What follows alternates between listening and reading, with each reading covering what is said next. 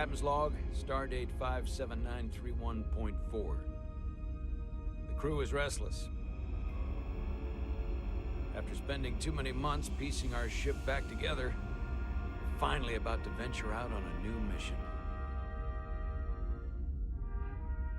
And the crew isn't letting this unprecedented ion storm slow them down. They're ready for something different. I know I am. Perhaps more than any of them. Fortunately, nothing ever stays the same. It's entropy, the nature of the universe. Change is inevitable. And while entropy says order gives way to chaos, in this case, change is good.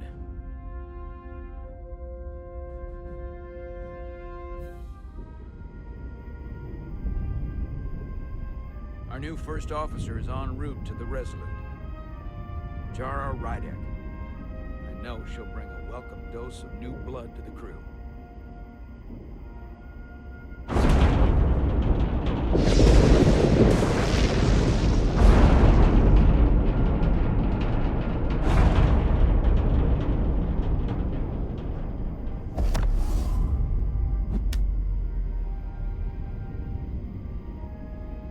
Thanks. No problem. I'm not great with flying. But these little shuttles are the worst. But Here's a tip. Don't close your eyes. You'd think that would make it easier, but it only makes it worse.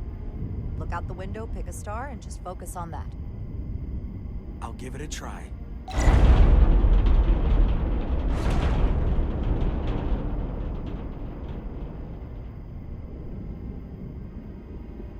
Sorry, I'm a little anxious. I hadn't noticed. I'm on my way to my first assignment. When we get to the starbase, I'm transferring on to the Resolute. So am I. It won't be easy for Jara to step in at the 11th hour like this. But if she's half the officer I knew she could become when she was a cadet at Starfleet Academy, she'll be the XO this ship needs right now.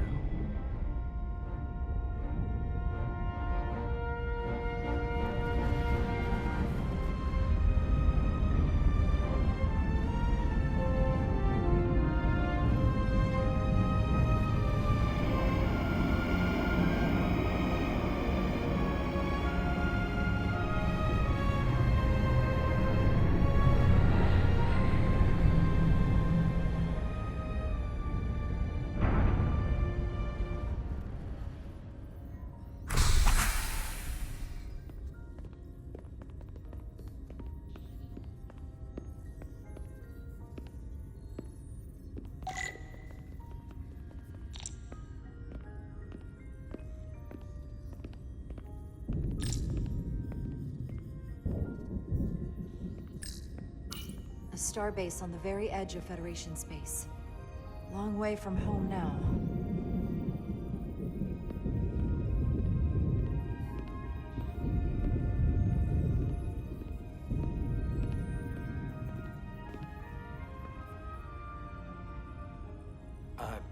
Commander? I'm not usually such a nervous wreck, by the way. I actually did well at the Academy. Oh yeah? Maybe you've heard of the Torvalin test? Sounds familiar. It's a tactical simulator that makes the Kobayashi Maru look like a picnic on Pintaris 5. Anyway, I finished in the top 20.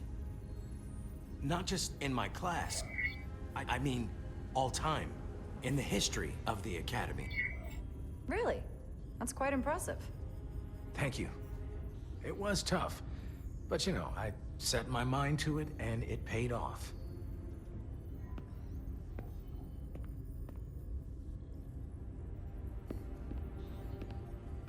Please place your hand here. Hold it there for a few seconds.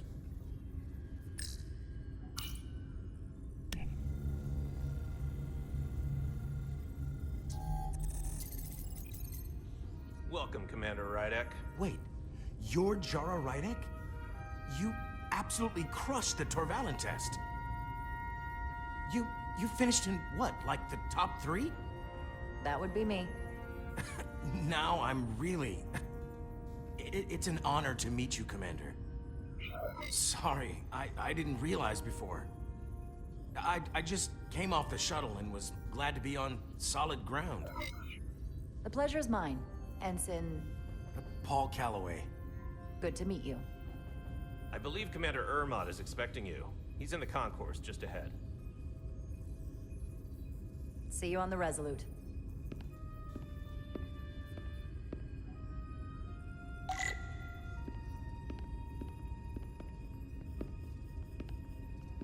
Good day, Commander.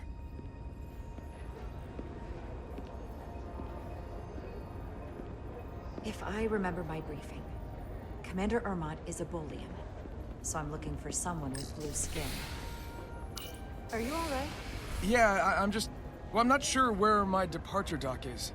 The Resolute's gonna leave without me. Look here. The Resolute is leaving from this dock. Ah, you're right. Nerves must be getting to me.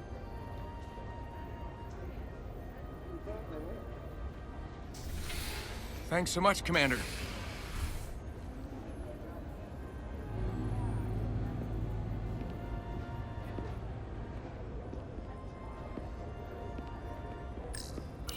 Excuse me, have you seen a Bolian around here? Yes, sir. Right back there, near the replicator. Ah, there he is. Thank you. Happy to help, Commander.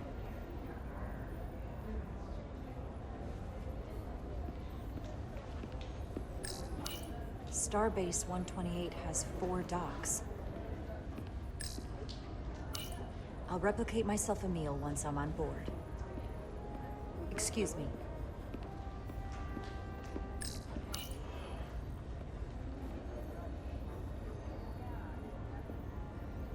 Welcome to the edge of the galaxy, Commander Rydek. I'm Commander Jan Ermot, Operations Officer on the Resolute. Commander? I hope there wasn't too much trouble getting here.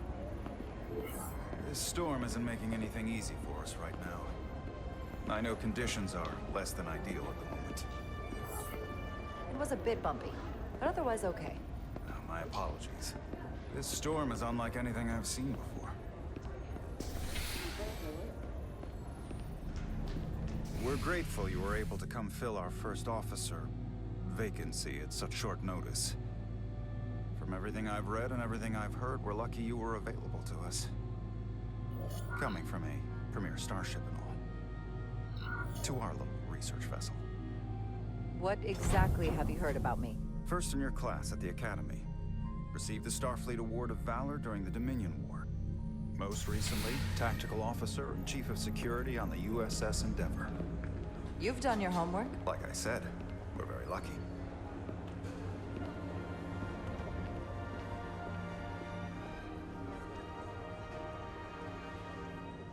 The USS Resolute. She may not look like much compared to the bigger ships, but as far as science vessels go, she can more than hold her own. And she doesn't look so bad considering 6 months ago she was nearly cracked in half, venting plasma, fighting for her life.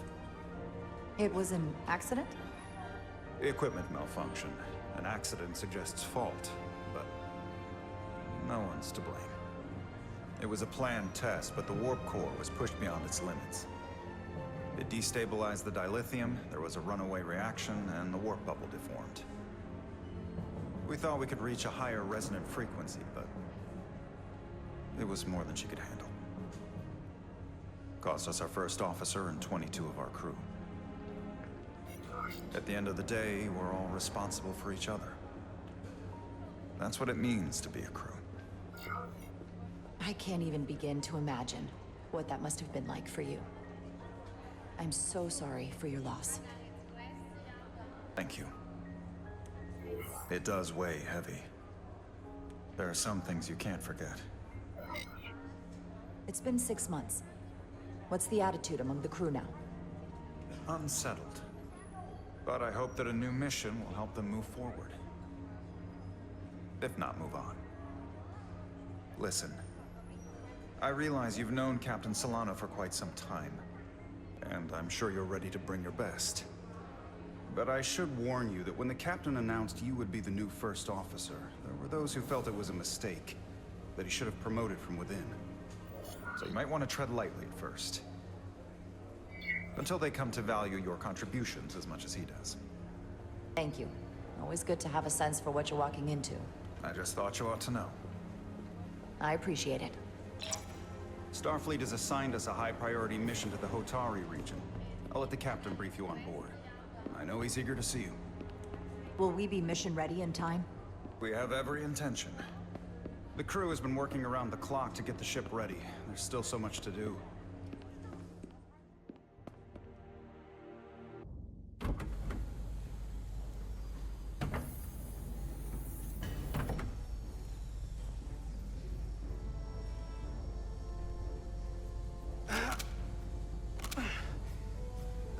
Stuck.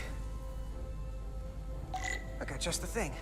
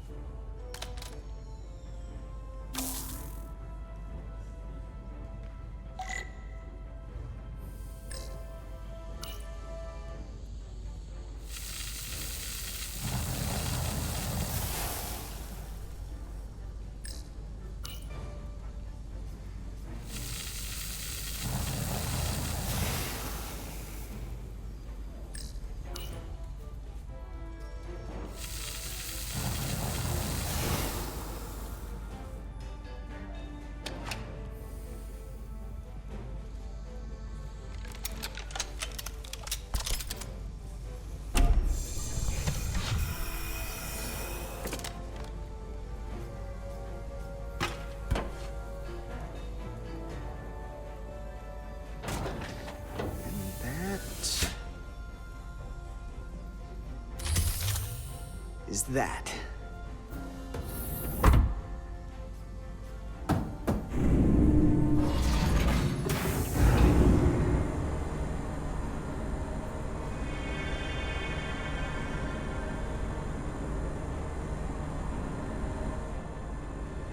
I thought the thing was totally fried.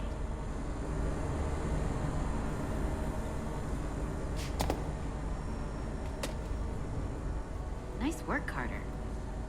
Nothing to it, Neely. And not a moment too soon. The boss wants us down in engineering. Like, now.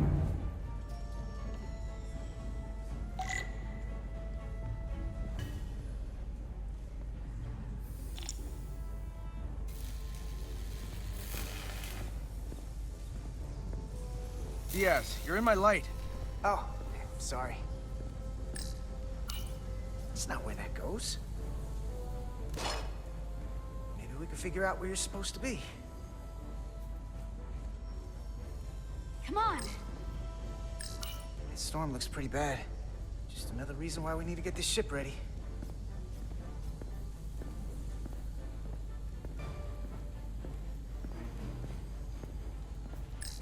Hey, Diaz, have you seen a hyperspanner around here? Carter, Oh, Diaz! hey, there it is. You're a lifesaver, Diaz. Well, I don't know about that, but I try.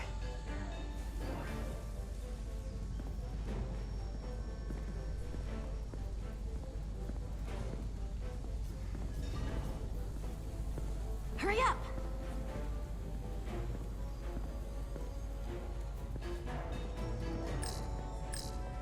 So clean I can see myself. And you know what? Not half bad. Time's a-wasting.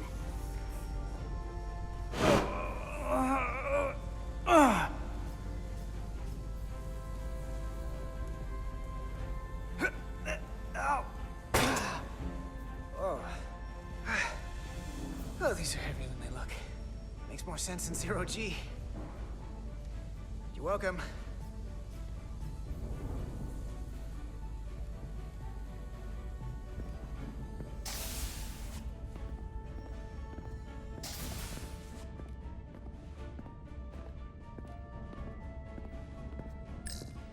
Good to see her fully operational again. And if she breaks, we'll just fix her. Section 34B gives you access to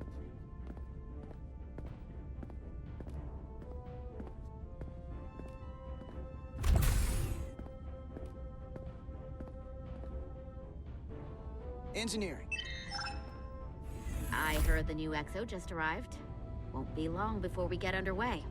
I just hope whatever Chovak called us down for, it's something good. I can never tell with him. I'd rather not end up degaussing plasma manifolds. Hanging upside down makes me queasy. You and me working together, we can tackle anything he throws at us. Your optimism is positively contagious.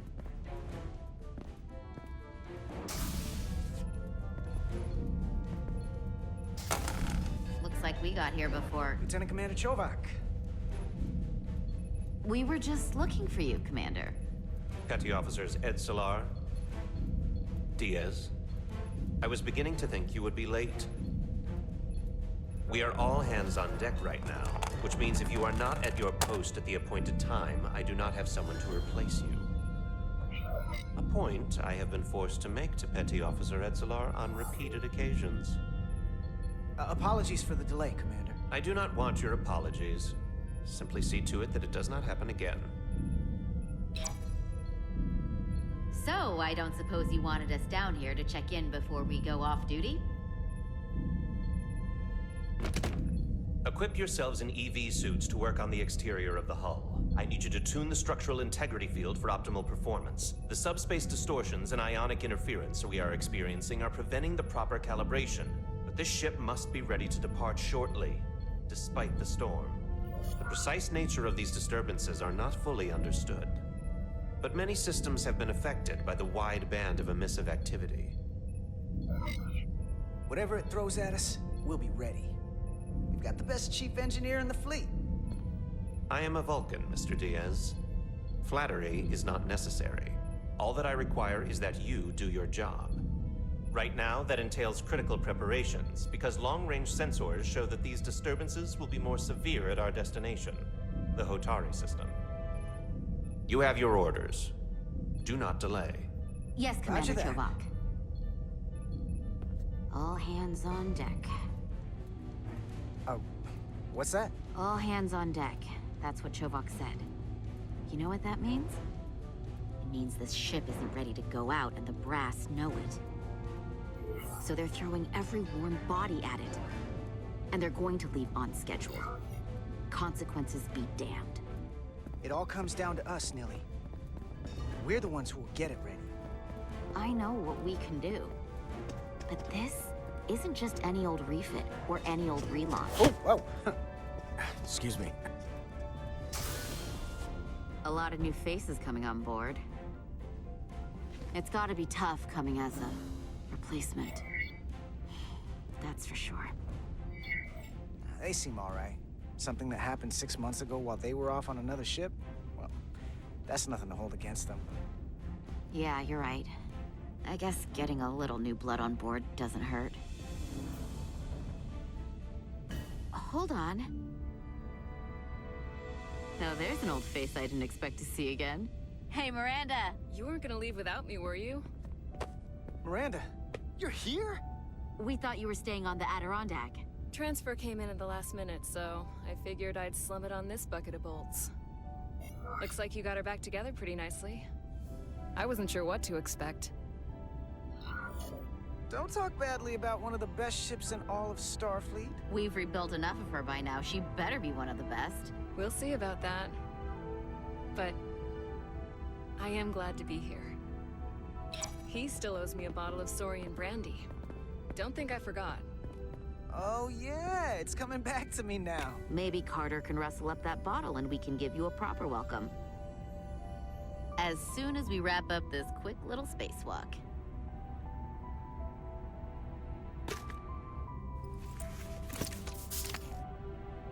Here, let me help you. Thanks. So what's the word? Are you back in the security rotation? Yep. Still running with the usual suspects. Whoa! Good to go.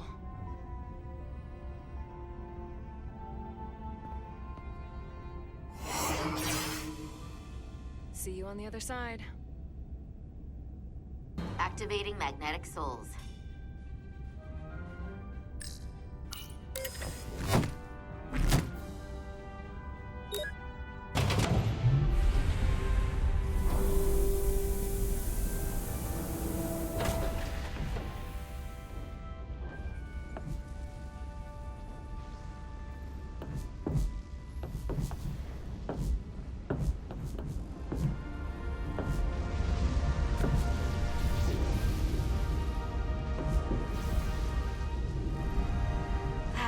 never gets old.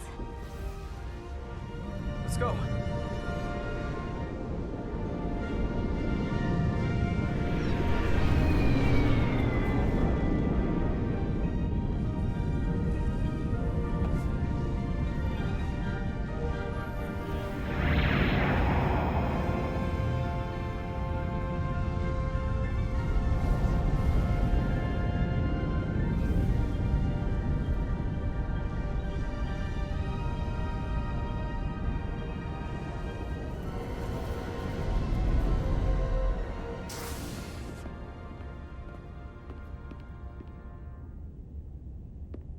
Captain Solano should be here momentarily.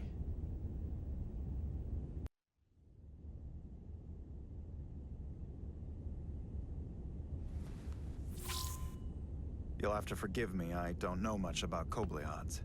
But my understanding is you need a steady supply of duridium to keep your cell structure stabilized, or bad things start to happen. And we have plenty of duridium in sickbay, so there's no risk of running out. Thank you. Feel free to make yourself at home.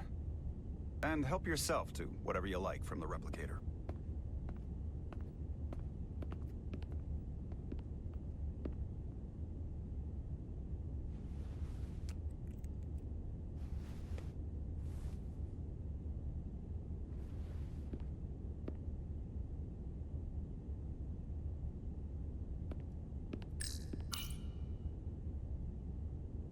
He's still got a thing for trains. The warp engines of their day, apparently.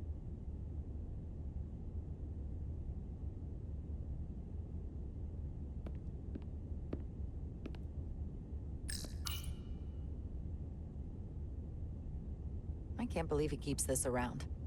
Don't even know where mine is.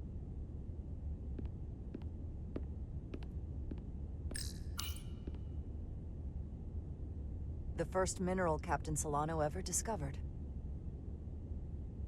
Always was the nostalgic type.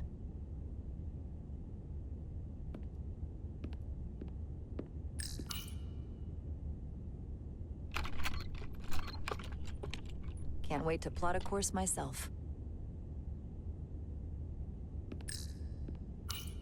Just a sip of something. Rack the Geno.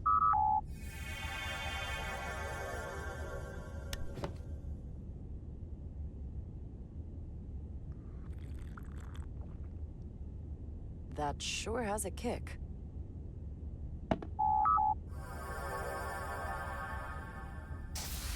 Jara Ryder. Last time I saw you, it was graduation from the Academy. You'd already secured one of the most prestigious assignments possible. And you were burning with enough ambition to fuel 7 trips around the Necrit Expanse. It's good to see you again, Captain. I could not be happier to have you on the Resolute. The only regret is that we couldn't provide you with a warmer welcome. The arrival of a first officer to her new ship deserves a bit of fanfare. But, unfortunately, we've had our hands full with the refit. You can spare me the pomp and circumstance. There's plenty of work to be done without all that. You always had a work ethic like nothing I'd ever seen. That's just what this ship needs at the moment. As I'm sure you've heard, we've had a rough go of it these last 6 months. The ship suffered some damage, but not nearly as much as the crew. You'll have to forgive me. I don't really know the details. Starfleet has been kind enough to keep the story contained, probably because they want to protect me. But I don't mind telling you. We were on the verge of a major scientific breakthrough. A quantum leap forward in warp core technology. 10,000 teradynes per second. The ability to travel at a sustained rate of speed longer and faster than we ever dreamed. What would have been the crowning achievement of my career. Right there. Within our grasp. Until it all went so horribly wrong. We pushed her too hard, and a warp core malfunction overloaded the system, creating a pressure gradient way beyond what the ship could handle. It was heartbreaking. We lost some of our best people.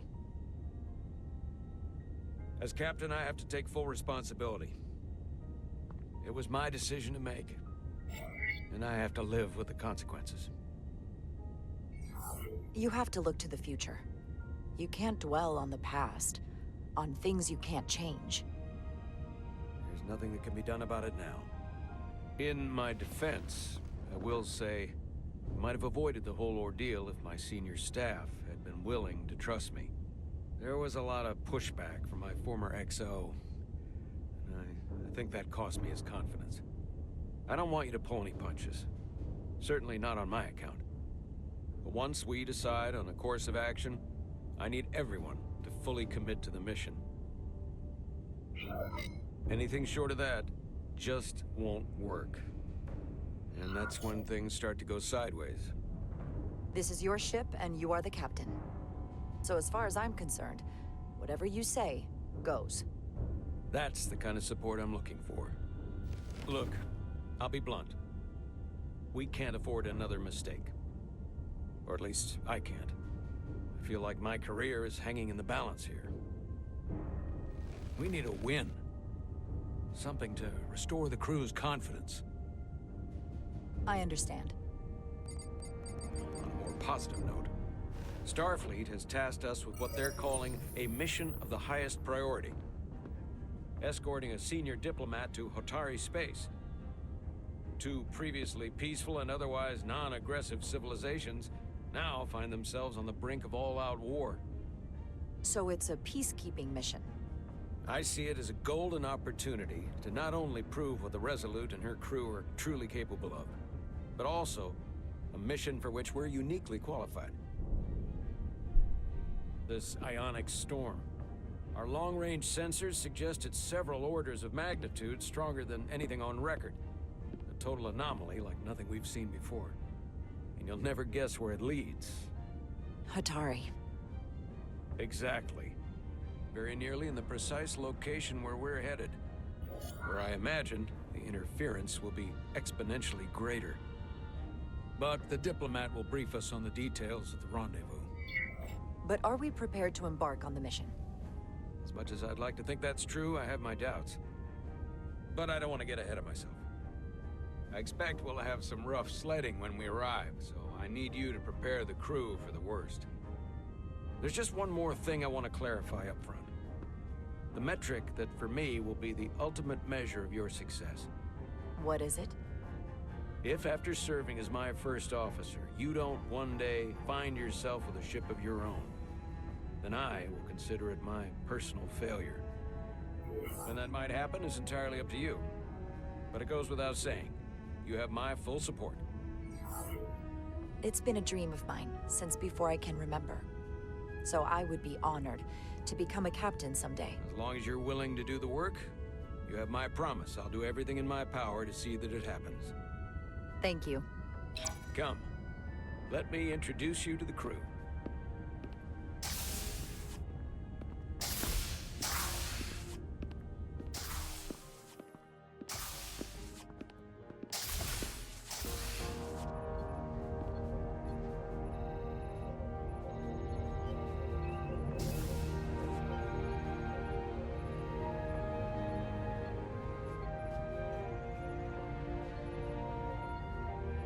Everyone, if I could have your attention for a moment.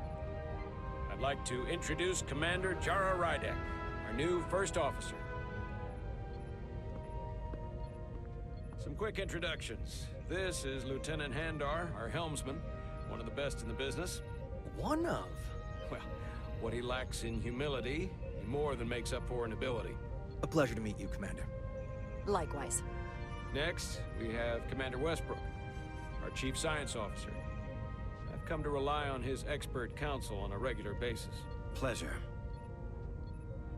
Commander Rydek, it is such an honor to meet you. This is our Tactical Officer, Lieutenant Bedrosian, who's been looking forward to meeting you for about as long as I can remember. I've been following your career for quite some time. And I look forward to learning as much as I can from you. That's very kind of you to say. I'm happy to be here. Well, I have to admit, one of the reasons I've followed your career is because you're part Kobliad, because of what you've overcome. Starfleet stands up for people who can't defend themselves. And you were one of those people once. But since then, you've done so much to protect others who need it. I really admire that. So, you've been something of an inspiration to me. Not that I've done anything close to what you've done, but you definitely set a standard to strive for. You really do know a thing or two about me. I'm glad I could inspire you, but it's important to chart your own path. Thanks. You can count on it. And then, of course, you've already met Commander Ermont. Please, do everything you can to make Commander Rydek feel at home here. I'll be on the starbase. Have an urgent meeting with the starbase commander to get our authorization to get underway. If they drag their feet any longer, we won't make our rendezvous. The bridge is yours.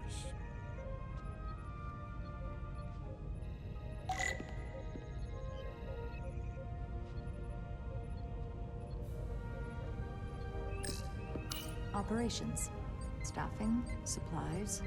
There's a lot to keep track of on a starship. Good thing we have Commander Ermont.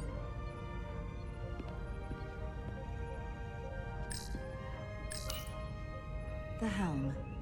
The Resolute is a refitted Centaur class, meaning it's capable of quick maneuvers. Can't wait to see what she can do.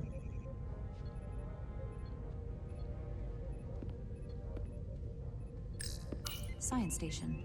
The Resolute is a science vessel, primarily. Might explain Commander Westbrook's attitude. I'll have to speak with him later. The first officer seat. My seat. Right now, though, I need to fill in for Captain Solano.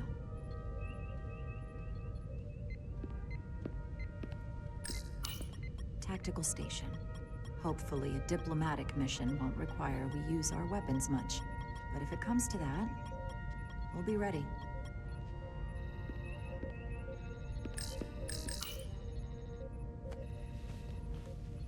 Commander, Chief Engineer Chovak needs to lower the structural integrity field. He's sent a crew out to recalibrate the emitters in response to the danger posed by the storm. We just need your go-ahead. Permission granted. Lowering structural integrity field, now. Entering maintenance mode. Condition blue.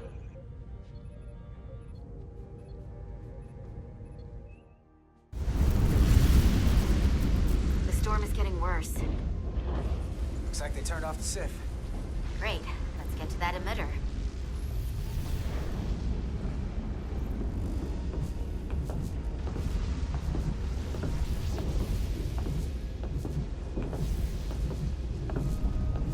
Every time we're out here, I half expect to see her in pieces again. She's still got some scars on her. It adds character. When I joined Starfleet, all I wanted was a ride out of town. But this isn't exactly how I pictured it. On the outside of the ship? No. Sometimes it feels like we're just part of the machinery. Don't you want more than that?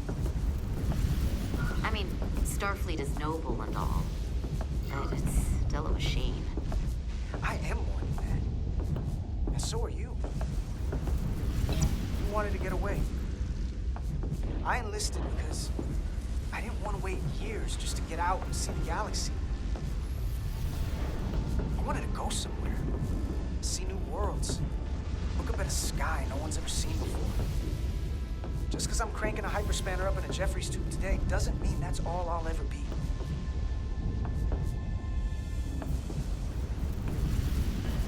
Diaz to Commander Chovak. We are at the Sif emitter. Acknowledged. You may proceed with the recalibration.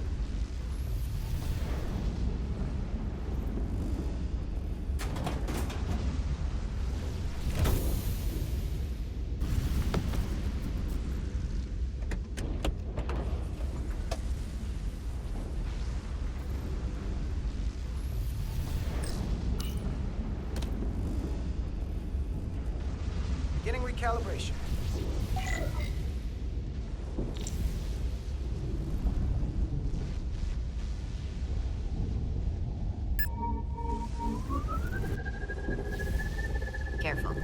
much action and harmonics will deflect the alignment.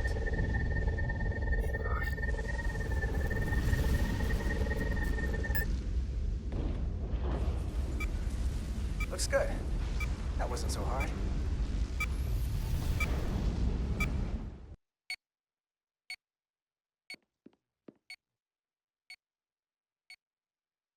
Commander Westbrook, right? Chief Science Officer. You remembered my name and my rank. Impressive.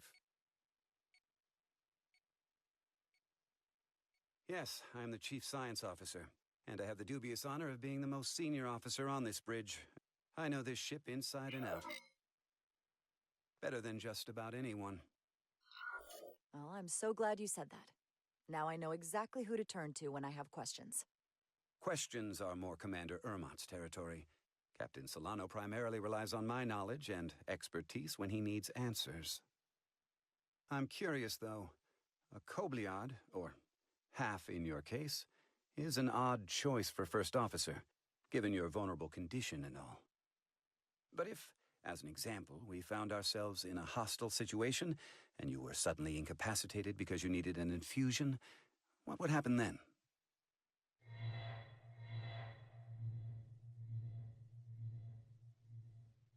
You'd leave Captain Solano without an XO. Granted, that would be a worst-case scenario, but not outside the realm of possibility. Captain Solano's familiar with my condition. I'm sure it factored into his decision. So I'd have to say it's not a problem. But we should probably have a contingency plan just in case. Listen, can I be blunt, Commander? I see no reason to stop now. Commander Sutherland, your predecessor, was one of the best first officers in all of Starfleet. His record was impeccable and his reputation was without equal. I mean no disrespect, but the shoes you're stepping into are almost impossible to fill. He was loved by the crew. And he was one of my closest friends. Mr. Westbrook, if you have some kind of problem with me, and you just met me so it has nothing to do with me, you're gonna have to figure out how to get over it. Because I'm here, and I'm not going anywhere. Do you read me? Loud and clear. I'll stick to science. That is what this ship is for. Very well. Seeing as Captain Solano is on the starbase, let me give you an update on this ion storm we're flying into. It's unusual, unlike anything I've ever seen. At the moment, I can't tell you if the Resolute will shrug it off or if we're putting ourselves at risk. However, if we learn more about its patterns, its nature, we can come up with a scientific countermeasure. Just a moment.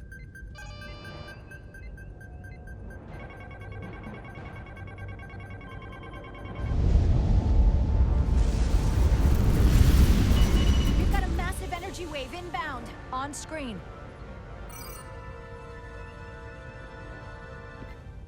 Tracing its trajectory. Starbase docking clamps are holding. The storm's emissions are fluctuating, coming in waves.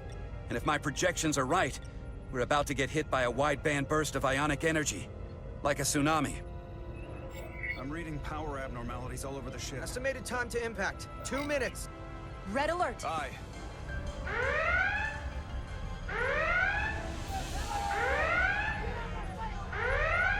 Evacuating main gangway and retracting.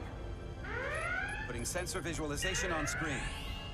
With the structural integrity field shut down, we can't take a direct hit. Time to impact, 1 minute. Shield systems are severely impacted. We have limited protection.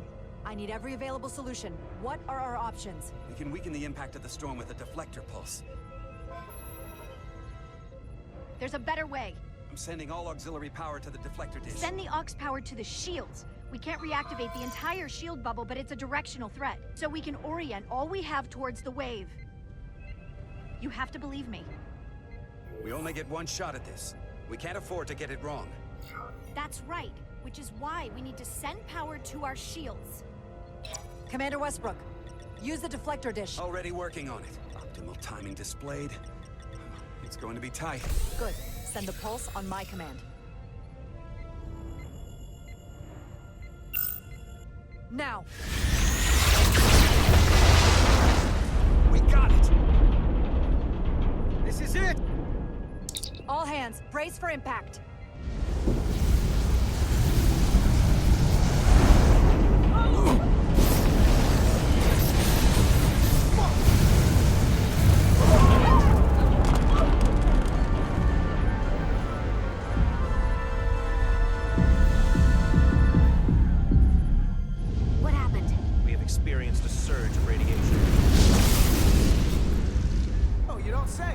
This radiation supercharged the plasma, forcing it to backflush through the system and creating a dangerous imbalance. Blow out every primary system on the ship. Just tell us where you need us. I need you to traverse the hull to the access port to recalibrate the port nacelle plasma regulator.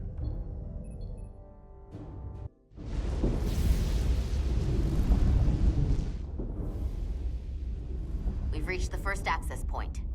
Understood. Do you see the override for the level 1 failsafe circuits?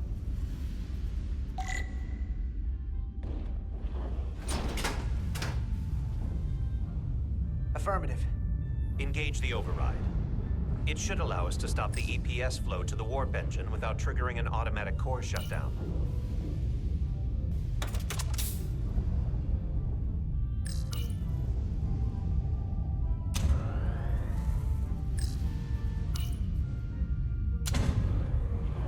Failsafe override engaged.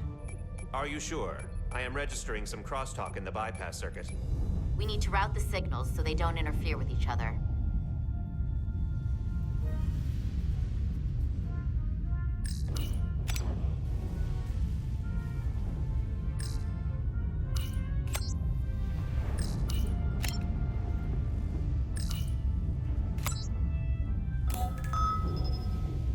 Diaz to Resolute. The failsafes are temporarily disabled. Moving on to the EPS regulator. Heads up, Carter. What is that? One of the discharges coalesced. It's coming right toward us. I'm gonna try to disrupt it with my phaser.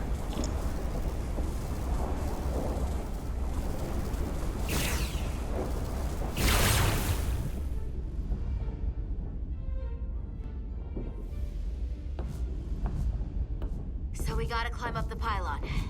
Not that there's really an up, but, you know.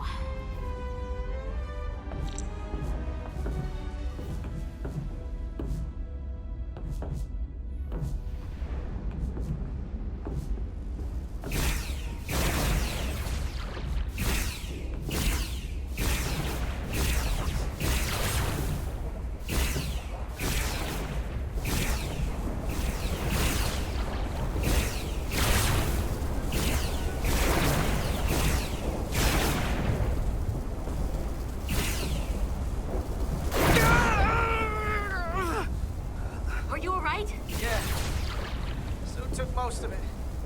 Snuck up on me. That damaged your suit. Energy damping is down to 60%.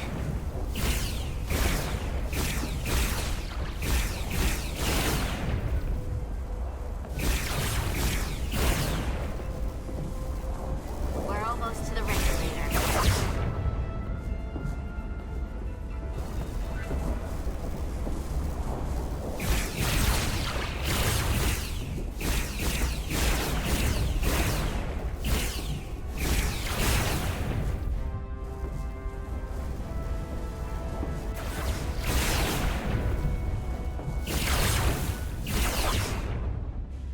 At the regulator. Opening the access panel. And now halting the EPS flow to the port nacelle. We have little time before it causes an overload in the engine. You must work efficiently.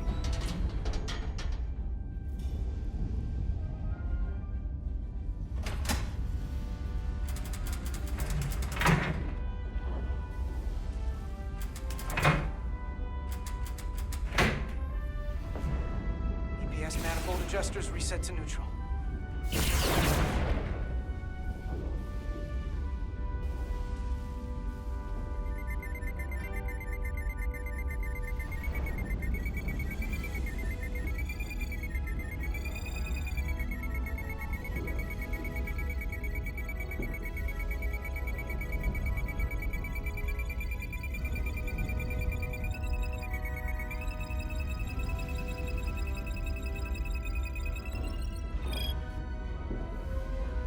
EPS lines to the port warp engine are back in balance. Almost done. Once I cycle the manifold nozzles, Chobot can...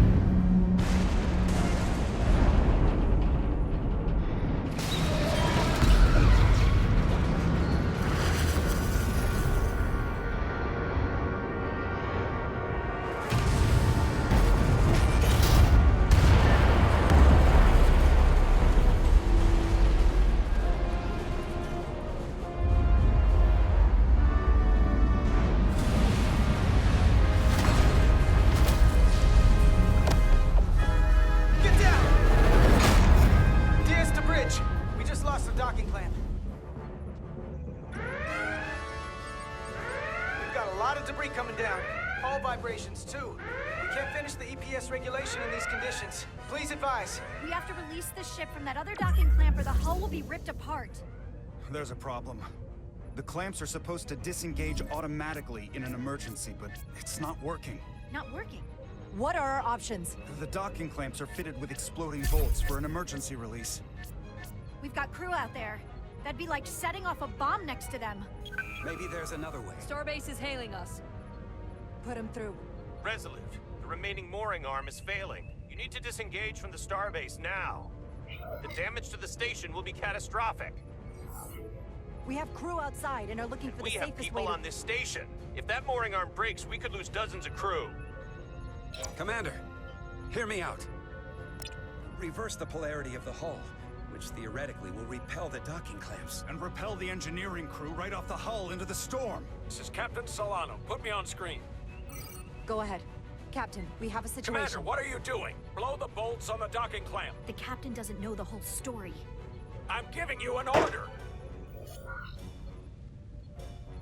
Jara? All due respect, sir, it's a more complex situation than when you Jara, disembarked. I need you to do the right thing. We can't have this go sideways before we even leave for the mission. The captain made himself quite clear. They're gonna get hammered with debris out there. Reverse the polarity. There is protocol. And there are lives. What is the holdup? Starbase, stand by. We're gonna flip hull polarity to disengage the clamps. Yes, Commander.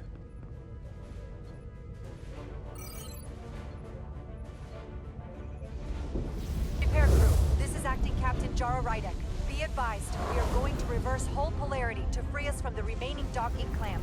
Tether yourself and deactivate your boots on my mark. Understood. 8, 7, 6, 5, 4, 3, 2, 1. Mark!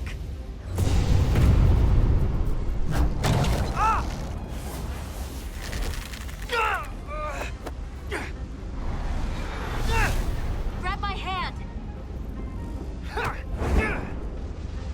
I got you. Thank you. Plasma imbalance is reaching critical condition. We are moments from primary system failure. I got it.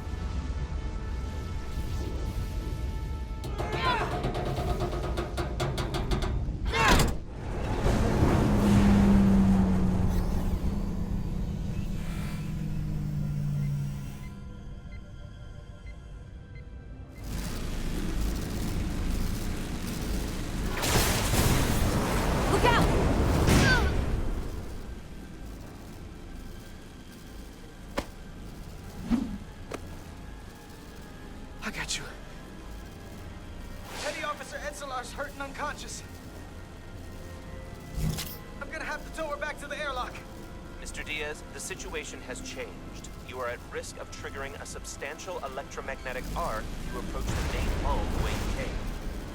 But Commander, the way we came is the nearest airlock. There's an auxiliary hatch near you on the far end of the pylon. You must bring Miss Edselar there to access the interior. Roger that. Go in there now.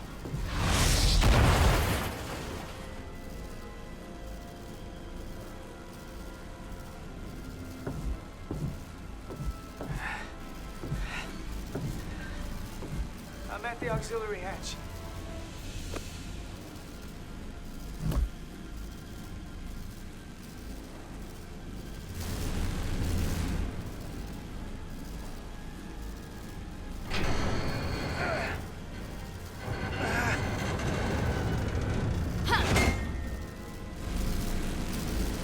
You go first. What? Let me save your neck this time. No time to fight me on this. Get in there! You better be right behind me.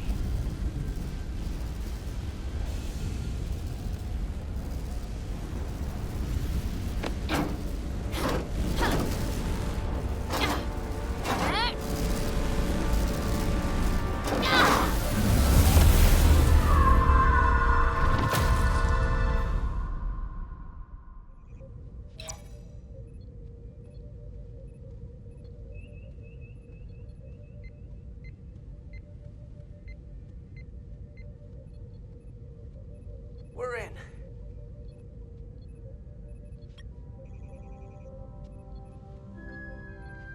They're safe. Bringing the Sif fully online. Do it.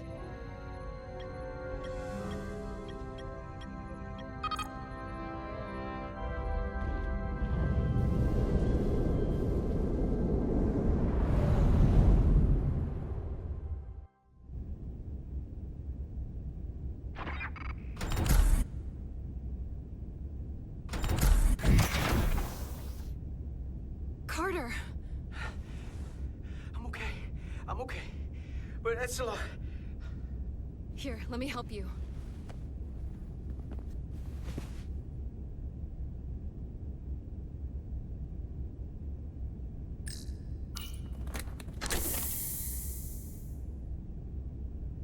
Medical. We've got one wounded at my location. Millie. Oh, man.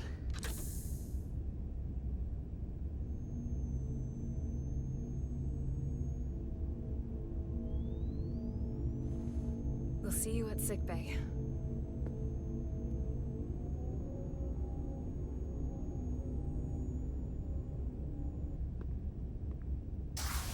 Status report. The repair crew made it inside. EPS flow is back to nominal levels. The SIF is back up. How does this affect mission readiness, Mr. Ermot? Releasing the docking clamps using hull polarity minimized damage to the Resolute. We'll have some last-minute repairs to make, but if we reapportion some of the staff, we can make our departure on time. As of now, however, we are successfully moored to the station. Good to hear. Send updates to my ready room. Commander Rydek, with me.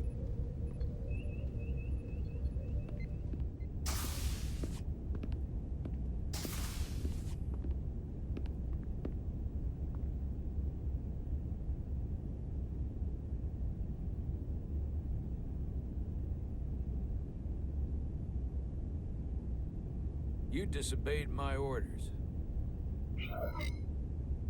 Well? Respectfully, Captain, I made the right choice given the information I had. You disobeyed my orders! And not just in front of the bridge crew, but the starbase staff as well. That's going to get around. My name's already tarnished around the fleet. But what is it going to do to my credibility on this ship? From the top to the bottom. Bridge to lower decks. Maybe I shouldn't have disobeyed a direct order, but you were wrong. You weren't on board, and you didn't have all the information. So I made the right decision for the ship. If you're worried about your credibility, put your ego aside and trust your crew. Trust me.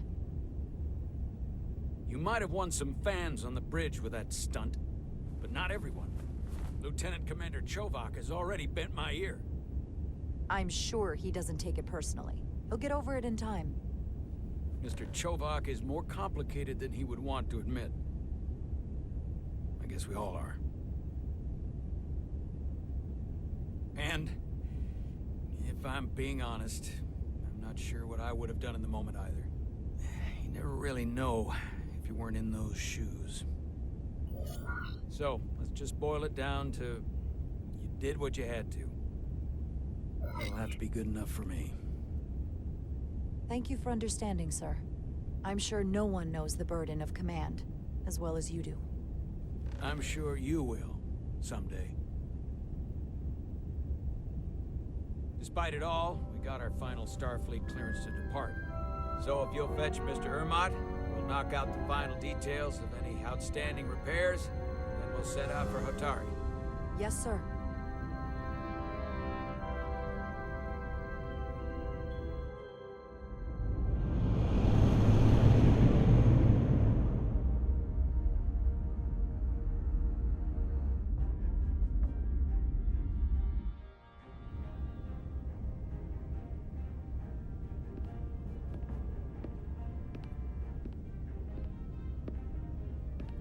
All departments reporting full mission readiness.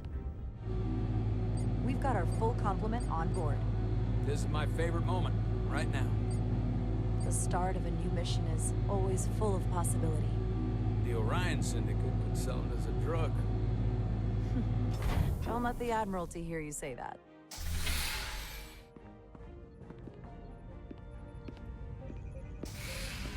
Captain on the bridge.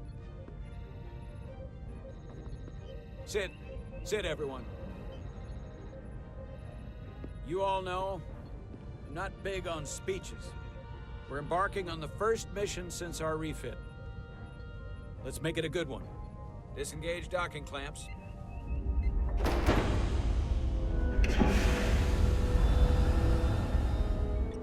Docking clamps released. Thrusters ahead, Mr. Handar.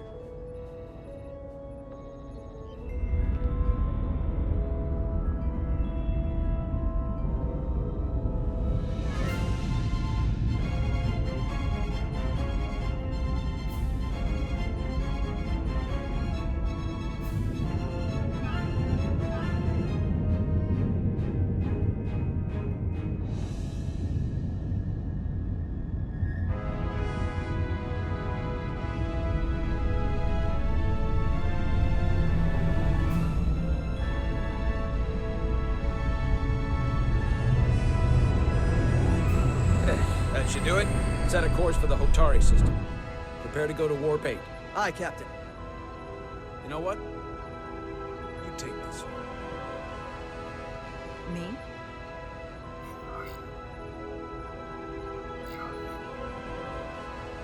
Engage.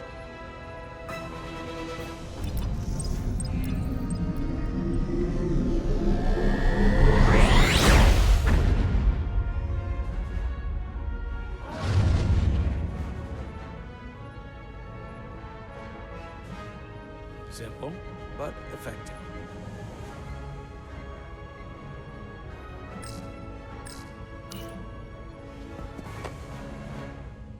Whoa.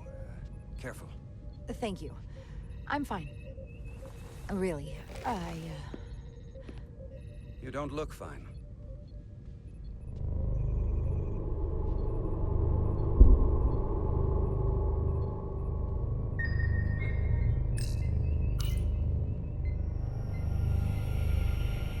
I have to get to sickbay. Go.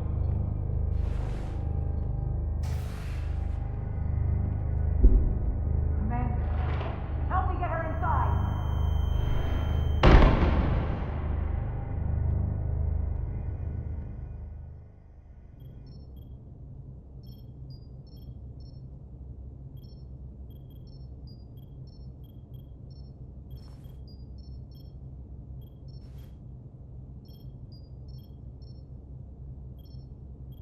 Well, that was quite a scare.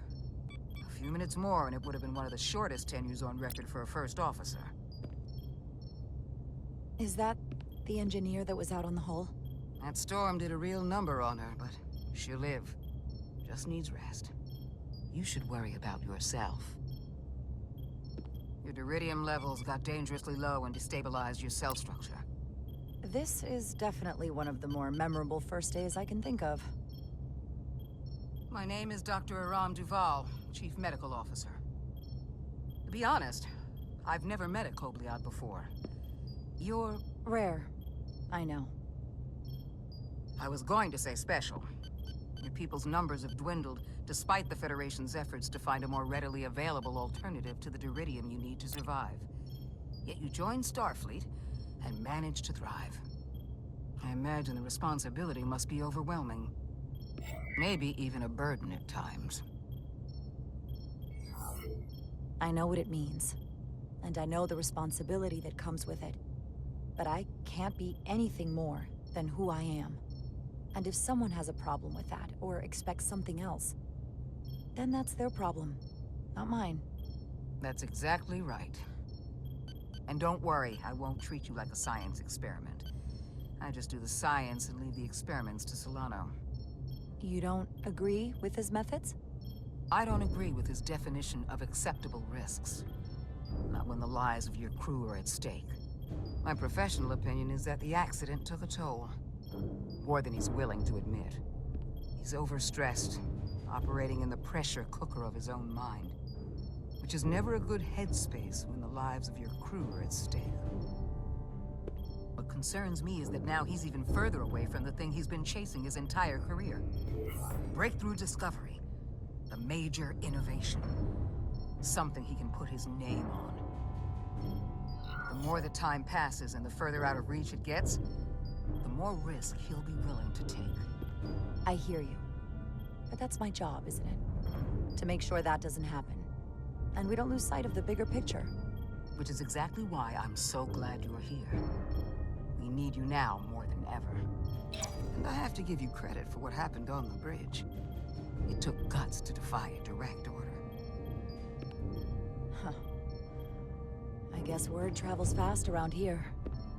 It's a small ship. And everyone's curious about the new XO. Fortunately, your cell structure's almost completely stabilized. And I'll spare us both the lecture, but I do feel it's my responsibility to remind you, without regular infusions of Duridium, you will not live. It's as simple as that. Understood. Then, my work here is done.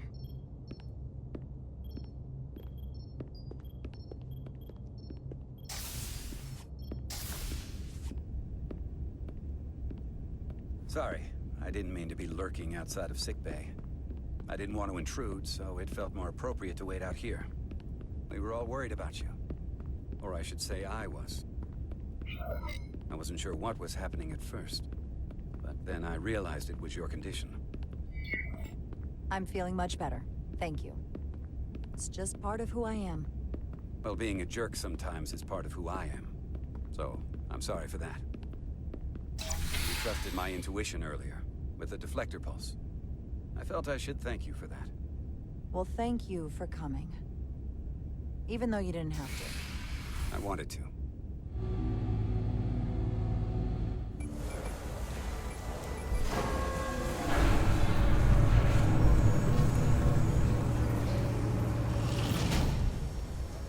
Complete the diagnostic sequence, and this shuttle will be cleared for service. Yes, sir. The storm in the Hotari region will interfere with our transporters. So we need all available shuttlecraft in working order.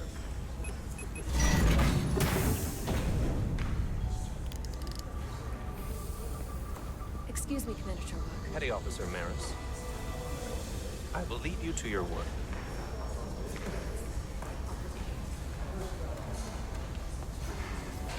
I stopped by sickbay and saw Millie. Figured you'd want to know.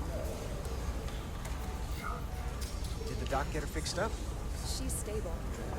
There's something about the storm's radiation that's making it hard to heal the energy levels. That doesn't sound good. She's toughing it out.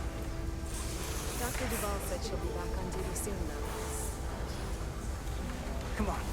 I have to run the final diagnostic.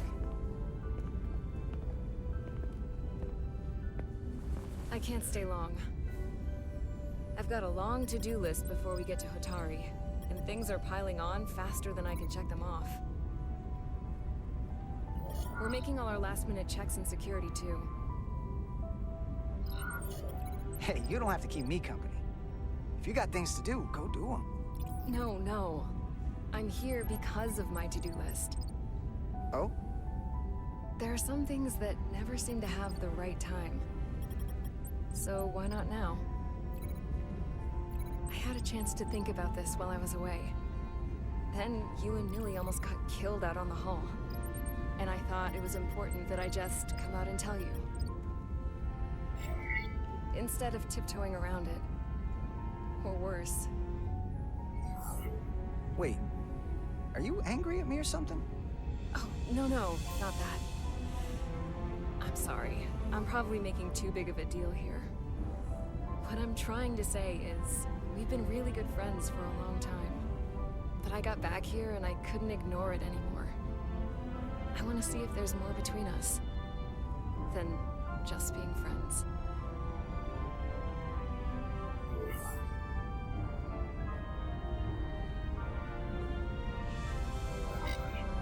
This is all kind of unexpected. I didn't expect this either. But here we are.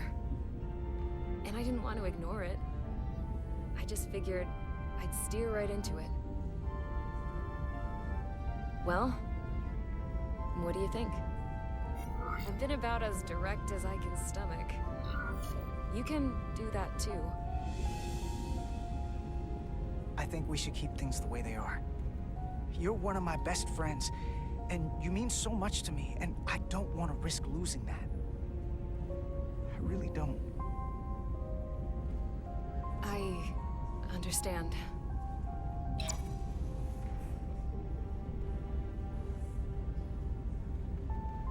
I just don't want this to be weird now.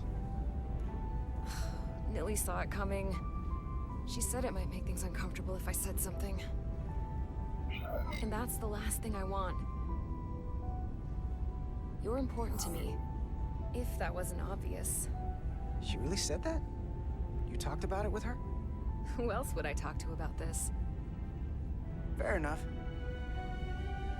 Level 1 diagnostic complete. I don't suppose we can forget this conversation happened. Just don't make too many jokes about it, okay?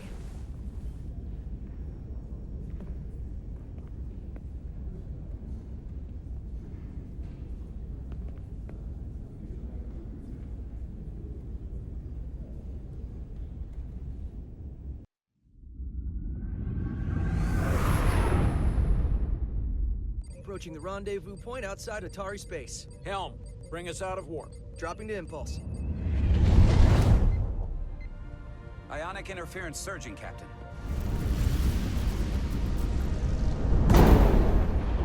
Shield integrity holding. We can take it. We are at the correct coordinates to meet the shuttle.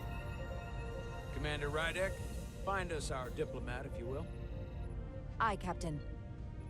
Let's reduce the noise. Filter out environmental signals. I can manually tune what's left for Federation signal types.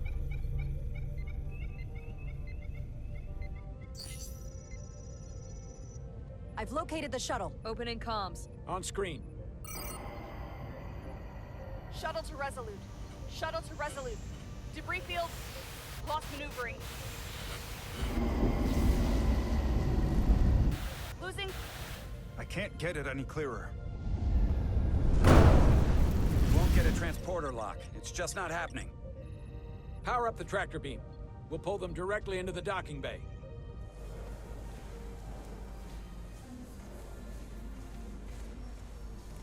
Diaz, you good to run the tractor emitter? Yes, sir. Come on, Diaz. First thing, lock onto the shuttle and stabilize the rotation.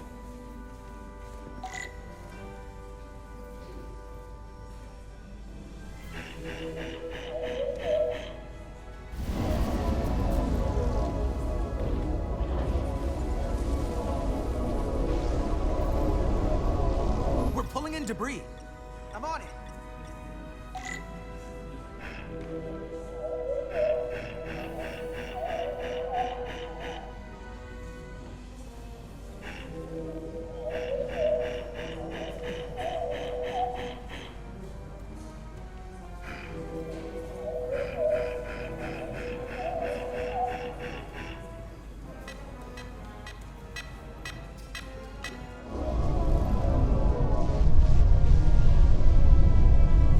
Gonna take out the shuttle. Diaz, the bridge. There's a large piece of debris headed for the shuttle. The tractor beam can't handle it. Can our shields take it? I believe so. Commander Rydek, plot an intercept course. On it.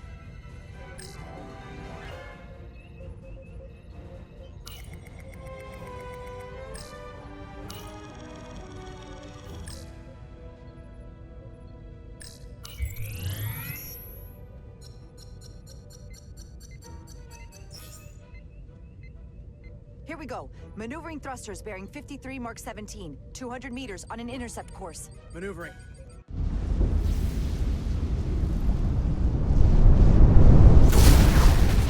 Got it. Whoa! Someone's working hard on the bridge.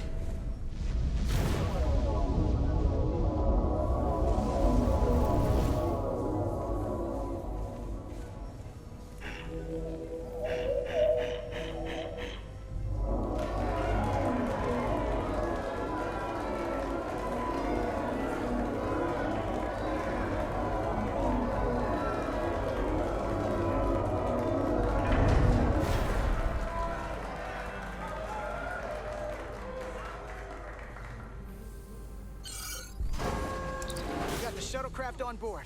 Good job. We're on our way down to meet them.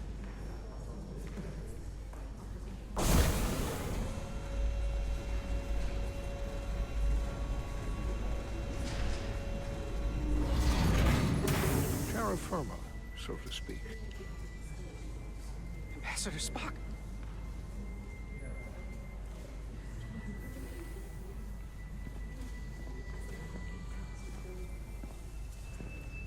The captain will be right down to meet you, sir. In that case, I will wait for him here.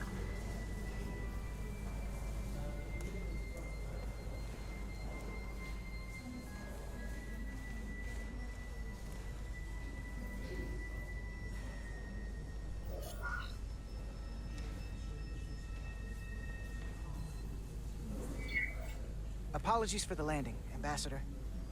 I was operating the tractor beam, sir. I take responsibility. Our arrival was the smoothest part of our journey. Your artistry with a tractor beam is commendable. We thought we were prepared for our arrival in Hotari space, but it is evident my craft was not sufficiently robust for such intense ionic activity. The storm has been pretty intense. There was an element that was most unusual. Before you came to our aid, our maneuvering thrusters and impulse engines were rendered inoperable. So we attempted a short traversal at warp speed, only to find that we could not achieve warp at all, even though our diagnostics computer showed no faults or anomalies. What do you make of that? When all indications say that warp speed is possible, but in practice, we find it is not. Well, onboard diagnostics can be wrong. I can take a closer look at your shuttle systems to get to the bottom of it. I would appreciate that. Take readings, run some additional diagnostic checks, and we'll get to the bottom of this. Quite logical, Petty Officer... Carter Diaz. Sir. Thank you. Ambassador Spock, Excuse me. I'm honored to have you aboard. I'd like to get right to it. We're already behind.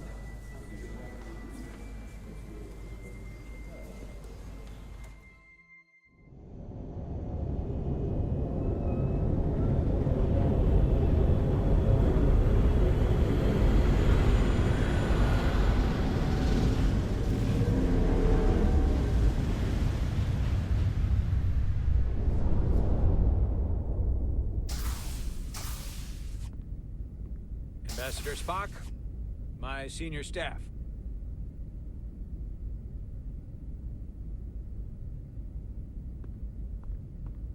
It's not every day that a captain gets to welcome a Starfleet legend aboard.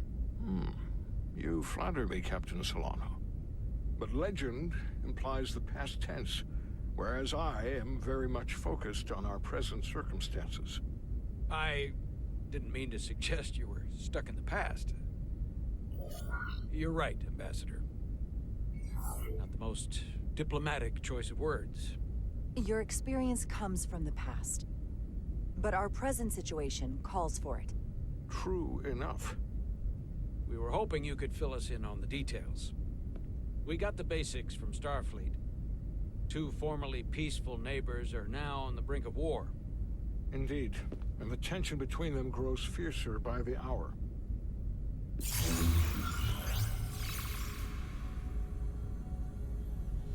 Alydia and Hotari. The Alydians are the more advanced species. They made first contact with the Hotari over a century ago. This is Tau, the Hotari moon. It is rich in dilithium, and for decades, the Hotari and the Alydians have shared a mining operation there.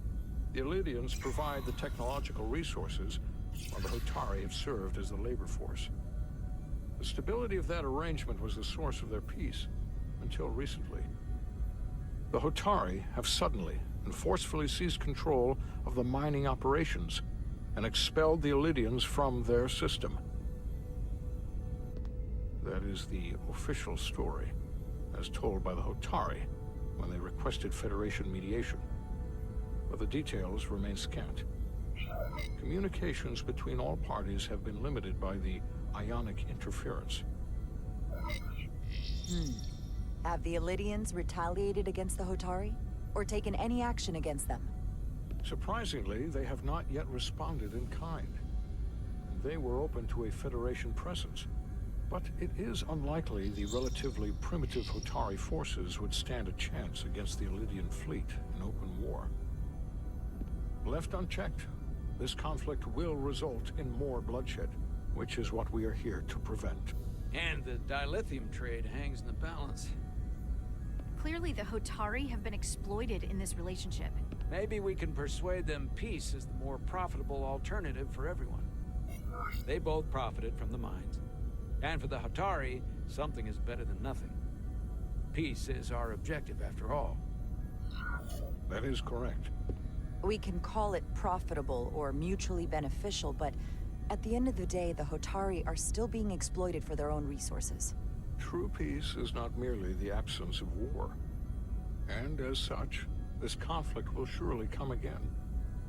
Neither the Alydians or the Hotari are members of the Federation, so we can't make them do anything. There is an additional complicating factor I should mention.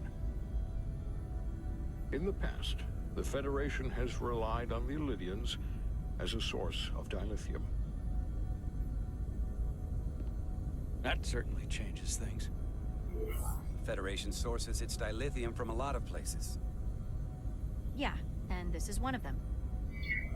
So we've already played a part in this. Unfortunately, that is indeed the case, Commander Rydek. We're morally obligated to make this right. Hold on. Our only obligation is to negotiate the peaceful resolution of this conflict. Given the Federation's involvement in the Alydium dilithium trade, Captain Solano and I must make every effort to appear neutral in these negotiations. What worries me is if this whole thing unravels, and we're at the mercy of the storm at less than full strength. We can't let it come to that. Considering what the Ion Storm has done to our ship, and the Ambassador's shuttle, we have to assume the Alydian fleet has had problems with it as well. This recent surge in the energy disturbance temporarily levels the playing field.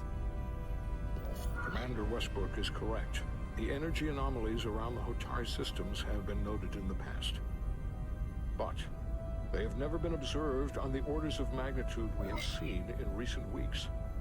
That may answer why the Hotari were able to strike back after so long. They finally had an opportunity, and they took it. That would also explain the Alydians' restraint. And reason to learn as much about the energy anomaly as we can while we are here. We do not want to be caught at a disadvantage of our own. So I trust we understand our circumstances. We're operating on a strict timetable here, and we're going to be leaving for the negotiations shortly. Commander Westbrook, I want you to leverage our systems to investigate the anomaly from here while we're gone. Aye, Captain. Thank you all. Dismissed. I want to speak to both of you privately.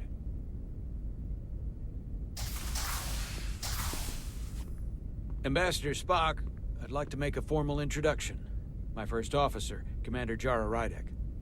Commander, as you are aware, there are limits to what Captain Solano and I can do in our official capacity as representatives of the Federation. But someone in an unofficial capacity, your first officer, for example, would not be bound by those restrictions. Commander Rydek could ingratiate herself to certain parties behind the scenes, where they may be more candid in revealing information that could lead to a resolution. She certainly goes her own way. Maybe that helps in this case. It would be unconventional. I'm perfectly happy to work outside the lines. And by extension, you will be doing your duty, Commander. Just not too far outside the lines. Well, I hope Commander Rydek will have more luck finding out what really happened than we will through official diplomatic channels. The fate of the negotiations, the interests of the Federation, and the prospect for peace may very well depend on it.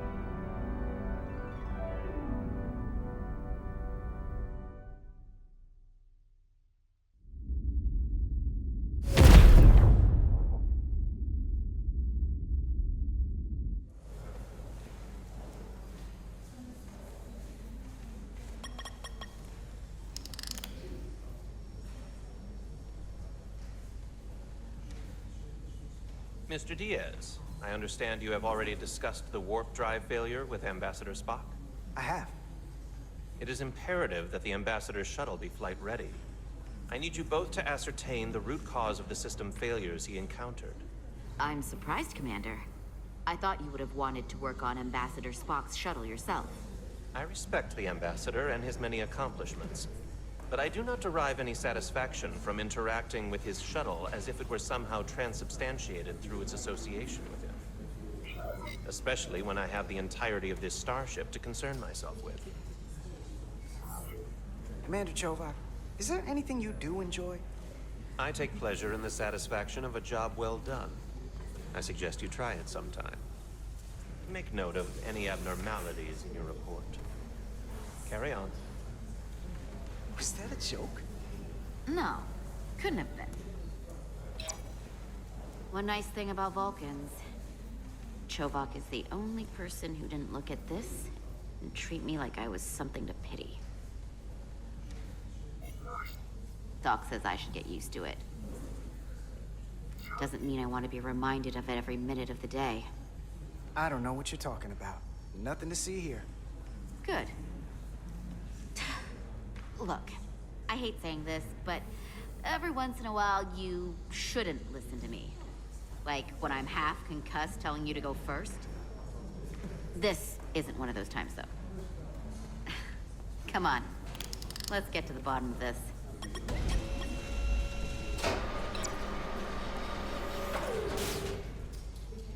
Ready to go? All set. Let's run the diagnostic.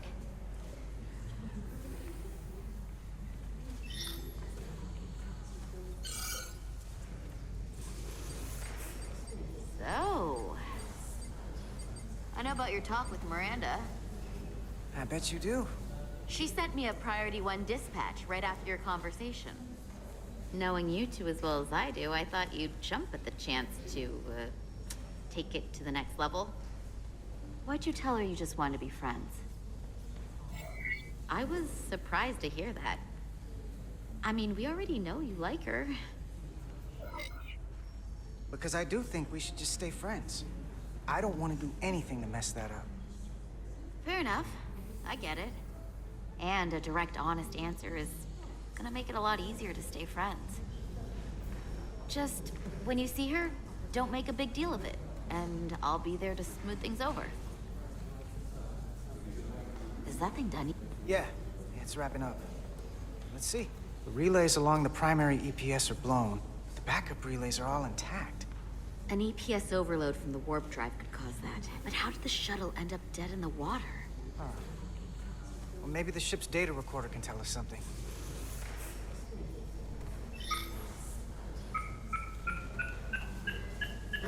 Here. They were only about 8 minutes from their plotted warp point. No faults, just those warnings. What are they? Subspace variance out of tolerance. What does that mean? It means the main navigation array lost sight of space somehow. Will the array going offline cause that? Yes, but it should have also thrown a fault code. There was a complete warp cascade failure. Wow. They're lucky the shuttle didn't turn inside out. Makes me think the computer panicked on the warp field equation. The warp field became inverted suddenly. I've seen this happen when the center warp coil cracks. A cracked warp coil throws a fault code. Still, we should take a look. Any one of these failures should have thrown a fault. If it was caused by a system failure. None of this caused the relays to blow. Roll forward to when that happened. Yes, ma'am. So here, they take a moment to get their bearings and they attempt to re-engage the warp drive. There. That's the relays blowing. And look, there's another warp system alert. They're all the same. Subspace variance out of tolerance, or warp inversions. Finally, there's a complete warp cascade failure. Then it's one of two things. Either a warp coil is cracked, or the navigation array is offline. That makes sense. Divide and conquer. You want to check the warp coils or the navigation array? I'll check the other. Let's not overcomplicate this. One of these systems is likely broken. I'll check the nacelles for a cracked coil.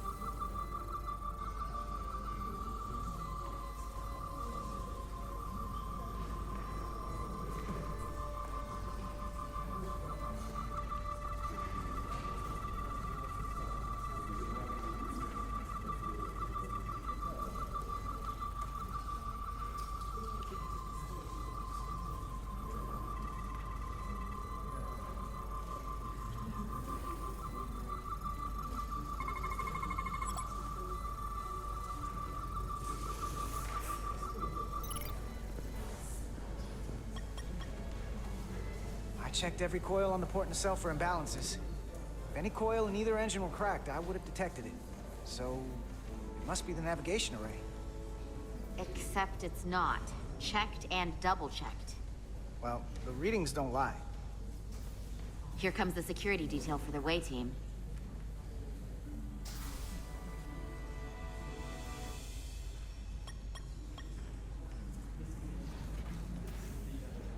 Hey, going planet side?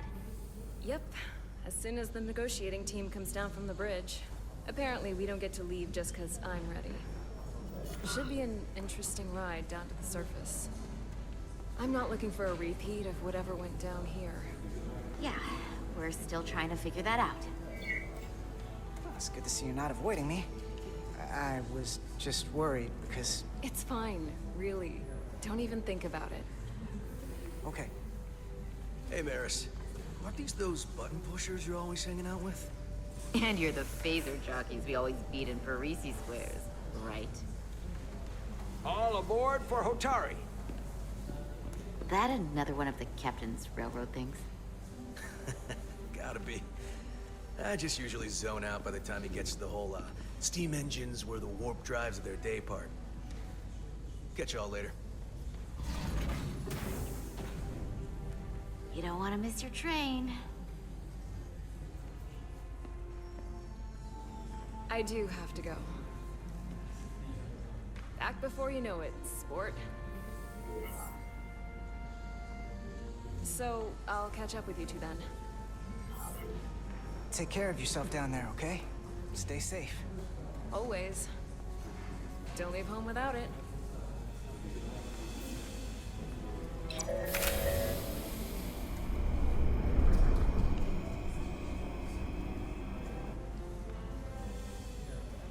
That went well enough. It'll be fine. All right, where were we? So, the warp coils in the navigation array are fine, but the nav computer doesn't seem to think so. I'm out of ideas short of field stripping the shuttle from bow to stern. You wanna take this out of the shuttle and throw it on the bench? Oh, real hands-on maintenance. I like it. Okay, the nav computer is patched into the ship. The ship's computer can double-check our work. If the shuttle's nav computer is putting out false data, we'll know it. Let's run through the shuttle's logs again. Running now.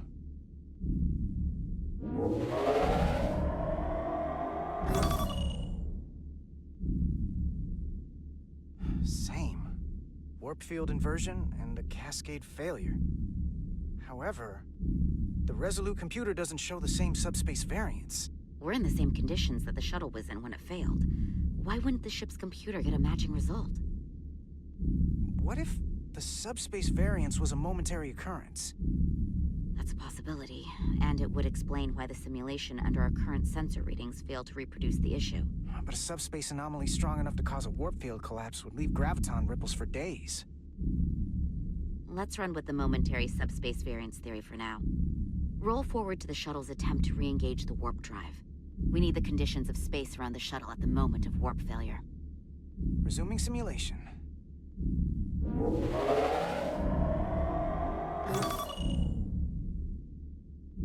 Error in warp field calculation. Cochrane formula variables are out of range. That right there. Take the shuttle sensor data from that moment. Computer, why did the warp field calculation fail? Warp field pressure returned non-orthogonal. Results are undefined. That doesn't help. Wait, what if we use a different ship? Put the Resolute into the simulation instead of the shuttle. Yeah, it should warp just fine. Unless... Computer, run the simulation with the Resolute. Resolute simulated. Computer, give me manual control on the warp power. Static field intensity, warp 1.1. 1.2. Warp pressure is destabilizing. Error in warp field calculation. The warp drive has experienced a system-wide cascade failure. Warp field collapsed. Subspace variance is out of tolerance. Cochrane formula results are undefined. Bingo. What-o? The same moment when the shuttle failed to warp, so did the ship. Whatever happened to the shuttle just happened to us. The Resolute will not sustain warp. We can't leave Hotari space.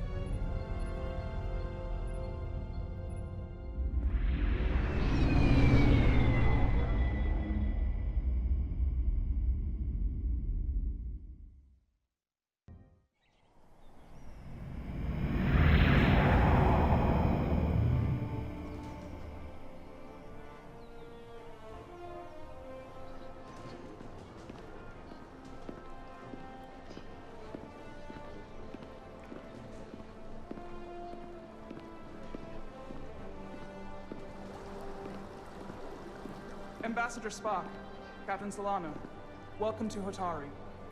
We are honored you've come. My name is Tylos Altaris, Minister of Diplomatic Affairs. The honor is ours, and this is Commander Jara Rydick, first officer aboard the USS Resolute. You'll find she has a keen mind, and unique insight into the dynamics between the Hotari and the Alydians. We are honored to be here as representatives of the Federation. I'm so glad. These must be the representatives of the mighty Federation, the reigning authority in the galaxy. Or so we've been led to believe. Whether that's true or not remains to be seen. But, either way, we're grateful you've made the time to come to our little corner of the universe. And you are? This is Galvin, and this is Citron, the heroes of the revolt in the mines.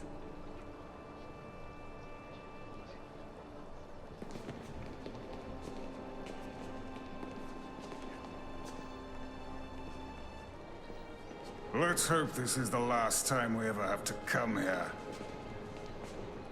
If you'll excuse me.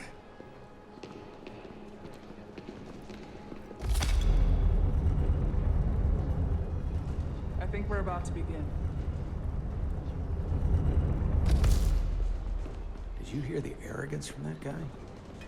I don't know what we're walking into here. But that guy was something. That may be true. But let's keep an open mind going into the negotiations. Hopefully he's just one voice amongst many. Then let's hope he's the outlier. The Hotari have invited us as their guests, so we must show them the proper respect.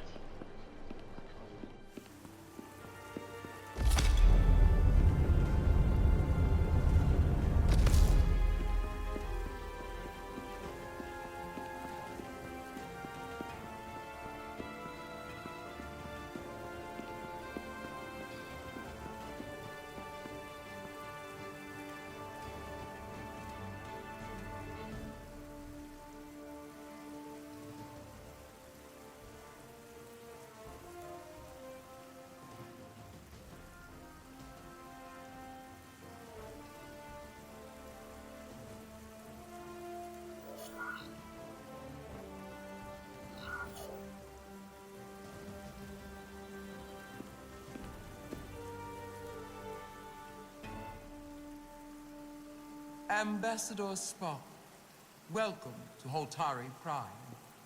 The honor is mine, Your Majesty. That the Federation would send one of their most respected representatives is not only an honor to the Hotari people and their queen, but a recognition of our stature and importance. Let's get on with it, shall we? With all due respect to the Federation and their ambassador, they have no authority here. We are not members of their alliance. We are not subject to their rule, nor yours. We demand the immediate return of all mining operations to Alydian control, as it has been for centuries and will be for centuries more. That has always been our understanding. That understanding has changed. Then you invite war! And if you cannot remain silent, you will be silenced. But his point is well taken. What is the Federation's interest in this matter? Perhaps you would have us trade one oppressor for another? The Federation remains neutral. Our only interest is the peaceful resolution of this conflict. We are here at your request, Your Majesty. For now. I'm trying to keep an open mind here, but it's not easy. I thought they wanted us here. Was there something you wanted to say, Captain? Oh, no. My apologies. And what about the Kobliad? She's not She can speak for herself, can't she? Then let her.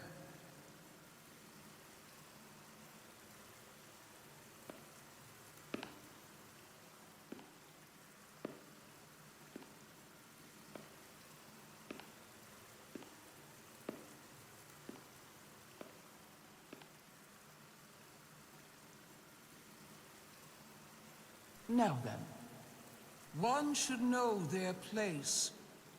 What you might be somewhere else is not what you are here. Which is standing before a queen. And a queen deserves respect. A bow is not too much to ask. Is Hotari Prime, heart of the Hotari system. My apologies, Your Majesty. I meant no disrespect. Better. You are Kobliad. Your people suffered brutal treatment at the hands of the Cardassians. Their injustice towards the Kobliad is as unimaginable as it is unforgivable. Not unlike how we have been treated by the Alydians. As much as they'd have you believe they are the victims here, remember it was the Hotari who attacked us. Hundreds of innocent Alydians were slaughtered without mercy in those mines. The blood is on their hands, not ours! Quiet!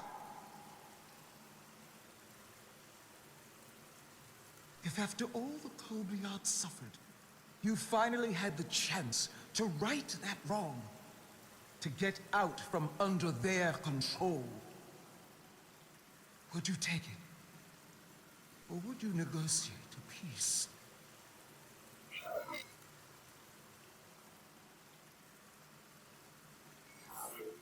There is no remedy for what the Kobliad suffered.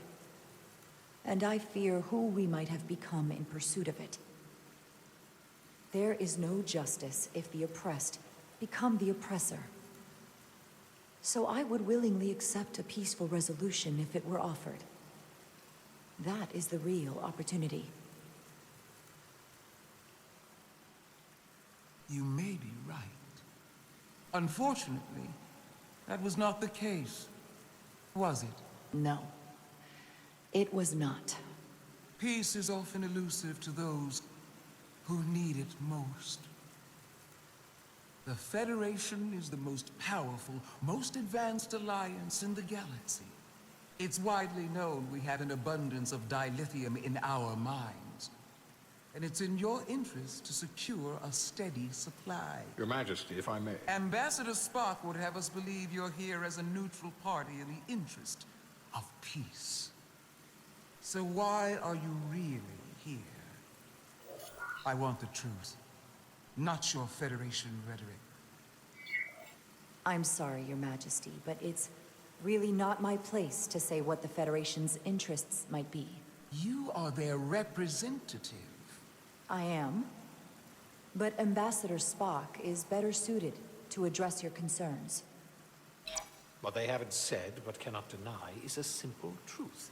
The dilithium trade would not and will no longer exist without Alydian involvement. We created it for the benefit of everyone, especially the Hotari.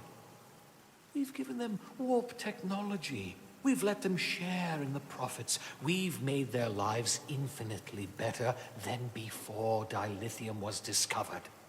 All of that goes away if the Federation turns a blind eye to their treachery. That is enough of your lies! The Hotari are quite capable of running the mines. We've done so for centuries. So tell me, who deserves control of the dilithium trade and the mines on Tau? Who should the Federation recognize? The Hotari or the Alydians? It can only be one or the other, not both. If there can only be one, then it would be in the best interest of all involved if the Alydians resumed operation of the mines. And that is why we should not trust our fate to the Federation. She speaks sense. You do well to listen to her. And you do well to hold your tongue. We will take back our minds by any means necessary. And you will see more blood spilled. I am more than willing to address your concerns, Your Majesty. Yours as well, Representative. But I suggest we could have a more productive conversation with a smaller group. Perhaps only the most essential representatives.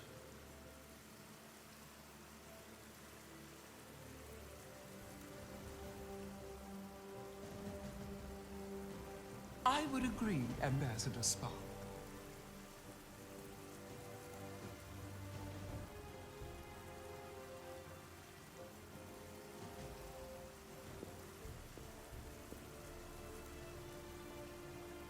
I think this is best left to those of us with more experience in diplomatic matters.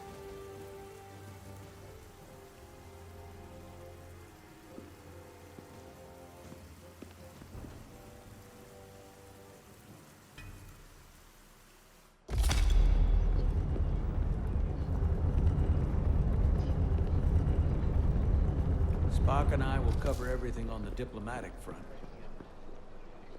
You make nice with the locals and see if you can get some answers. We need to find out why the Hotari are so willing to risk war. What happened in those mines?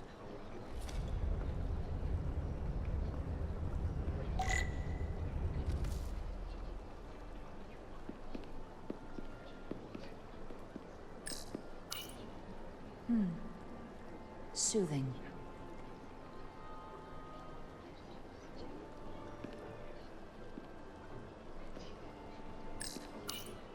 Commander, after hearing so much about the Federation's sense of fairness and justice, I was surprised that you sided with the Alydians.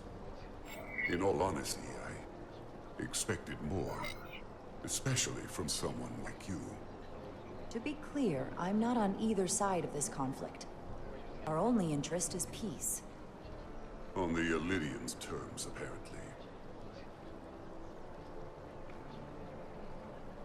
I assume you were there, the day the mines were seized from the Alydians. Not seized. Reclaimed. And restored to their rightful owners. Yes, I was there. We had to be decisive. Before the Alydians could even realize their worst nightmares upon them. I'm curious why the Alydians haven't fought back. They have the ability to retake the mines anytime they want. Ability is one thing. Courage is another. The Alydians know any hostile action on their part will not end well.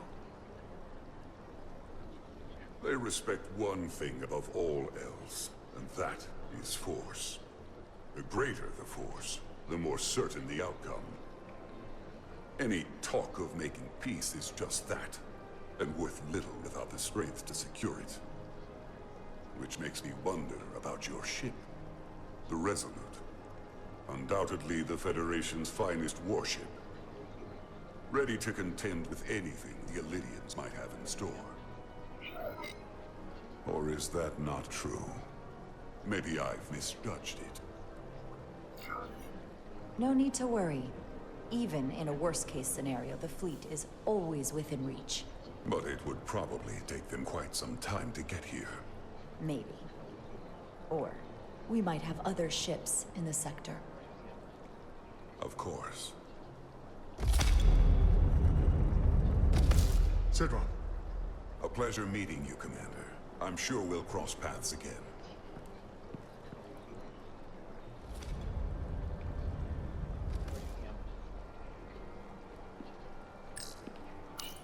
Commander Rydek, I have to admit, I was surprised when you said the Alydians should control the dilithium trade. I was under the assumption the Federation was neutral. But maybe I was wrong.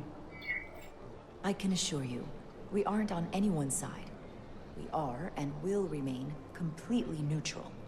You have my word. I hope that's true. For all of our sakes. I saw you speaking with Sidron, our national hero. I'm curious, what did he say? He seems to be of the opinion that negotiating for peace is a waste of time. Because force is the only blunt instrument he understands. He's a miner, not a diplomat. For the first time in our history, the Hotari have the upper hand. We see ourselves as strong instead of downtrodden. New voices have risen up. Old voices shouted down. Calvin and Sidron have become national heroes. Now, they have the Queen's ear. Better or worse, depending on your perspective. I get the sense you don't exactly trust them. I don't trust their instincts, which are leading us to war. My fear has been that the Alydians will launch an attack and crush us. You've seen their starship, no doubt. They could have retaken the mines whenever they wanted to, but it never happened. And as strange as this may sound, I'd almost say they're afraid. I just don't know what they're afraid of. It's still the same bluster and bravado you would expect from them. Do you think it has something to do with the ion storm? Right now, it's stronger than ever, isn't it? It's entirely possible. I'm not a scientist, but I do know the storm has knocked out all kinds of systems. So maybe the Alydians weren't willing to risk their ships, given all the interference.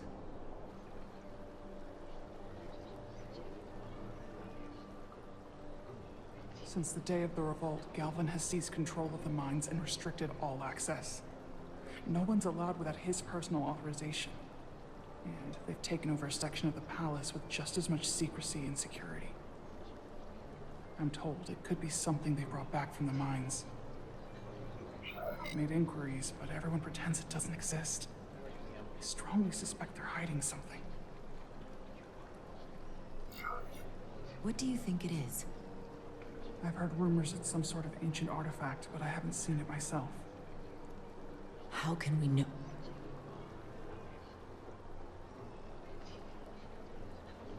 I'd better see what's happening. Do you think you can find out what they're hiding?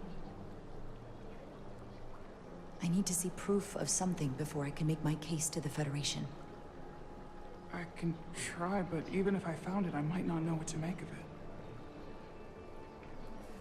Take this. You can use it to capture whatever you find, and then send it to me.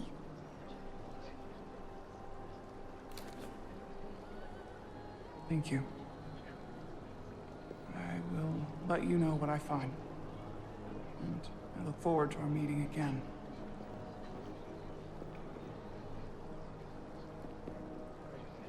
Sorry, I don't mean to bother you, but I couldn't help but notice you were speaking with the Hotari this whole time. I figured it might be useful if I offered another perspective. Of course.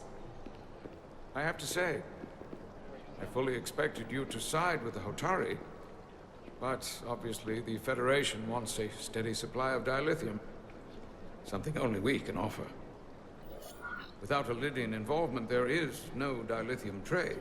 Left to the Hotari, it would be nothing short of a disaster. Restoring the status quo and returning the mines to Alydian control offers a stability that can be mutually beneficial. Well said. In that case, everyone wins and there's no need for bloodshed. Major Solid Arminta, Special Attaché, Alydian Armed Forces. A pleasure to meet you. Commander Rydek, First Officer, USS Resolute. Yes. A research ship, if I'm not mistaken. Interesting. I have my issues with the Hotari, but I have to give them some credit. They know how to seize an opportunity. Inciting an uprising the same day as a massive, once-in-a-lifetime ion storm. Our assumption was that this storm was just an anomaly. Yes, a very convenient anomaly. At least that was what we were told. Of course, I wasn't there. But who am I to say otherwise? You sound skeptical. Well, the official story is that it was the storm that enabled the revolt.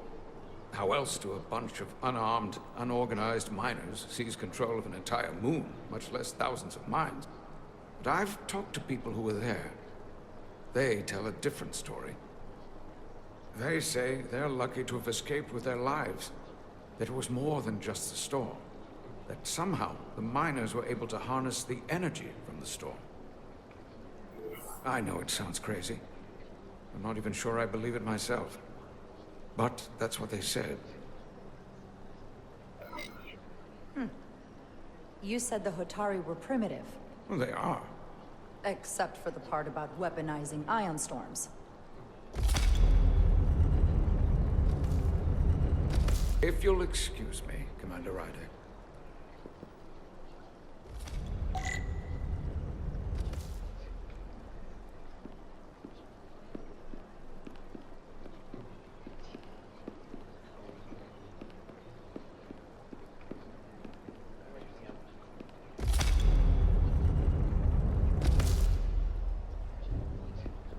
Well, that was a disaster. What happened? The Hotari refused to concede anything, so the Alydians stormed out. The Hotari did not invite us here as peacekeepers. I hope your efforts were more fruitful than ours.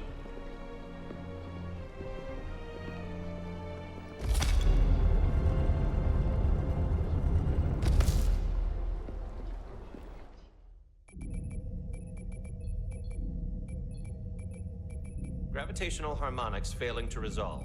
Warp bubble stability degrading. Increase output to maximum. Increasing warp output to maximum. It's happening again.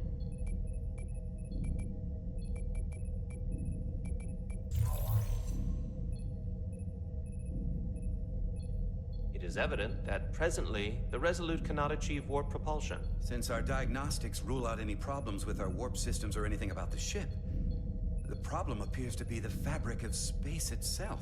Space itself? You're saying something about this region of space prevents warp travel? Prevents it, or can't sustain it. However improbable, that appears to be the case. We need to know more. The storm didn't stop us from leaving space dock and traveling here. But could it still be causing this interference with warp travel? We must follow sound investigatory principles. Do not let an assumed conclusion drive your analysis. Sometimes we need a little inspired thinking, Mr. Chovak. Captain Solano is on his way back from the negotiations, and I want to have some answers for him when he gets here. Indeed. Given the facts at hand, we may be able to deploy subspace probes around the ship to construct a clear picture of the phenomenon. Around the ship. I'll prep a shuttle.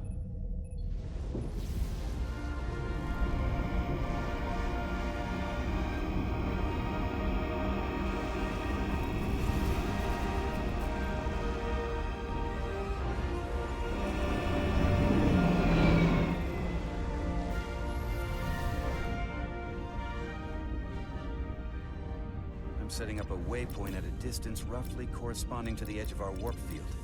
When we get there, I'll deploy the first probe.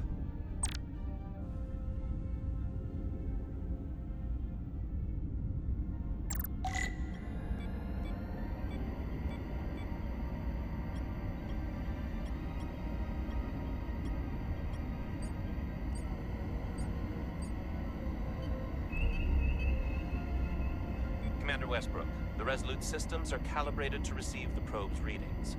We are standing by to reproduce the warp field collapse after the first probe is deployed. Thank you, Mr. Chovak. We'll be in position shortly. And, Mr. Diaz, do take care in piloting the shuttlecraft. Now is not the time to indulge in the human penchant for joyriding. Chovak probably isn't such a fun guy to work for, huh?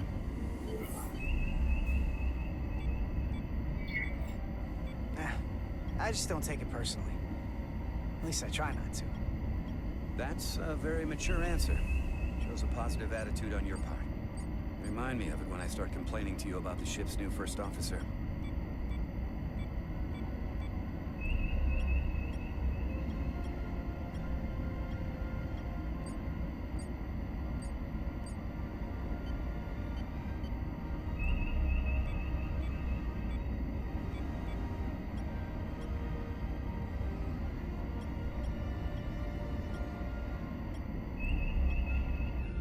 This is far enough.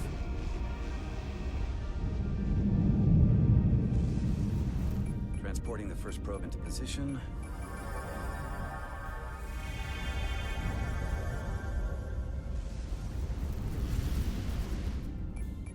Westbrook here. The first probe is deployed. Understood. We are reading it. We are about to replay the simulation.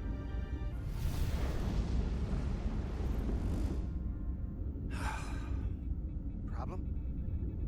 Don't get me wrong. Things are definitely trending up with Commander Rydek. She's put my ideas into action. And she listened to me when your life was on the line out on the hull. That sounds like a good thing. It is. But I'm still trying to figure out if she's right for the job. She didn't go through what the rest of us did. Still got chosen to be #1. Can't tell if she was actually siding with me, or if we just fell on the same side. Yeah, but she's lucky she didn't go through what we did. You can't hold it against her. Actually, I think I can, even if I shouldn't. Test is running. Warp field collapse in 3, 2, 1, mark.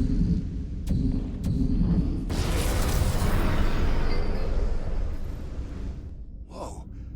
All right, that is definitely a problem with the fabric of space. We need to get another probe out there.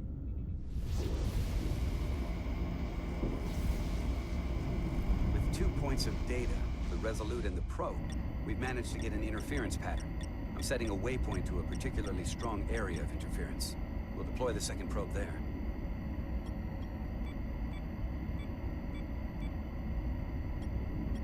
Listen, I'm gonna give you a piece of advice I wish someone had given me.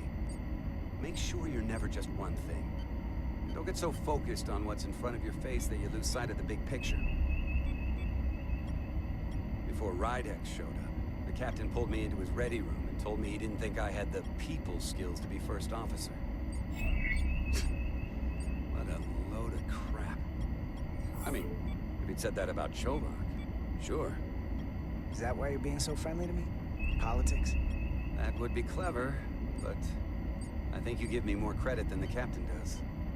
You're all right, Diaz. And you've got potential. You're a capable engineer. You're good in the field. Keep up the good work. And who knows? A solid jack of all departments like you could be Commander-in-Chief of Starfleet one day. Hell, Admiral Jellicoe started as a shuttle pilot. And there are places to go in the enlisted ranks, too. You know, I'd be the best leader Starfleet ever had. Lower decks always have to fix all the problems Command causes. Maybe I'd just save everybody some steps. Well, don't forget about us little people when you're running things. Of course not. Gotta remember where you came from.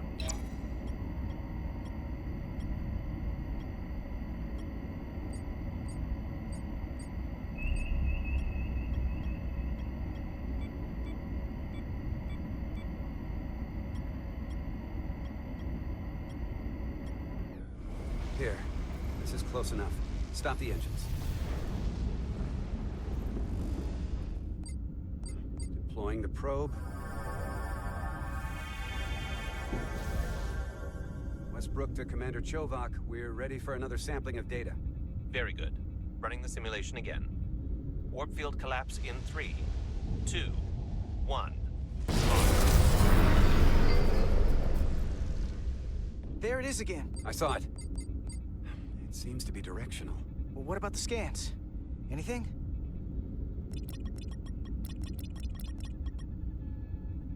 Here's the readings in relation to our local space. We've got the Resolute, Hotari Prime, and the probes. All this interference is overloading the sensor buffers. We're gonna have to triangulate the sensors manually.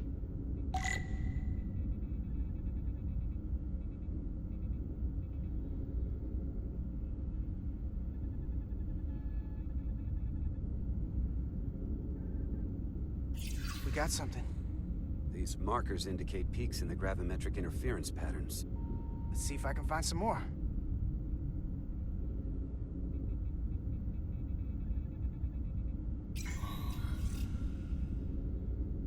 Hold up. This is coming from the moon. A beam that blocks warp travel. Aimed right at us. Someone is doing this intentionally. I don't know how they're doing it. This is like nothing I've ever seen. We're under attack and we didn't even know it. We need to stop them. Unplug whatever it is they're hitting us with. Now, look here. These are current readings of the ion storm. These concentrations, they line up with the interference pattern.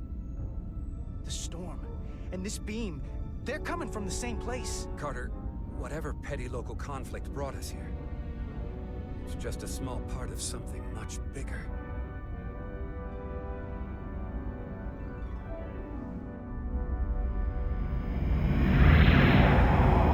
Presently, we don't have an explanation for how they're doing this.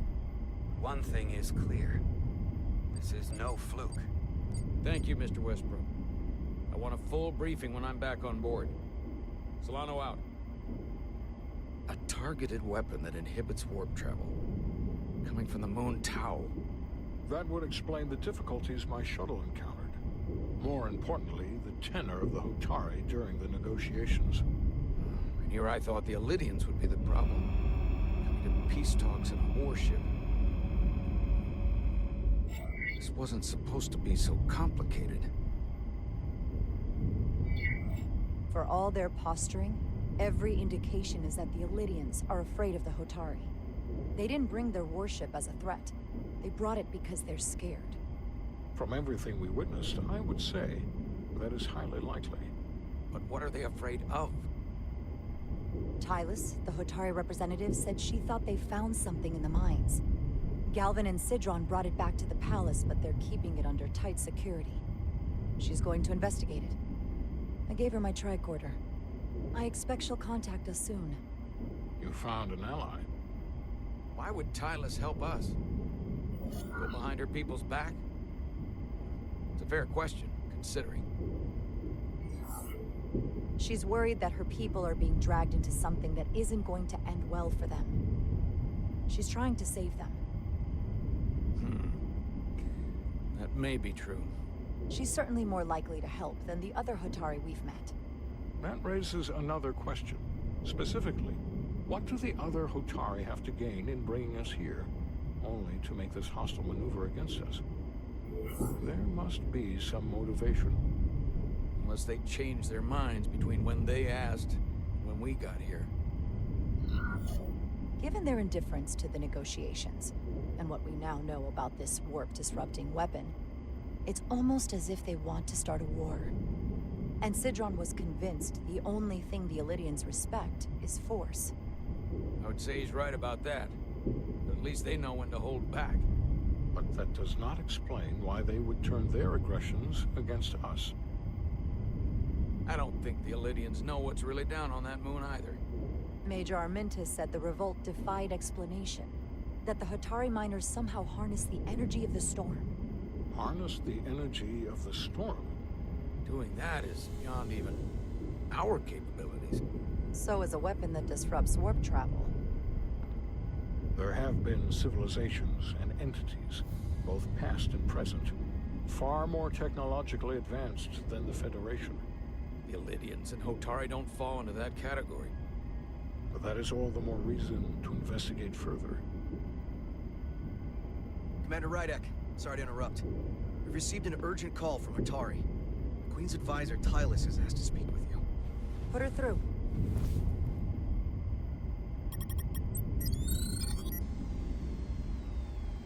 Galvin and Sidron are still with the Queen. I've enlisted help to gain access to the room they have under guard. I don't have much time. I'm not supposed to leave my post. It's only for a moment. I so appreciate your help.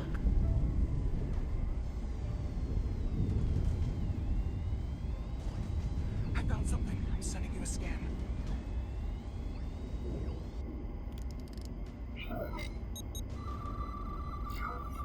Got it.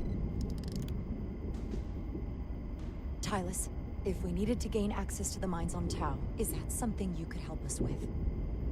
I suppose it wouldn't be easy, but I have to go. Tylus. Can we reconnect? Sorry, Captain. We've lost all contact. We can only hope she escaped without harm. It was hard to tell. I'm the one who got her into this. If something happens to her, it's my fault. She's one of the Queen's closest advisors. I'm sure she'll be fine. Assuming the Queen isn't part of this. Let's see the scan of whatever the hell that was.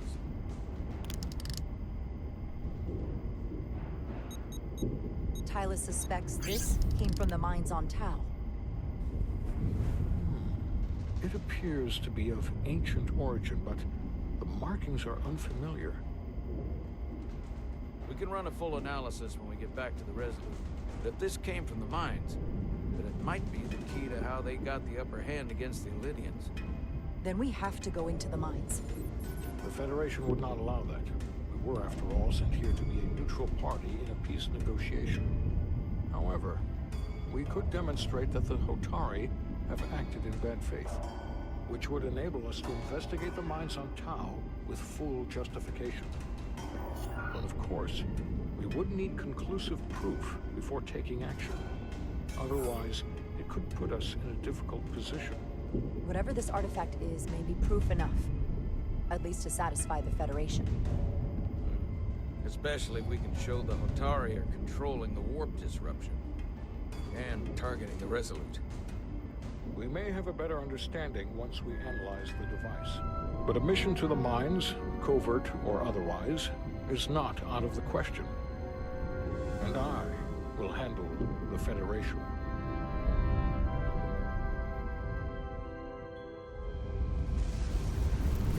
As I was telling Carter, I want all the data I can get on this warp problem. And the negotiating team's shuttle has been recording data all the way back from Hotari. Even better than our probes. So pull the sensor and engine ISOs from the Melville when it sets down. Will do. I'll join you and Chovok down in engineering to run another analysis after the briefing.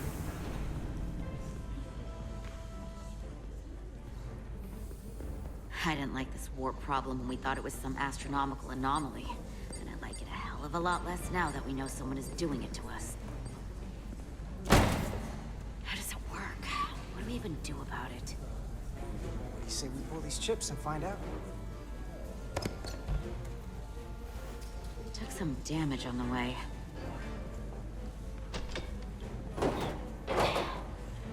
That ionic interference scored the hull plating. Might be some micro welds. Let's try pulling together. All right. 3, 2, 1. It won't budge. Gotta be the storm damage. We need to... Welcome back. Any excitement down on the surface? Excitement? No. Nothing like that. Hey, can you hand me the EJ7 interlock? From the toolbox. I don't know what that is. Not much use for one on a security detail, huh? Carter? Yeah, I'll get it.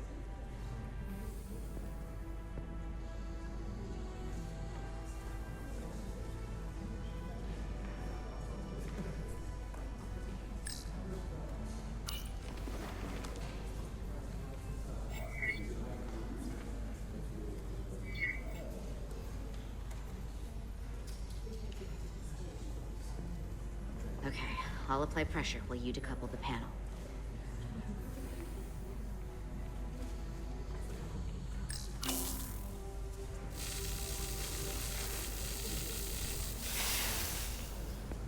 Here, I'll help.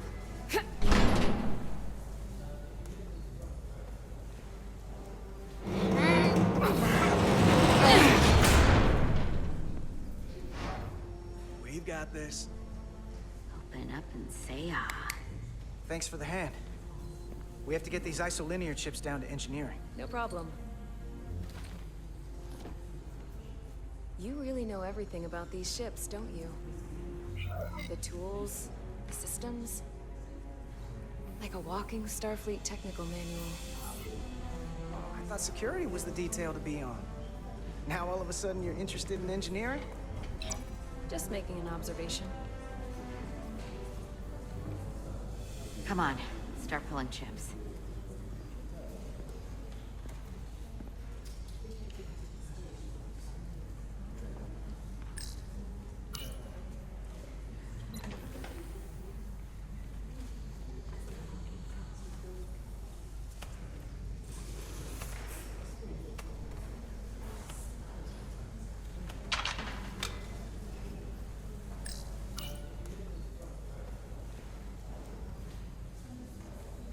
What's this?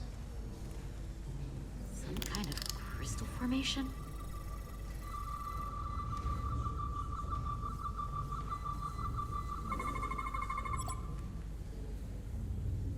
Whoa. This substance is a quantized spin crystallization of hydrogen, carbon, and lithium. It's emitting tetrametric pulses at an interval of 3.8422 seconds. Quantized crystallization isn't natural. I mean, it's only theoretical as a means to engineer matter on a subatomic level. What's it doing in there?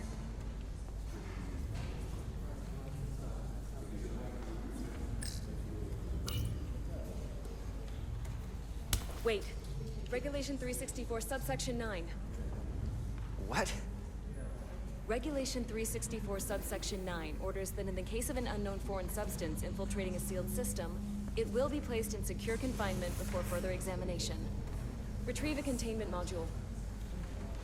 Don't you think we're more equipped to deal with whatever this is? No. Before anything else, this is a security issue. You don't even know what this is. Which is why we need to study it. Once it's contained. Well, if it's not natural, then someone might have put it there. It could be a tracking device. Some kind of sabotage. Or even a bomb.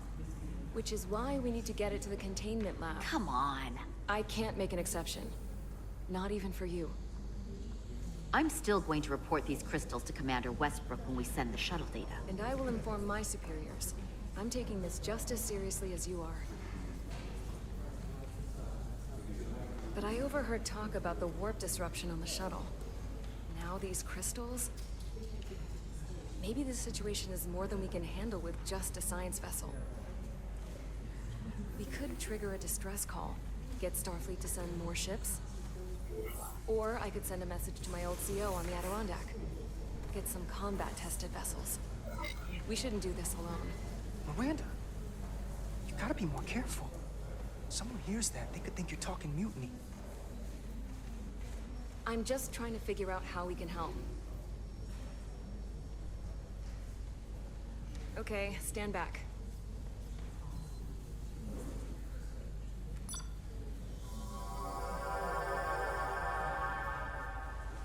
Get this to the containment lab.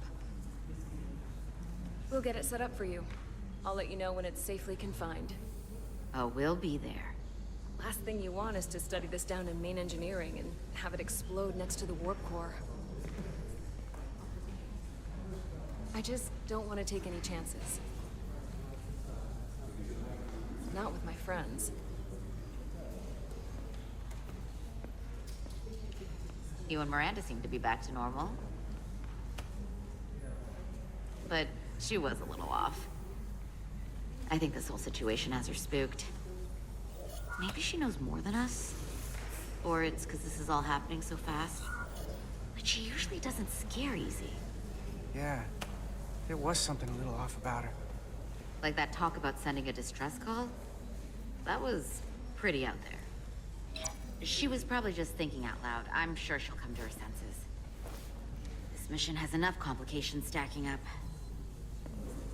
We'll get through it. You, me, and Miranda too. Commander Rydek was able to work behind the scenes during the negotiations and made contact with a representative from the Hotari delegation named Tylus.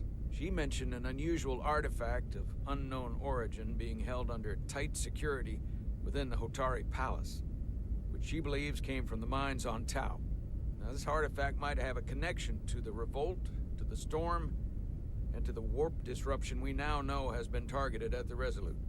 Commander Rydek, if you want to take it from here. Of course.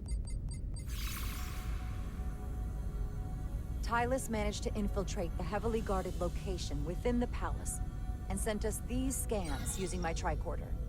It appears to be some sort of control panel, possibly connected to the warp disruption weapon originating on Tau. Of particular interest is this symbol, which we couldn't identify the origin of. The Federation database has records from a vast number of civilizations. If anyone from Starfleet has come across this before, the system should recognize it. Cross-referencing with Federation records. Displaying symbols from Federation database with a 90% probability of match or higher. Select a symbol to further analyze.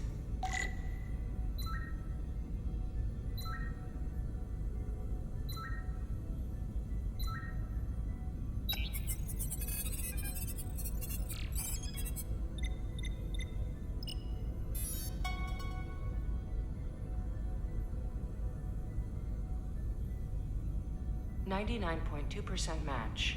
Got it.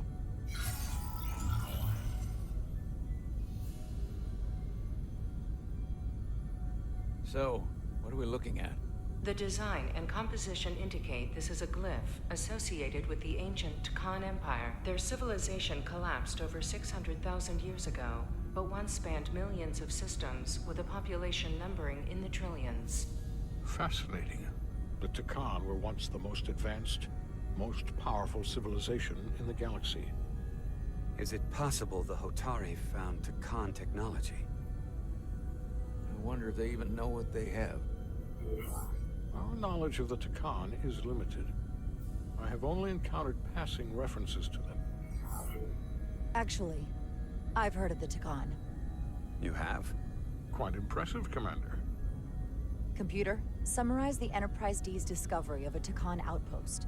On stardate 41386.4, the USS Enterprise D, under the command of Captain Jean-Luc Picard, discovered a Takan outpost in the Delphi-Ardu system. According to the mission summary, an unbreakable energy-draining field was deployed against the Enterprise and a Ferengi ship.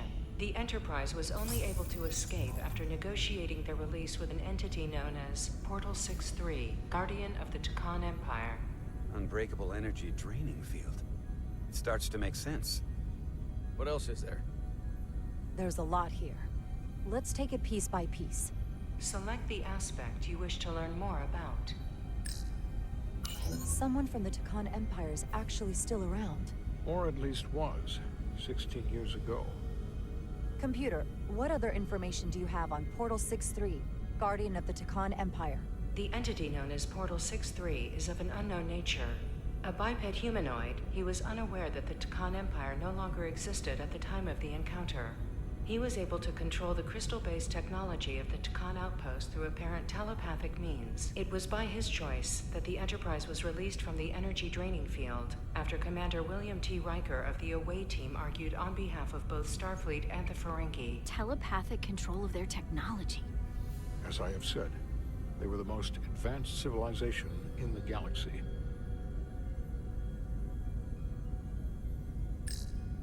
The technology to capture and hold the Federation flagship would have to be unbelievably powerful.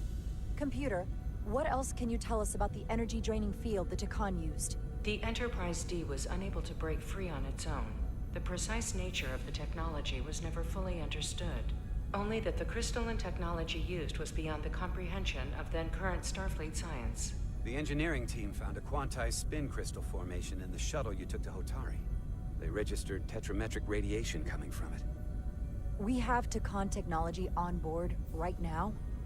We might. I'll run a full analysis in the containment lab.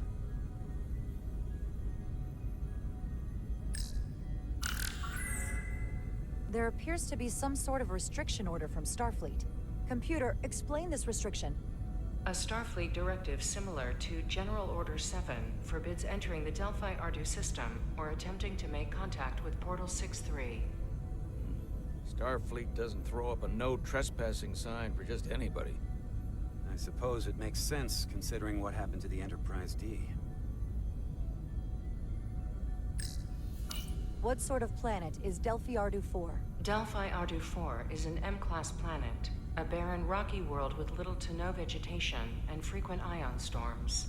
The giant crystals that grow there absorb energy, but it is not understood how they do so.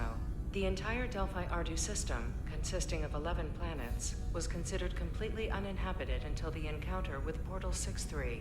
Frequent ion storms. That can't just be a coincidence. The Alydians should have crushed the revolt. But if the Hotari have Takan technology and can control it, I see why they're willing to negotiate peace.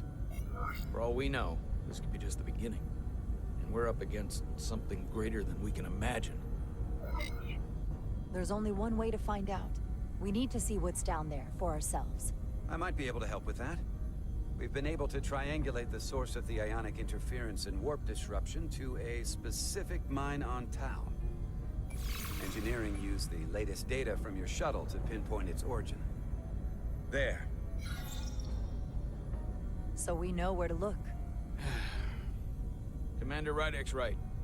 We need to know what's down there, what the Hotari are hiding, to better understand what we're up against, and to neutralize it if we can. Captain, embarking on a mission to the Hotari moon would not be viewed favorably by either side. However, given the circumstances, we are entirely within our rights to defend ourselves. I just want to make sure this doesn't blow up in our faces. Which is why I'm thinking of sending Commander Rydek on a covert mission to Tau.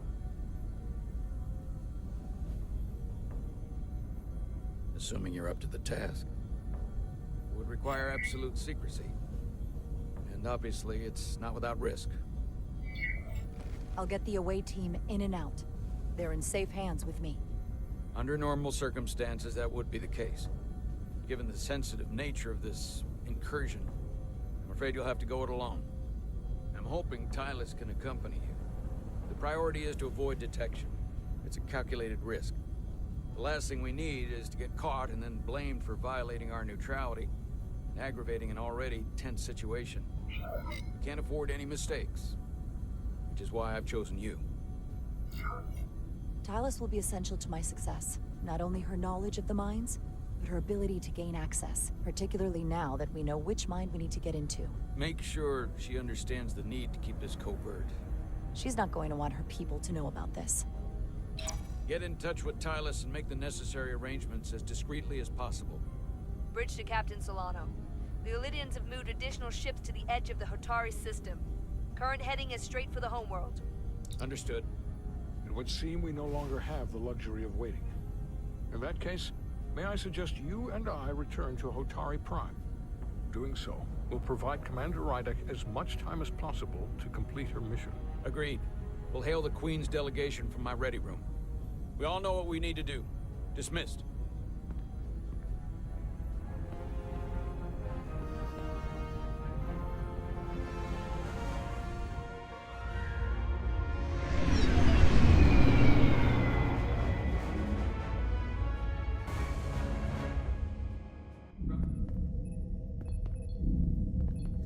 Petty Officers Diaz and Edsolar, where is the crystal formation that you found in the shuttle?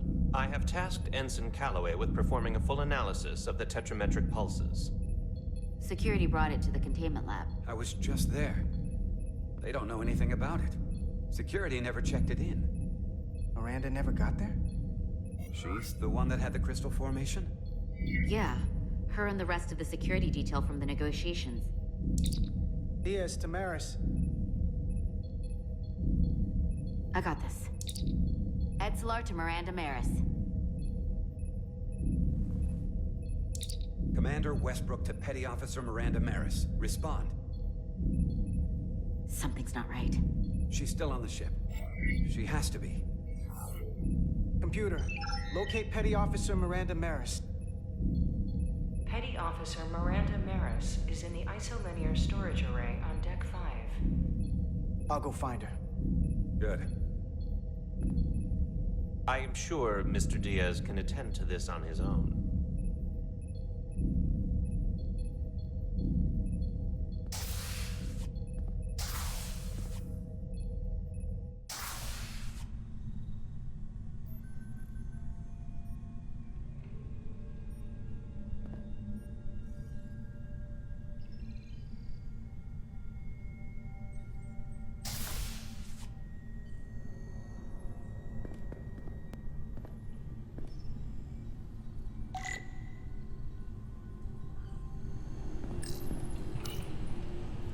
Someone improperly pulled these isolinear chips.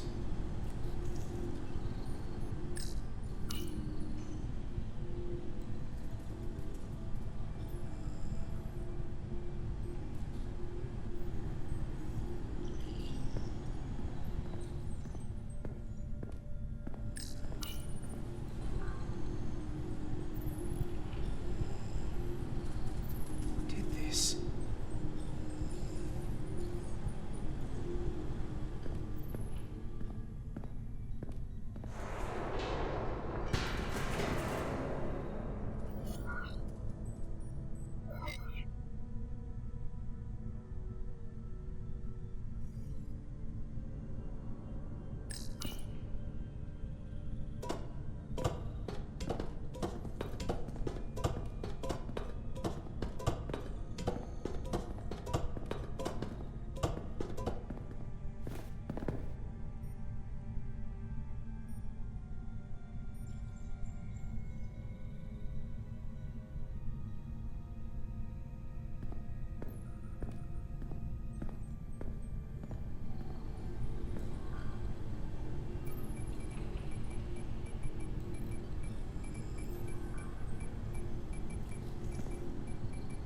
What the?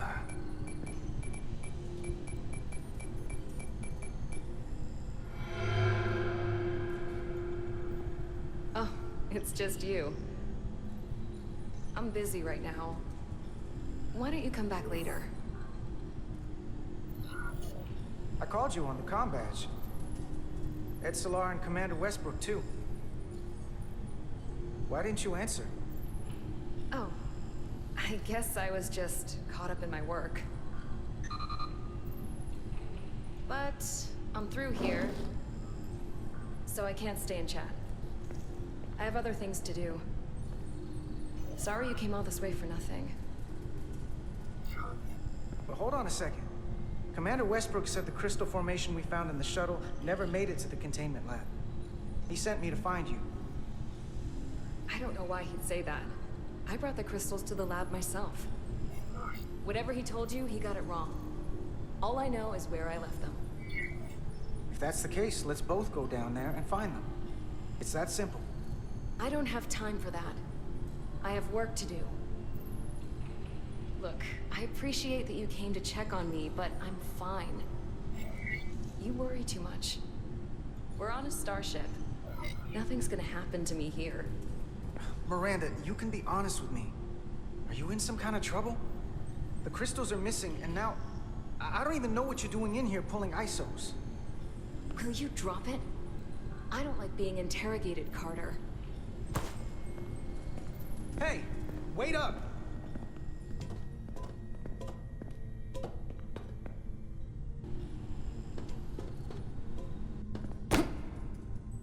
I don't know what I did to deserve this kind of treatment from you. I'm sorry. I'm under a lot of stress right now. Just tell Chovak or whoever I don't know where the crystals are, and let me go about my business. I know things aren't the same for us, and I want to talk about that. But I don't have time to stand around and debate with you right now. I don't know what it is, but you're hiding something. What's in that storage drive? It's... secure data. It doesn't concern you. Miranda, hold on! No. Get out of my way.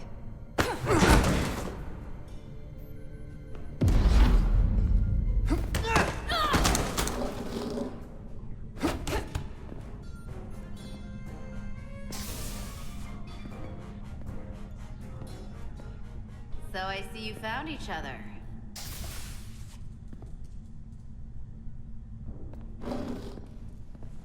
You were taking so long, the commander sent us to see what the problem was. Diaz, you were sent here with specific orders, and fighting your crewmate wasn't one of them. What the hell is going on here? Let's just let them explain. I'd like to hear that, because I know what it looks like. She attacked me. That's ridiculous. And tried to get away with this.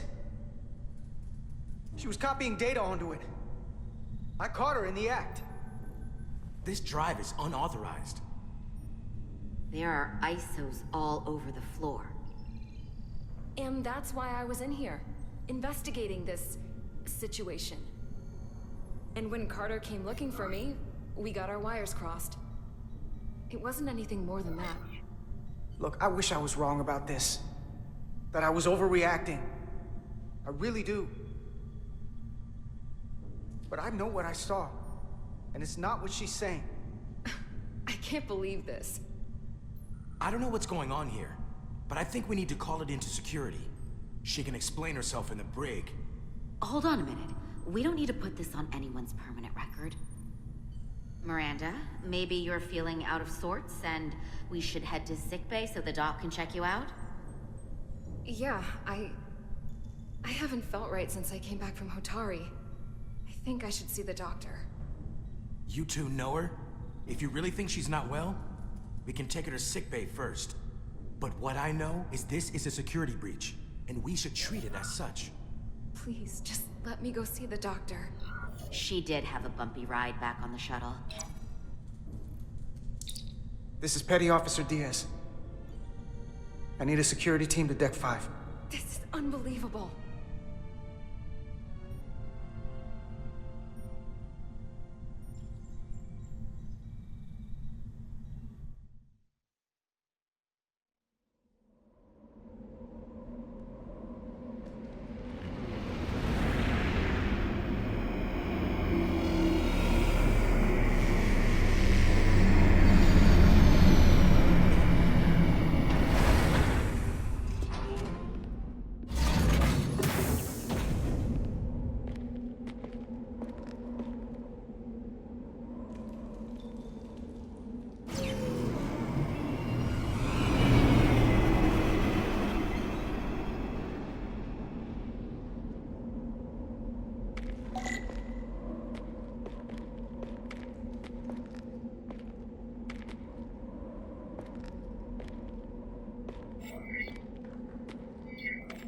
Rydick here. This is Ermont. Any trouble getting to the surface? I'm really starting to miss transporters. As long as this storm is around, you'd better learn to like shuttles. But if you can find the cause of the interference, we might be able to get back to transporting. As if I needed another incentive. We both know there's a lot more than that riding on this. Fair enough. You'll need to get in and out of the mine undetected, so I hope Minister Tylus can help in that regard. So do I. And to keep this covert, we'll refrain from contact unless absolutely necessary. Understood. Rydick out.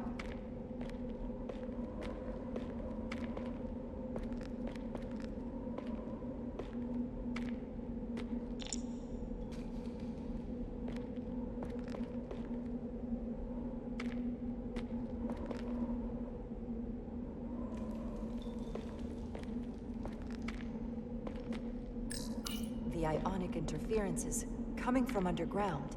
I should find a safer way down there.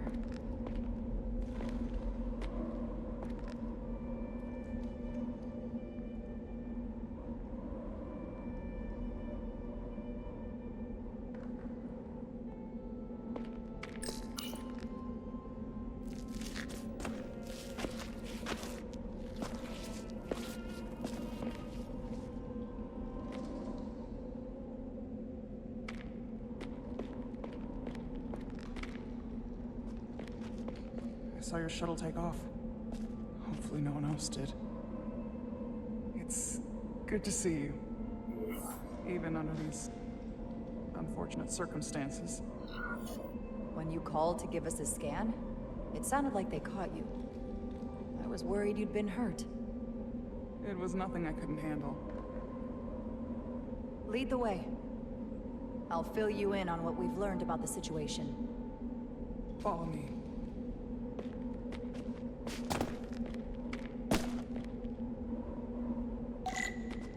The device Galvin and Sidron brought back from the mines is being used to control some sort of warp disruption weapon that has the Resolute trapped in Hotari space. According to our readings, the power source for that device is on this moon, at the specific coordinates I sent you. That sounds impossible. It explains the rumors of the Hotari controlling the ionic storm. We strongly suspect the device was created by an ancient empire known as the Takan. The Takan? Once the most powerful civilization in the galaxy, but they've been gone for over 600,000 years. It's hard to believe there's something like that on Tau. Which is why I need proof. If we find hard evidence that Galvin and his allies are hiding dangerous Takan technology, I can convince the Federation to let us intervene. Understood. We're almost there.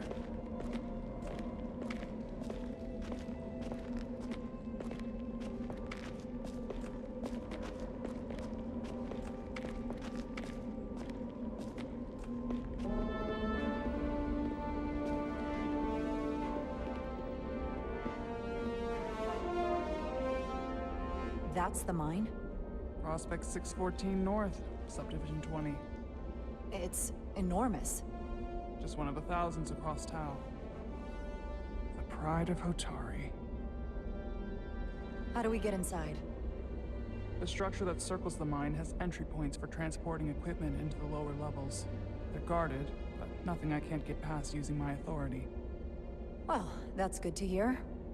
As long as you can avoid being seen, I should be able to talk my way past any miner. And provide a little distraction for you in the process. How do I avoid being seen? You don't use the door.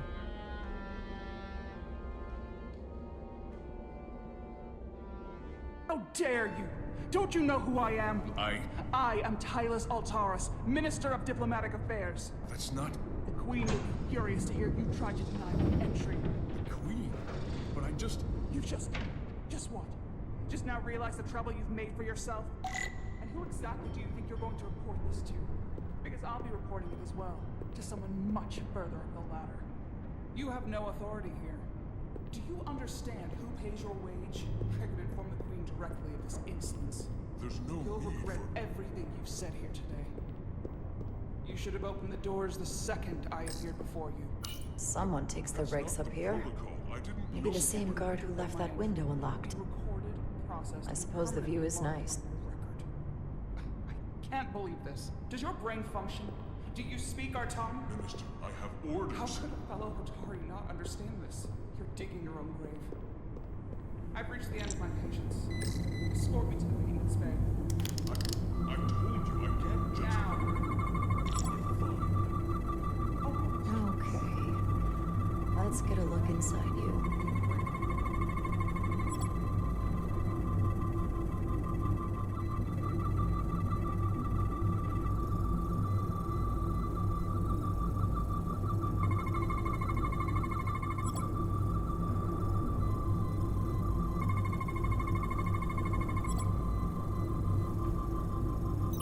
Full system access.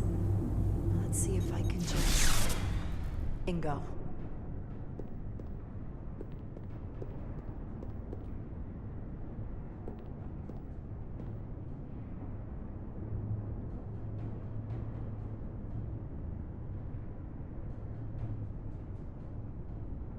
Better hurry.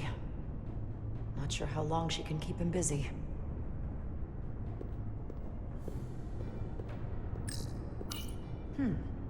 Might be rigged to only open for registered users. No control panel here. I should take a look with my tricorder.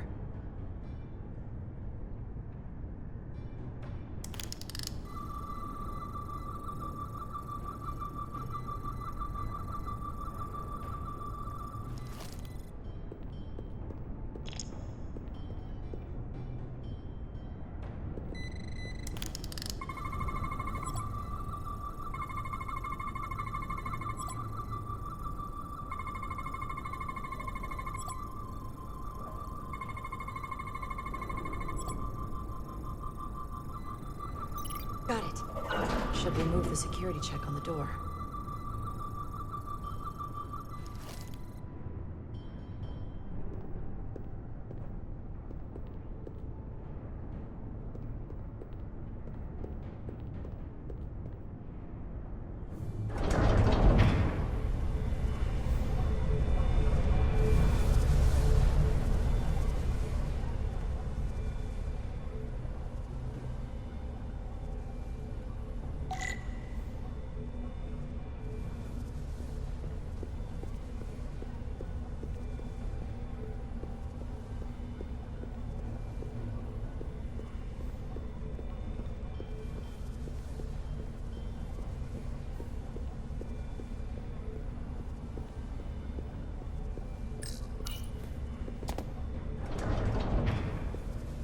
I didn't come here to educate an imbecile on royal protocol. Of course not, Minister. So I will be about my business here, and you will take yourself out of my sight.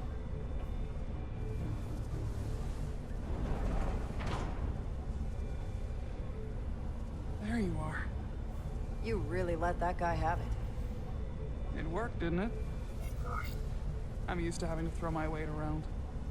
Hard to get anyone to listen to you otherwise. I'm impressed. I didn't know you had it in you. There's a lot you don't know about me. Underestimate me at your peril. The catwalks were booby-trapped. Galvin and Sidron have gone to great lengths to keep out the uninvited. Well, we're inside. Where do you want to start? The ionic interference is coming from below us. We need to go deeper. That lift goes down, at least to the changeover station. But we can't use it without DNA authorization from one of the guards. I have an idea, but we need a few samples of DNA from the miners who work here. Samples? Fingerprints, sweat, blood. Which will trick the machine and get us control of the lift. That's the theory. Let's test it.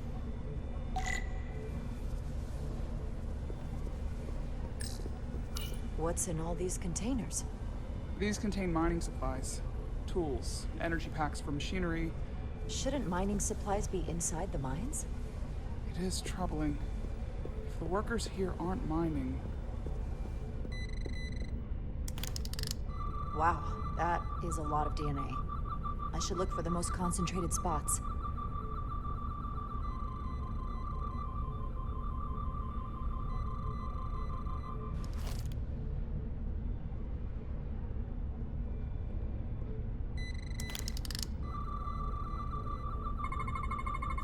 This'll work.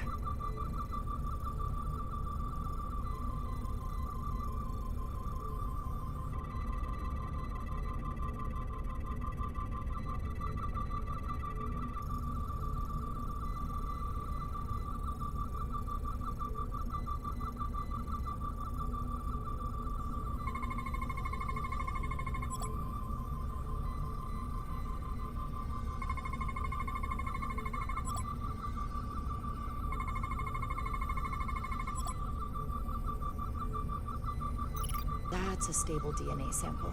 It's only partial, but a few more should do it. Not concentrated enough. I should try somewhere else.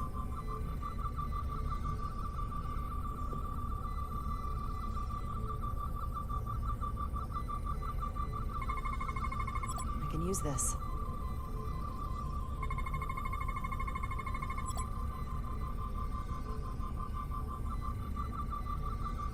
Good.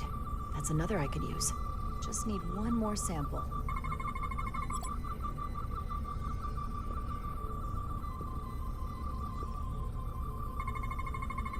Not enough. Gotta keep looking. There's gotta be stable DNA here.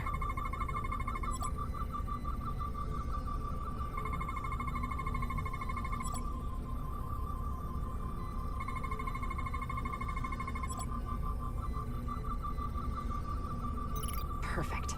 That's enough to make the DNA profile. Time to go back to the lift.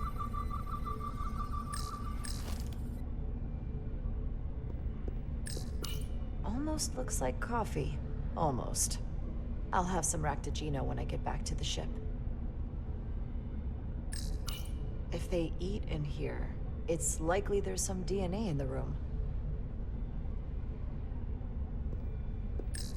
Hotari must be tough on the inside, too. You're not coming inside? There are some things I'd rather not smell. Ah.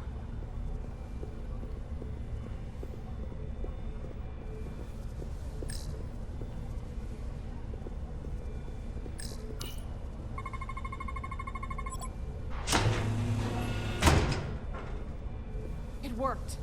Theory proven. I'll get it started.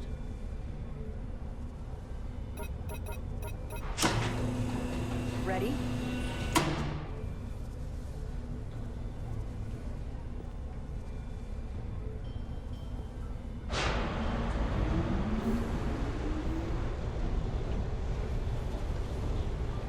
I'm a little afraid of what we might find down there.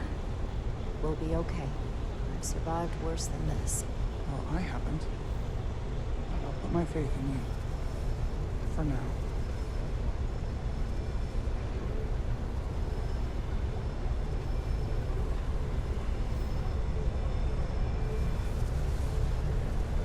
Jara. Stay back. There's a guard at the station. We'll have to hide.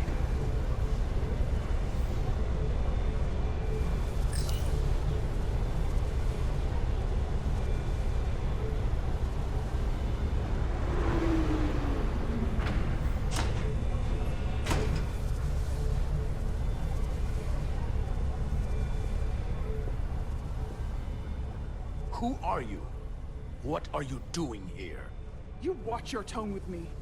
I'm Tylus Altaris, Minister of Diplomatic Affairs. I speak for the Queen herself. This is a restricted area. No one gains access without the approval of Galvin or Sidron.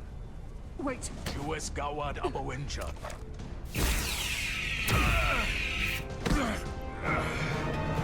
Are you all right?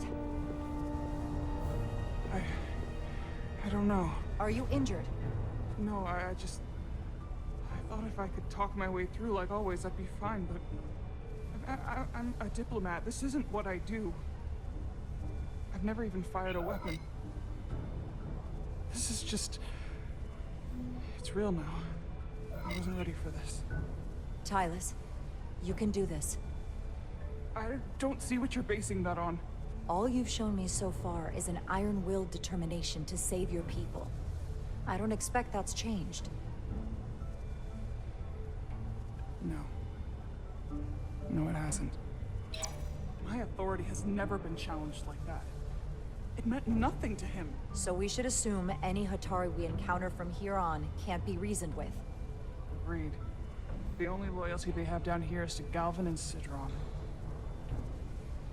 Can you switch over the lift? Guard should have a scan card that will allow us to operate the switch. Got it.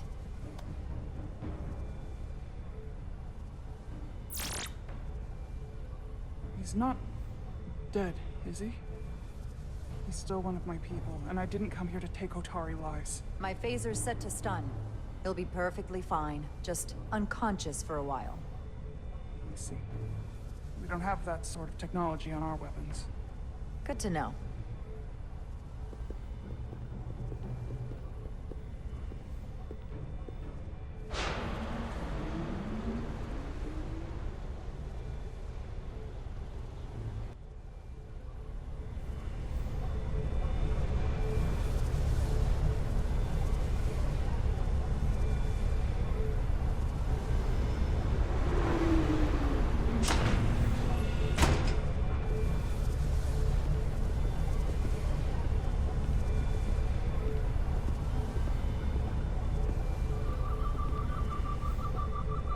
Energy readings are emanating from this tunnel. It's sure to be guarded in there. Stay low and follow my lead.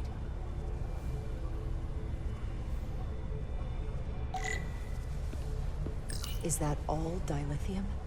Not all of it. We excavate large chunks of rock that contain varying amounts of dilithium ore. It's sorted and processed at the collector ship above.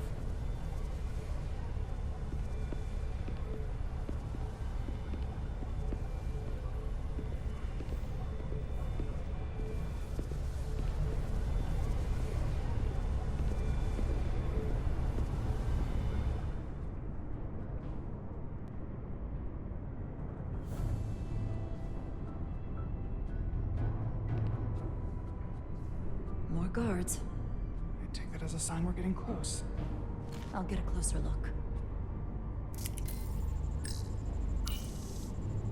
Looks like they've improvised a barrier. Yes, we must be getting closer.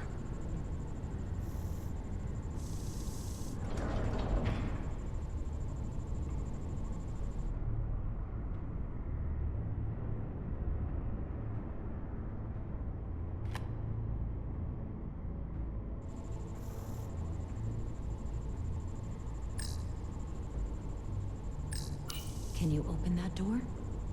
Not without that scan card.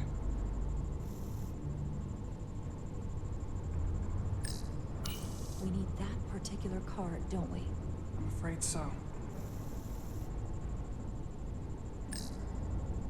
We don't have time to wait for them to finish whatever they're doing. We'll have to try to keep low and sneak past them. I'm starting to see the utility of a phaser. I wouldn't stand a chance against all three of them. I don't like our options here. I have to get us that card so we can open the door. How? If they detect you, Galvin and Sidron's followers are clearly willing to kill to protect whatever is in this mine. Hey, I'm trained for this. I'll be fine.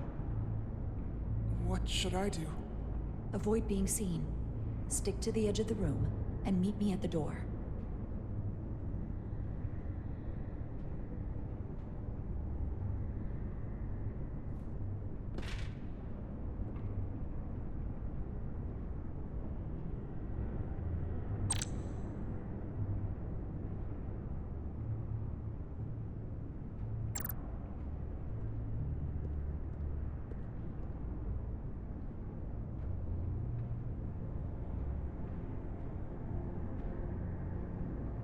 The Alydians will try something else. They saw our power, our resolve.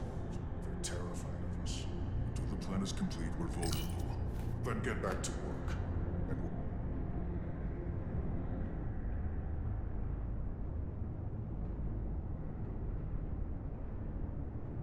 someone is here. How odd.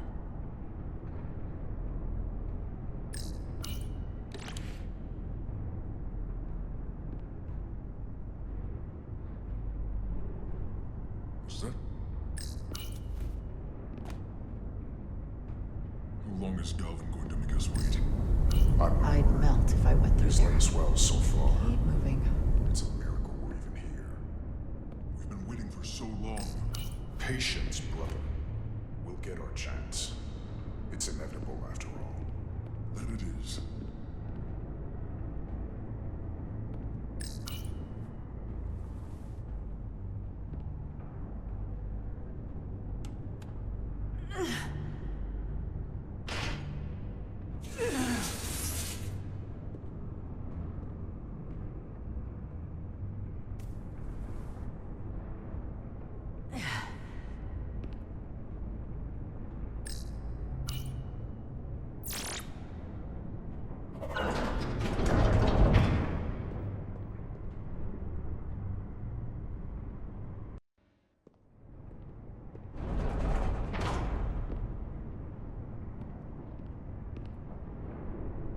Stay close.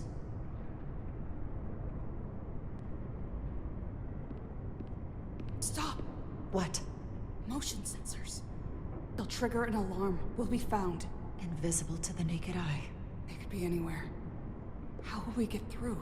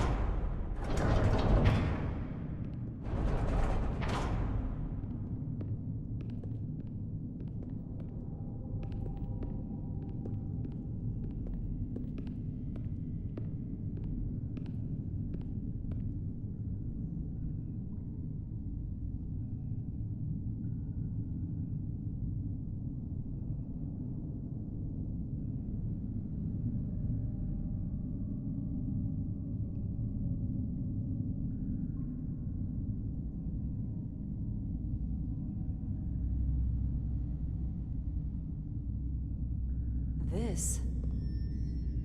It's where the uprising started.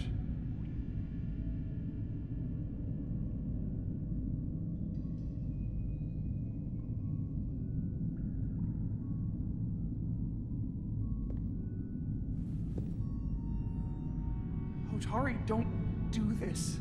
We defend ourselves, but we don't kill on this scale, this level of savagery. There's no such thing as a bloodless rebellion. I don't know if we should keep going. So much death. I don't want to end up like them. We'll make sure they didn't die for nothing. What we learn here could save the rest of your people. Okay. Okay. Whatever happened here, it made the Alydians abandon the mines. Let's find out what they're so scared of. Hotari and Alydian. Both sides took a beating. The Hotari fortified the side of the room opposite the door. It's a good tactic, but a few crates aren't going to stop fully armed Alydian soldiers. How did they win? Tylus. What? What kind of weapon did this? This is like nothing I've ever seen or heard of. My people don't have a weapon that does this. What else can you tell me?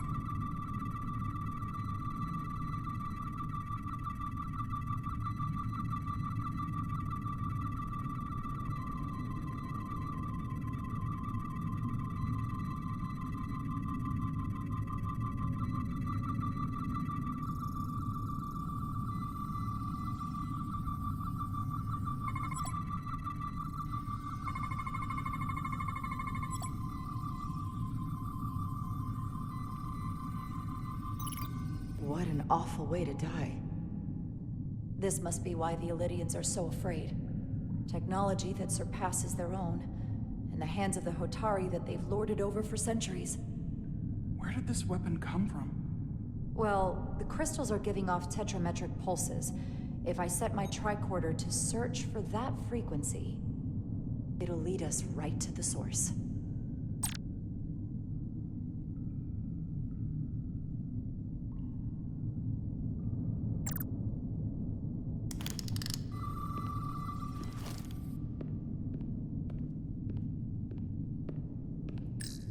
This makeshift barrier forced the Alydians to enter from the service corridor, creating a choke point.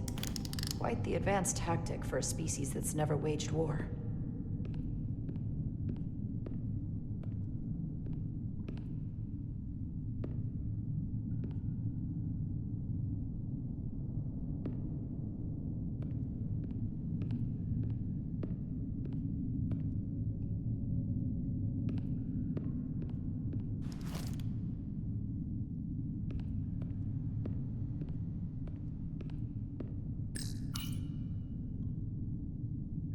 Tylus, you may not want to look down there.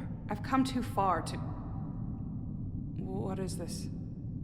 They've been dumping bodies down here.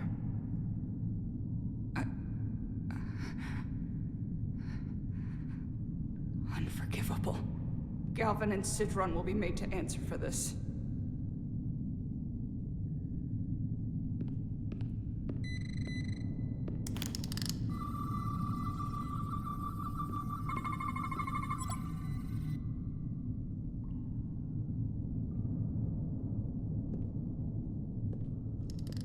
Think they parked this here on purpose? One way to find out. Need any help? I've got it.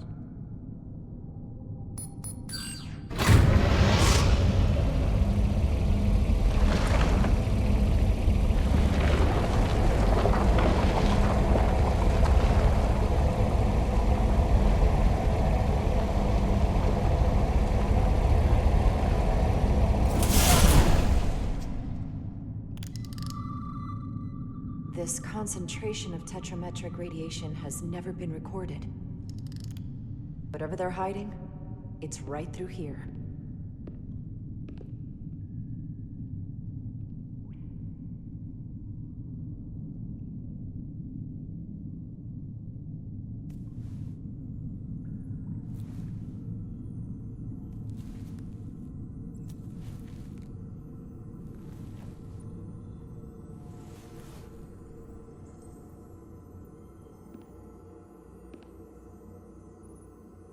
This feels strange. The crystals are increasing, growing outward, replacing the soil. It's like an infection. A parasite. Growing inside Tau.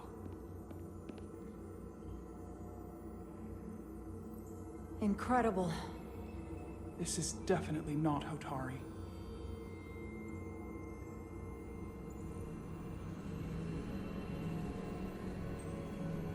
It's the remnants of the Takan Empire.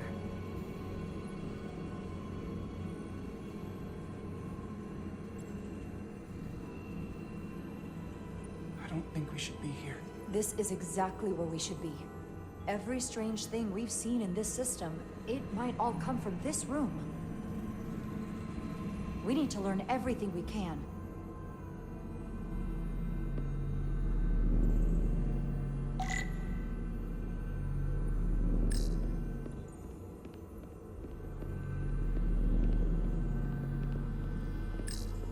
Can your device read this? It can roughly translate the words, but we don't have enough Taconian language on record to understand how it's structured. Oh well.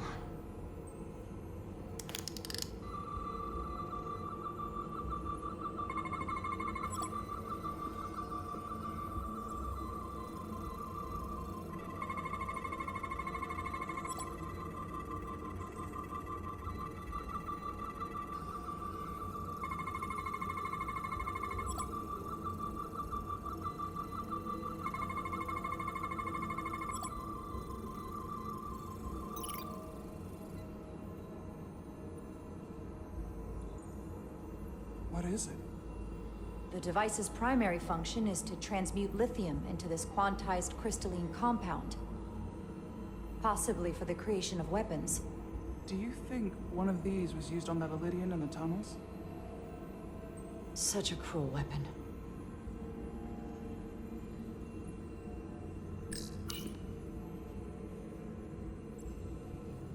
Looks like some sort of replicator. I can't get it to work. It has power. Must be looking for some other kind of authorization.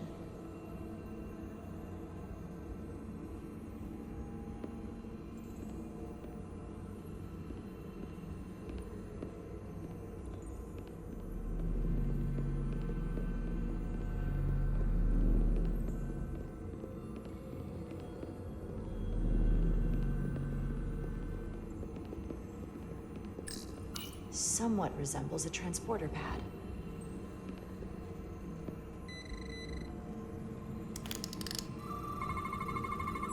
What are we looking at? It's made of the same crystalline material as the rest of this place. But I can't tell much else. Might be some kind of sleep mode. I can't analyze this further unless it starts working normally. Maybe we can turn it on from somewhere else. Hopefully.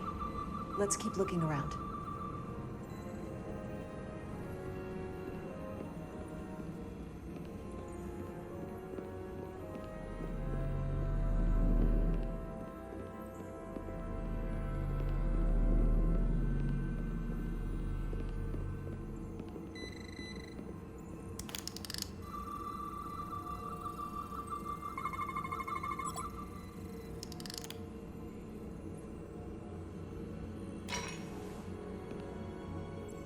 crystallized lithium compound.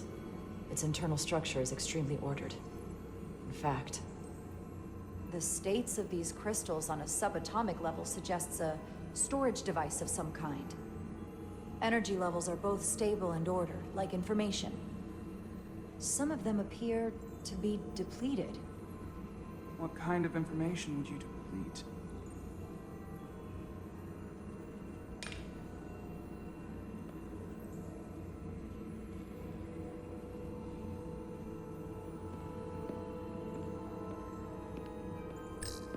Why are these all over the floor?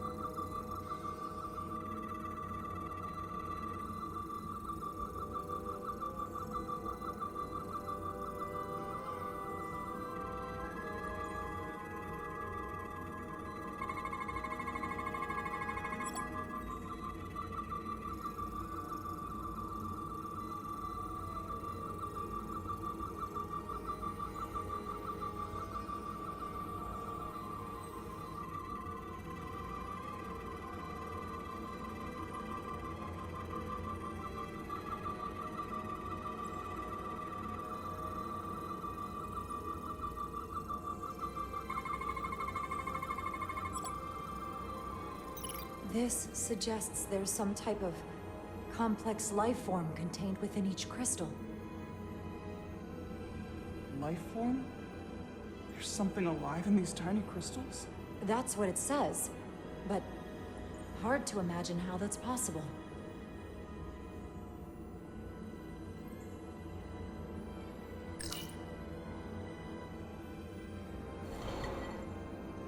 Our science division will have a field day with this. We need to study it on the ship.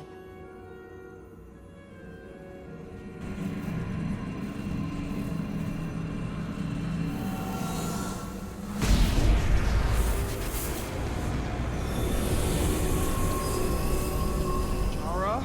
I see it. What's happening? Someone turned it on. There's no one here. The device I saw in the palace can send a signal? If that's the case, we may not be alone for long. Let's hurry.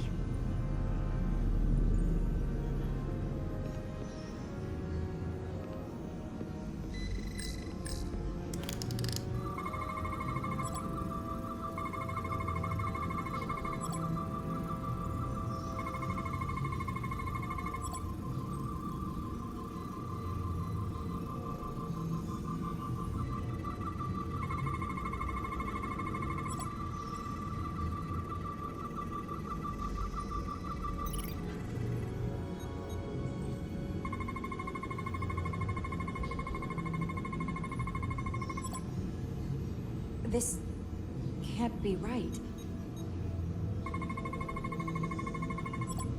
It's putting out almost 50 zettajoules of energy. I assume that's a lot? Enough to power this entire quadrant. This amount of power, the kind of radiation it's putting out, it's the cause of the storm. The warp disrupting beam, all of it.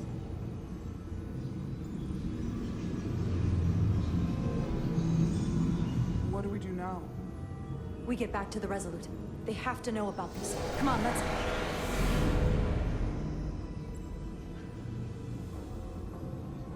Quickly. We have to hide.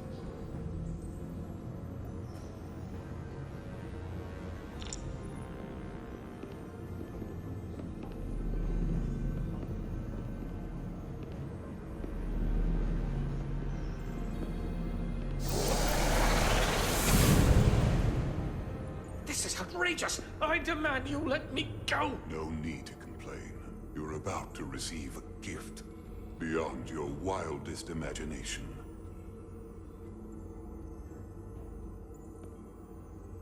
If anything, I consider it an honor.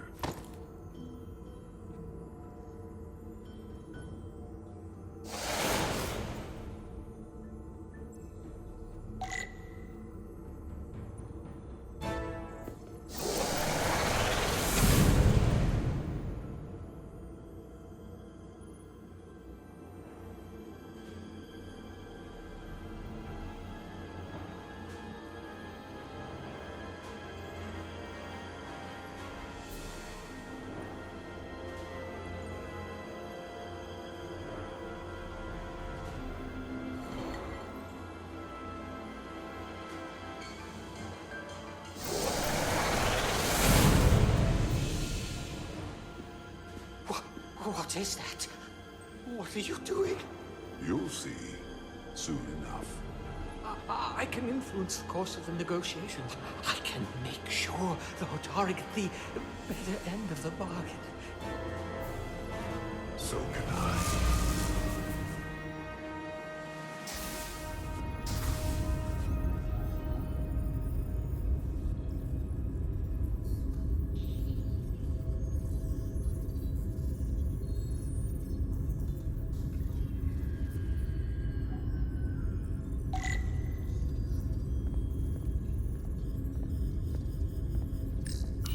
She said anything?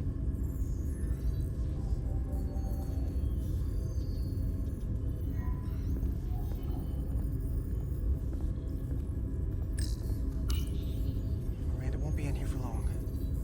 Just gotta sort this all out.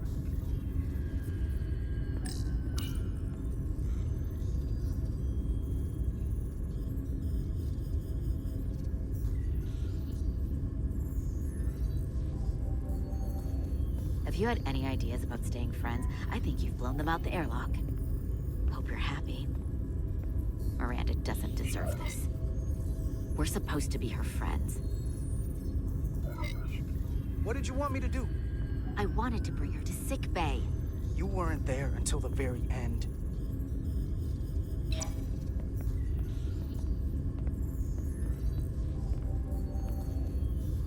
After everything we've been through together, you can throw it all away like that. I never thought you'd turn on me like this. I didn't turn on you. You brought this on yourself. Unless you have some kind of explanation. You think I owe you an explanation? Starfleet and its never-ending search for answers.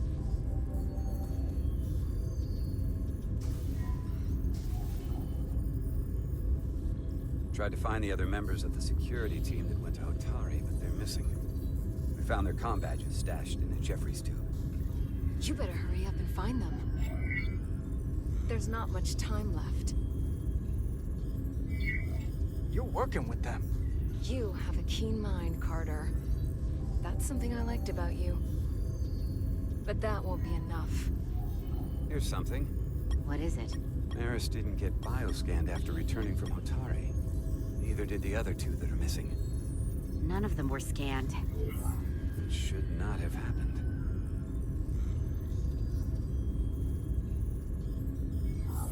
She came over and helped us open the engine compartment. The others, too. They must have used it as a way to skirt the scan. So they knew they had to get around it. I'll scan Petty Officer Maris and get some data to cut through all this speculation. I think it's better if I do.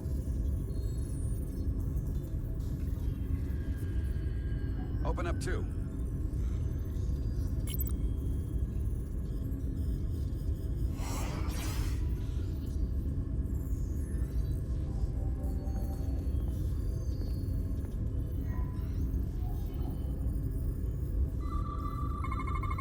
I can't believe this.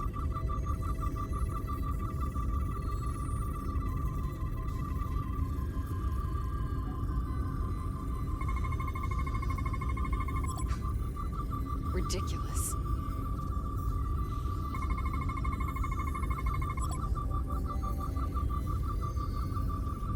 Data coming in. Come here for a second. Did you know? Know what? That's not Petty Officer Miranda Maris. What are you talking about? It's right here on the tricorder. But look at her. Hold on. Then who is it? From what I'm reading, she might look like Miranda.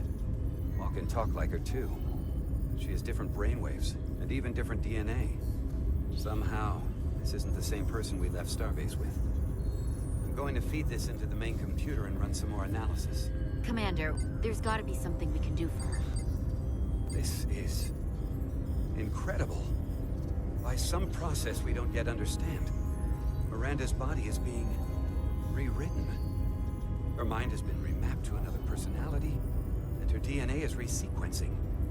I'm not sure the extent of it, but it appears to be pervasive. Something Someone has taken over and is bioforming her. That's a crude way to describe it. Bioforming. This is a problem. A big one. What have you done with the real Miranda? Where is she? You're looking at her. I'm Miranda, but so much more.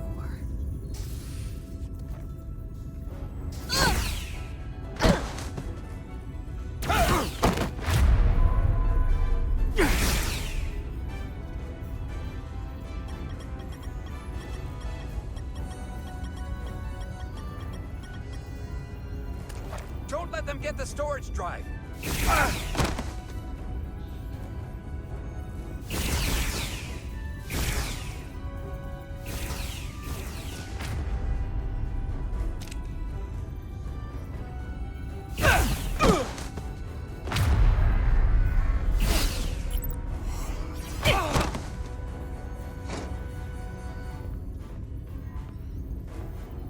Notice texta. It's not in the universal translator.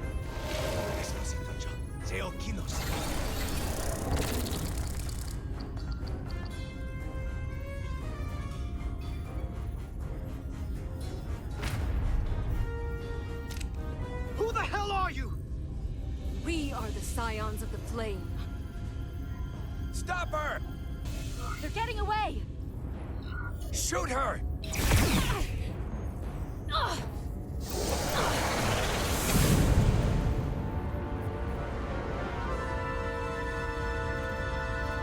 Scions of the Flame?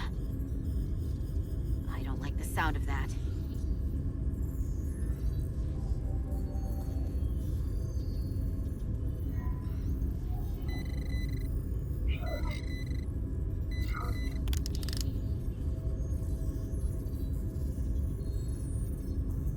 You're never gonna believe this. The reason the Universal Translator didn't recognize that language is because it's only ever been read. It's the Takan language.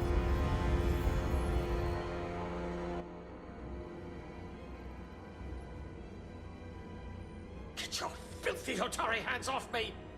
We'll burn your planet to the ground. Animals. Wait. No.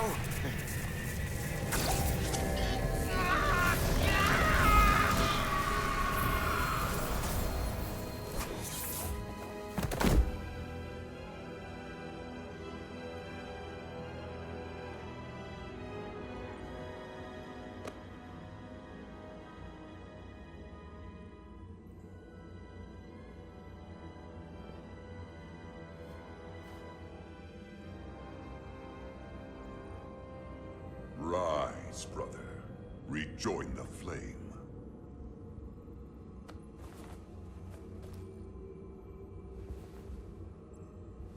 This can only mean our time has come. I'm only sorry I couldn't find a more suitable host for you. All in good time. This is only the beginning. They're working together? An Alydian and a Hotari? They did something to him.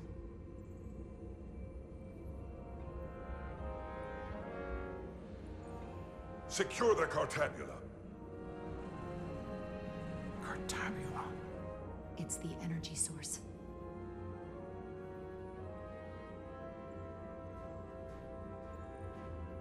Spread out. Search the vault. Go back through the mine. Cut off their escape. Find them! Time to go.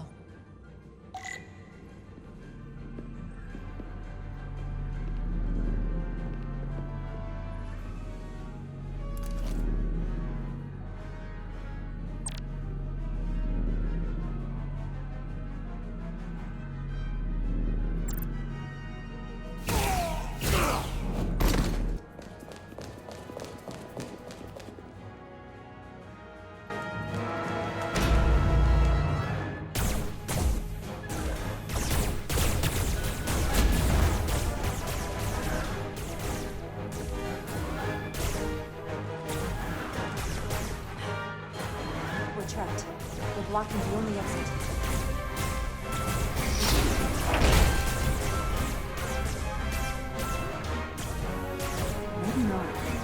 Can you buy me some time?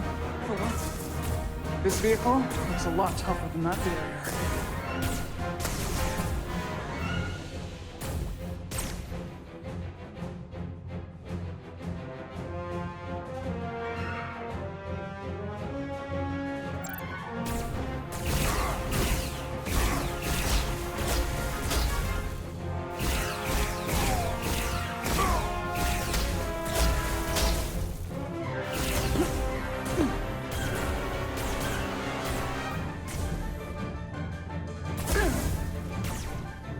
Shoot the Hotari woman!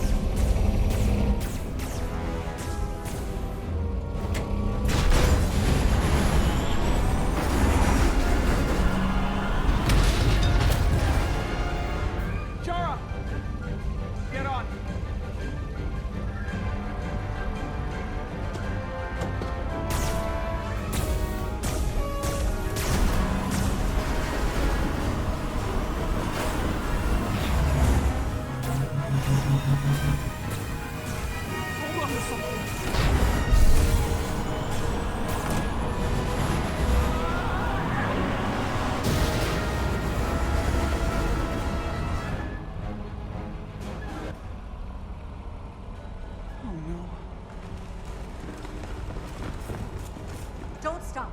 I'll handle them.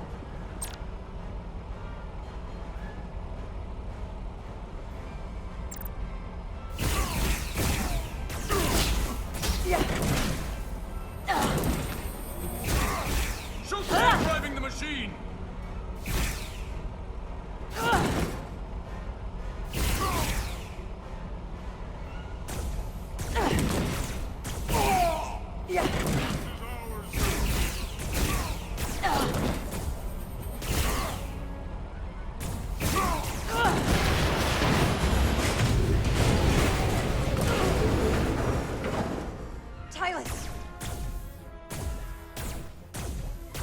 We're surrounded.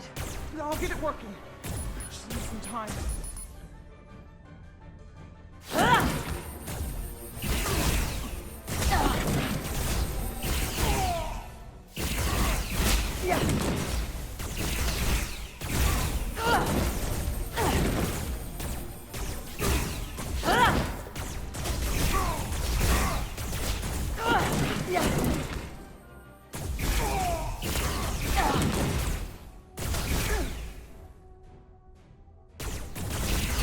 Here we go.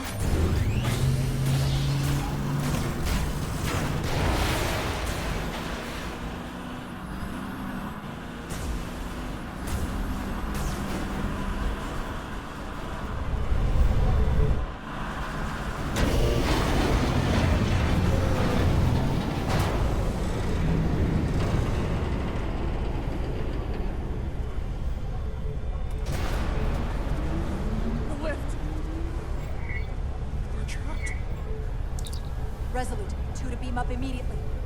Resolute, come in. Dara!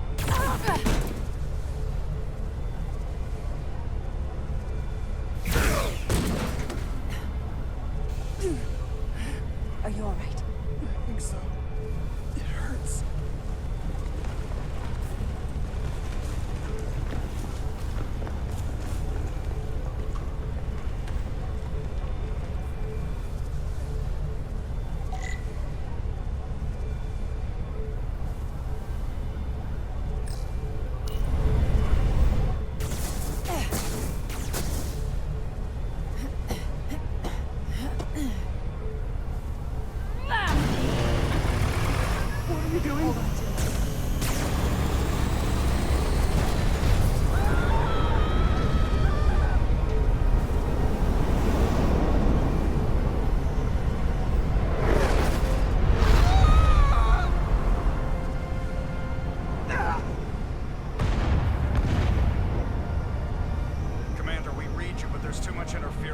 Transporters still can't get a lock.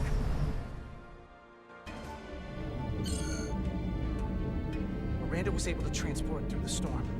There has to be some path through that we're not seeing. Tetrametric radiation is saturating our sensors. There is too much interference to pick up the residual transporter signature. Wait. Tetrametric radiation. Of course. I can align the transporter with the tetrametric signature. The crystals emit tetrametric pulses every 3.8422 seconds, roughly 26 centihertz. All of this is connected.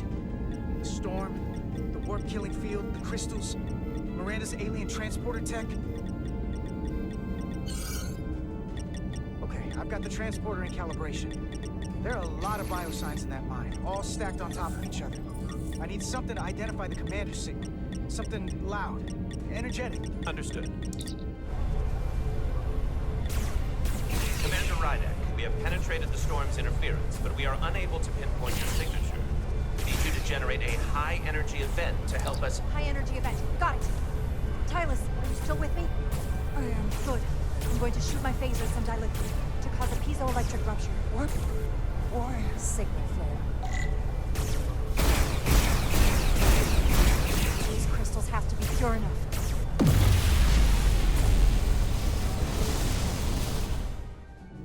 Whoa! Dilithium explosion! Is that energetic enough? More than enough.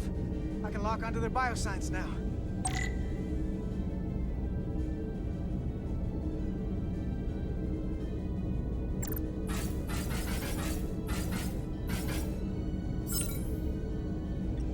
I've got their biosigns isolated. Commander, we have your signal. I'm gonna tunnel a path through the ionic interference.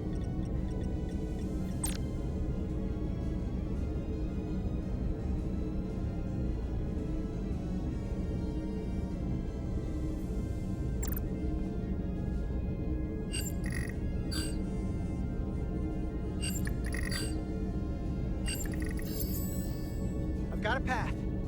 Just gotta calibrate the signal.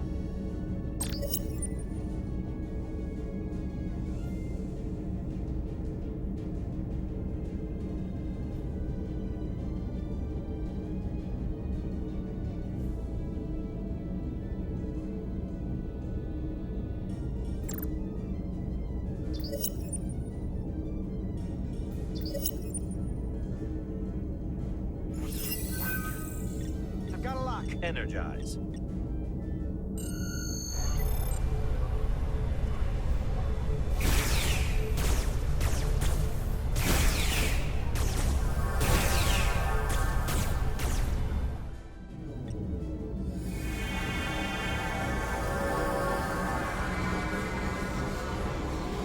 Petty Officer Diaz.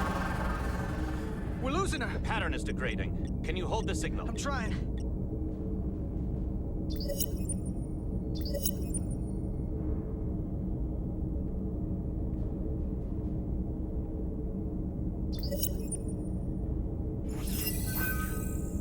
I got it. Come on.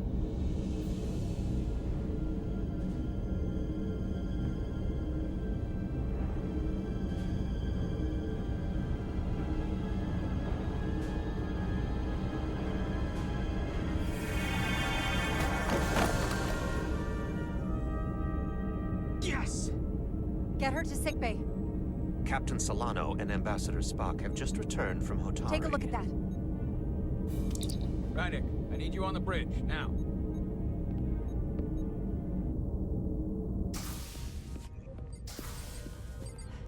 I'm here. The Alydians are preparing to attack Hotari. Status report. Your systems are now fully powered. All torpedo tubes open. They're preparing to fire! We should hail the Alydian flagship, Captain. Readying phasers if you want them. Stand by. Await my order.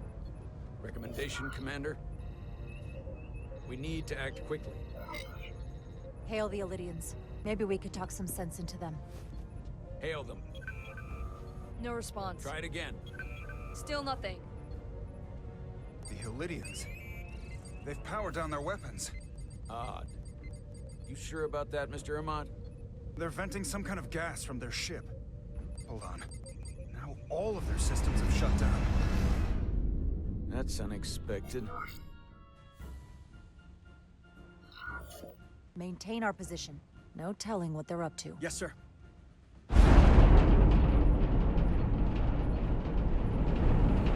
What's happening?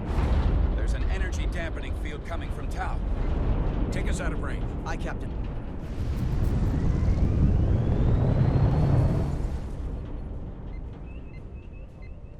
Captain, the flagship is hailing us. On screen. Zeli to the Starship Resolute. Our main power cores are completely disabled. The more power we give, the more it takes. Running off batteries. Life support systems have failed. Unable to ventilate. Contaminated atmosphere. Admiral, you are about to launch an attack on a defenseless planet. Kobliat, you supported us in the negotiations. We need your help again now.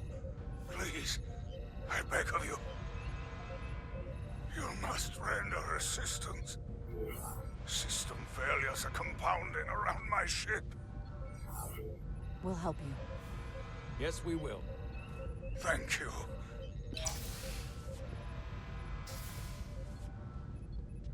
Admiral, excuse us while we devise a rescue plan. By my estimate, the crew only have 23 minutes before their atmospheric mix becomes lethal. While we may not be able to transport the Alydians directly, if we were to transport them from their ship to a nearby shuttlecraft, it should be possible to amplify the transporter signal there and reroute it to the Resolute. The Ambassador's plan is incomplete. An away team will have to beam aboard the Zeldi and set up pattern enhancers for a stable enough signal out of the dampening field. Thank you for identifying my deficiency, Commander Chovak. Jara, I need a senior officer in command of this. Take Chovak and Bedrosian in the shuttle, and get it done. Petty Officers Diaz and Edselar, you will be part of the rescue mission. As will I. We will bring the shuttle within transporter range of the Zeldi, then beam you both aboard. Beam us on board. Why? The pattern enhancers must be placed on the Zeldi to make it possible to beam the Alydians back to the Resolute. Gather the pattern enhancers, and get to the docking bay.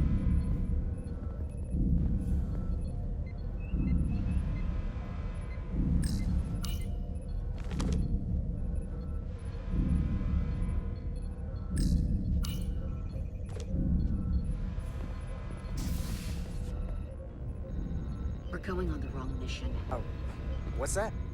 We're going to rescue the Alydians, the people that oppressed the Hotari, when we should be going to rescue Miranda. This thing that's happened to Miranda is like the Trill symbiosis joining, only worse.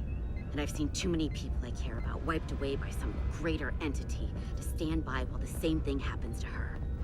I wanted no part of it then, and I won't stand for it now.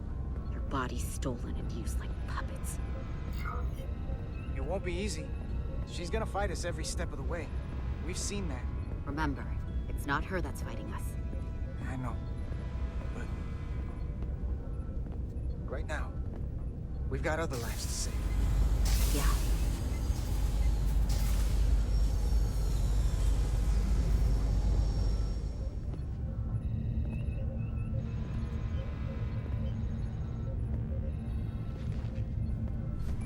The away team is ready.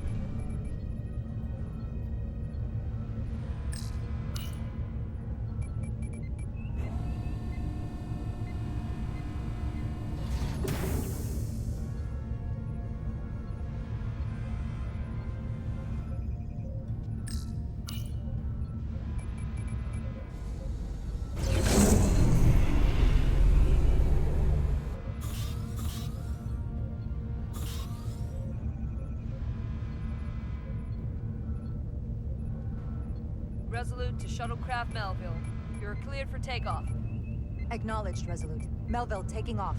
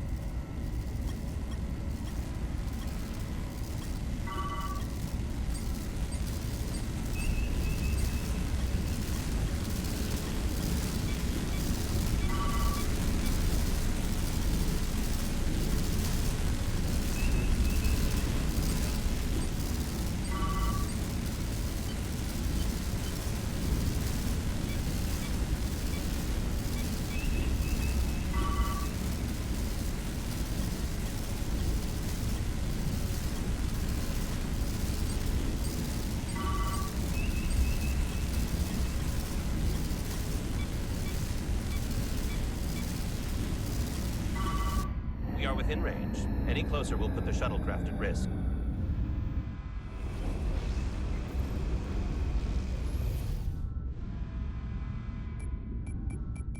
Preparing to transport the away team. Energizing.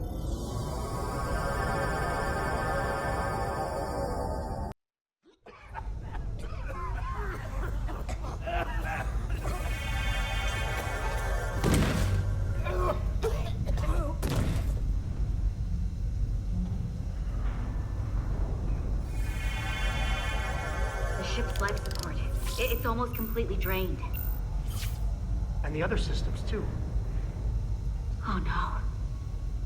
We gotta get to their transporter room.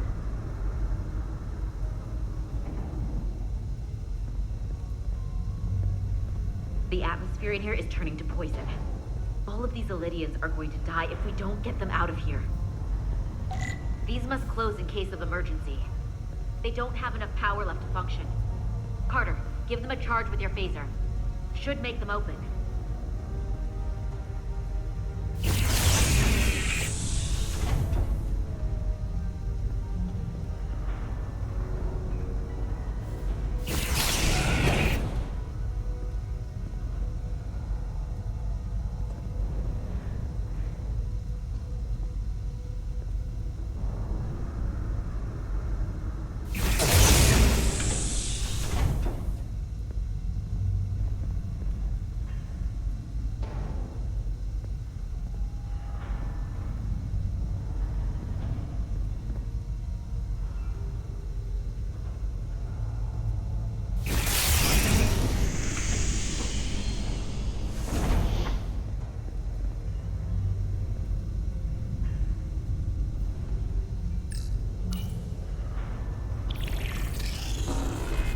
Not working.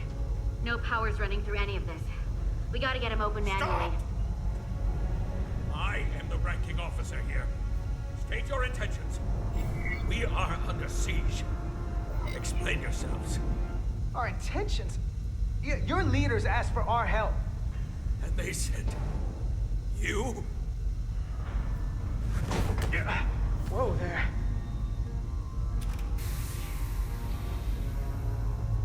I am still able to stand. What are you trying to do? We gotta get into your transporter room. Then we can get your people off the ship.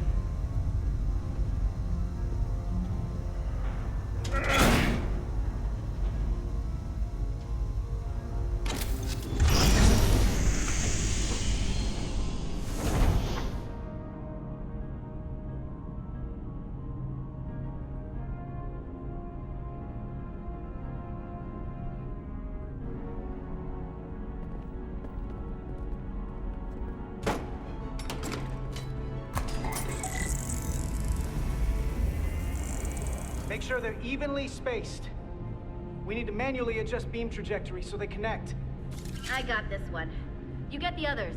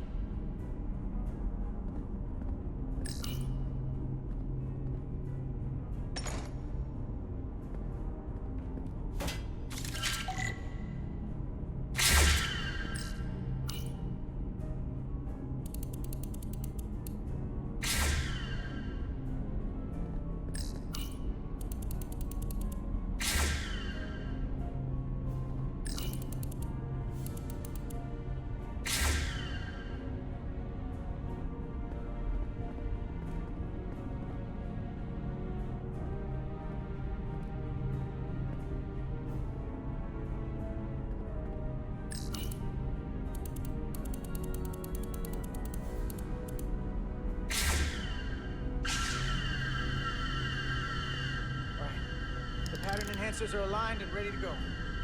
Let's round them up. These will boost the signal so we can transport through the storm. We have a shuttle outside this ship that will route the signal to the Resolute. All crew to Transporter Room 2. We are evacuating.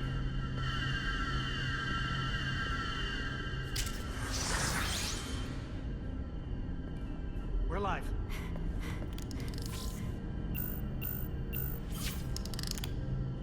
Here they come.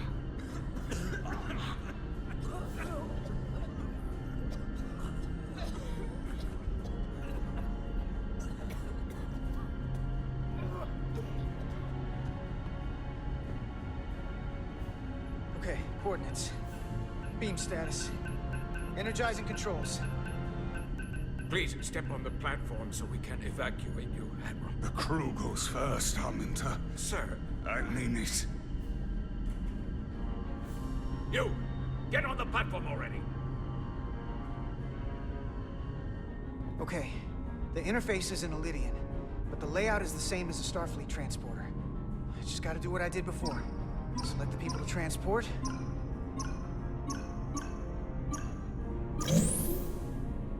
Plot a path through the ionic interference.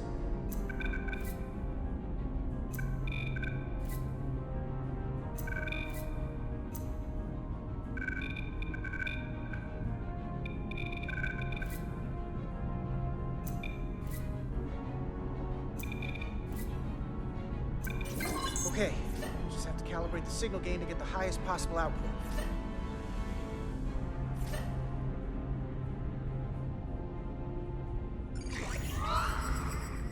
Even at this range, the interference is too much. The system is suggesting better transport coordinates. D, it's the shuttle. You're sitting right in the thick of it. I'm sending you specific coordinates for a clear signal path.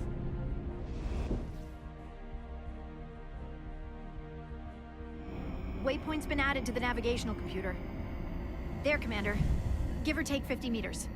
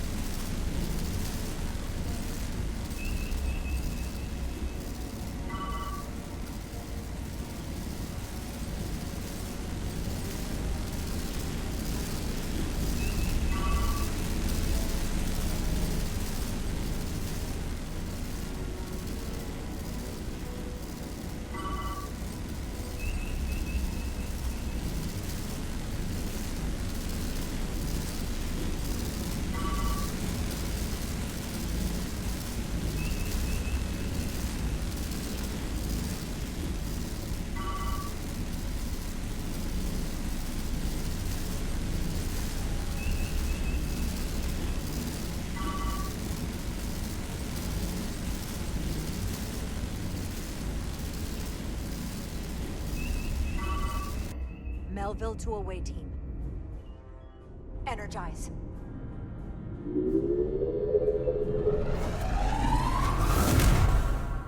I have the first group of Alydians in the pattern buffer. Redirecting and transmitting to the Resolute now.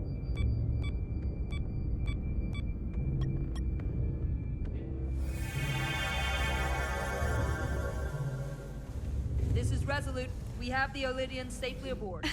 We did it! I was so worried this wouldn't work.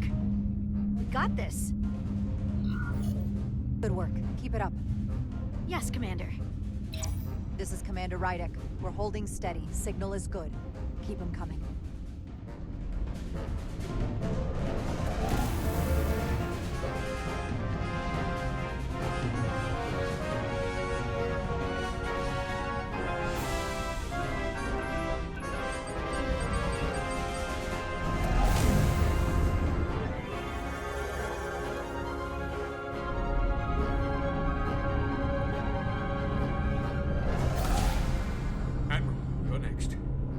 I've made it clear.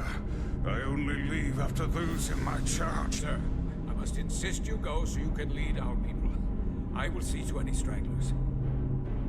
Yes, that may be for the best.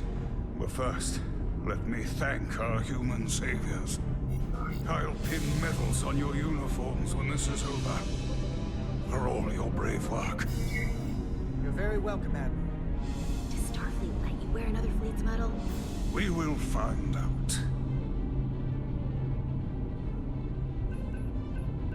We're ready for transport. Get the Admiral to safety. Energize.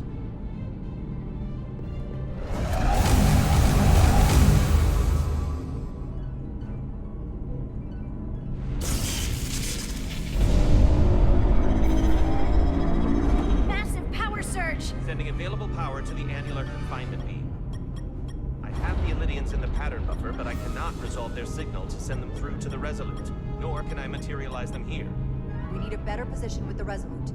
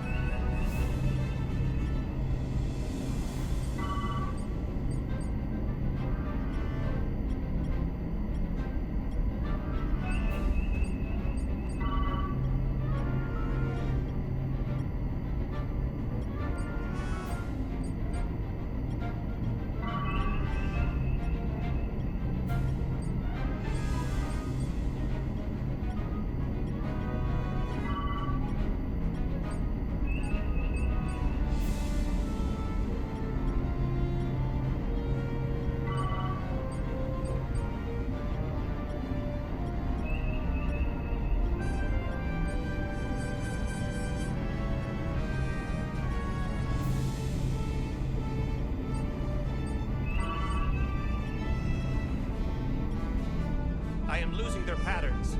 I need more power, but internal relays are not functioning. I'll do it manually.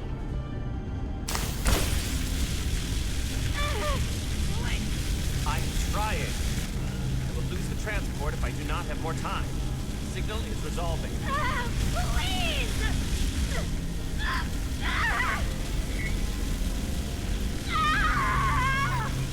Finish the transport! I have them. Transport complete.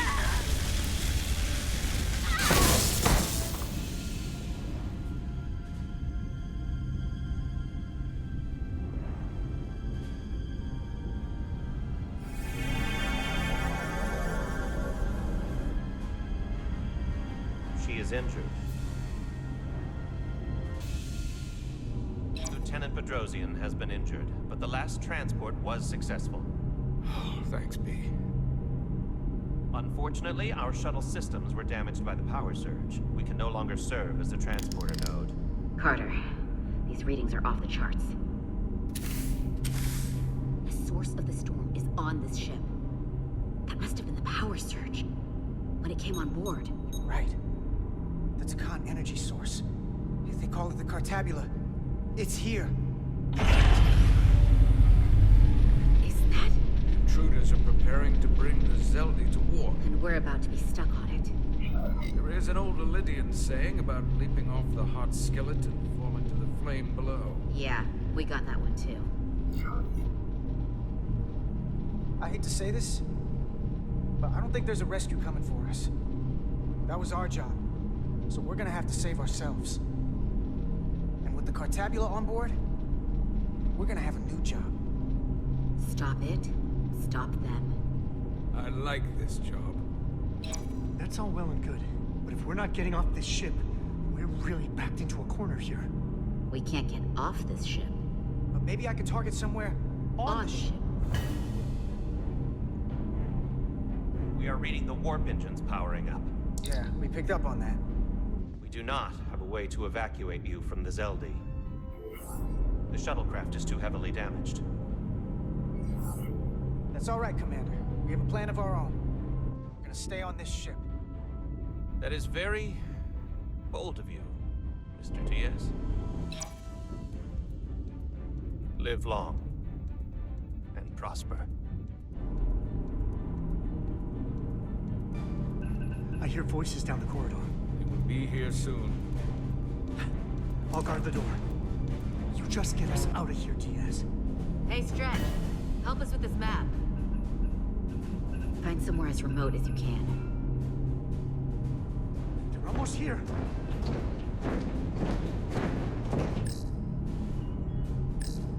There. The aft cargo bay. That is acceptable. Sounds good to me. Whatever you're doing, do it now!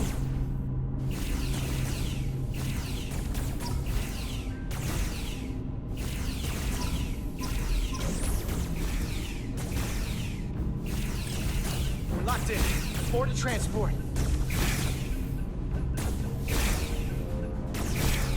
Come on, Val! Val!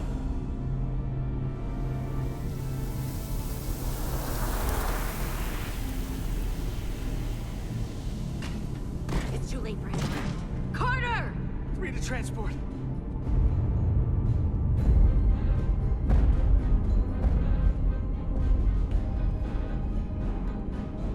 Energize.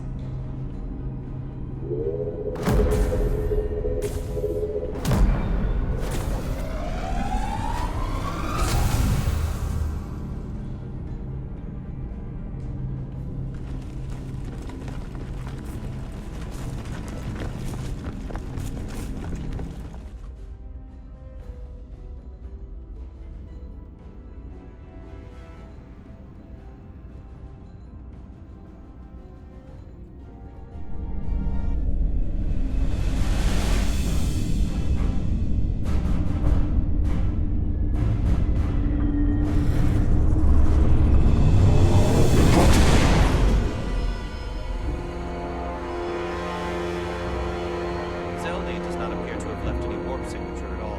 We cannot track its trajectory. Our duty often calls for sacrifice.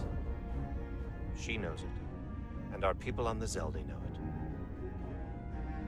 Contact the Resolute, Mr. Chovak. Have them bring us back. And tell them we'll need medical waiting for Lieutenant Bedrosian. Yes, Commander.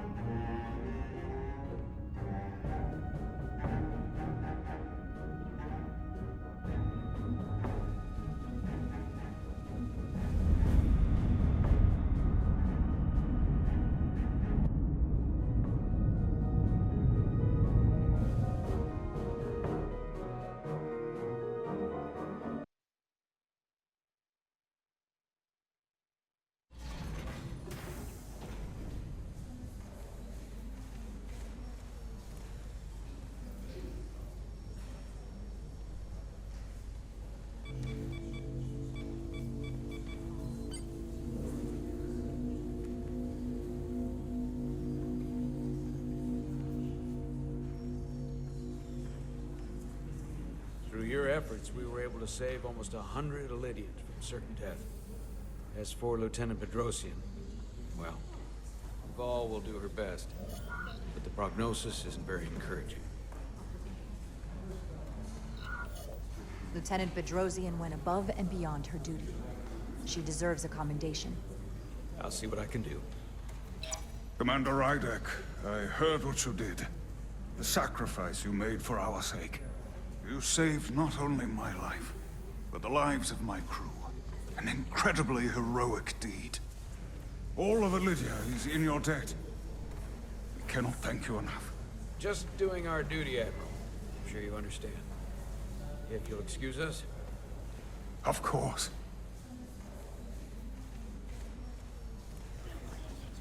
How are we getting our away team back? Ambassador Spock and the rest of the senior staff are waiting for us in the briefing room to discuss just that.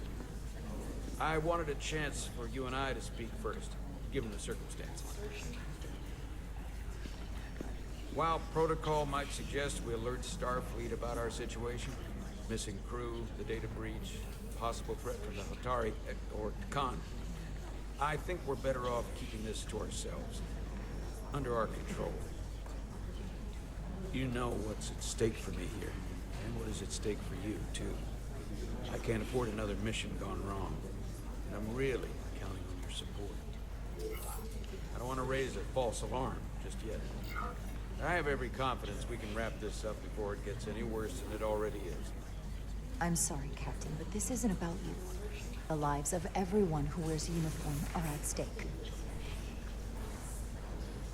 I don't see it that way. We're ready in the briefing room, Captain. On our way. Is there any update on our efforts to trace the Zeli's warp signature? Unfortunately, no. Somehow they were able to mask the signature and block our ability to track their trajectory. I'm also concerned about what went with them. A Taconian energy source. Sidron referred to it as the Cartabula. Yes, I've been analyzing your tricorder scans. This Cartabula is more powerful than any energy source on record.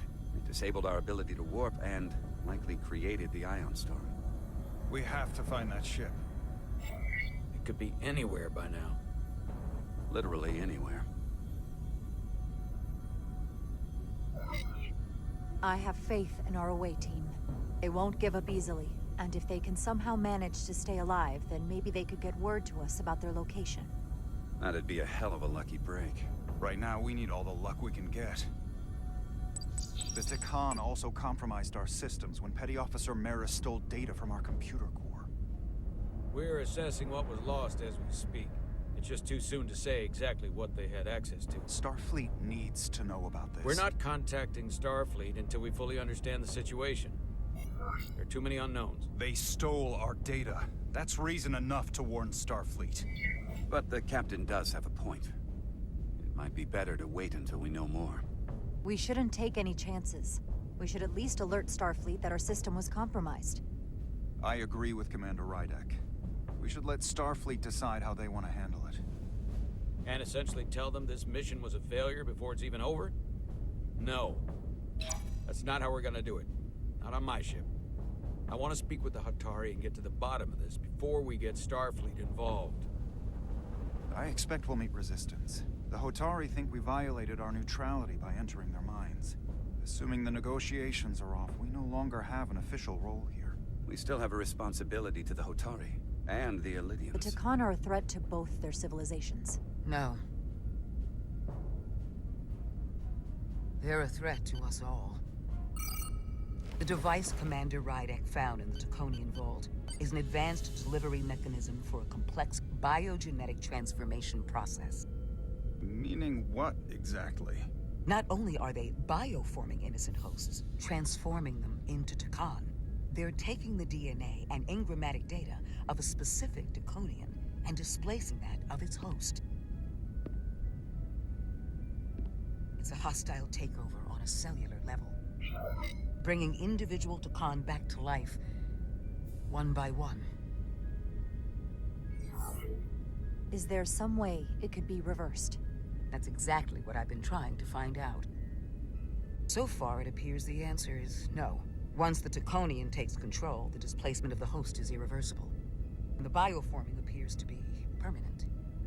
Petty Officer Maris called herself a scion of the Flame, but the computer had no information about it. She also shot the hell out of my ship as she escaped and nearly killed a few of our crew. So we know this about those scions. They're dangerous. The Takan have crossed a line. That much is certain. However, meeting with the Hotari could offer insight into their true intentions. Under the pretense of an apology for betraying their trust and trespassing on their territory. If we go to Hotari, we go expecting a fight. Phasers armed, transporters locked to all our comm badges, security officers on standby. Of course, we'll take every precaution. Come in ready for whatever they might try to do. With the Cartabula gone, I can confirm we have regained warp capability, and the use of our transporters. Excellent. Commander Ermot, see if we can arrange a meeting on Hotari as soon as possible. As Ambassador Spock suggested, under the pretense of an apology. Aye, Captain. Nice work, everyone.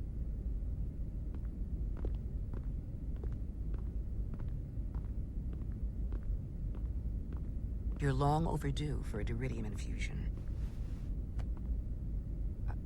Looks like I am.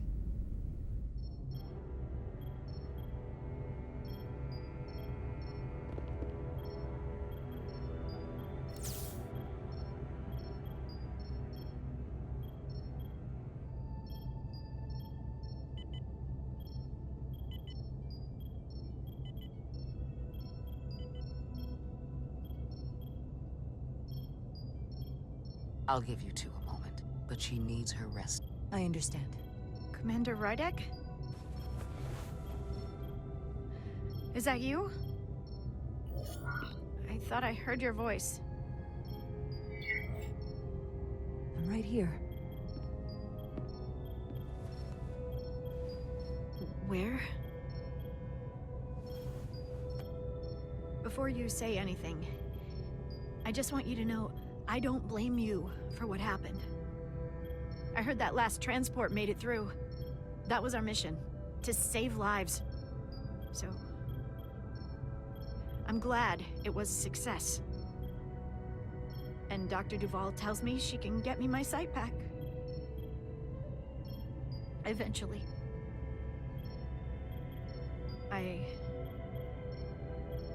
I just hope this isn't the end of my career. Can't be much of a tactical officer if you can't see what's coming. But this is all I've ever wanted to do. I have absolute confidence in Dr. Duval. If she says she can restore your vision, then I truly believe it's possible. I hope you're right. All right, you two. Lieutenant Bedrosian needs her rest, and you have an infusion waiting for you. I will check in on you soon. I promise. I'm gonna hold you to it.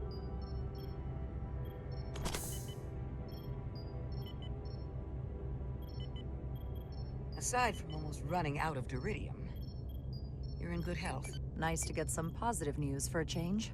You I don't worry about. The captain, however... Go on.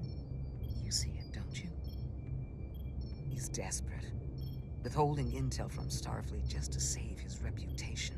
That's not normal behavior for a captain. I was relieved you called him out on it. You've spent enough time with him now. Seen enough of how he runs the ship.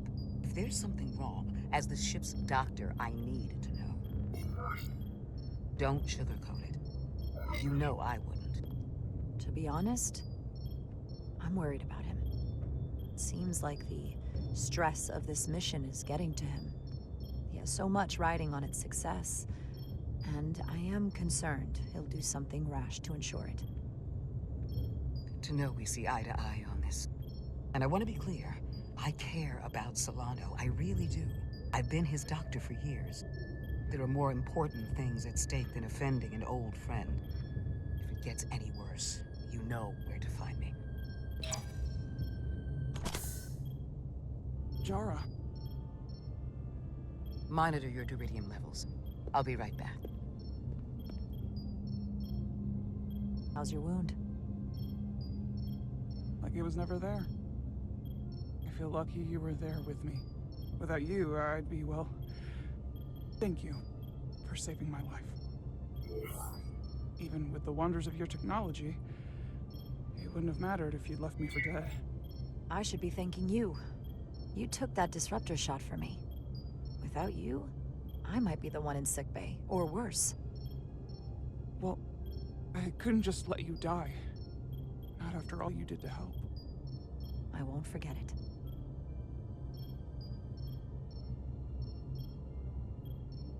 We saw the truth down in those mines.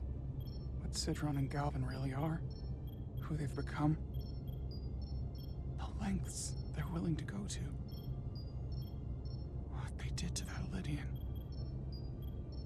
It's hard to accept. That everything I thought I knew, so much was a lie. The horror of that underneath our feet the entire time. It's always better to know. No matter how awful, the truth is better than living with a lie. I am coming around to that thinking as well. Commander Rydek, you're needed on the bridge at once. What is it? The Hotari have agreed to meet.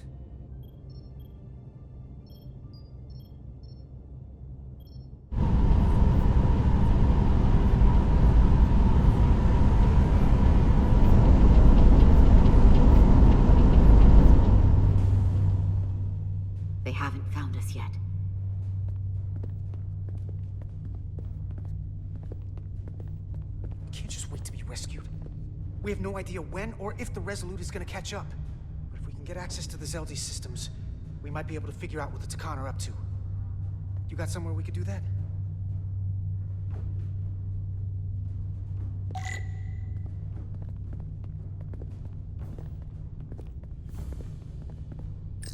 Based on how this is reinforced, it probably contains dilithium. Stray phaser blast could cause a piezoelectric rupture and blow a hole in the ship. Better be careful. Come on, Carter. We need to stick with the tall guy. Up there? All right. Edsolar, let's do this. The internal sensors. The what? When they scan the ship for life signs, they'll know right where we are. There must be devices that perform the scan. Right there. And there. There's several of them around the room. Got it. We'll disable them. How? They're too high to reach, even for me.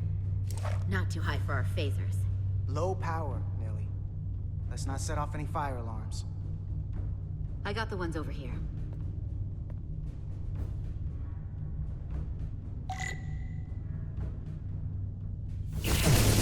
Got one. Another down.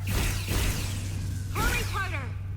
I am. Only one left. Here it comes.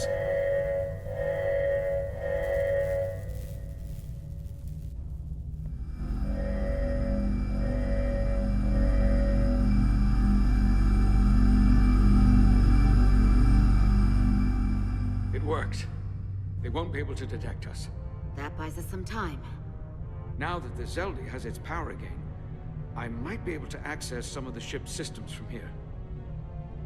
I'll take care not to give away our position.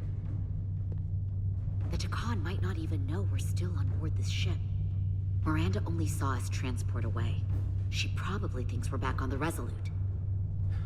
Miranda. Don't give up on her yet, Carter. For all we know, she was trapped, watching it happen. Fighting it the whole time. The person who shot at us wasn't Miranda. Don't think for a second that she turned on us. Because I don't.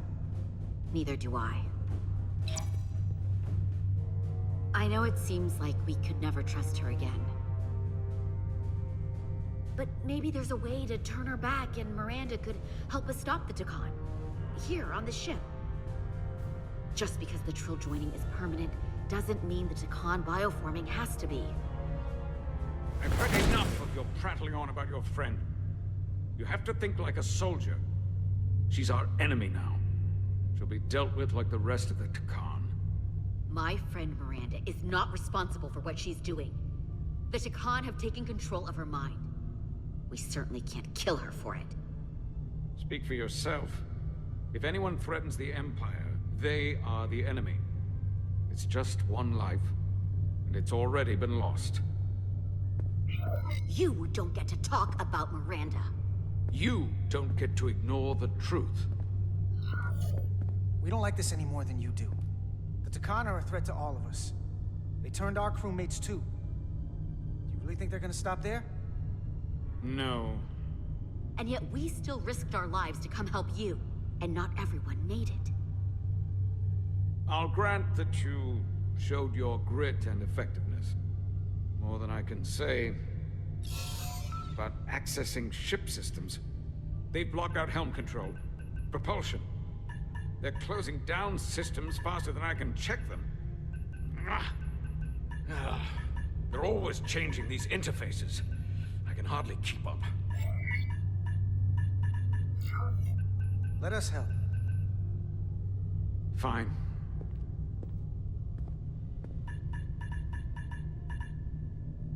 They're using a senior officer's access code to lock down our systems from the bridge. The Takan must have turned someone in command. Here's something. I can see the course they have plotted in.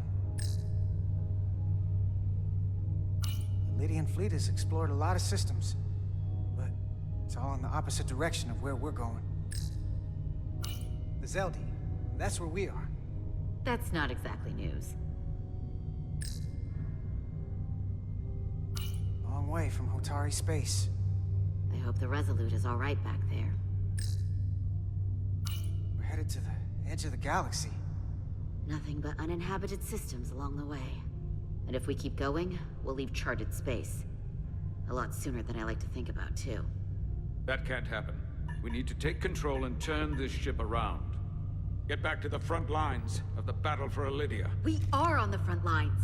They're going to do this all over the quadrant. The whole Federation is at risk. That is a possibility, but it's already a reality for my people. I'm sure it's pretty damn real for the people who are trapped in their own bodies controlled by the Takan. You can't just turn your back on them. I'll take this ship without you if I have to. And I'll bring it back to Alydia, or I'll destroy it. I won't let it stay in the hands of the enemy. Aren't you supposed to be some kind of diplomat? Military attaché. Well, you're not exactly building a coalition here. The time for diplomacy is over. This is war. And I haven't forgotten how to wage it. The most important thing is that we get control of this ship, so that we don't end up so far away that the Resolute can't ever catch up to us. And if we control the Zeli, that also means they can't use that Cartabula thing. I'm not sure we can do much more from here. What's this? It's a data stream. It looks to be a two-way communication. Let me see if I could put it through a demultiplexing processor. Can you get that clearer? I'm trying.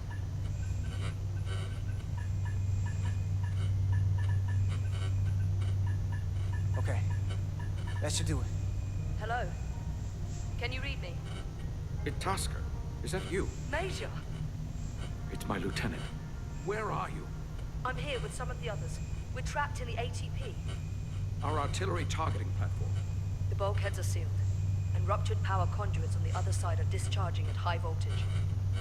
Major, we've seen Sidron and the other Hotari, and if we can get free, I think we'll be able to overpower them and take back the ship. Itasca, are you still there? Itasca, are you still there? You shouldn't trust anyone else you meet. The Hotari have been transforming people on the ship. We've seen it happen. Bioforming. It's only a matter of time before any remaining crew are turned against us. You have to come and help us. I gotta ask, are you sure that's really your comrade? It's Itasca. You're going to have to trust me. I know Lieutenant Itasca well. That's her. Clear and not under duress beyond our current circumstances. I'm sure of it. Trust goes both ways. We trust you. You trust us. I'll go with that. Until you give me reason not to. Back at you, Stretch. We'll make it to you undetected, and we'll free you from the ATP. We'll be ready and waiting, sir. I may not know the computers very well, but I know every inch of this ship. I can get us there, safely, through the back routes.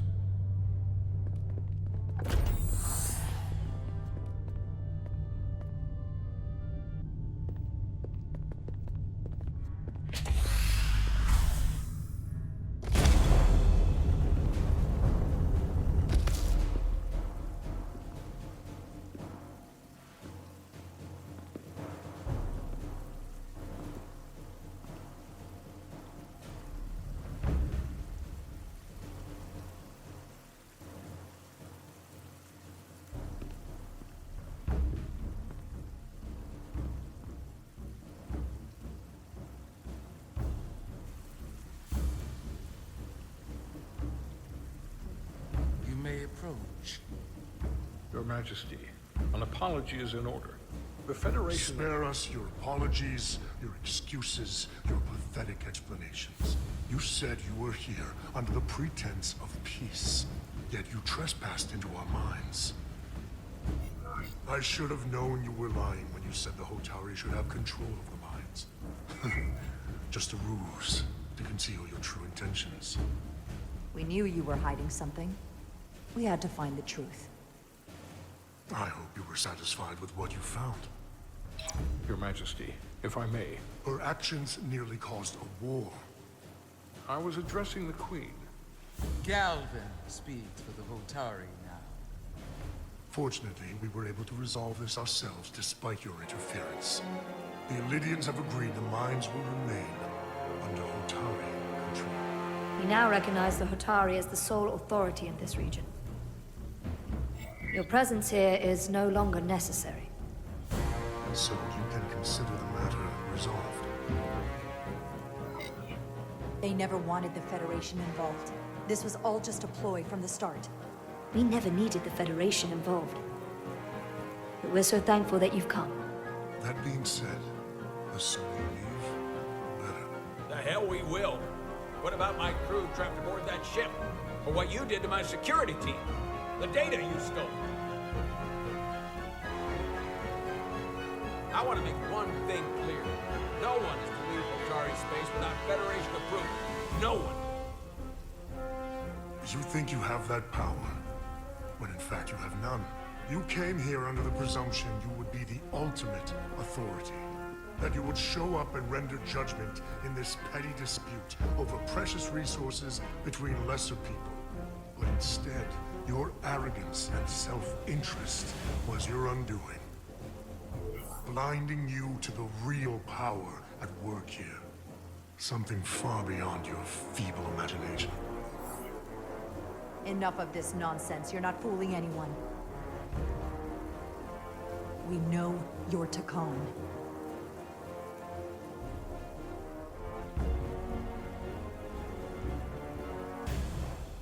Takan. A word I haven't heard in a very long time.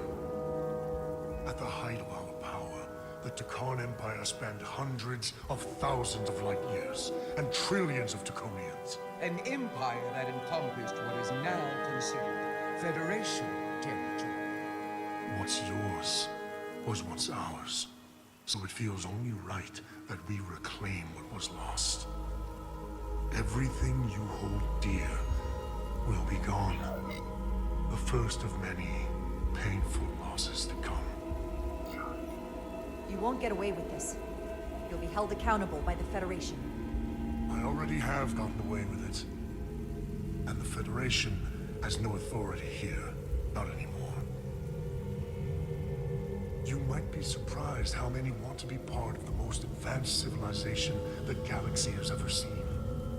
We will not stop until we've reclaimed what is rightfully ours. Imagine what a queen, a starship captain, or even a Federation ambassador could accomplish if their power was wielded by a truly superior entity.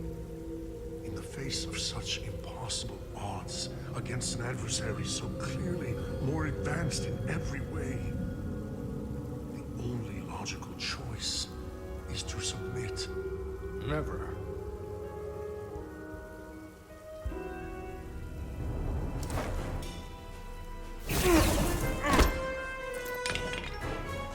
Seize them.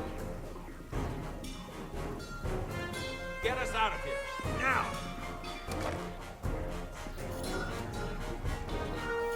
Ride it to Resolute. Beam us out.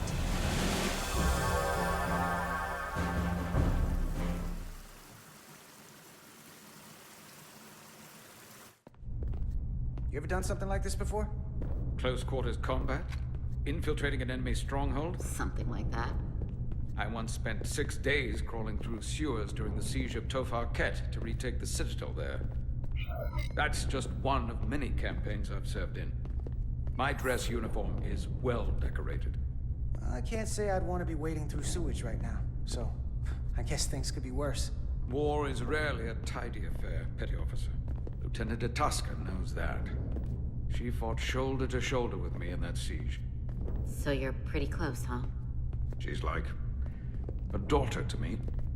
She's saved my life more than once. She's more than just a comrade in arms. Don't worry. We'll get her and the others free. I'll worry less when that's been done. But once we have my comrades, proper soldiers, we'll be able to retake the bridge. Then, our fleets will catch up to us. The ATP is just down that corridor.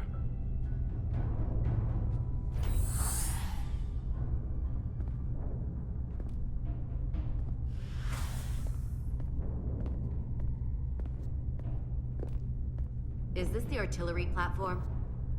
This is the power distribution for the forward armament cluster.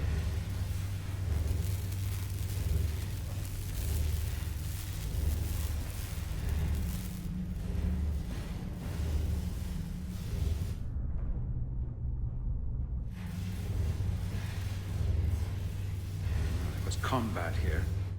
Disruptor burns on the walls. Signs of a grenade detonation. I can see why they're trapped in there. That's gonna be just as hard for us to cross. We'll need to find a way to get in there and shut down the power. The distribution conduits have been knocked loose. The currents in those lines are illegal. Is there any way to power those down? Each circuit has a control panel that regulates power to the magnetobanks. Track connections between the power lines and the control panels. I should be able to clear a safe path to your crew. We'll get the door open here.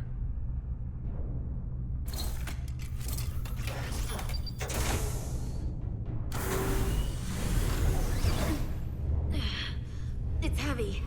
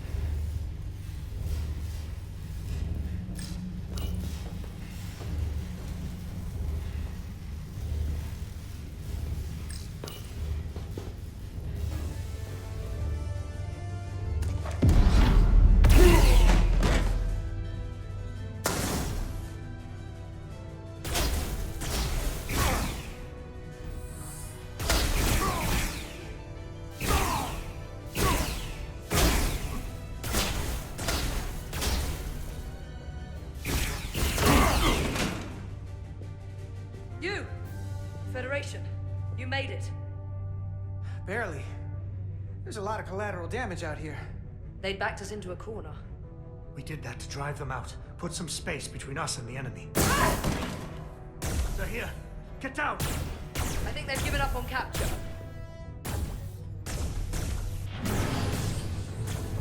We'll never make it if we go back that way. You, give me a hand with this!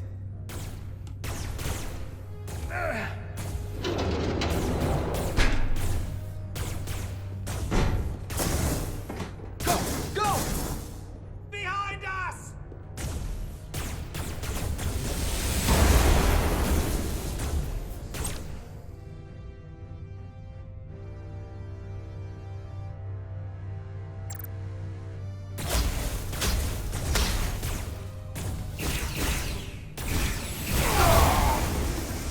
Oh!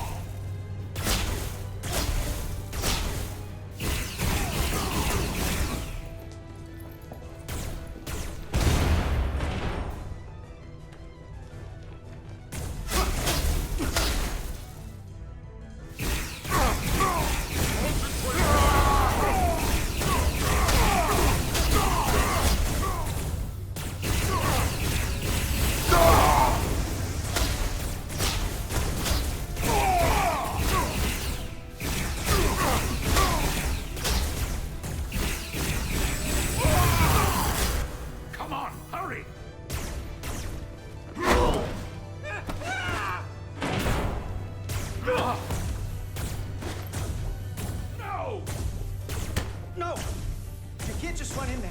We must live to fight.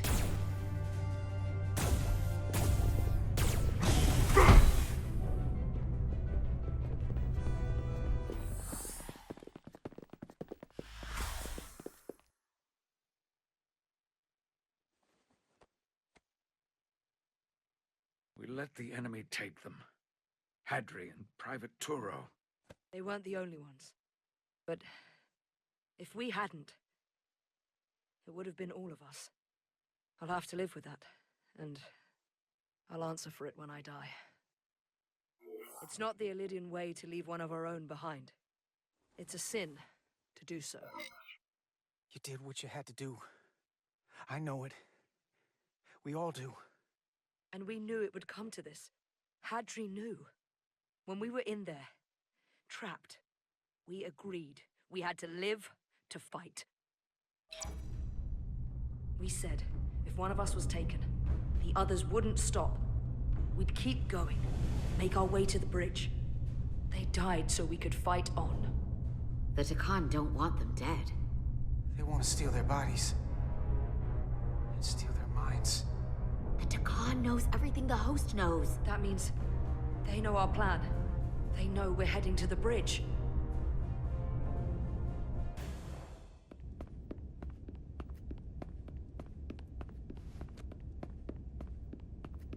Tylus, you should be in sickbay.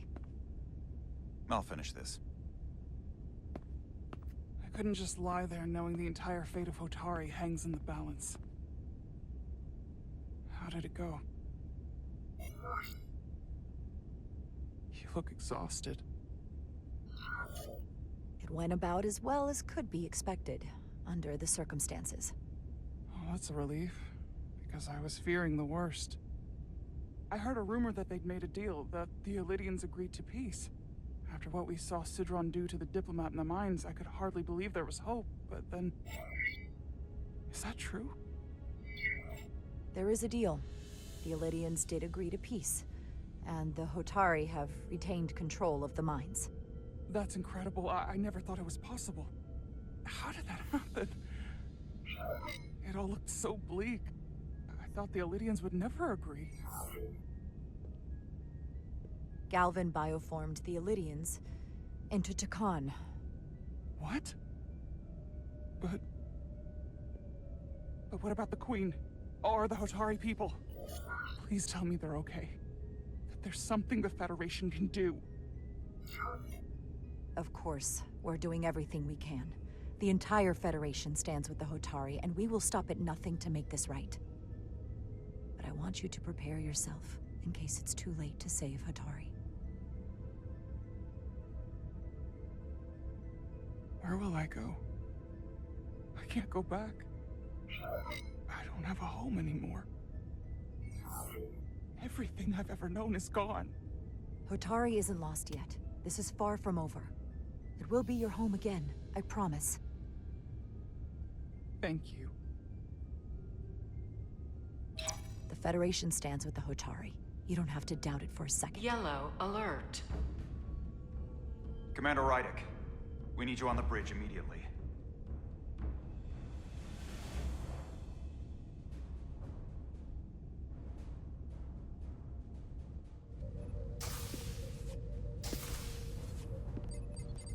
Commander.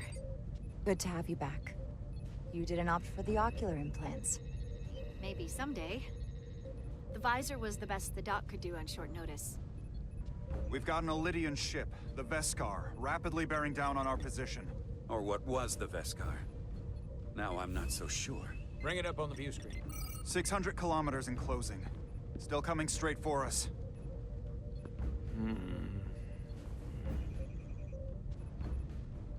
Commander?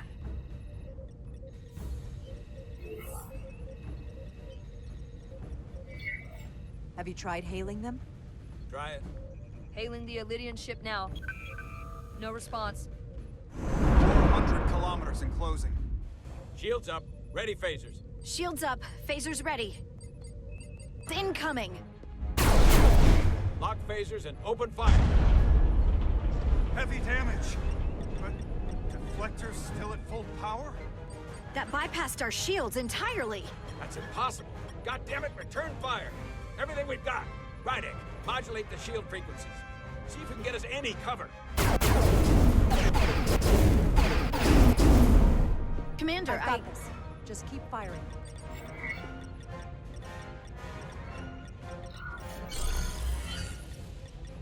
Shields still have no effect. That doesn't make sense. I'll try another.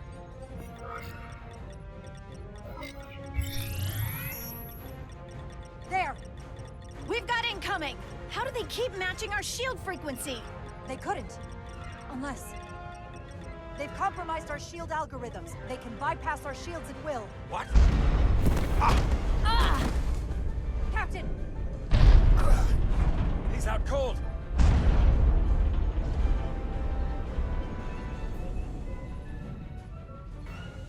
Why'd they stop?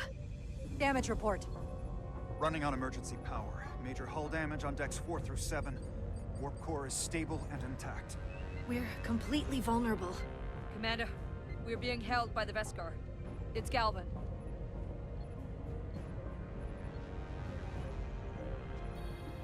On screen.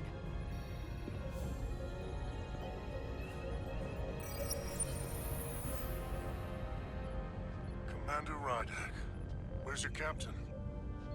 Not dead, I hope. At least, not yet. You're dealing with me. Is that a problem? One inferior life form is as good as another. I have to give you credit, Commander. You survived longer than I thought you would. But make no mistake, your shields are useless, your weapons ineffective, and there's nothing you can do. I could destroy you at any moment. But I'd rather hear your pleas for mercy first. Your existence is entirely in my hands, and I'm not in a forgiving mood. It's entirely possible you could destroy us. But the truth is, we're worth more to you alive than dead. Better if we report back to Starfleet about the power of Takonian technology, and the futility of fighting it. There might be value in that. I've been thinking about what you said, Commander. You claimed I would be held accountable. And here I am. Hold me accountable. The Veskar's weapons are powering up.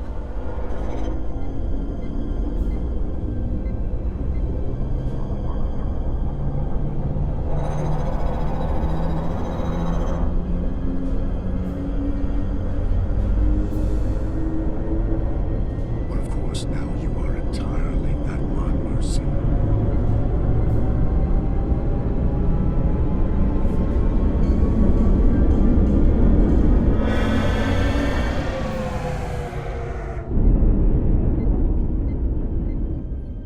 So I've decided to let you live. Because there's merit to the idea you're worth more to me alive. Tell your Federation that Takan are as merciful as they are powerful. That you were fortunate to escape with your lives. We appreciate your mercy. And you rely on it.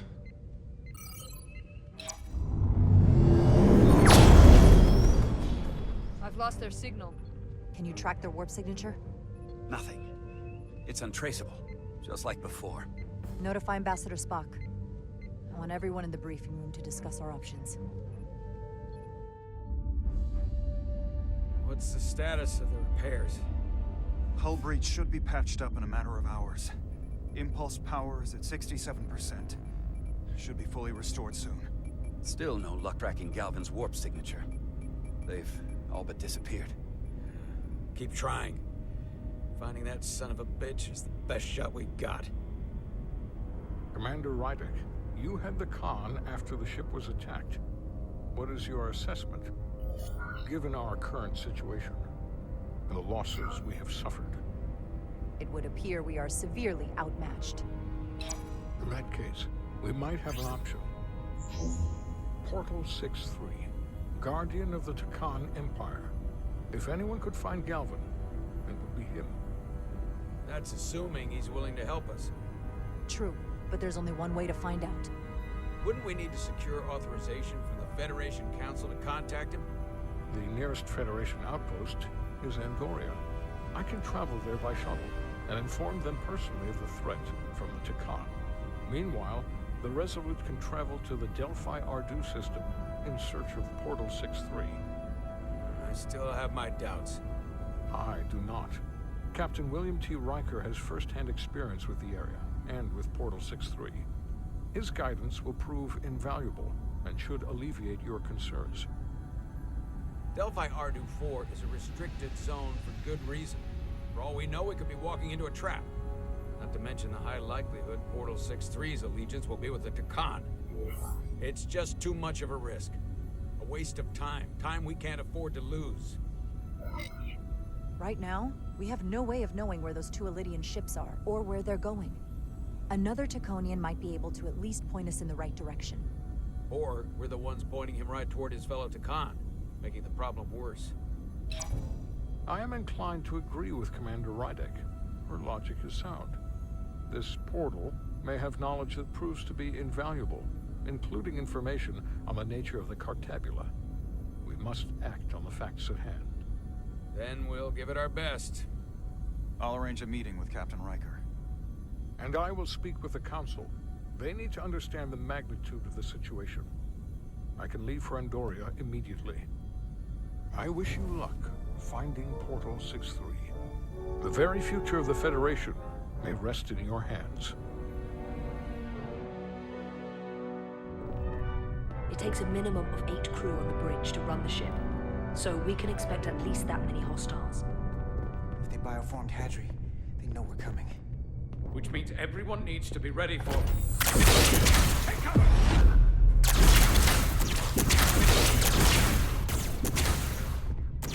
Now what? We need that door sealed. You can handle that. Where do you need us? There's an access panel there. You should be able to patch into the local systems. We'll be shot getting there. I'll cover you. On my signal. Now!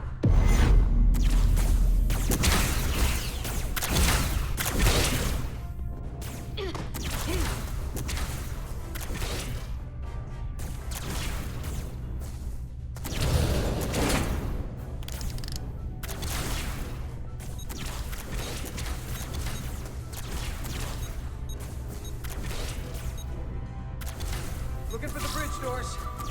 Wait, what's this? Got something? Gravity. If I invert the artificial gravity inside the bridge, that'll throw anyone on the bridge right up into the seal. He'll never see it coming. Itaska, get ready to charge. Charge? Gravity polarity. Now!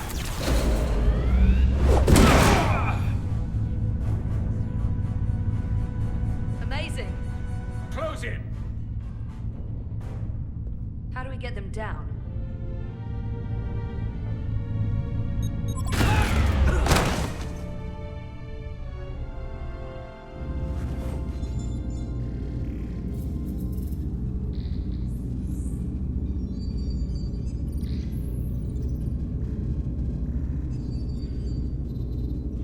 What are we gonna do with them? We don't have time to take prisoners. So you're just gonna shoot him? I haven't decided yet. It's not just up to you. I'm the ranking officer. And we're not in your army. It may not be convenient, but we don't kill enemies who've surrendered. Keeping prisoners is a luxury we don't have. It's not a damn luxury. You're an engineer, not a soldier. This is clearly my territory. You think you have enemy combatants here? This is a hostage situation. Each one of them has an innocent life inside. I'll keep watch on them. As will I. We can't let our guard down around the enemy. Petty Officer Diaz and I will figure out how to stop the ship. Let's hurry. The rest of the Takan could show up any minute. Crystals. They're all over this place.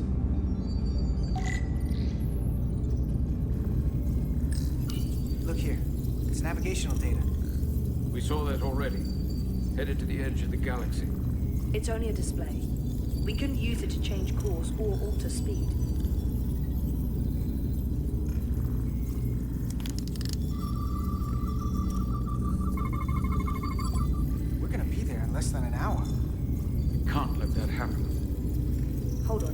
days to go this distance with our fastest ship. We're traveling at a warp factor many times greater than this ship should even be capable of. What are the engines doing to produce this kind of speed?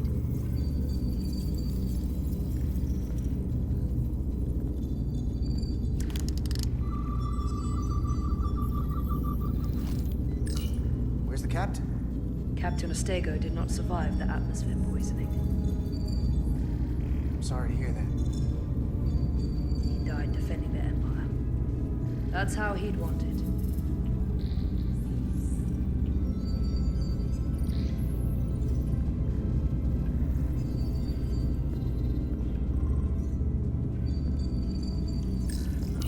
This console looks unaffected.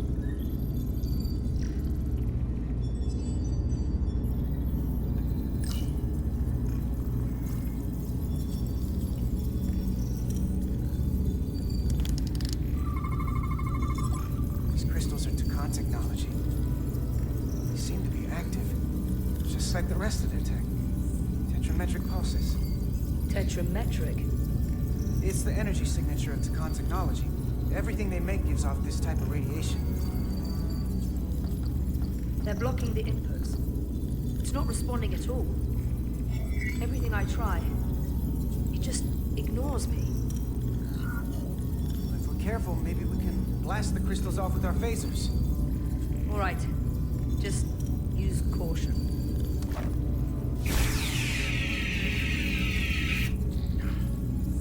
Not a scratch. There are other consoles to try.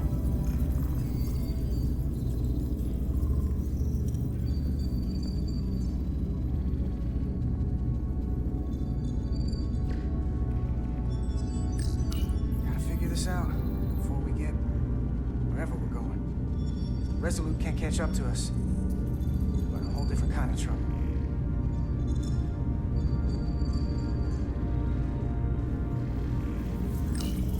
There are two interfaces on top of each other. This is not Alydian programming.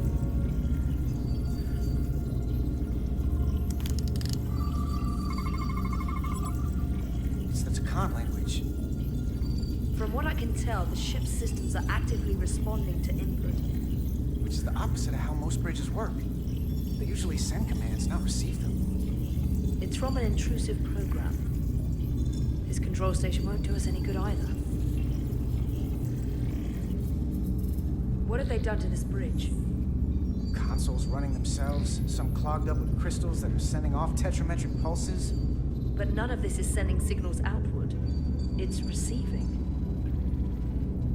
They're flying the ship from somewhere else. That should be impossible. But it explains why there's less than a full bridge crew. If they aren't flying the ship from the bridge, where are they controlling it from?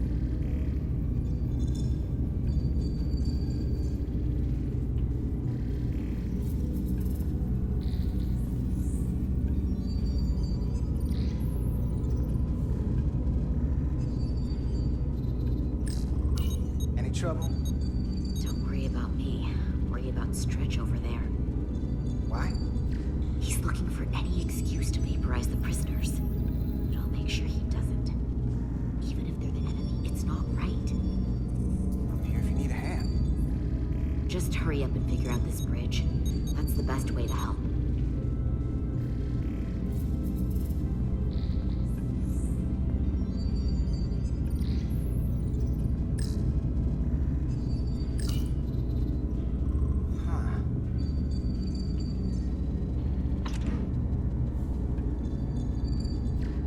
Careful where you point that thing. It's not active. I can't see any way this would work as a weapon. It's dead. Out of ammo? Not sure. Everything under control? Yes. These Takan haven't made a move. Yet. What you're doing is working. There's plenty more I can do. But it doesn't have to be that way. As long as they behave.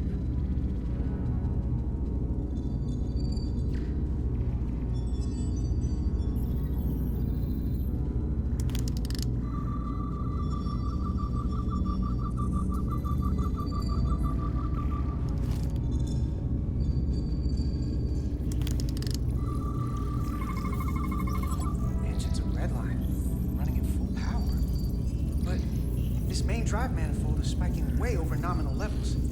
Very dangerous. Even at 100% output, the warp cores wouldn't push this much plasma to the drive section.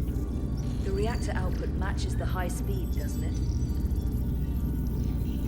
Whether it's these crystals or the power from the Cartabula, Takan have found a way to increase the engine output at top speed. We have to find a way to hit the brakes before we outrun anyone who could help us. We stop it, so they can't get this ship where they're going, and enact the next phase of their plan. That is, if they don't destroy us all first. I would have thought this ship would disintegrate going this speed. But somehow, that hasn't happened yet. That's just two sides of the same coin. It's what? Either way, we both want to stop the Zeli. Ah, yes. And we will find a way to do it. I hate to think what the Cartabula could do if it was plugged into something it was meant to power. That's everything. We got some answers.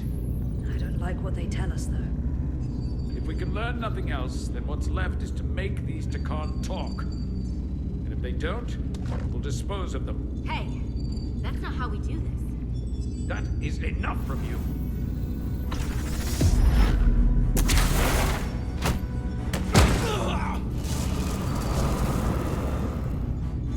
I thought that thing was useless. It was. No power. Until he touched it. Weapons must be biocoded. Our technology will only work for one of our kind. I can assure you, this weapon works just fine for me. Slow down, Arminta. You can't control this ship with a disruptor. But I can use it to control you. Ah!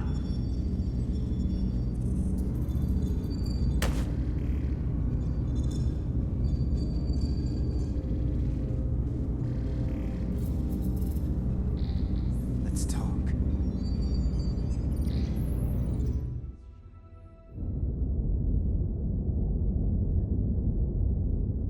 The Titan's communications officer says Captain Riker will be ready in just a moment. You need to see this. The report on the data breach. Damn. It's worse than I'd hoped. They didn't just compromise our shields. They stole the shield algorithms for all of Starfleet as well. Meaning every ship is potentially vulnerable to attack, making this so much worse than it already was. Given the potential consequences, we should notify Starfleet as soon as possible. I don't disagree, but I'll reach out to Ambassador Spock about it. I don't want to cause a panic, and I doubt he does either. I have Captain Riker for you.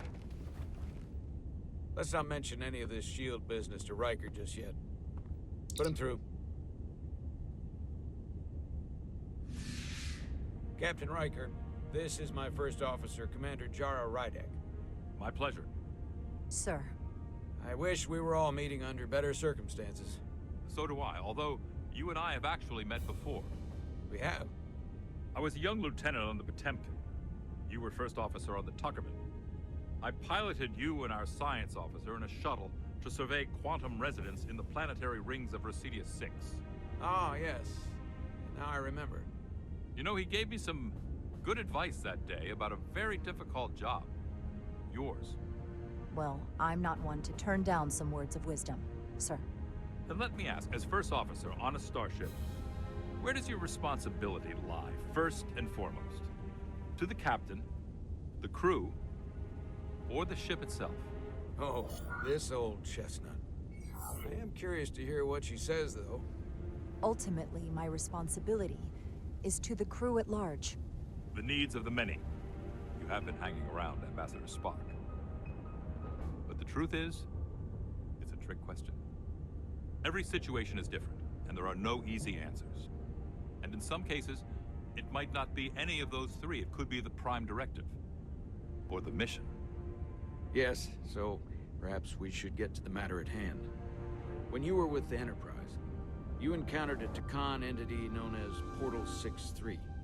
The Enterprise was held captive in orbit until you were able to convince him to let the ship go. All of which is detailed in the mission report. What we want from you is what we can't get from the report. What can we use to get Portal 6-3 to help us? I've often thought about that over the years. How a small difference in the encounter could have led to disaster. The most important thing is, don't let him push you around. He can appear as a man or as a godlike projection. He'll test you, but don't be overwhelmed by the pageantry and theatrics. I'll stand up to him. You can trust in that. Good, but that's just the first step. Portal is full of bluster and bravado, but he can be reasoned with. And that's my other piece of advice. You want to appeal to him rationally. You don't want him thinking you're acting out of fear. But we are afraid of the Takan, and with good reason. He's not the sort to suffer fools. And he'll lose interest if he feels his time is being wasted. I suppose that's one thing we have in common. Do you think he knows that the Takan have returned? He didn't even know they were gone when we went there. But the moment the Enterprise dropped into orbit around Delphi Ardu 4, he downloaded the entirety of the ship's computer. So I'd expect the same when you get there. What if he won't cooperate and we have to face these Takan ourselves? Then we have a much bigger problem on our hands. What I mean is, in the 16 years since you discovered this outpost, there has to have been research. Battle plans for what to do about the Takan if we encountered more of them. I need to know what they are. If I had that answer, it would have been the first thing I told you. We both know Command has had their share of hidden plans in the past. Like Admiral Hansen and Captain Shelby's Special Projects Division at Starfleet Tactical, devising new ways to take on the board. Trust me, this isn't some Starfleet conspiracy to keep you in the dark. But if you two don't think you're equipped to make contact, you need to tell me now. Because there is no silver bullet here. Now's not the time to hesitate. I need to know you're up to this. You're not the only one who's met the Takan anymore. We've faced them in combat. We're not just the right ones for the job. We're the only ones. All right. Asked and answered. There was a special task force that considered the Takan, and I was part of it. But because there were no other signs of the Empire, we determined the best course of action was to create a restricted zone around the Delphi Ardu system. I have my concerns, but I'll clear the way with the brass for your travel into the restricted space. Just remember what I've told you. And it wouldn't hurt to read some Sun Tzu en route. Or Marcus Aurelius. Anything else? Machiavelli? Thank you for your support, Captain Riker. I wish I could be there myself. But my first officer would probably see to it that I stay on the bridge while they get all the excitement on the away mission. The burdens of command. Rest assured, the Federation is taking this threat very seriously. You won't be alone out there for too long. Thank you, Captain Riker. One more thing. Ambassador Spock said that Takan stole some data from your central computer. What's that all about? We're still assessing the extent of the breach. Nothing to report as of right now. That's it? Ambassador Spock suggested it was something more serious, which is why I'm asking. One thing we know is that they stole Starfleet shield algorithms. The shield algorithms? That could jeopardize every ship in the fleet. We're still making sure our assessment is accurate. We don't want to raise alarms unnecessarily. This is as real as it gets, Solano. I have to talk to Starfleet Command now, so I think this conversation has come to an end. I really do hope you get Portal 6-3 and find those Takan before this gets out of control. Riker out. I specifically said I wanted to keep this under wraps. I thought we had an understanding. Now all of Starfleet will hear about this. I'm sorry, Captain, but I didn't feel comfortable lying to a superior officer. I have no problem telling Starfleet. I just didn't want Riker holding this over me. Now I have to think about the damage control of it all. You're dismissed.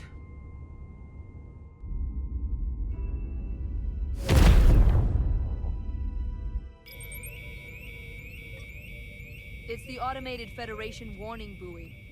Transmitting the disable code Captain Riker provided.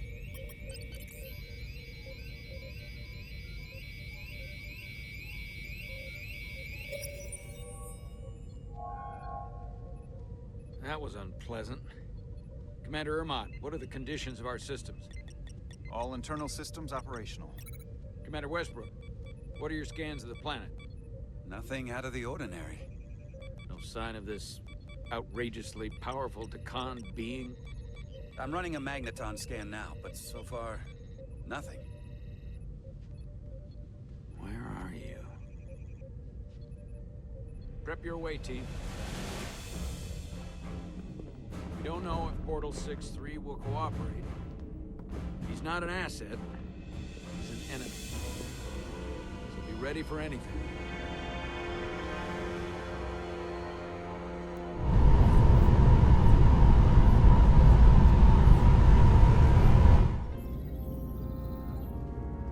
Prove you're worth keeping alive for a little while longer. I cannot stop this ship any more than you could stop the tides. Not good enough. The impotent threats of a lower life form do not sway me. I will not bend to you. I was born 600,000 years ago. But a new age dawns today. Are you the scion of the flame?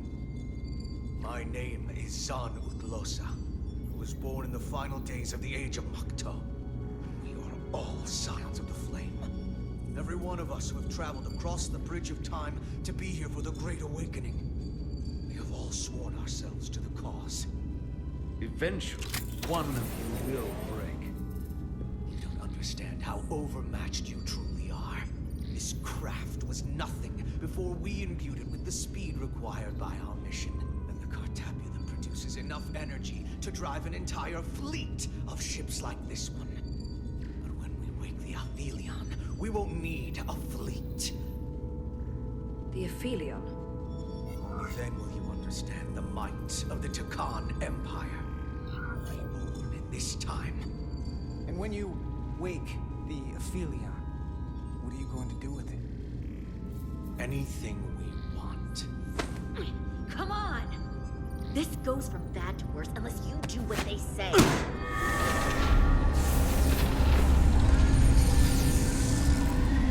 It's coming alive. You can't stop the ship. Then he will. Or we cut off his hands and use them ourselves. The moment I reduce speed or change our heading, the others will. First, they'll just resume course from elsewhere. Trivial matter. And then, they will come here. For you, this is a dead end. That's a risk I'm willing to take. Not if they're just going to start it again.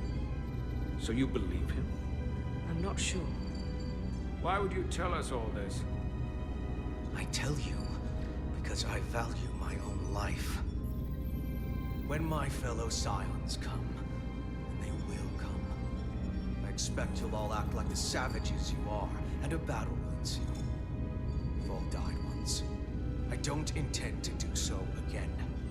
I won't touch those controls. If you want to get us killed, do it yourselves. You fear death. There's a way to stop this ship for good, and he knows how. Just needs more pressure. What kind of pressure? We heard him. He'll talk. Trust me. That's against Starfleet protocol. You're not on a Starfleet ship. Your protocol does not apply. We take the action that will lead to our victory. Don't assume your moral code takes precedence above all others.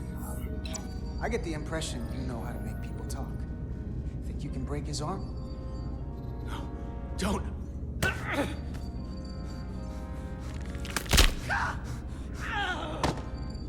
What the hell, Carter? We don't torture people. Did you forget what uniform you're wearing? What it stands for? This isn't like you. I just hope Kapoor didn't feel that. That doesn't make it better. I have only just begun. Stop, please! Wait! The warp cores. Our technology is amplifying the ship's output, and it still relies on the warp cores to provide plasma to the engines. Disable those, and the ship grinds to a halt. Sabotage. This displays for all life forms on the ship. This is where the infiltrators are, the central artery of ship systems. Sensors, propulsion, weapons. And this is engineering. It's deserted. If I can get us there, can you cripple my ship? Not something I'd normally ask, but I'm coming around to it. I got this. I'm an engineer. This is my territory. Then we'll follow your lead. This plan of yours has one problem. It strands us. Left out of the fight when there is a war going on. Our fight is here, now. This is how we do the most good. For the Empire. For the Empire. So, Carter, you didn't beam out after all. I thought you'd escaped when we boarded. I'd almost hoped you'd made it off. And Nilly's there with you too, right? It's good you two are together. I know you're here, Carter. Your technology is so simple to us. You're not a fighter. I know it. You know it. That's why you're hiding. Somewhere on this ship. But the Takan Empire has so much to offer you.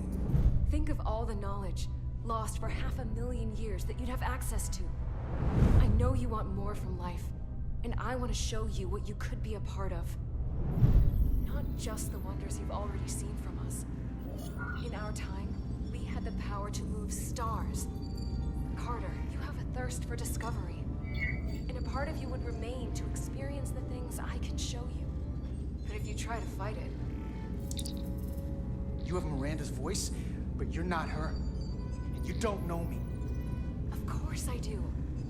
I remember... well, I remember everything.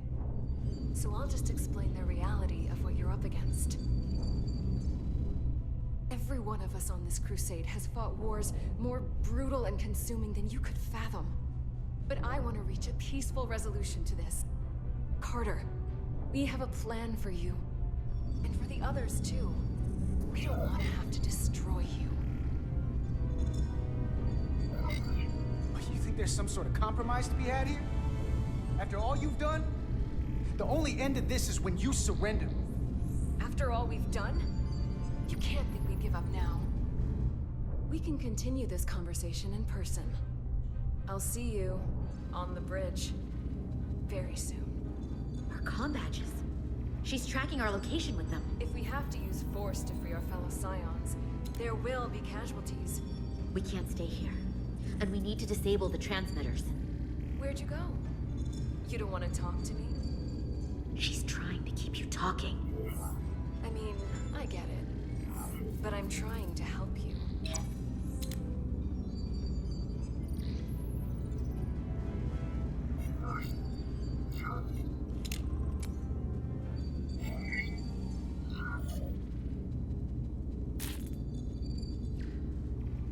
Got it. Mine's done too. Time to hit the road. You've forgotten something.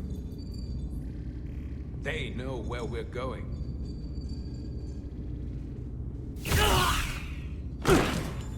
Set to stun. You're not going to shoot a guy who's unconscious, are you? You keep getting in my way. You already broke his arm. What more do you want to do? I want to eliminate loose ends. And I did that for you. Solve the problem of what to do with him.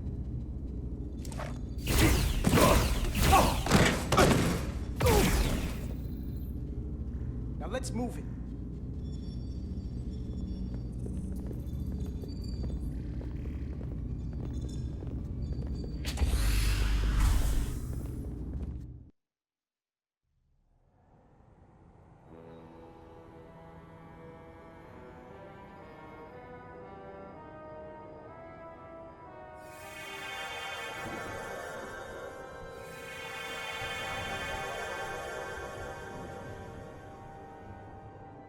Our coordinates match the exact location where Riker met Portal 6-3. Unlike Riker's team, we beamed down without a problem. It's quiet. Portal has to know we're here. If he won't come to us, we'll go to him. Spread out.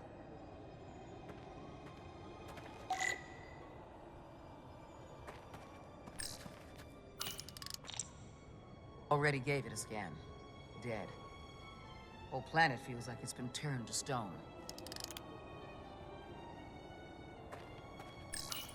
Doctor? Commander, keeping an eye on those iridium levels? Good.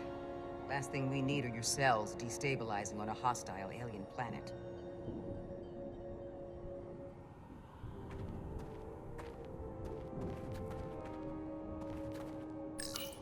Anything unusual, Commander?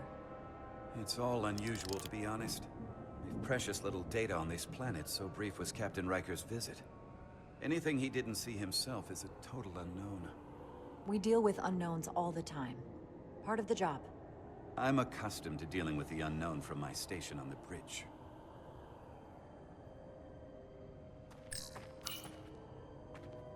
If I recall right, Geordi LaForge transported in here, hanging upside down.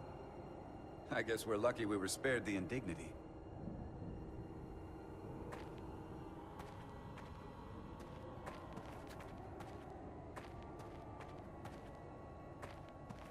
This is where Portal 6-3 projected his image. He was guarding this bridge.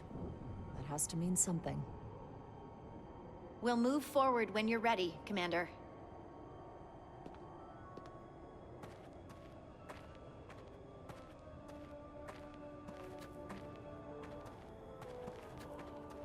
Follow me.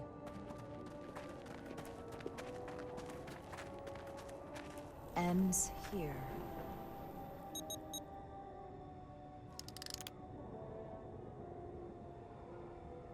Is it me, or did that path just disappear? There was a path there a moment ago. There must be an explanation.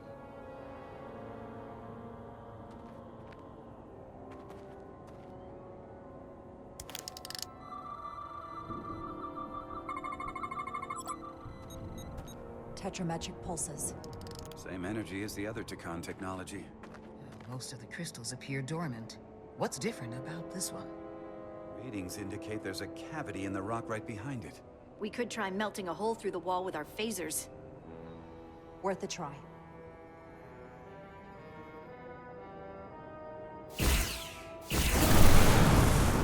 Whoa! An illusion. I'm sure that wall was as real as the rest of them. I felt it. It's almost like our holodeck technology, but far more advanced. The crystals must be absorbing the energy from our phasers. I'm picking up something. A biosignature. It's faint, but it's there. With me.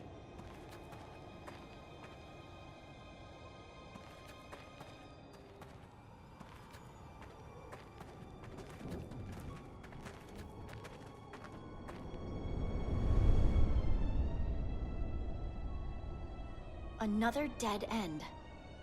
Or another illusion. Crewman LaRue, if you would.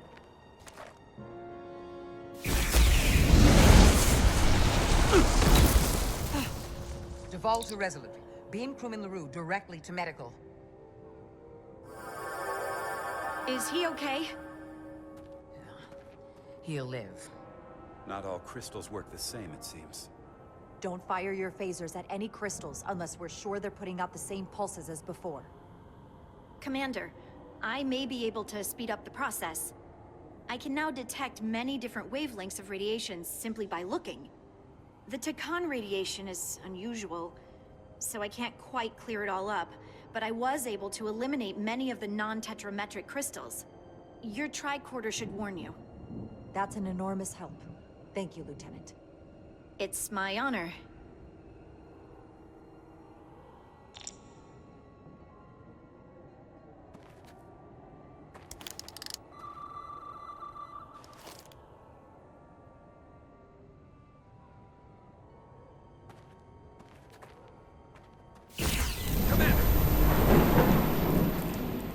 Look at that.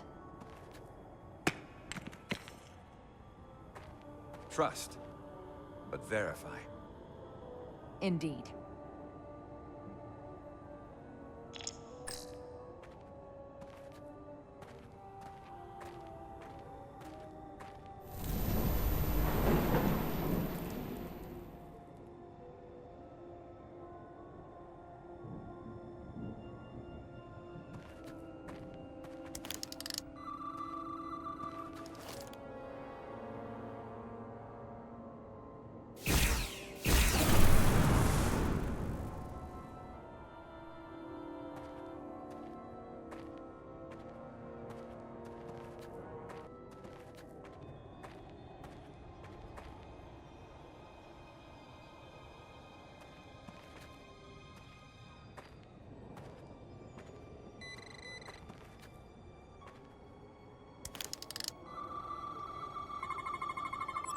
Tetrametric.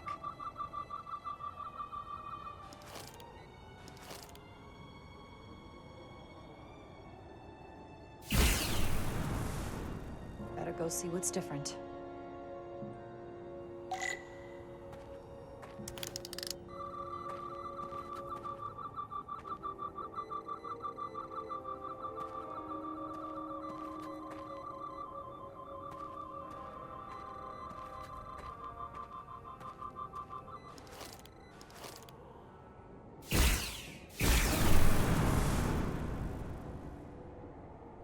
The way's clear. Good work, Commander. We'll make sure it's safe.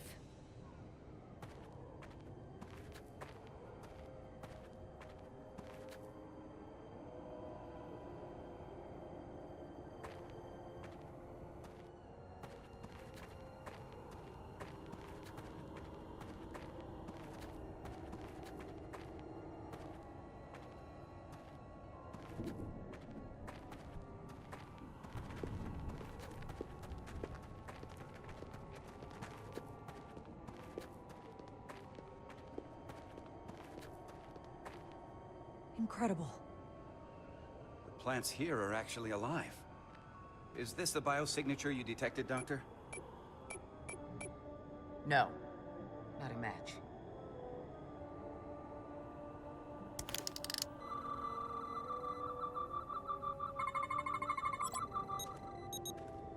Tetrametric. Then it's creating an illusion as well. Based on the data we have so far. Only one thing left to do. Doctor, be ready to beam us out if it turns out we're wrong. Devolve to Resolute. Lock transporter on away team.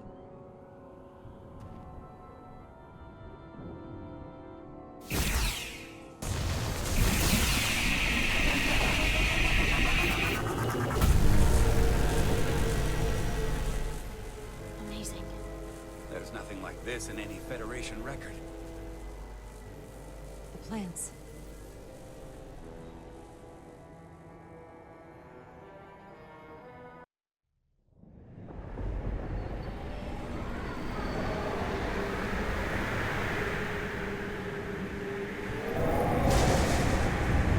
Barbarians. It's him. How dare you disturb me? I'd hoped you had enough sense to leave of your own accord, but here you stand. Fools. In another time, I would have destroyed you and your ship simply for setting foot in this place. Fortunately for you, that time has passed. Portal 6-3, Guardian of the Takan Empire. We've come a long way to meet you. Guardian? I am Guardian of nothing. The Takan no longer exist. Don't care to be reminded. If this is why you've come, then you should leave. Now. I'll cut right to it. The Takan have returned. Returned? My people have come back? How can that be? I've been alone for so long. If it is true, how did they return? Draconian technology made it possible. To enable the transfer of consciousness from one being to another after physical death. We call it bioforming. A group of Draconians calling themselves Scions of the Flame used it to reawaken after hundreds of millennia. Scions of the Flame? Is something wrong? I'd hardly call them Takan. They were a radical faction with beliefs outside the mainstream. Beliefs that lesser life forms should serve as vessels to ensure Takan immortality. You want me to help you destroy them. That's why you've come. You want to destroy these scions. There is a war looming that could engulf the quadrant.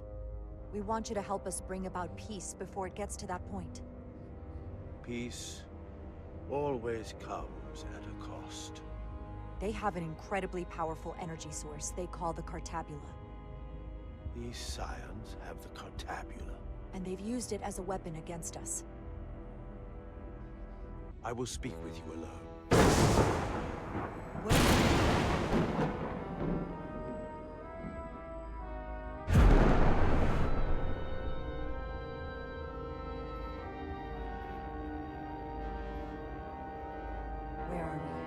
Where's my team? They are safe where we left them.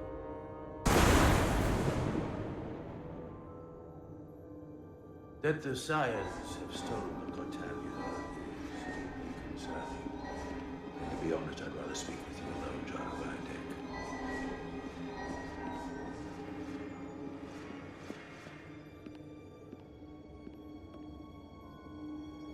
Your colleagues don't know what it means to be the last of one's kind. You and I are remnants of fallen civilizations. The Kobliad, the Takan. One dying, one dead. Our species could not be more different, but we both know the meaning of loss. The others wouldn't understand. It's beyond their ability to comprehend. But I'm not alone in the Federation. I'm a part of something larger, just like your Takan Empire was. We are not the same.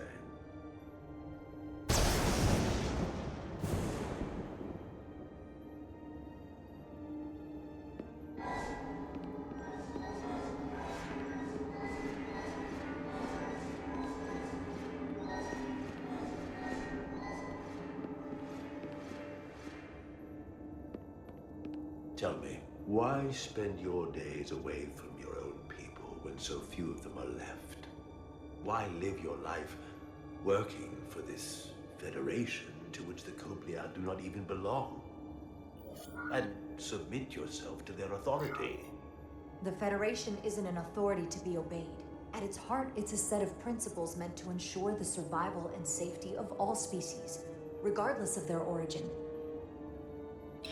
You told Riker you'd wait until you were needed. You're needed now. We need you. As much as it pains me to learn the Cartabula has fallen into the hands of the Scions, my services are not up for offer.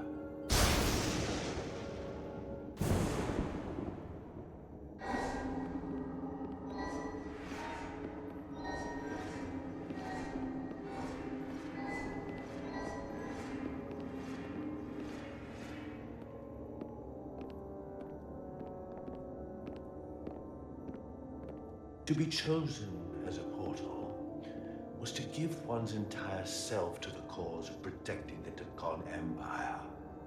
I left behind everything I know, and now you want me to turn against my own people. Betrayal of my oath, and everything I vowed to protect. Every Takan that comes back does so by stealing someone's body. They are killing to come back. What you call bioforming, we thought of as a marginal science.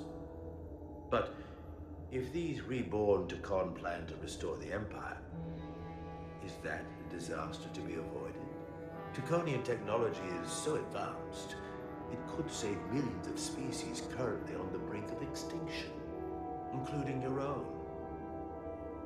And at the price of a small few, think of how the many could benefit. Instead, it sounds as if you are reacting out of fear before you have a full understanding of what's at stake. I don't think you've given this full consideration. You may have more to gain than to lose. That's not a decision we're just going to let these new Takan make for us. We will fight them back. In fact, I doubt anyone would willingly give themselves up to bioforming. The Trill do just that. There are many symbiotic relationships among species. To mutual benefit, not replacement. You said you will not give up, even when faced with the superiority of the Takan. If I were in your place, I might say the same. I'm curious to see these Scions masquerading as true Takan. So I will go with you, and we shall find them. But when we do, I will judge them myself as a guardian of the Takan, to understand their true intentions, for better or worse. It's certainly your right to make your own decisions. I won't tell you otherwise. Very well. I'll return.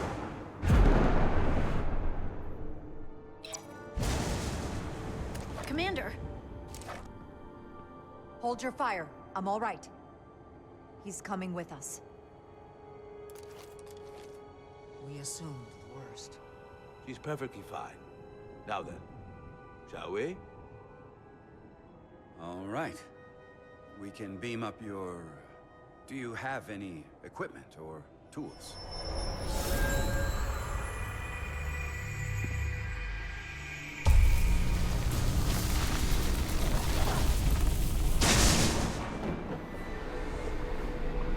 Whoa. This is all I need. Away team +1. Ready to beam up.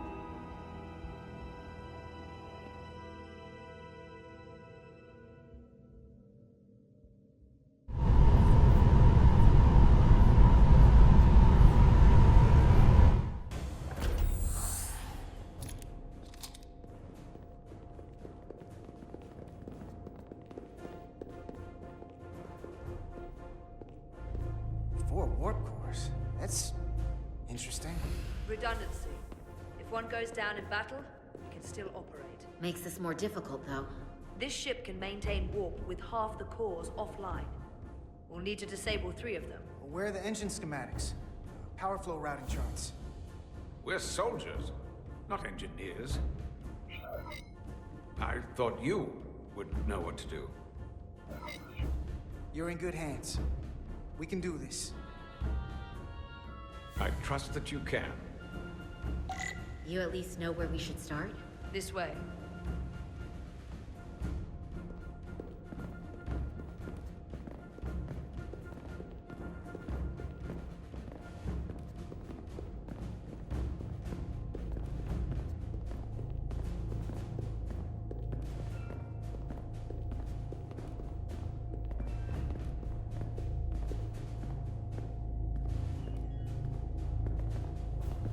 What are we doing?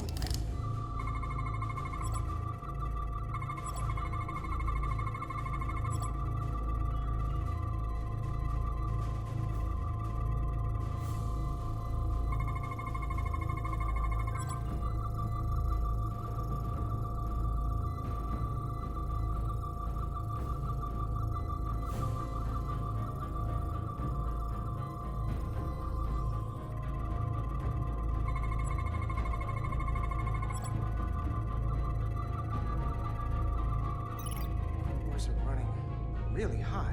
Makes sense, since they've been producing at max output since we left Hotari space. No ship can run for very long like that. Not before a catastrophic failure hits.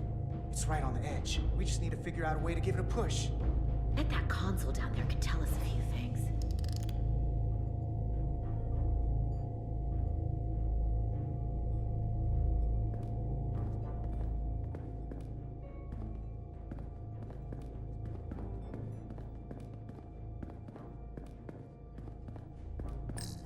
Whatever we do, we need to make sure that Takan can't undo it.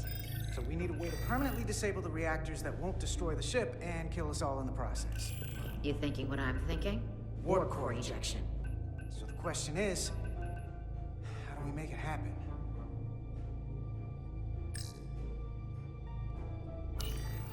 The reactor coolant system is operating at emergency containment levels. It's just barely keeping the temperature in check. Maybe we can use that. If it gets this high, their system considers a reactor breach imminent. The safety protocols don't look much different from the Resolute. Breach protection. Reduce output, command override. Cease matter, antimatter flow, command override. Emergency warp core ejection. Computer control. Even command functions can't override one of the most crucial safety measures. So the protocol's still active. That's good.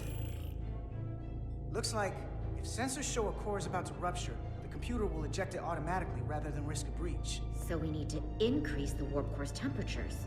If we destroy the coolant regulators, there won't be anything to keep these reactors from going over. And it will trigger the ejection. Let's peel these suckers open.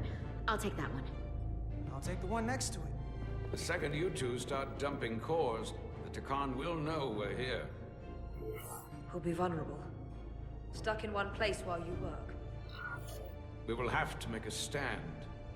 Start thinking about an escape plan. have a feeling we're gonna need one. We'll barricade the door. Work quickly.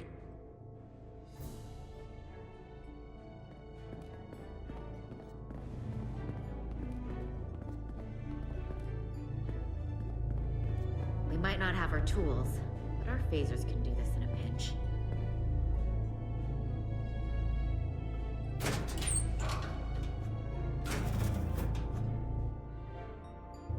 We better get this right. If we foul it up and this whole thing goes boom... We don't know how much damage that cartabula will do if we accidentally crack it open. Look on the bright side. If it all goes to hell, we won't be around to see the fallout. That certainly inspires confidence. It's not a Starfleet warp core, but the coolant regulator has to be in here somewhere.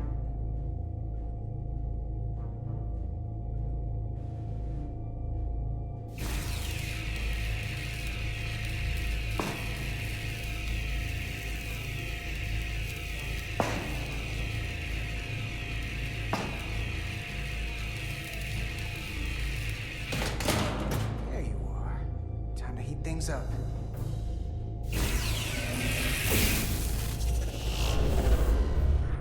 Warning. Warning.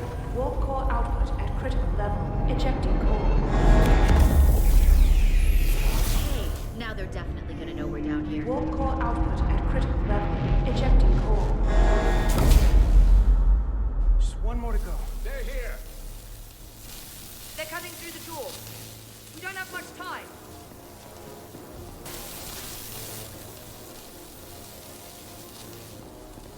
Okay, same as before. We just gotta...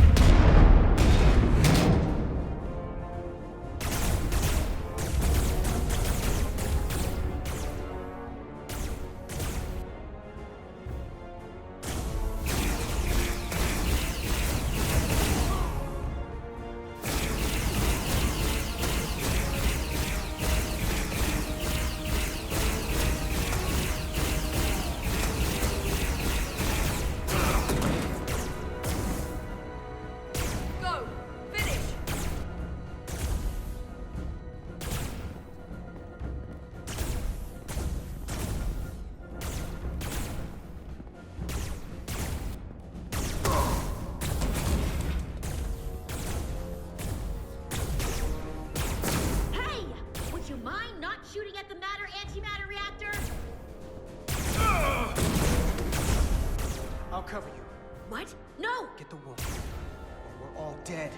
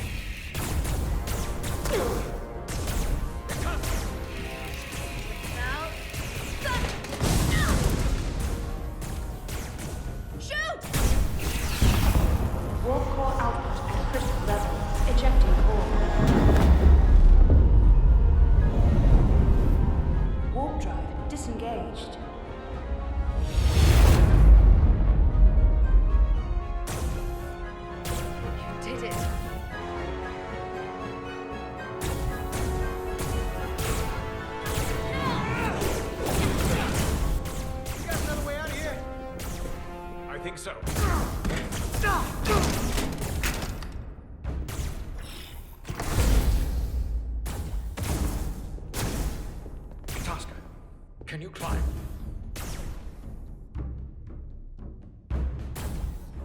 I'll see you on the parade grounds of Sirena, my friend.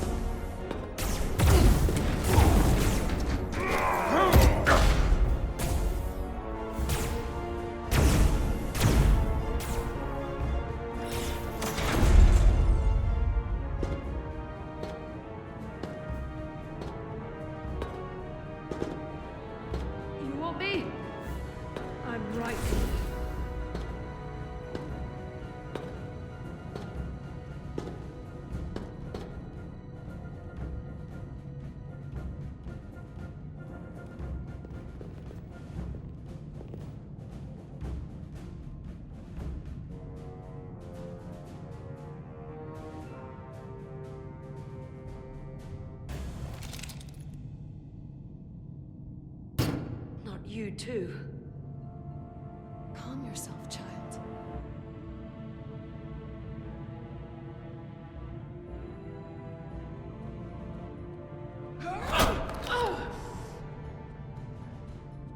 It will all be better soon.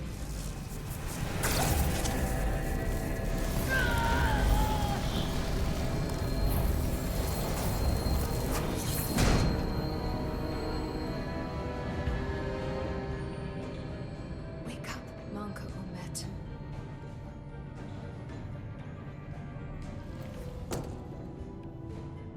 Return to us.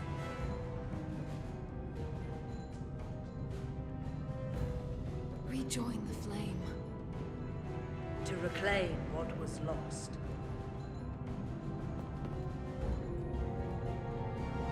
We don't need to watch this. I do. I want to remember every moment when I make them pay. But this isn't the end. I will avenge Itasca. Swear to me, you will join me in this. How about we try to save her? That's a dream.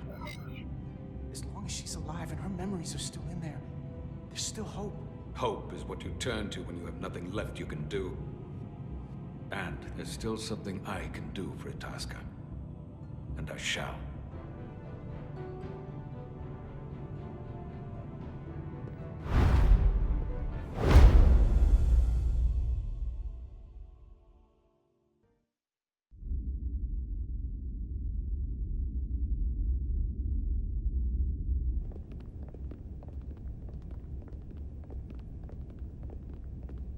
There's so much I want to ask you.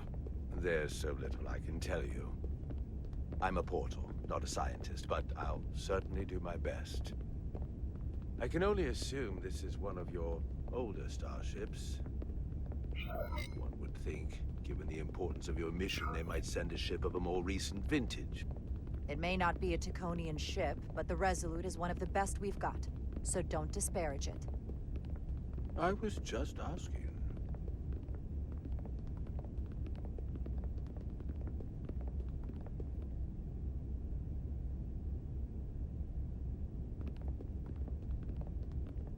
Something wrong? Not at all. The galaxy has grown more diverse since the days of the Takan Empire. Because you conquered everyone who didn't look like you. To the contrary. Most lesser civilizations willingly joined the Empire to enjoy the benefits of an advanced way of life. But that expansion came with its own set of problems, so I admire your ability to diversify without creating conflict. That was always our challenge.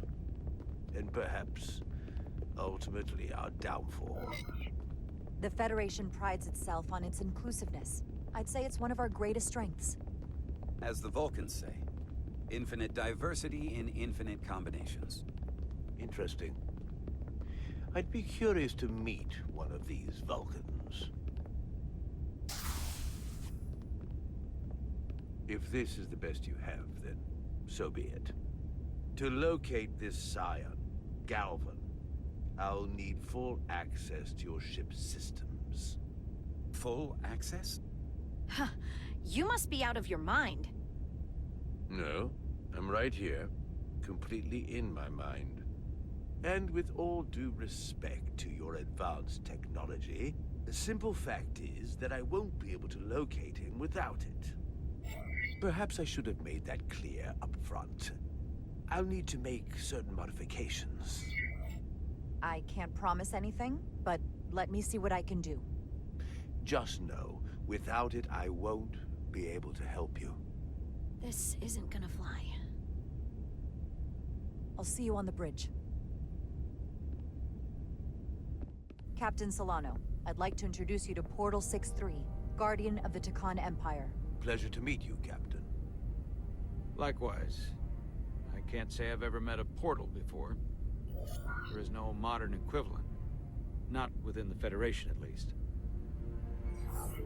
We are incredibly lucky that Portal has agreed to join us. Your first officer makes a very persuasive argument. So I've noticed. You spent 600,000 years at your post. That certainly takes an uncommon level of dedication. We all have our duty. Of course. But I'm curious. You were stationed there in preparation for what, exactly? Any and all threats to the Empire. An empire that no longer exists. Which suggests you weren't very successful. You said you needed my help. I didn't come here to be insulted.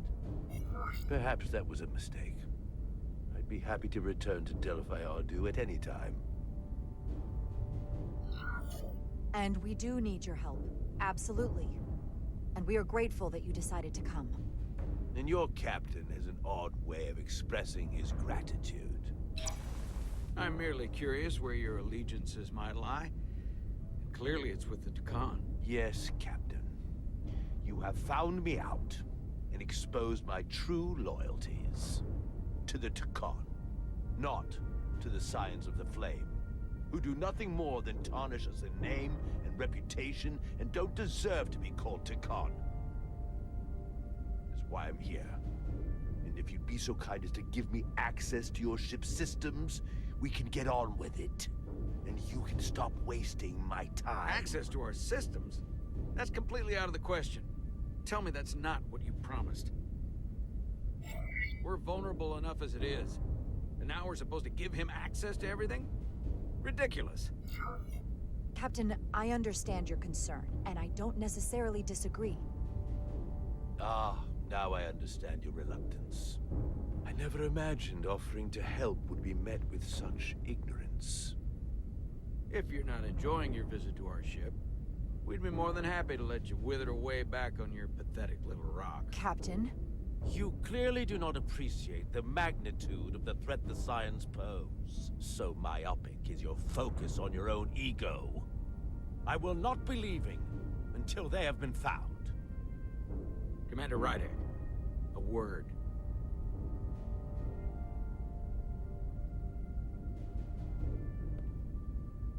And to think, I waited 600,000 years for this.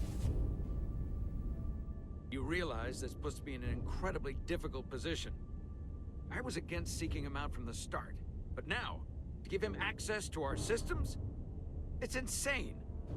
And you somehow expect me to believe his allegiance is with us? You heard what he said in there. There's no way we can trust him. I might otherwise agree, but you're missing the most important point. He's a Takan, and he may be loyal to the Takan, but not to the Scions of the Flame. He's against everything they believe in. You heard what he said. There's too much at stake to be wrong on this. We sought him out for a reason. To help him find our missing crew, Galvin, and those Alydian ships. This is the plan we agreed to with Ambassador Spock. Which I never liked. But here we are.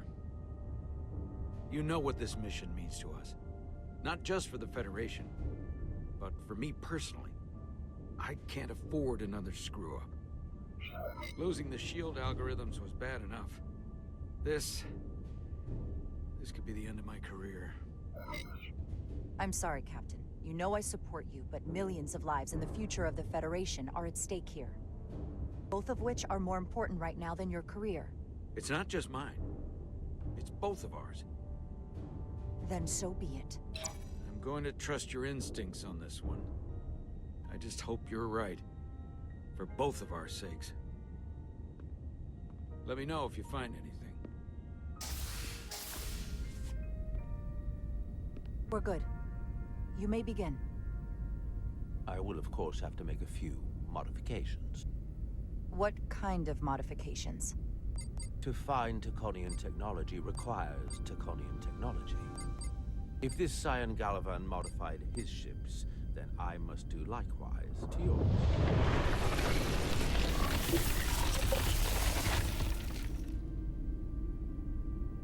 The galaxy is nearly infinite in size and complexity. This may take a moment. How long I will it found take? something. There you are. What is it? Galvin? Someone is using Takonian technology. I can't get the precise bearings, but it's located in the Palisades cluster. I'll let the captain know. Rydick to Solano. I think Portal may have located Galvin. I'll be right there. I'm getting all kinds of interference. Almost impossible to lock on the energy signature. Where's he hiding? In the Palisades cluster. Interesting. Can you lock in on the location? Not until you get me closer. Lieutenant Handar, set a course for the Palisades cluster. Aye, Captain. Well, I suppose I owe you an apology. You were right after all. That's what I get for questioning the advice of my first officer. You always have my back. They say the true measure of a leader is being able to admit your mistakes. So thank you. Next time I'll do a better job of listening. Nice work. Let me know if you find anything more. Will do. What's wrong? I didn't want to say anything until I was certain. But the reason for the interference is simple. There's a Taconian device on this ship being used to block the signal. Whoever planted it was exceptionally clever. They knew how and where to hide it. But they have underestimated my abilities. Engineering. Take care of the Taconian device, and I can find Galvin for you. It's designed to interfere with all transmissions, or at least delay and confuse the effort to find Galvin's ship. Why would you trust me with this? I cannot be sure I trust anyone on this ship, but you and I came to an understanding on Delphi Ordu. That will have to be enough. Don't worry, I'll get this fixed. We're going to find that ship.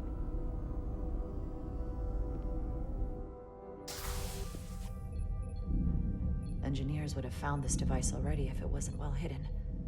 Better to rely on my tricorder. There's a lot of noise in here. I should scan the device putting out the most radiation to filter it out. That's better. Most other radiation sources in here are well contained. There's definitely tetrametric radiation nearby. But even with the gain boosted, it's getting drowned out by other sources of radiation in here.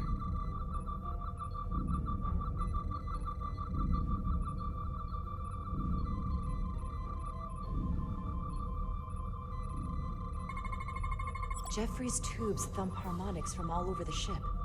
I'll filter that out. There's still something drowning out the tetrametric radiation. I need to find it so I could filter it out as well.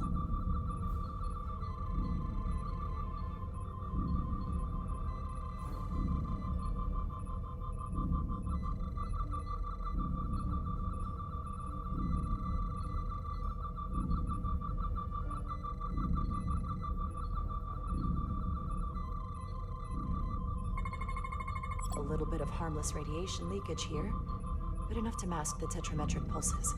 Easy enough to cancel out. There we go. I'm getting a clear tetrametric signal now.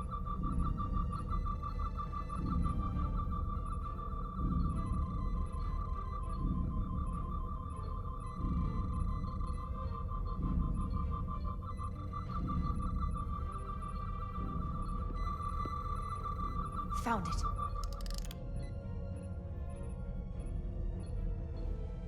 Excuse me, do you belong here? Commander Rydick. I'm sorry, I didn't know it was you. Paul. Calloway, right? Yes, You know, it means a lot that you remembered. What, are you doing back here? I don't mean to pry, but first officers don't usually go digging around engineering compartments. Sorry, it's not something I can go into. Right, of course. Forget I asked. There is one thing you can help with. Have you seen anyone else in here recently that might seem out of the ordinary? Maybe someone who doesn't work in engineering. Not that I can think of, but I can ask around. I'm here almost all the time, but maybe someone else noticed something? That would be great. Just be discreet about it. I don't want anyone to be alarmed. Discretion is my specialty. Well, I'll leave you alone already. Oh, come to think of it, that Hotari woman was down here earlier with Dr. Duvall finishing the last of the bioscans. Tylus? That would be out of the ordinary, right? Thank you.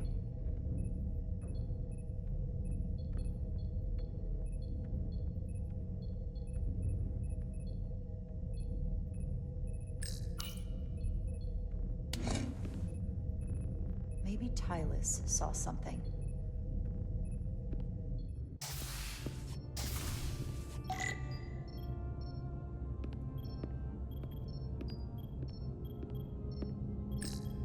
Tylus, can I speak to you for a moment? Of course. Is something wrong? There's something happening. I may need your help. This is important. How can I help? When you were in engineering with Dr. Duvall, did you notice anything out of the ordinary? Or anyone? Not particularly. Why? I found this, hidden in a compartment down there. That's Takonian technology. Does that mean there's a scion on board? But Dr. Duvall bioscanned everyone. Every deck, every crew member, I've seen the logs. She couldn't have been more thorough.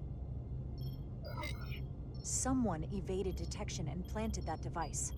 Which would mean they've been with us this whole time. Watching, listening. All the more reason why we have to find them. It could be anyone. That includes both of us. You want me to get scanned? Better to know for sure, right? I'll admit, I was around the Scions as much as anybody. I would feel more comfortable if you did. I understand.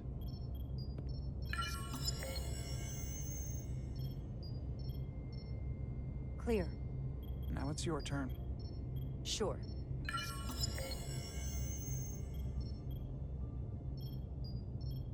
Clear. Don't sound so surprised.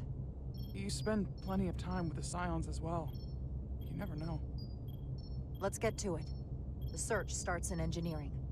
Whoever planted the device most likely did it within the last few hours. So I'll start by running a scan, tracking everyone who came through engineering over the last day, in reverse order. This could take forever to sort through the number of people that were in engineering. I'll filter out the duplicates. That helps.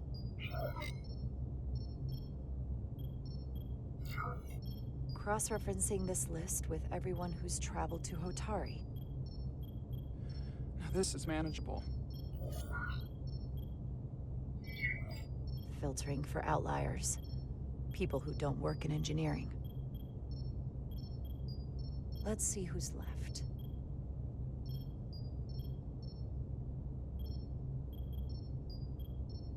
No, this can't be right.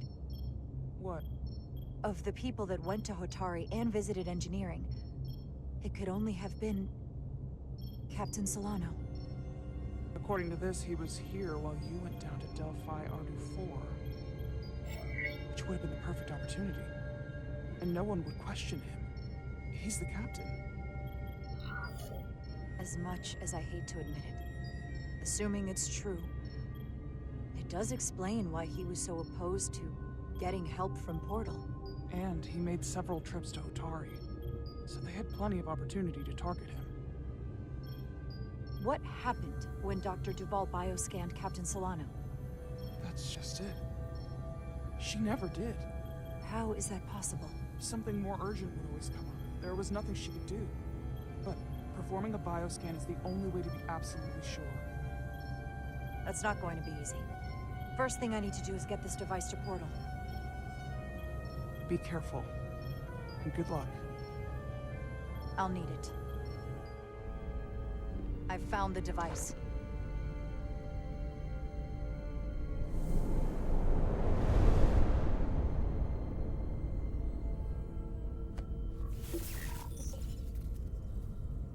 Interference is gone. I have located Galvin's ship more precisely. He's in the Usonia system. So then it worked. This whole region was one of the most sacred for the ancient Takan. many consider the birthplace of our civilization. See these comets and planetoids in the outer orbits?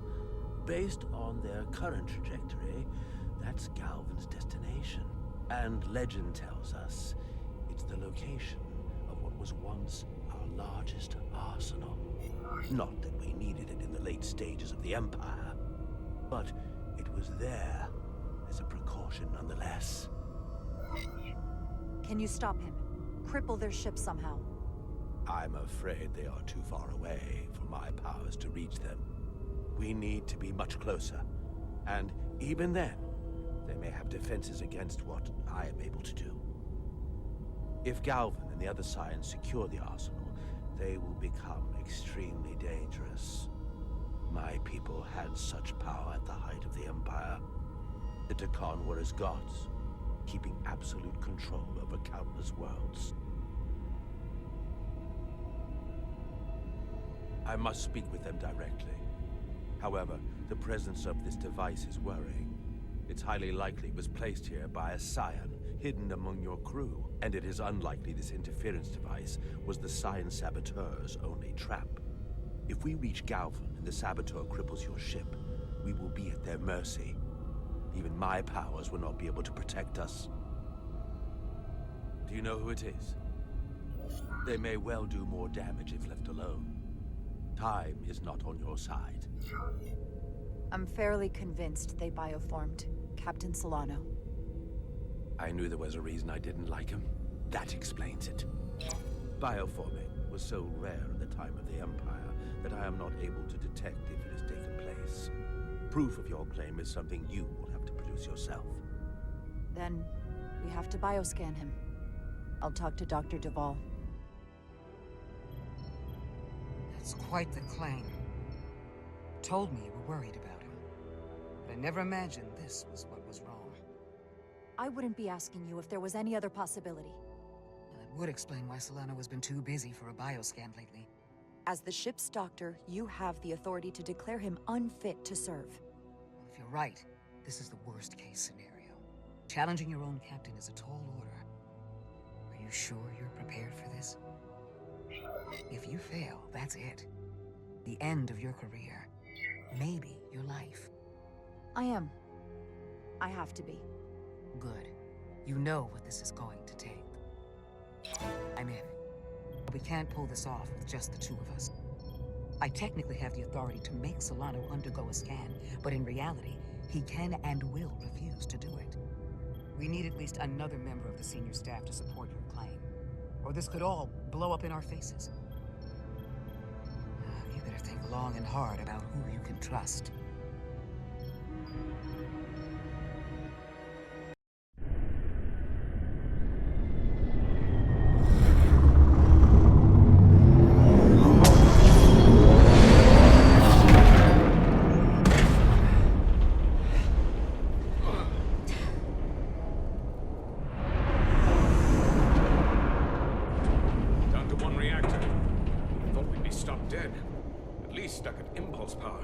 The Takan enhancements must be able to brute force limited bursts of warp output.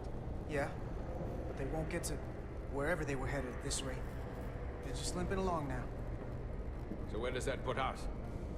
Maybe I can answer that.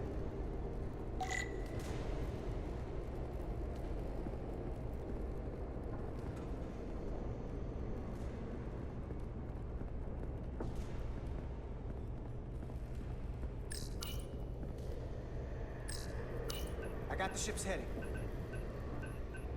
They've changed course. Drastically. Looks like they're headed here.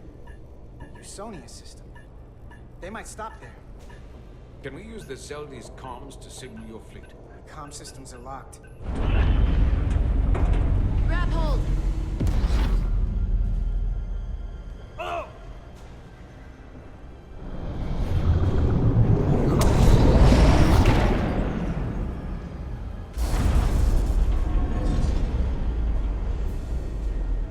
The inertial dampeners can barely keep up. If they keep forcing this ship to make these short warp jumps, they're going to tear it apart. Zeldi is still made by Alydian hands, despite all this Takan corruption. We'll hold. We just gotta stay safe until Starfleet can find us.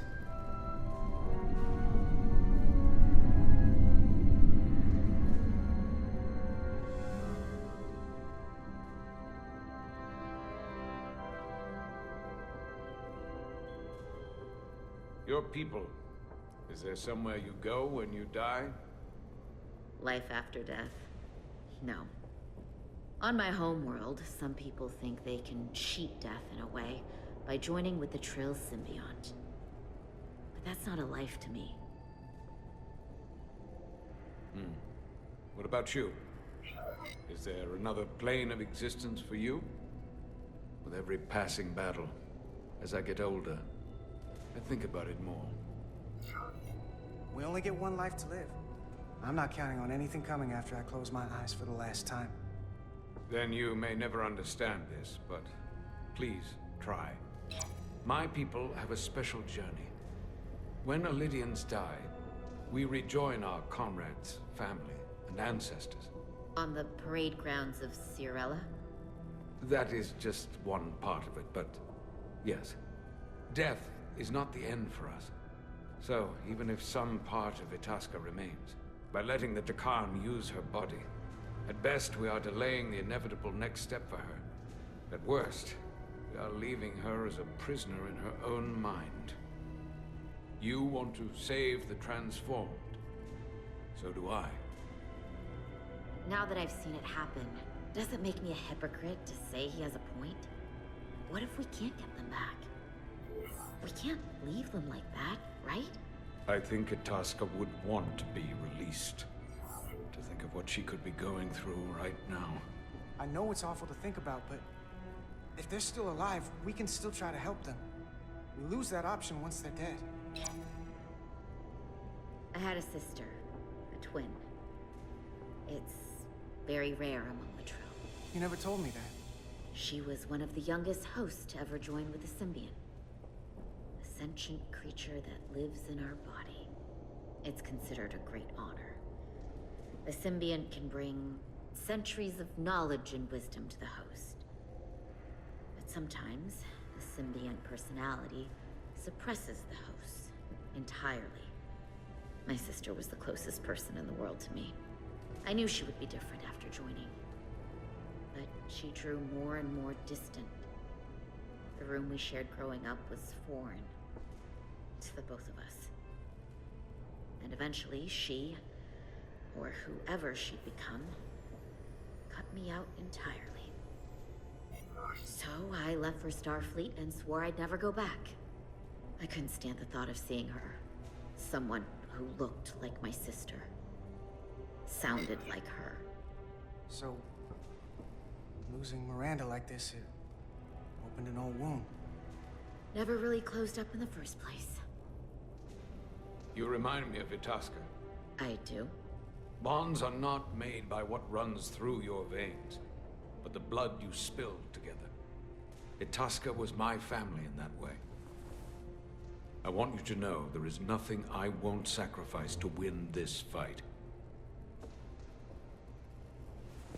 But if we're lucky enough to survive, I'd be honored if you'd count me as one of your tribe.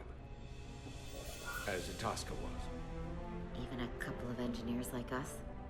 You are many things.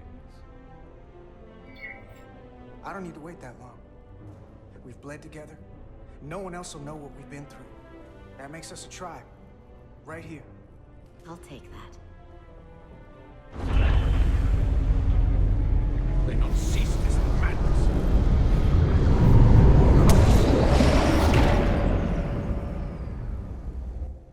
What is this place? Is that the Veskar? Another one of yours? Not anymore. They've corrupted it. Just like the Zeli.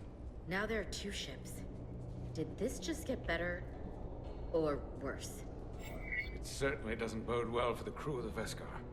So many lives. Stolen. We're really at the heart of this fight now. We just gotta figure out what we're gonna do about it. This doesn't look like the Aphelion. What are they doing here? You don't think they're just meeting their buddies? Maybe, but then why are their buddies here? Prepare for transfer. The storm! It's back!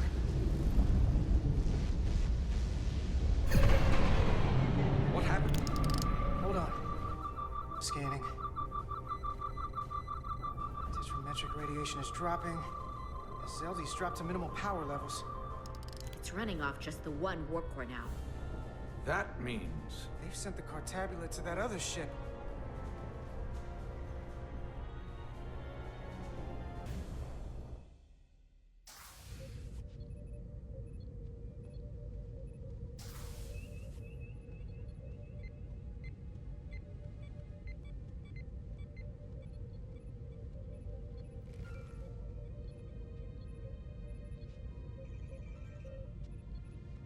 Something wrong, Captain? No, nothing's wrong. In fact, I was just going to call for you. I'm needed down in engineering. The bridge is yours.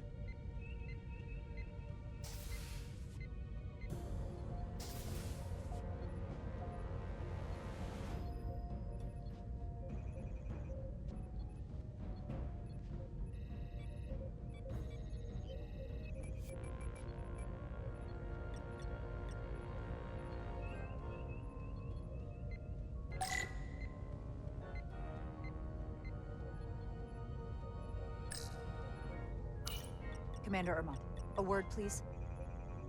Of course, Commander.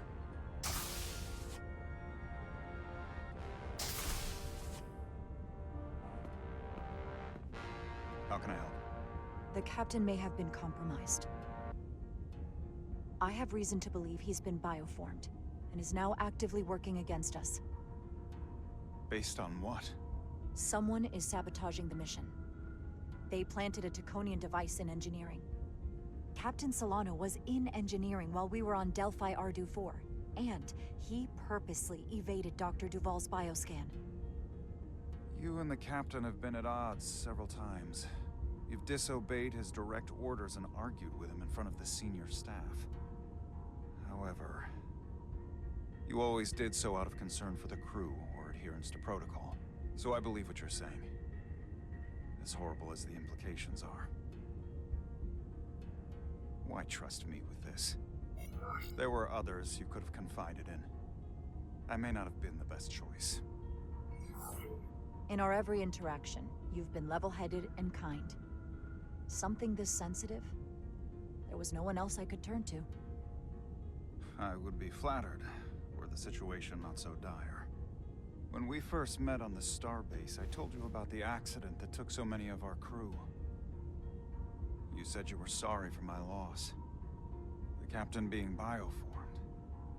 That's our loss now. We will survive this. I have Dr. Duval's support for relieving him of command.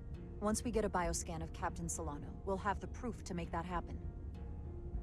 He'll never agree to it. He'll have to, if we confront him publicly. On the bridge. I need you to back me when he tries to refuse it. You realize this will make you captain, don't you? Are you prepared for that? Especially under these circumstances. In this way. I hoped I would be captain someday, but I didn't want it to happen like this. Sometimes greatness is thrust upon you, as they say. You have my support.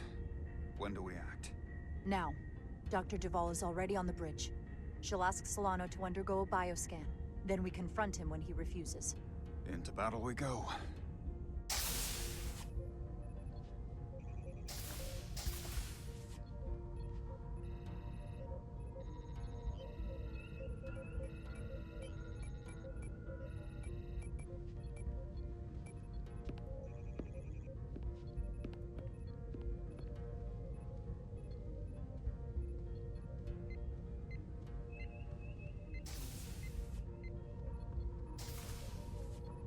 Now or never. Captain Solano. Commander Rydek, we need to talk about... Doctor? What brings you to the bridge? Just a bit of housekeeping. You owe me a bioscan, Captain. I don't have time for that right now. It will only take a moment. I can't put this off any longer. You can, and you will. you'll find is that I'm quite reasonably under stress given the circumstances, and you aren't making it better. I'll find you in sickbay when I'm good and ready. Or, if you're gonna stand in the way of the mission, I can find you in the brig instead. It's merely protocol, Captain. All officers that touch alien soil have to be bioscanned. I know the protocol. It's not more important than chasing down these Taconian marauders. Commander Rydick is right, Captain. The safety of the ship is of paramount importance. What is this? We need you to comply with the scan, Captain. That's enough. Drop this. All of you. I'm giving you a direct order, Commander Rydick.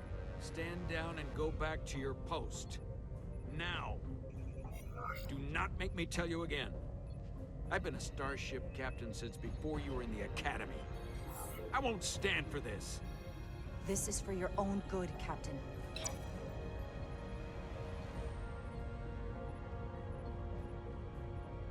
This is for your own good as well. Security to the bridge.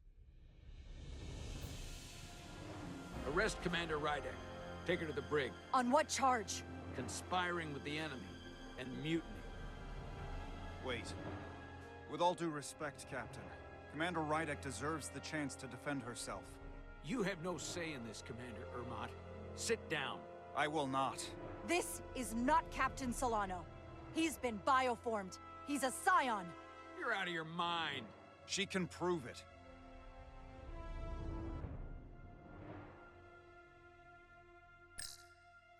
He sabotaged our efforts to track Galvin with this.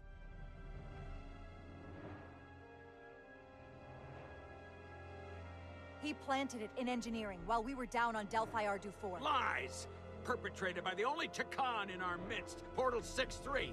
He's actively trying to divide us from within. Captain Solano has refused to be bioscanned because he knows it will reveal he's a scion. Take her to the brig, or I'll do it myself. Oh!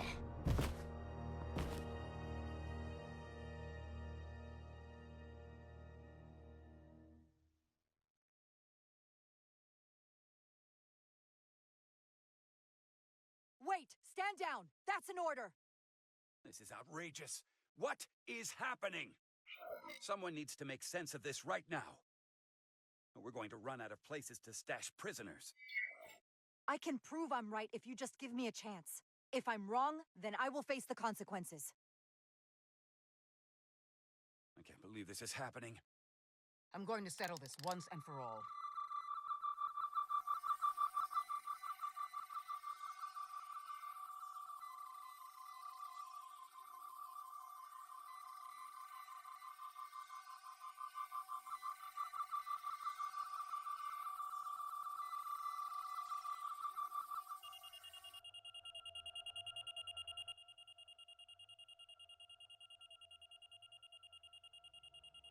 Commander Rydick was right. Captain Solano has been compromised. He's been bioformed into a Takan.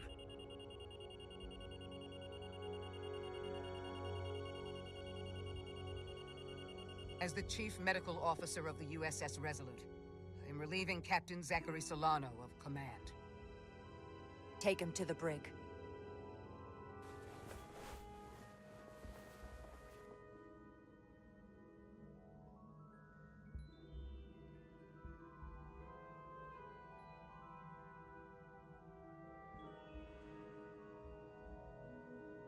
That could have been so much worse. I hope you're all right. I'm fine. Are you okay? It hardly seems real.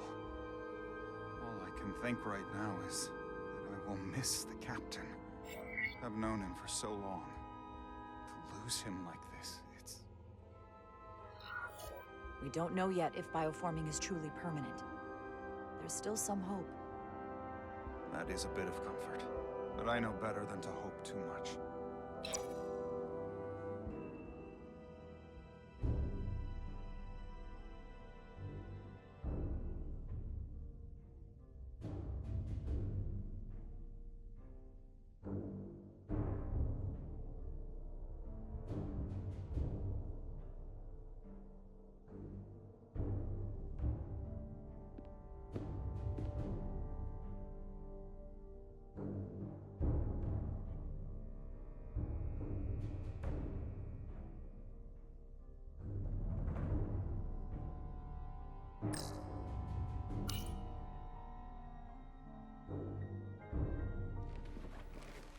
Set course for the Usonia system. Maximum warp. It's time to face Galvin. Yes, Commander. Sorry. Captain. On your command. Engage.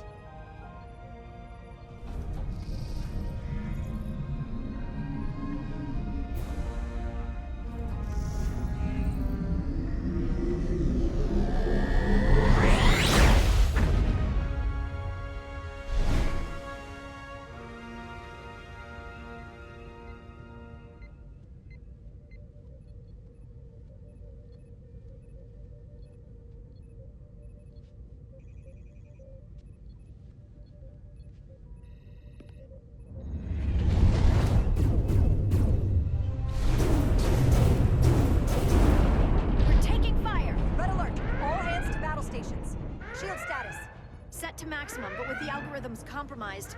They may not do much. Captain, that other Alydian ship is here. The Zeli?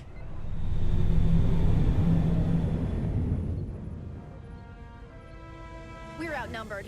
Captain, your orders.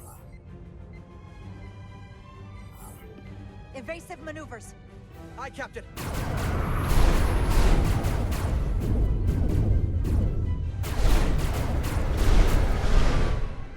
The Vescar's warp engines are powering up.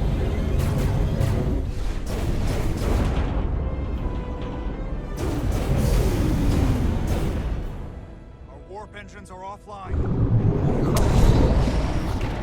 That must have been their goal. They didn't want us to chase the Vescar. According to my readings, they also took the Cartabula with them.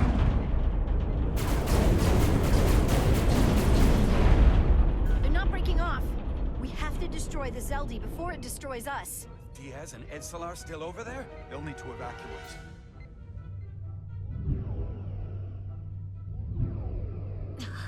Come on. I almost have it. They gotta know we're here. Hurry! You got it? Got it! Diaz to Resolute! We read you, Diaz. This is Ermot. It's good to hear your voice. Is Edsalar...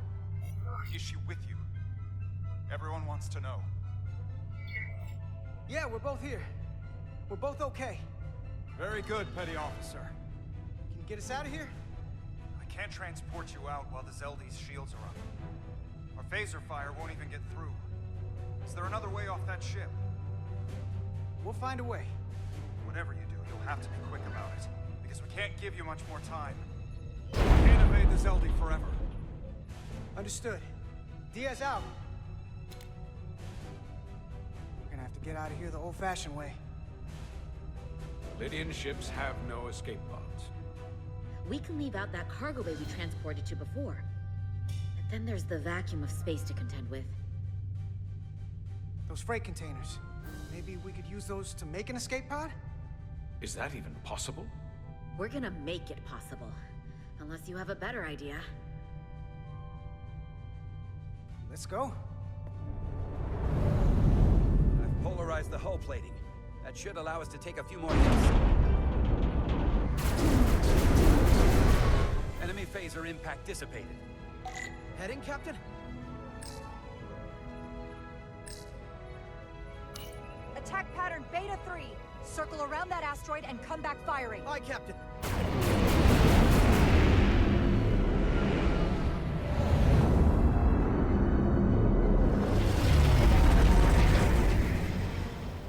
Zeldi, in range. Fire!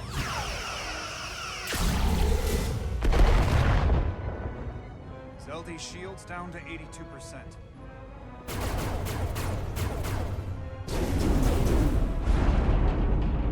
We're doing damage, but they're hitting us right back. We'll run out of hull before we penetrate their shields. Perhaps I can be of assistance. I can modify your impulse engines to amplify their meager output and avoid more of their attacks. But I will need full access to your propulsion systems. That goes against dozens of Starfleet regulations. It's not a security risk if the alternative is destruction. To me, it's simple. You can take this beat and hope you can weather it. Or will you put your trust in me? I've left everything behind for you. The least you can do is put your faith in me. Commander Ermot, give portal access to the propulsion systems. You're going to have the ship in your hands. Don't let me down. This will take a moment.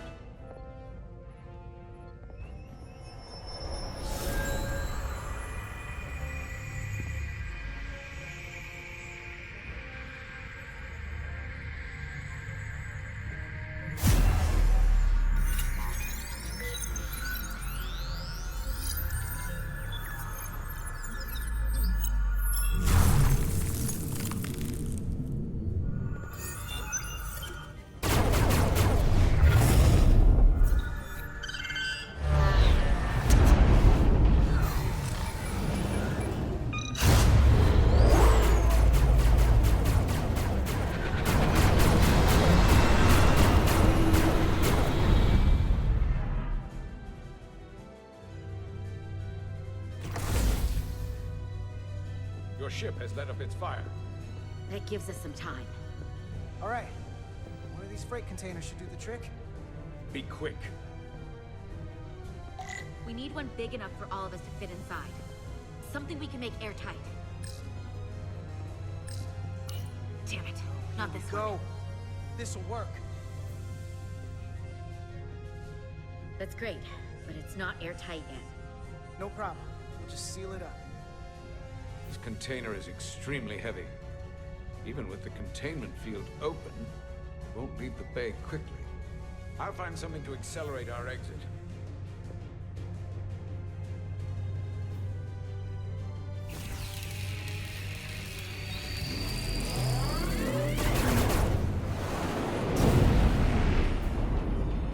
Glancing blow.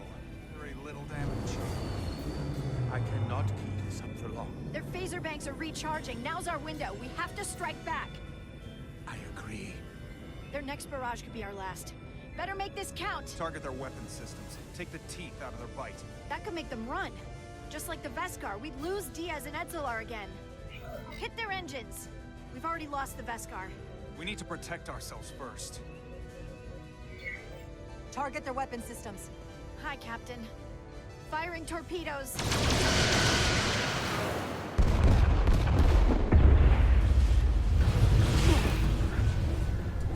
Whoa. We gotta move it now. These will give us the push we need. Those are explosives. We'll ride the blast right out of here. All set. I'll set the containment field to deactivate, and then run back. We can detonate by remote. We'll need to seal the doors from inside the container once we do. Before all the air sucks out of the cargo bay.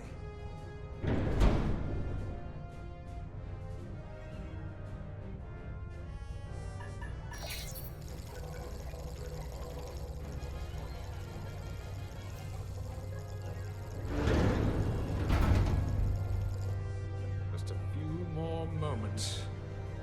Hurry! What are they doing in there?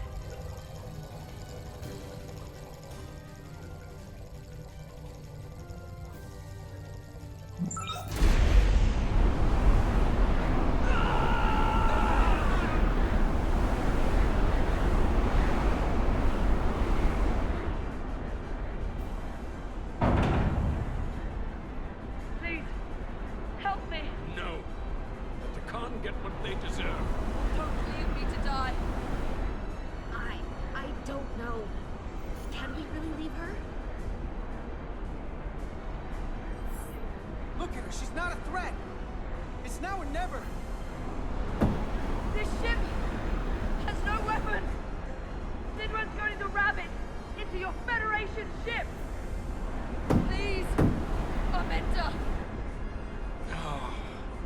It's not her. No. I know it's not. Carter, we have to seal the doors. Don't leave me. Get this lifeboat off the ship before it can crash into the Resolute. Come on! Hurry!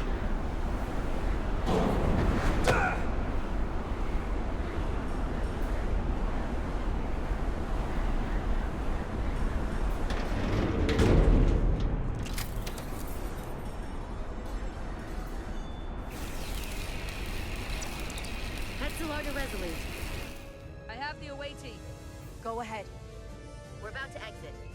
We see the cargo bay containment field is deactivated. Get that tractor beam ready. Zeldy's coming about. They're going to charge the Resolute.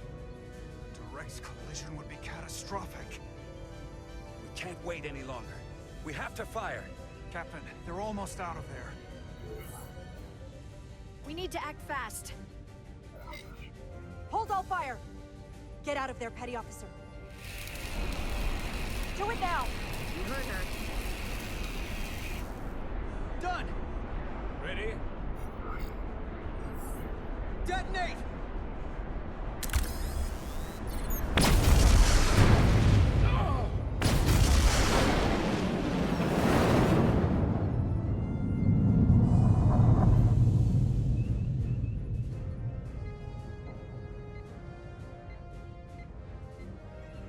We're out. I have them on sensors. Tractor beam activating. Locked on and ready to fire. Fire!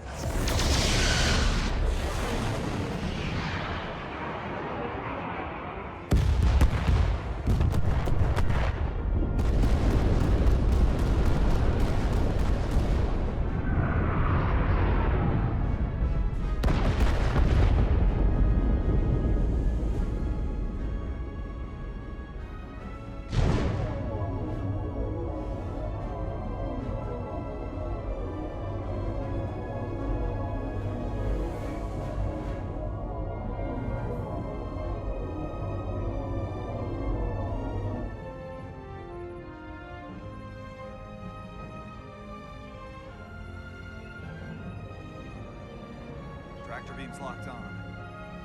We have them. They'll be pulled into the docking bay shortly. There's something else. I tracked a transporter signal to the planetoid moments before the Zeli detonated. Sidron.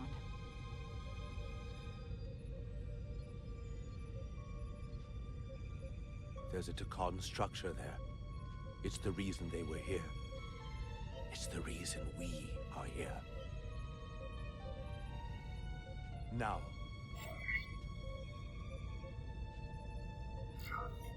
I have to see it for myself. We'll go there together. I had assumed as much.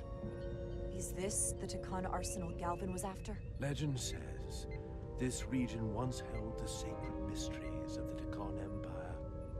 Our greatest treasure. Our most fearsome technology. I want a full security detail. Westbrook, Bridrosian, you're with me. Mr. Ermont, you have the con. Wait. You're not the first officer anymore. The captain is supposed to stay with the ship. I'm surprised Lieutenant Bedrosian didn't raise that first. I thought Captain Rydek knew what she was doing.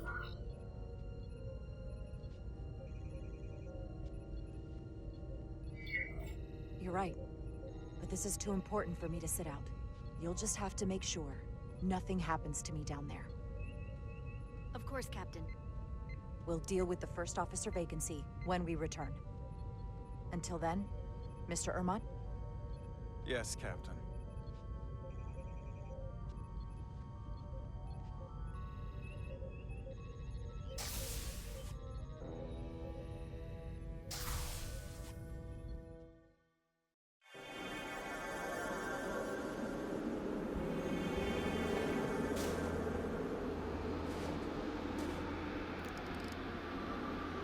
Any sign of Sidron? Not that I can see.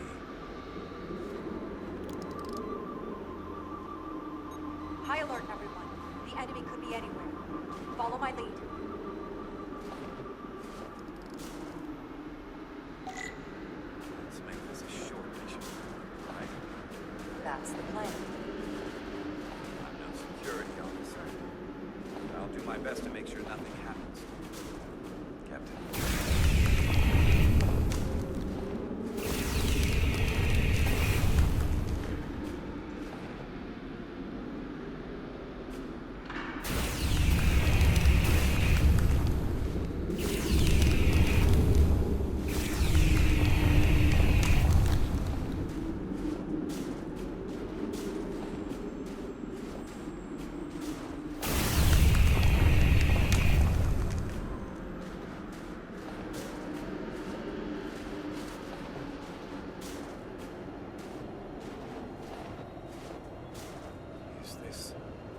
another Takan vault.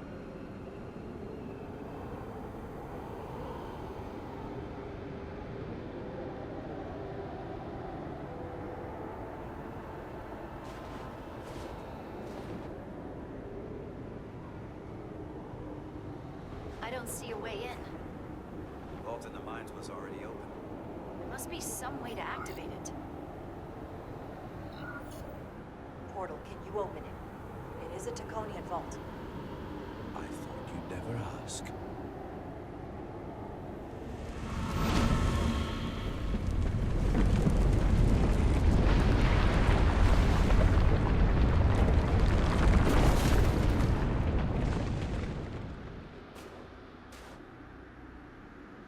You're welcome. Better to keep it simple. Sometimes the answer is staring you right in the face. Thank you. Definitely easier this way.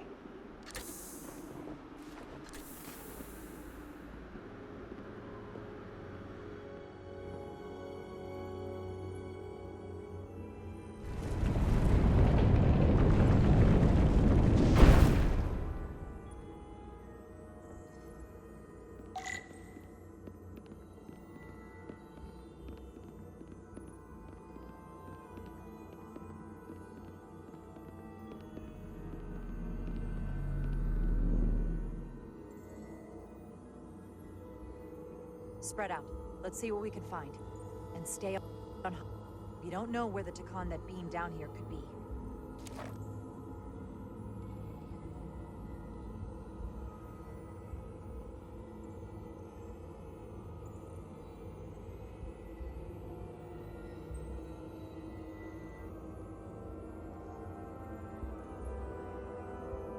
You will need my help, Commander. How so? Traversal here is trivial for a Takan, but only a Takan.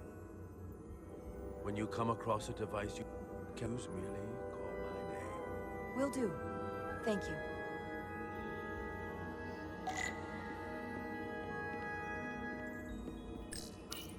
Do you know what this place was used for? It feels familiar, but I'm not certain. The Empire was vast. I did not know every corner of it, and much was built after I became a portal. However, Takan would not build such a place without something precious to protect. Whatever that is, we have to find it before Galvin does.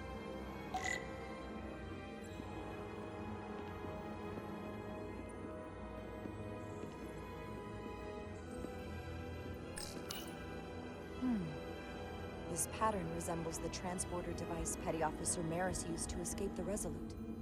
Portal 6-3? You wish to make use of this device? It's a transporter of some kind? It allows Takan to move through space instantly a short distance. Very convenient. I will act as them for you.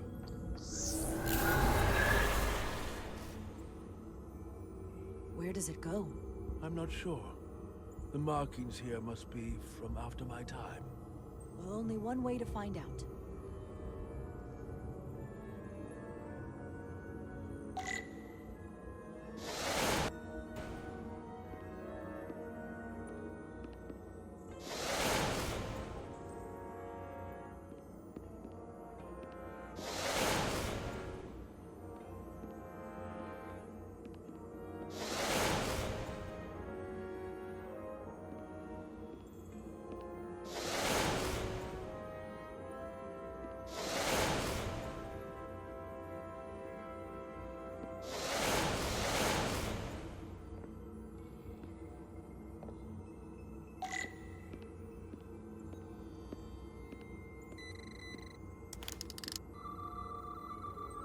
Soil. Soil. It's not from that, nor any planet in the Federation database.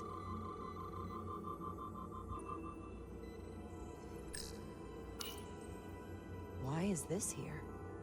This is soil from the homeworld. Our capital system. This isn't an arsenal. It's a temple of the ancients. Sacred ground to the Takan. I took my oath, guardian of the Empire in a place just like this.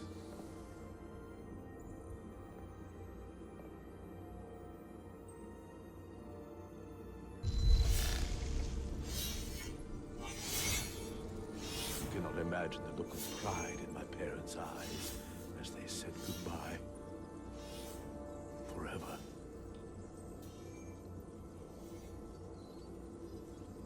Sorry. This is the first I've seen of anything new from the Empire in a very long time. I'm sure you're familiar with the feeling, that sense of loss. I thought I was ready for it, but it cuts to the core of your being, even with your defenses up.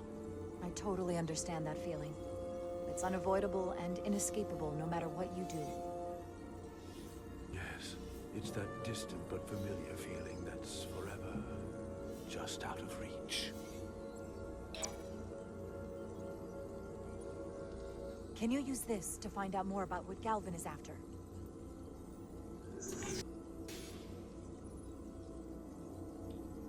The information's encrypted. I can only discern that it's a warship. No. It's the Aphelion. Perhaps the most powerful Taconian ship ever built. I can't access the full flight yet. Looking through the ship's schematics, it appears to be equipped with some sort of experimental, highly advanced transporter technology. Transporter technology? For what? Captain, you better come see this.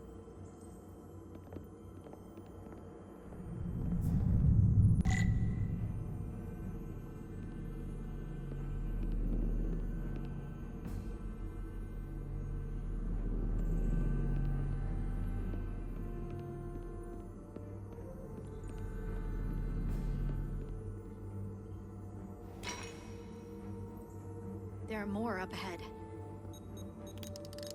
From the looks of it, I'd say someone left in a hurry. Probably right around the time we showed up.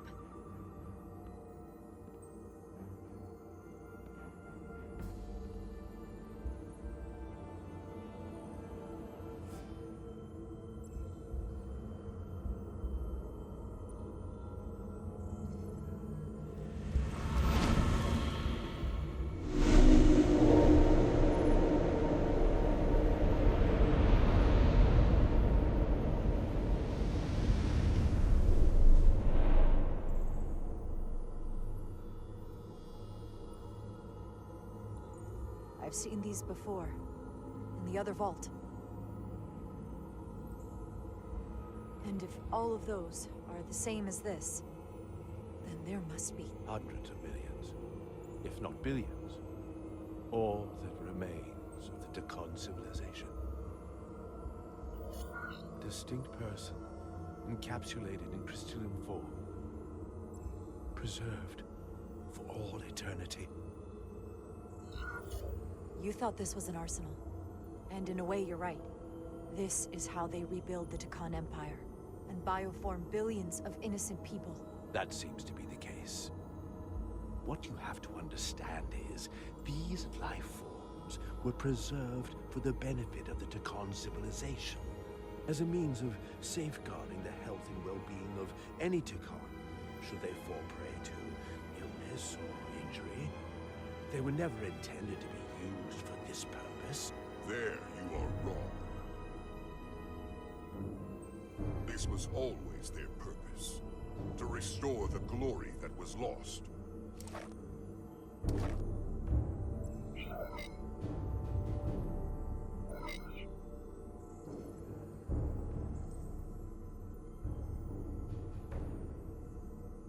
Congratulations on your first victory in battle, Captain Rydek.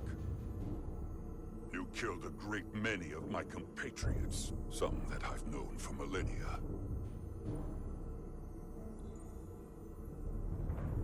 Are you proud of how much death you've caused? Each Takan life is precious, irreplaceable. Centuries of knowledge and culture, lost with each one you murder. I was protecting my crew. It's regrettable to take any life. But when someone threatens galactic civilization, force is the correct response. And I suppose it worked. For now. Thankfully, I don't have to convince you of anything. We'll all be on the same side soon enough.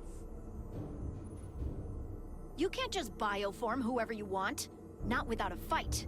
But that's just it. There won't be a fight. In fact, most won't even know what's happened.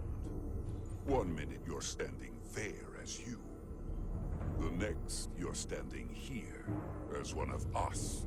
He's talking about mass transformation. That's what the Aphelion was built for. The transporter. It'll reconstitute your DNA and bioform you into a Takan in the blink of an eye. This is what they'll use as ammunition. In a manner of speaking. Yes. Of course, that's the simple version. But the end result will be the same. You're talking about a crime against sentient life on a mass scale. Or an evolutionary process, where the strongest and most capable survive. The Aphelion is on its way here as we speak. Now it's only a matter of time. You can't delay that which is inevitable. Which makes your next decision fairly simple, brother. You are, after all, a portal. I am. Your sole purpose is to serve as a guardian of the Takan Empire. But you stand here surrounded not by your fellow Takan, but by members of the Federation. By people who deny our fundamental right to exist. You swore an oath to protect the Empire. And I can only assume that's why you're here. There is only one true Takan here, and that's Portal. You're a scion, a disgrace to the memory of the Takan, brought back through unnatural means. I only tolerate your presence so long as you continue to amuse me. Which side are you on?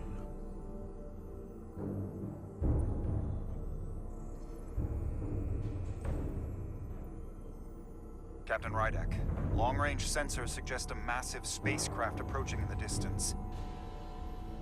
The time has come. I hope we speak again, brother.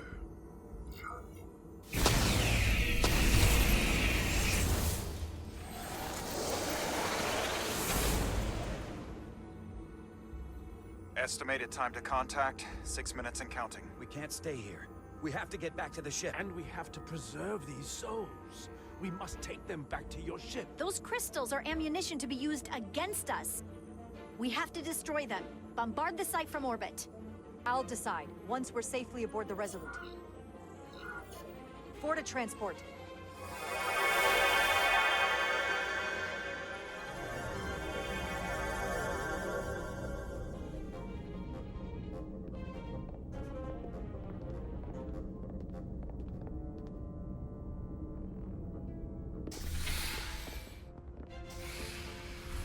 You have to hear me out, Captain. I lost my eyes because of you. And still, I've always stood by you. But if you bring those things on board, I'll have no choice but to resign.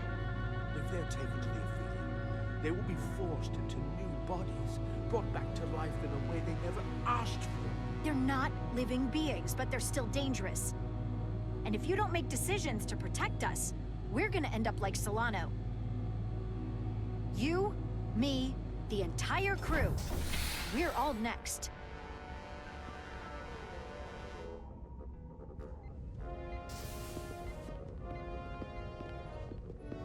Two minutes and counting. It's headed straight toward the vault. The Aphelion is coming into view now, Captain. On screen.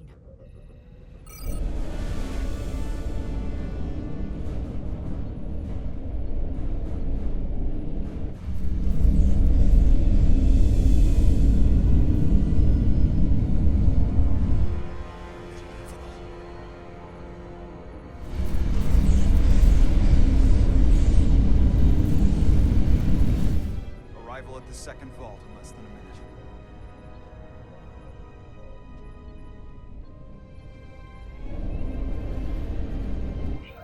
I would remind you, those life forms are Takan, not science. Takan. They're not your enemy. Right or wrong, history will judge you for this moment.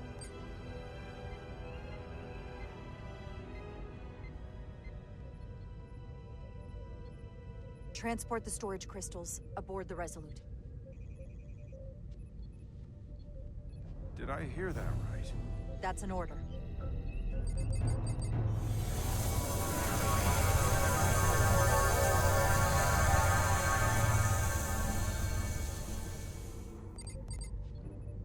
The storage crystals are on board in our cargo bay. Thank you. I won't forget this.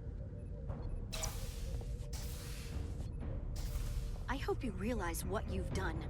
We don't need another captain who's gonna risk our lives just to feed their ego. This ship and this crew come first. Lieutenant. She has to hear it. Stand down, Lieutenant Bedrosian. It's done. Yes, Captain. And to think, I used to look up to you. The Aphelion is targeting us, approaching rapidly.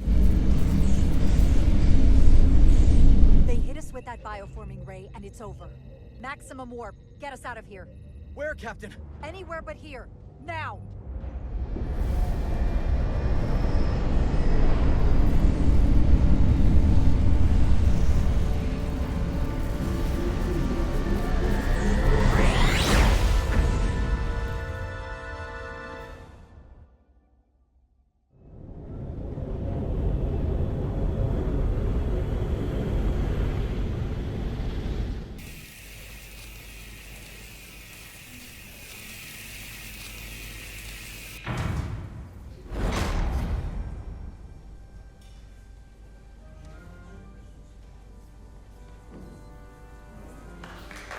There they are!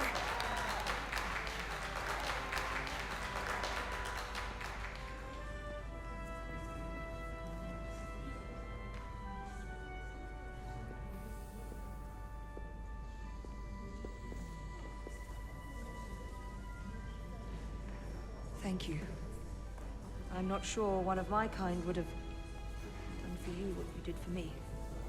I did not expect a show of mercy. I hoped, but you could have just as easily left me to my fate. I didn't do it for you. I did it because it was the right thing to do. I don't understand it, but I'm glad you did.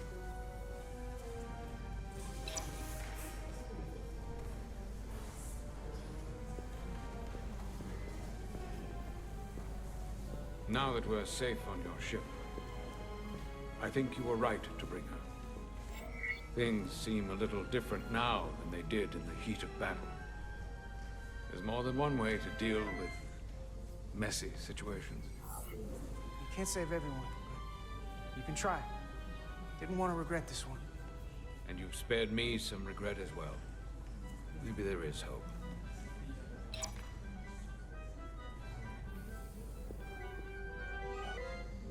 No surprises here. But your shoulders separated. If you come with me to sickbay, we can get you fixed up in no time. Thank you. I'll find you afterwards. You two, check in at your stations. This thing isn't over yet.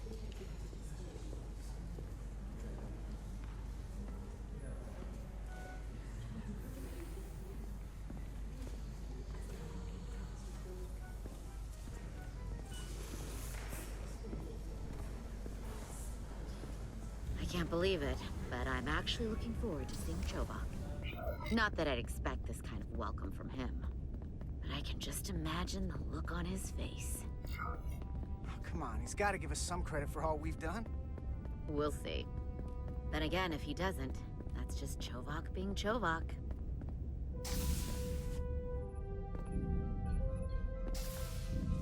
I can't believe it! You evaded the Takan, ejected their warp cores, and lived to talk about it! That about sums it up. They're gonna be teaching this at the Academy for years to come. I mean it. Everybody's gonna learn how you pulled it off. When they do, make sure they get my name right. D-I-A-Z. Diaz. Edsalars too. I'm sure no one will forget. I heard about Belle. Is Miranda? As far as we know, she's still out there. Well, I know Captain Rydek will do her best to get her back. Hold on. Rydek? What about Captain Solano? He was turned into a Takan. Rydek had to take over. She's a hell of an officer, but none of us have been up against anything like this. No one has. Not in 500,000 years. I guess there's never a dull moment around here, huh? You're telling me it's not always like this? Not if we can help it. Talk to you later. It is agreeable to see you again. Is that so? It was by no means a certainty that you would return to duty here. No, it was not. But it was my sincere hope you would. It is agreeable to see you as well, sir. I concur. You should know your absence has left engineering terribly short-handed. During your sojourn, this department has fallen unacceptably behind schedule on both regular and irregular duties. There's been a whole lot of irregularity going around. I am stating facts, not looking for excuses. I gotta admit, it's a little flattering that this place went to hell so fast without me. So, I'll take that as a compliment. I believe factors other than your absence were also to blame.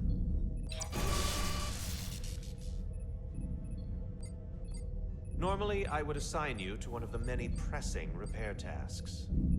But, given your experience on board the Zeli, I have suggested you join the senior staff briefing as we determine our next course of action. You can commence your maintenance shift afterwards.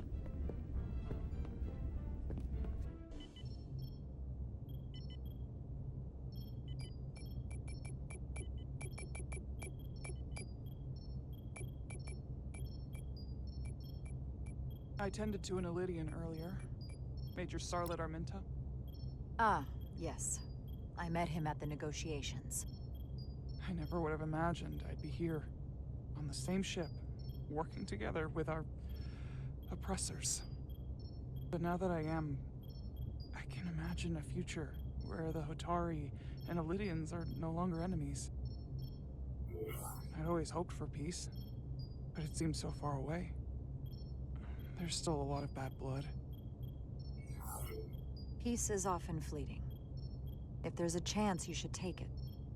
Peace with our former enemies may be hard for some to accept, but it's what my people need. It's coming along nicely. Thank you, Tylus. I'll take it from here.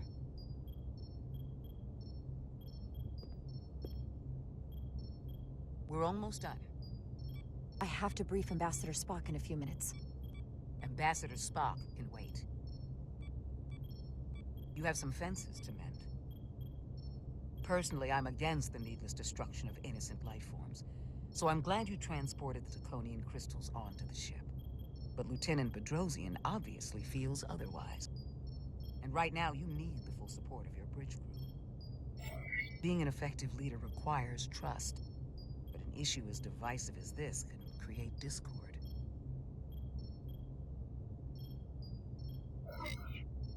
We all know I'm new to this, so it's nice to have your support. Even when we don't agree or there's something I don't like, I'll let you know. But you'll always have my support. It's been a chaotic last few days for everyone.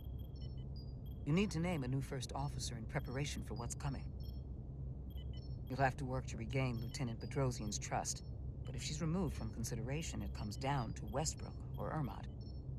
Obviously, there are pros and cons with each, but ultimately, the decision is yours. Commander Westbrook has seniority and was hoping to be Captain Solano's first officer. Ermot has the knowledge and experience that makes him more than qualified. You really couldn't go wrong with either of them. I don't mind saying I consider Commander Ermot a strong candidate for the role. He'd be a popular choice with the crew, and bring a steadiness to the position that others might lack. Certainly not a controversial choice, but then some may perceive that as playing it safe. You're as good as new. Thank you, Dr. Duvall. Always nice to have a captive audience. You really shouldn't keep Ambassador Spock waiting.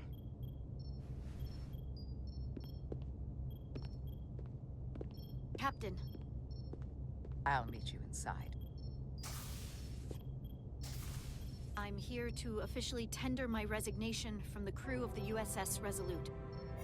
I cannot in good conscience continue to serve aboard this ship, not while the interests of the enemy take precedent over the safety of the crew. As you wish, Lieutenant. I respect your decision as much as I disagree with it. Thank you, Captain. My door is always open if you change your mind.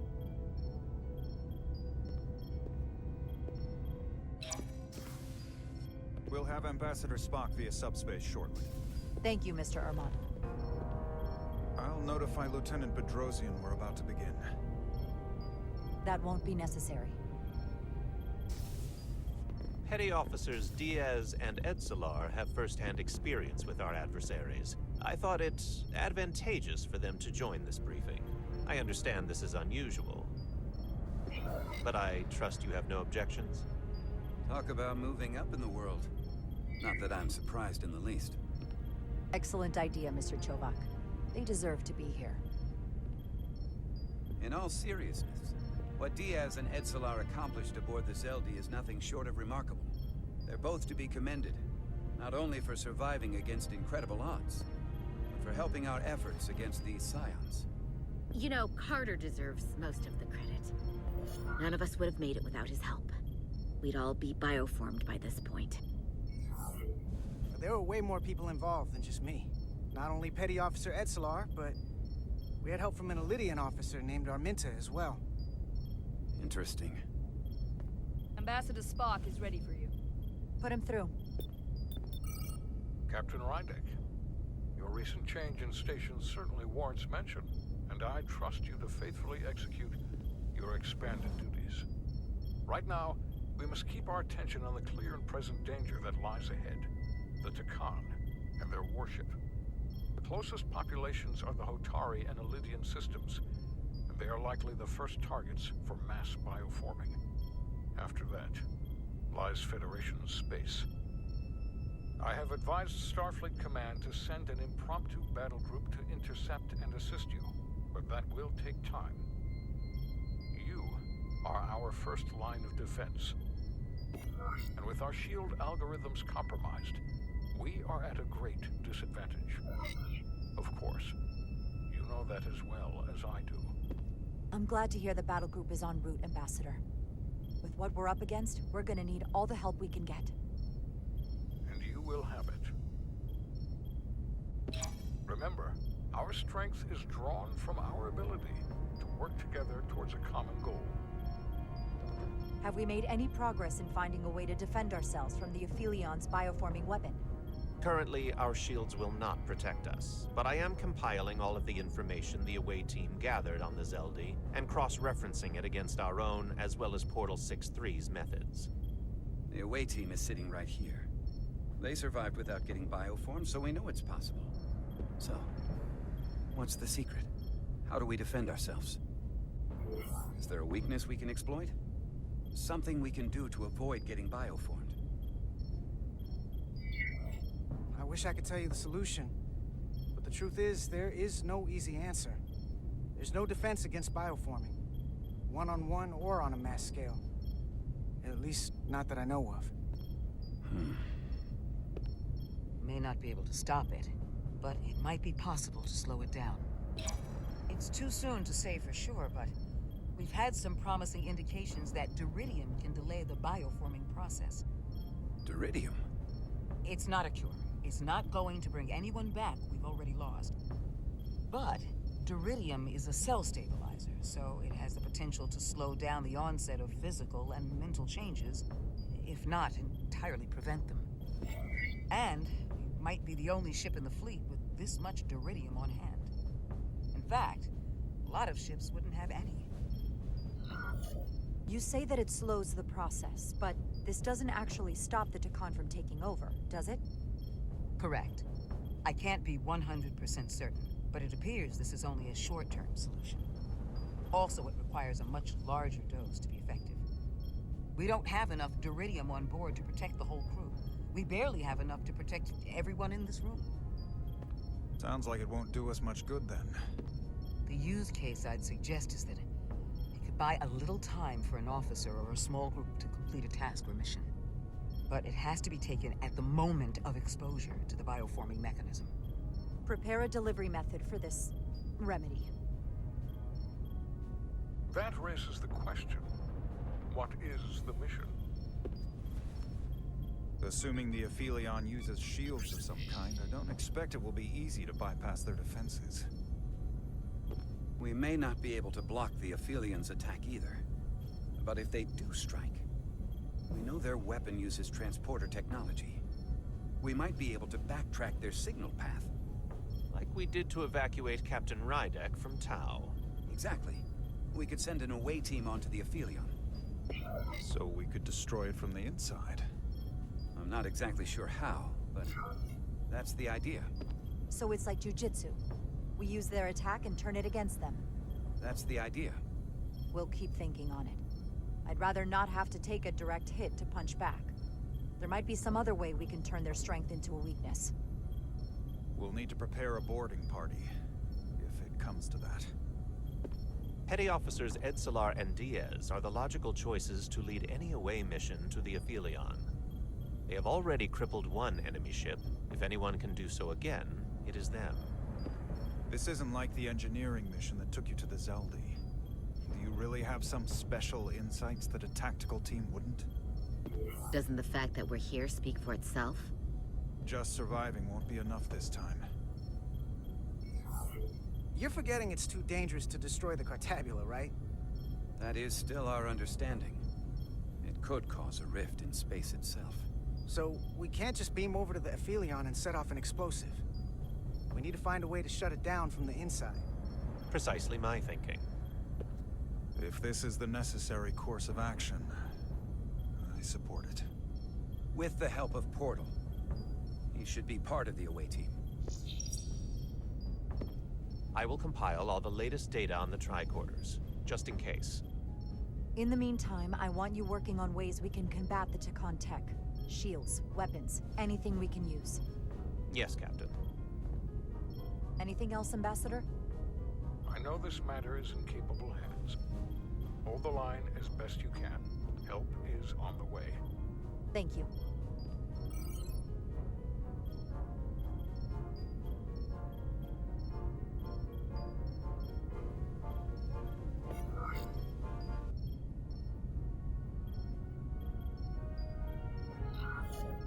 We have plenty to do and no time for speeches. Let's get to work.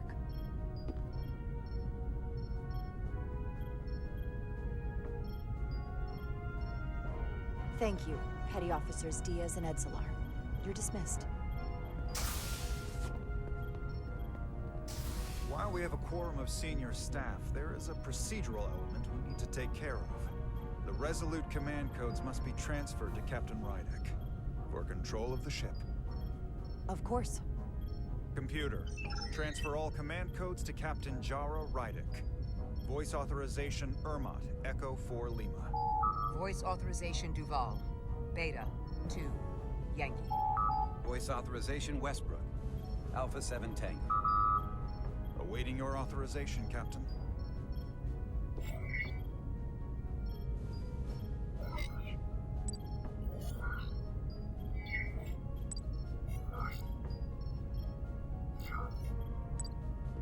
Voice authorization Rydek. Charlie. 7. Yankee. Captain's codes transferred. The updated command structure is incomplete. Please designate a new first officer. Who is the new first officer?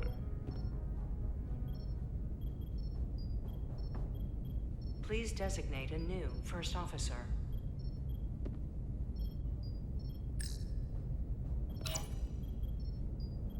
I am proud to name Commander Ermot as my new first officer, effective immediately.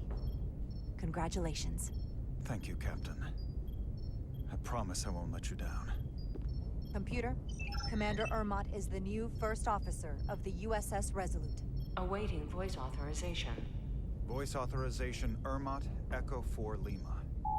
Authorization is now complete. Now, if you'll excuse me, there's work to be done. Nicely done. I think that went well. Captain Rydek! Excuse me for a minute. This is just unbelievable, unacceptable, inexplicable. To be the most senior officer on the bridge, and to be passed over again? It was bad enough when you went to Ermot with the information about Captain Solano being compromised. But this? I've never felt more humiliated. Look, I know we've had our differences in the past, but this is not about you. This is about what would be in the best interests of everyone. Which is why I chose Commander Ermot. He's not even close to being first officer material. He's little more than a bureaucrat who's never set foot off the ship. That is a serious liability at a time when we need experience. Otherwise, we don't stand a chance against the Scions. I'm sorry, Commander Westbrook, but my decision is final. Ridiculous.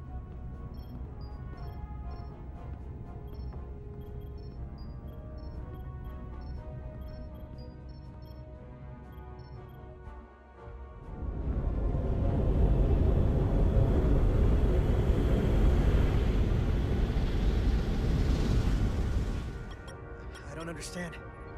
Giving everything she's got, it doesn't make a difference. Something is actively slowing us down. Keep trying. What's the situation in engineering? I can't raise them. Internal comms are down. It's the ionic interference. It's spiking again. If we reinitialize the central communications trunk, it should compensate. I know the process, Captain. With your permission, I'll go handle it. Of course.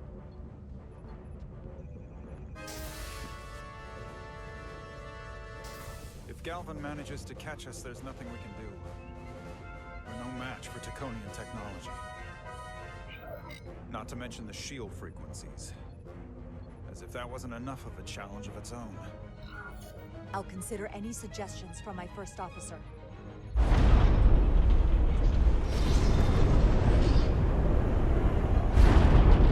We're being pulled out of warp!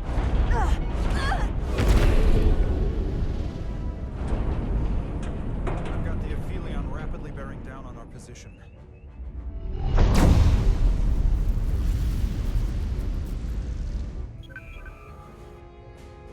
We're being hailed by the Aphelion. Galvin demands to be heard. On screen.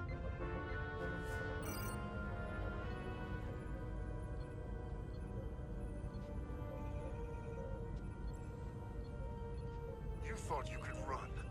That I would let you escape so easily after taking what's mine? How pathetic and predictable. At least you can take solace knowing you'll be a far braver Takan than you were as a cowardly Kobliad. Is it any wonder your people perished? If your every instinct is to run from a fight. You can threaten us all you want, but Starfleet is already on their way. And you'll have more to contend with than just us. Then you've done me a favor. We both know I hold your fate in the palm of my hand. That I could crush you in an instant if I so desired.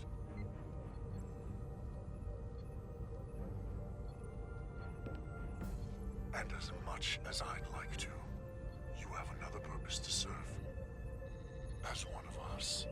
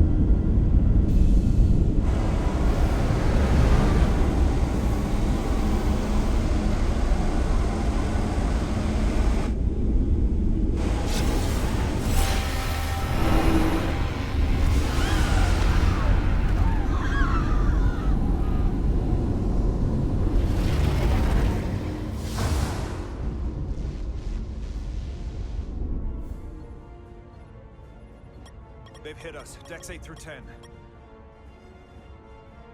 I'm not reading any structural damage.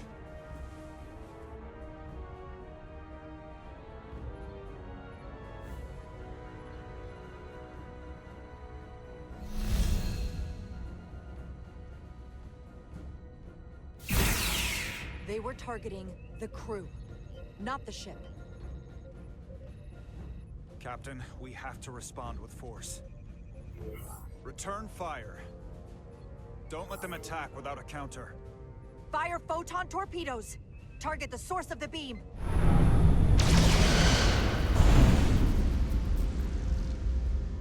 No damage from the photon torpedoes, Captain. Their shields are still at full strength. The Aphilion's just too powerful.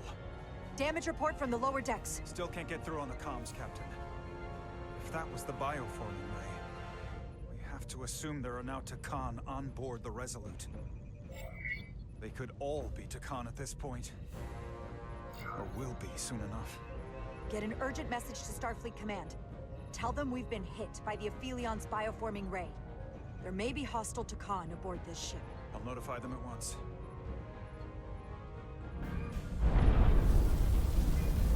Here are your new tricorders.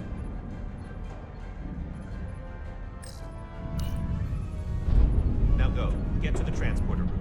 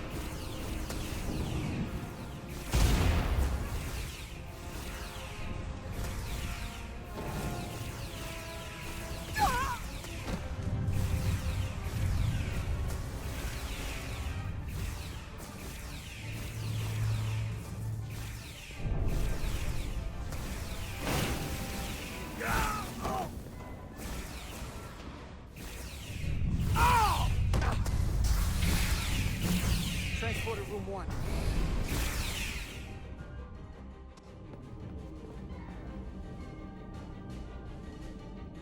You're coming with us?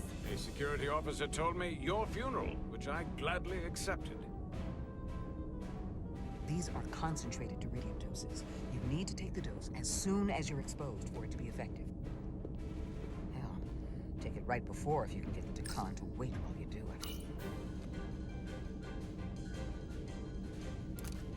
I'm having trouble locking onto the transporter path through the interference. I've done this before. I have to align the transporter with the tetrametric signature. We need to tunnel through the shields.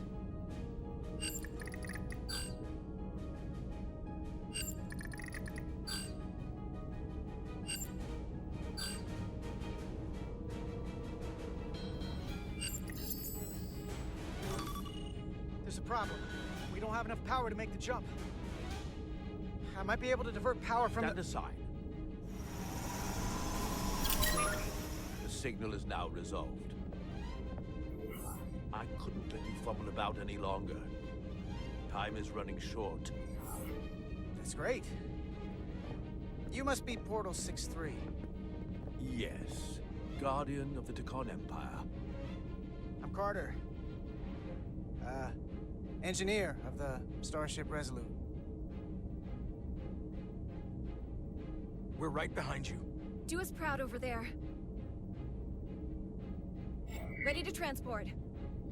On your order. Energize.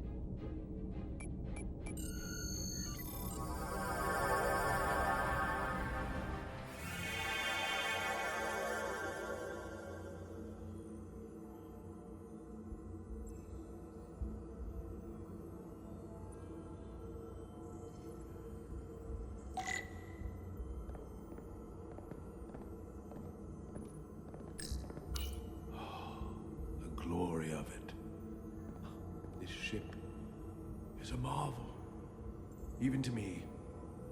It's almost a shame we have to scuttle it. The galaxy has never seen a ship like this. It is beautiful. I'll give you that. Resolute, come in! We're losing cohesion. I'm gonna try to use my trident order as a pattern enhancer.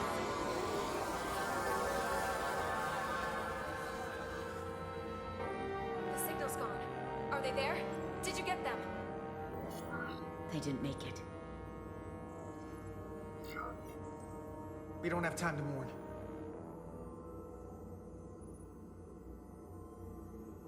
We have to get to the Cartabula and disable it. Hopefully before the battle group shows up. Get served up for the Aphelions' next meal. I am saturated in Taconian power readings. I can't feel the source just yet.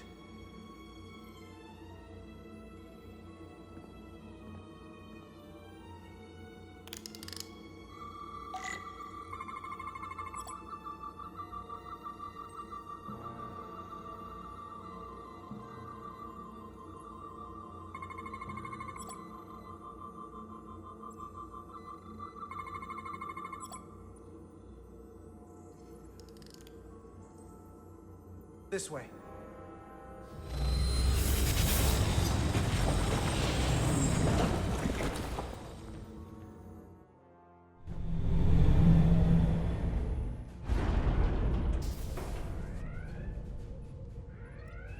Nothing. I can't reach anyone on the lower decks. Internal comms appear to be fully operational again. That bioforming ray may have transformed dozens of crew members on the lower decks. Fighting the Aphelion is bad enough. The last thing we need is an insurrection on our own ship. Which means we have a narrow window of time to cut them off before...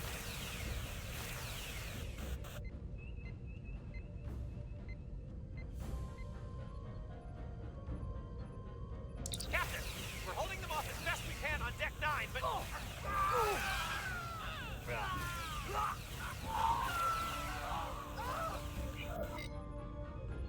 If they spread throughout the decks, we'll never know who to trust. Lock down the affected areas immediately. Close the bulkheads and erect the containment fields. No one is allowed in or out without my authorization. There could be crew members who weren't affected who could get locked inside. That's a risk we'll have to take. Locking down the lower decks.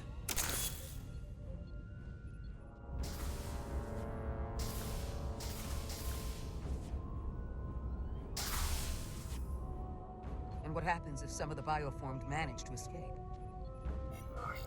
How should the crew engage them? Or should they? We don't want suspicion to run rampant.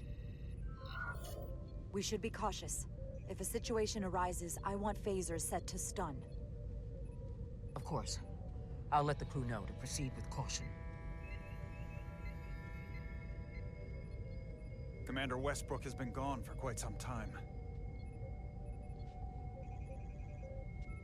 The comm system he went to investigate. It's near the affected area.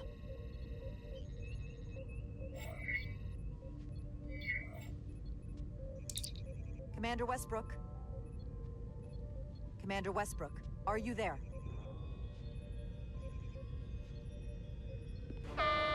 Computer shutdown initiated.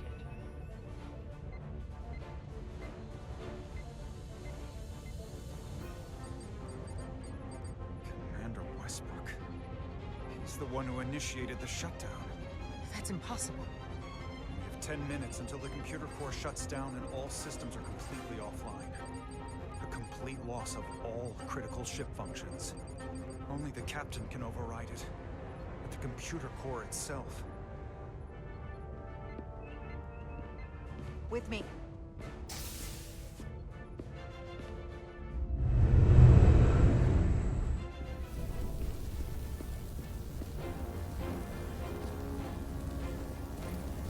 Stop! Identify yourselves! We're just trying to figure out what's happening. Ah, to hell with it.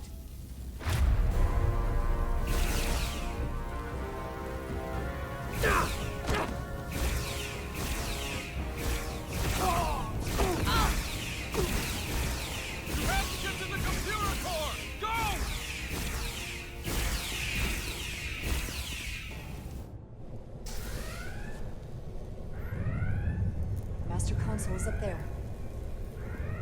I don't have much time.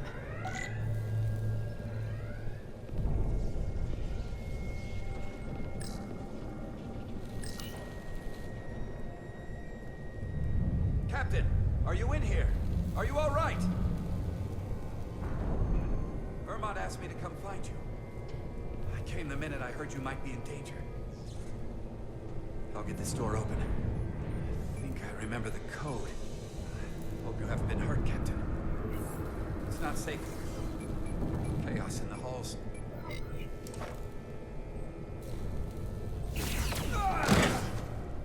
Computer termination sequence in progress. Damn it!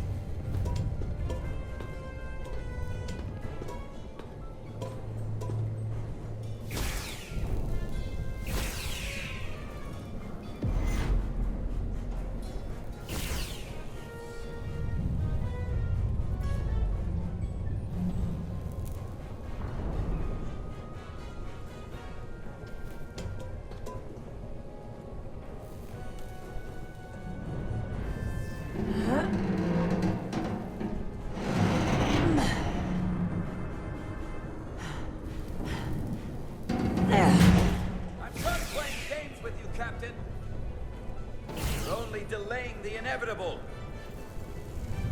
Computer termination sequence in progress. Awaiting Captain's authorization.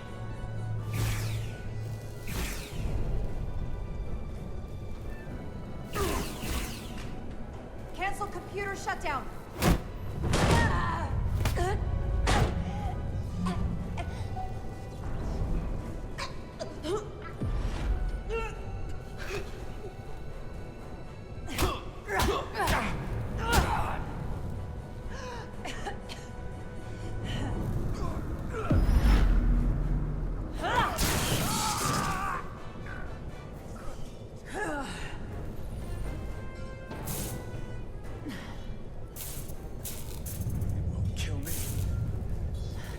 Everything you believe in. Besides, you and I, we have history. Westbrook and I have history. You're not him. Okay. Okay.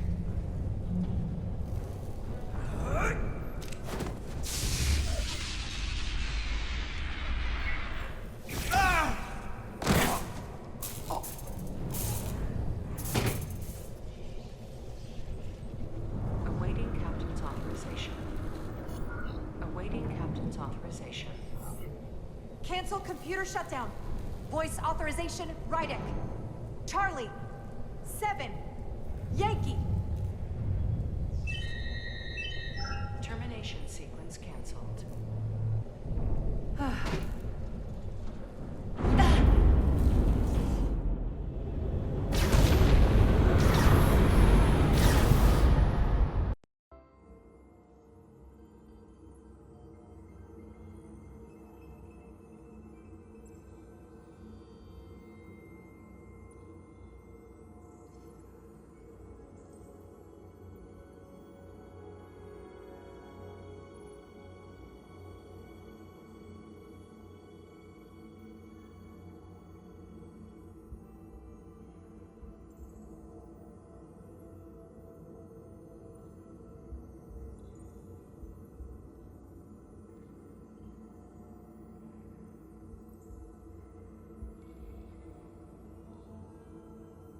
These are the arteries of power coming from the cortabula at the heart of the Aphelion. Look there. I cannot move as freely inside this ship. Those emitters are why. If they were deactivated, I could travel past this chamber without setting foot in it. Only Takan can use Takan technology. How do I turn them off? Place these on the emitters. It will suppress their effect. The guards none the wiser. Got it. I'm coming too. If we both get caught, it's over. If it's just me, you can try again after I fail. Well then, don't screw it up.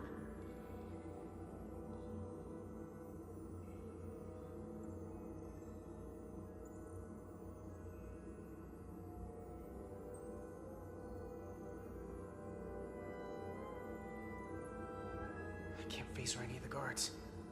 It'll alert every Takan in here.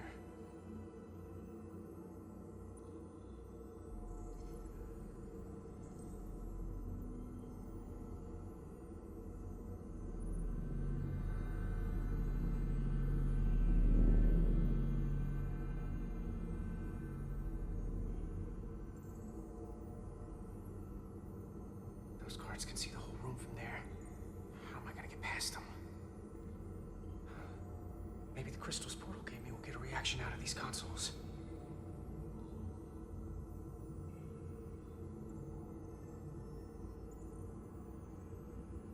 It worked! Now move.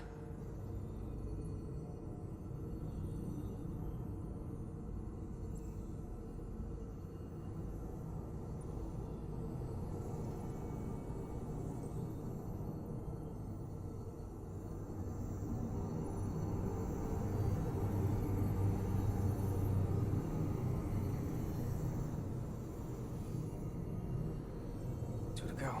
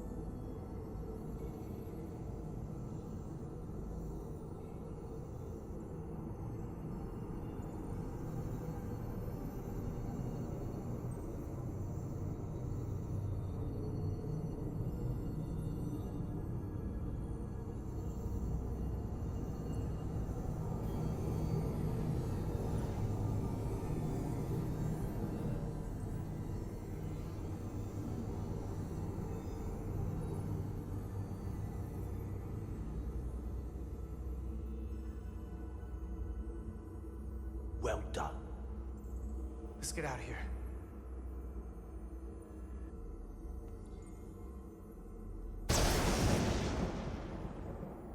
More emitters. Guess we can't teleport the rest of the way.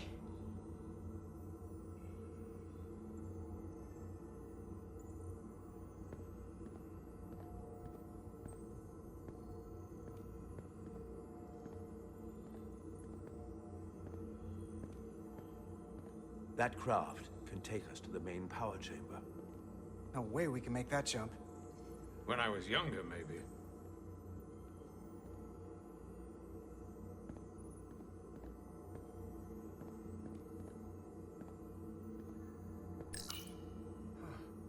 This might control that craft. Portal, a little help? I should be able to bring it to us.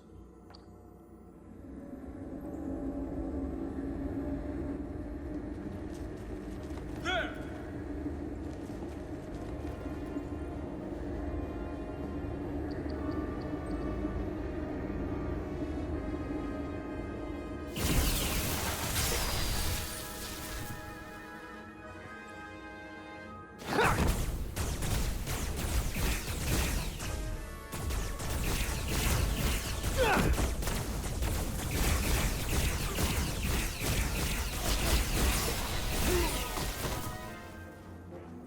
What the hell? I've got this thing set to maximum stun. How are they getting up? Something's different about the Takan here. Stunning isn't an option. Get in!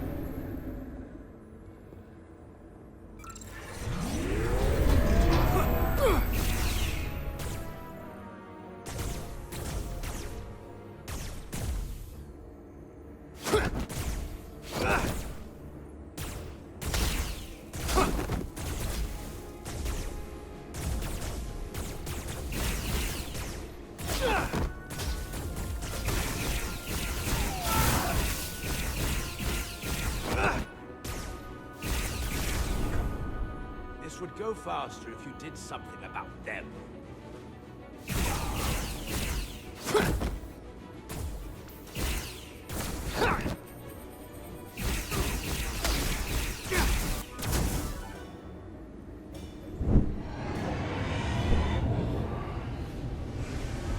It's a Guardian!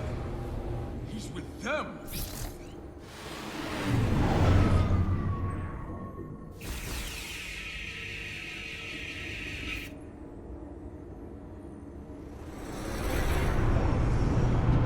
We have to sink that other ship! Shoot the pilot!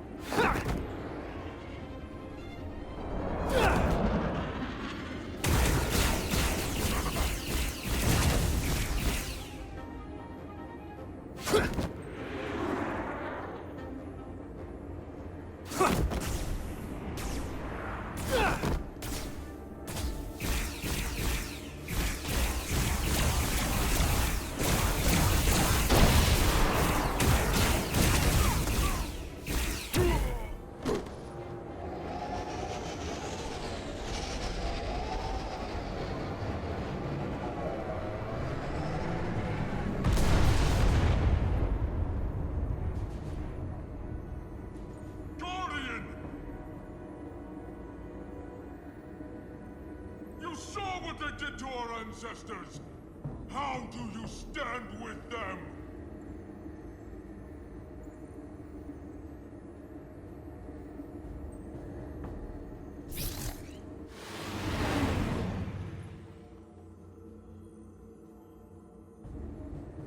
We've left them behind. I've seen it with my own eyes.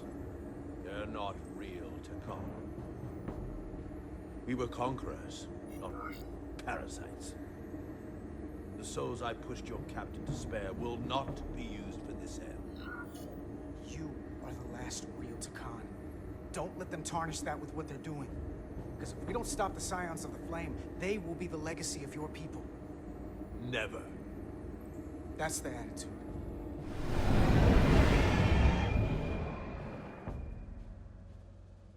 I'm doing everything I can, but I can't shake her!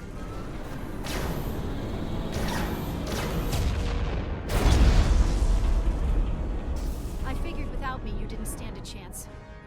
I'm here for the ship and the crew, not for you. I couldn't just sit in my quarters, waiting to get turned into a Takan. I don't care how you feel about me. Just do your job. Fair enough. They're targeting our engines. With bioform Takan on board, they'd rather cripple us if they can. If we lose the engines, we can't avoid the bioforming ray. Brace for impact!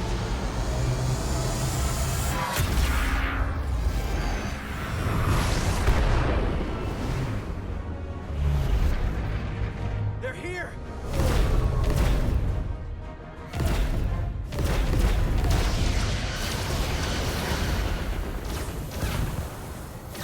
Being hailed by the USS Titan. Put them through. Sorry to keep you waiting, Resolute. We got here as fast as we could. Looks like you've got your hands full with this monster. That flying chandelier really packs a punch. We're damn glad to see you, Captain. We could use all the help we can get. I told you I'd be here. So, what are we up against? They're powering up for another attack. We have to warn them. Open a channel to all Starfleet ships immediately. Starting emergency transmission. This is Captain Jara Rydek of the USS Resolute. The ship we're fighting is armed with a bioforming ray that can transform your entire crew instantaneously. Avoid being hit at all costs. And remember, they have our shield algorithms, so take preemptive evasive action.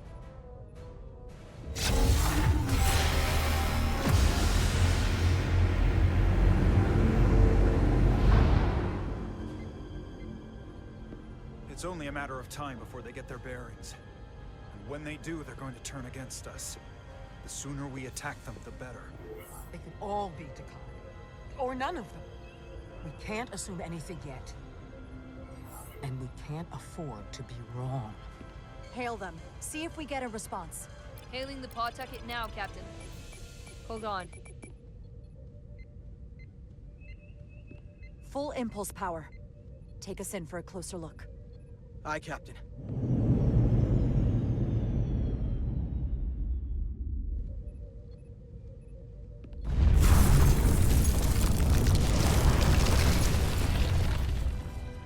That's not a Starfleet ship. The Takan have it. Shields at full power!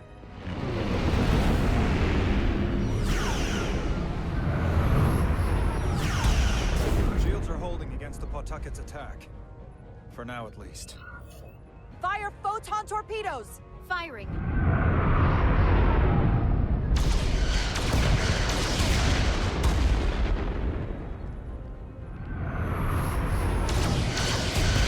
Shields at 60%. Heavy damage reported in astrometrics.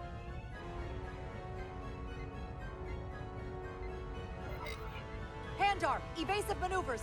Get us out of here! Aye, Captain!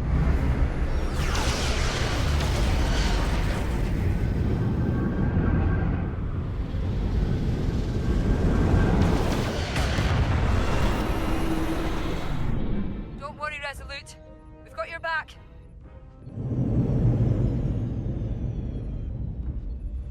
Their weapon systems are offline.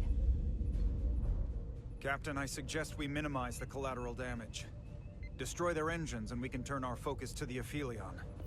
It's the most prudent thing to do. And I hope they would do the same if the situation was reversed. Take out their engines. Fire when ready. Targeting their engines. Commencing fire. Now.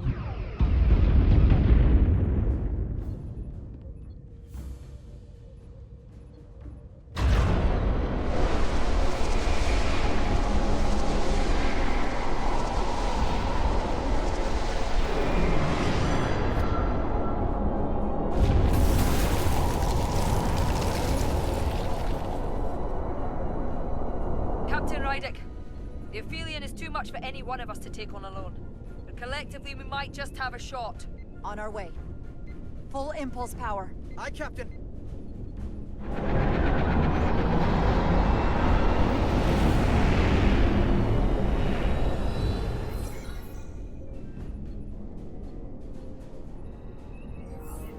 Target the bioforming ray. Fire photon torpedoes. Firing photon torpedoes.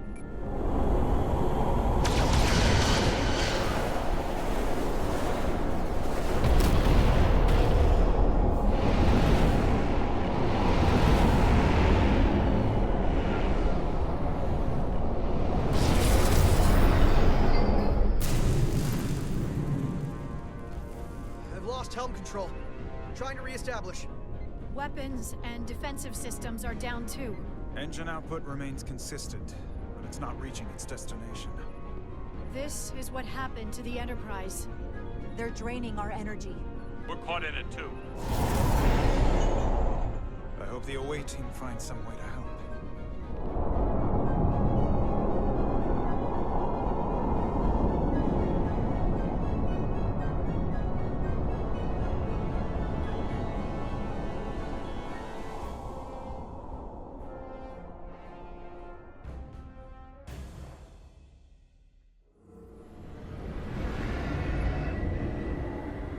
If there is a way to disable the Aphelion, it's there.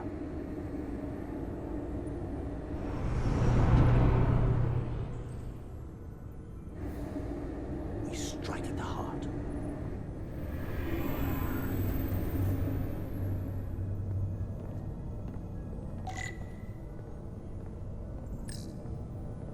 The Cartabula.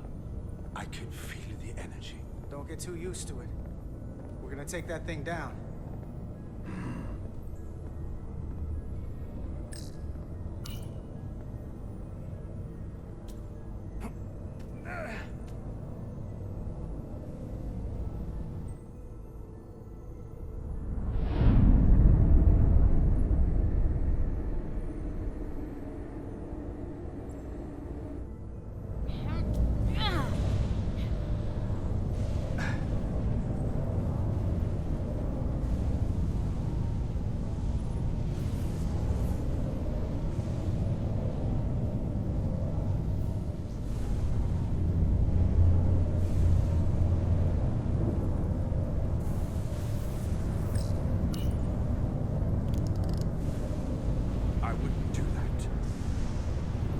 Turn off this energy field to enter.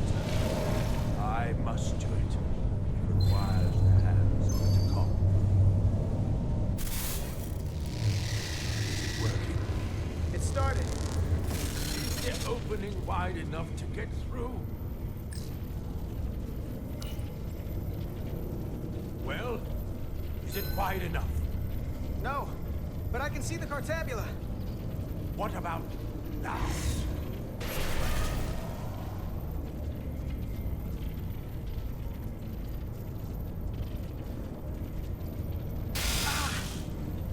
Still can't get in. Stand back. I'll try again.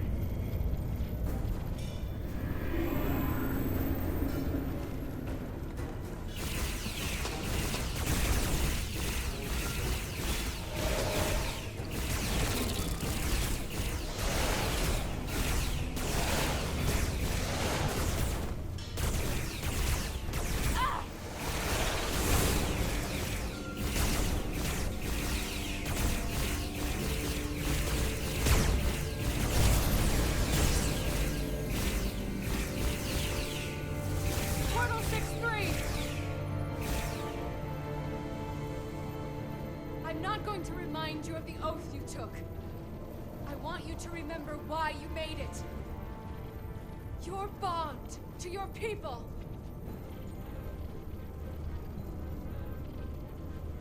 You can bring your empire back, and all you have to do is nothing.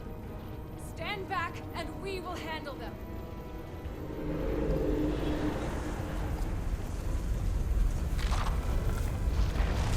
So much time doing nothing.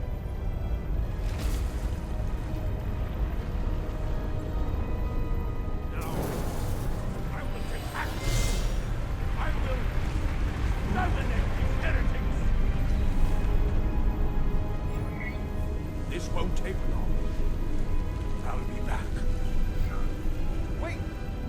open the energy field. In due time.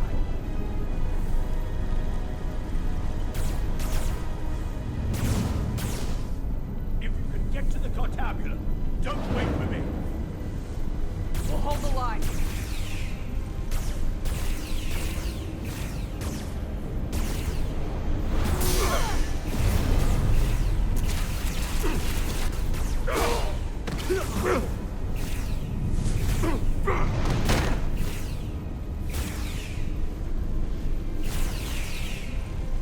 The gap isn't much wider.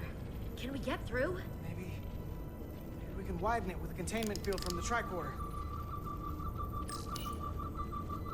Oh! I don't think we can crowbar our way in. It takes a Takan to do it.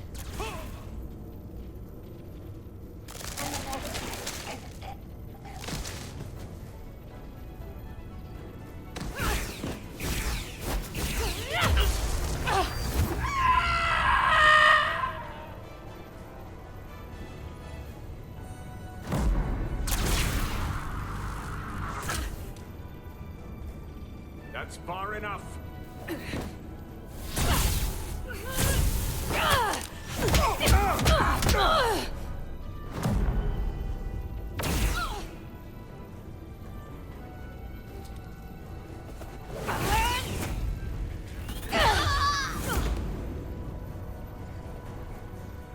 Carter, I could have killed you both, easily.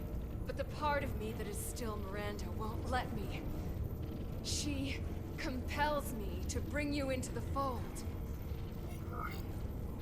I will make you one of us.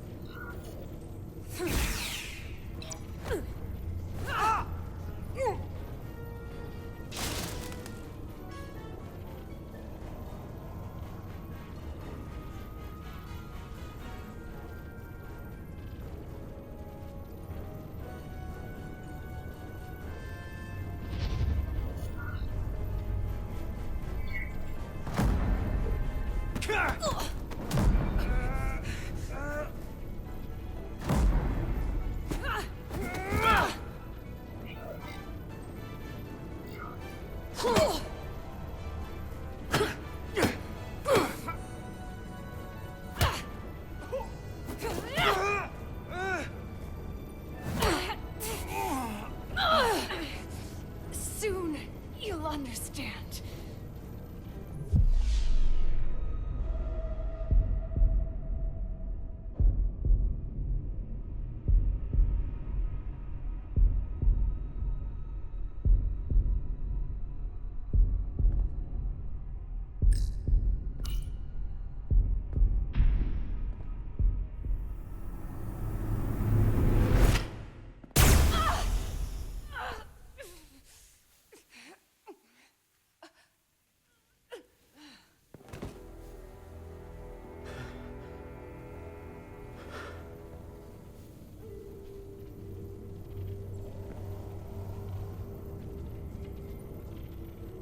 You killed her. I had to. If you hadn't, I would have.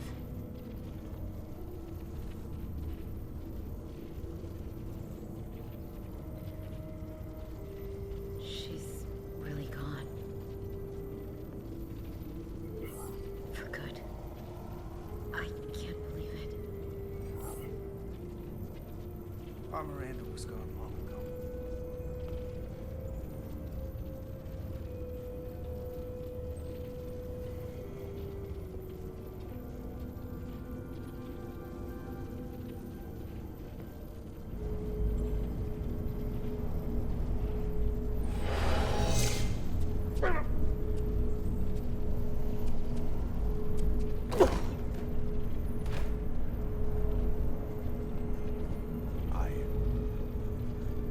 I held back the barbarians.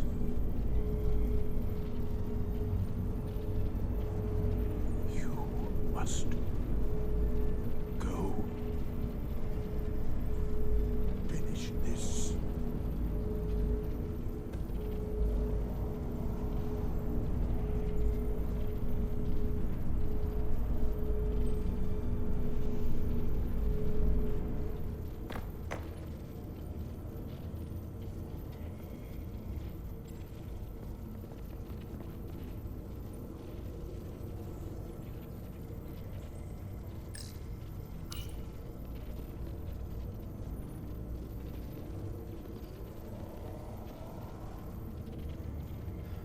Takan. It won't work.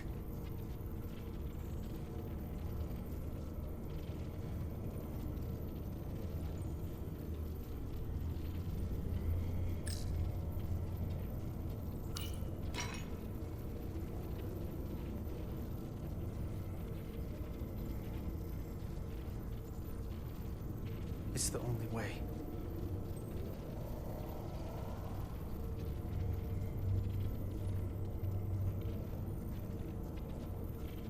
I'll do it.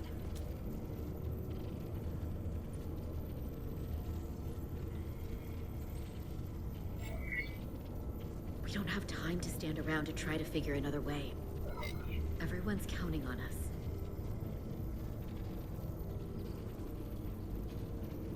If you're sure about this. I'm sure. I don't know how this thing works, and I don't want it to get you by accident. So you give me the Duridium, and then I'll do the deed. Okay.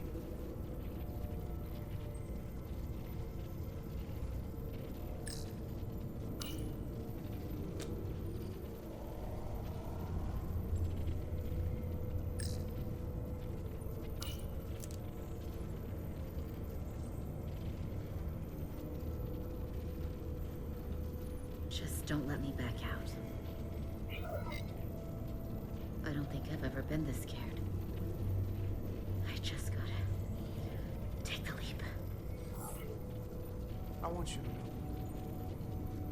You're the bravest person I've ever met. Stop. Stop. You're gonna talk me out of it.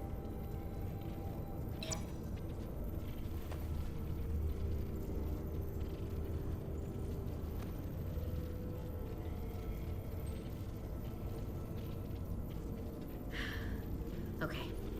Do it.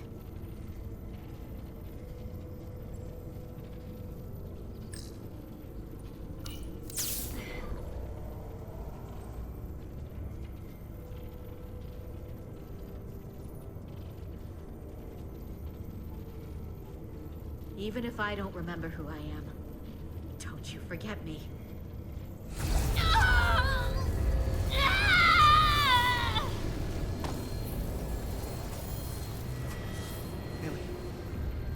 Millie, talk to me.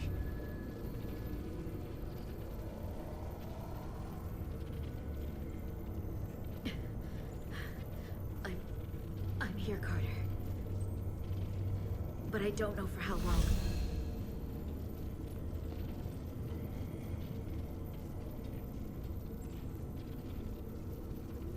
What? It's not working. Could the Duridium be too strong? Don't tell me I did this for nothing.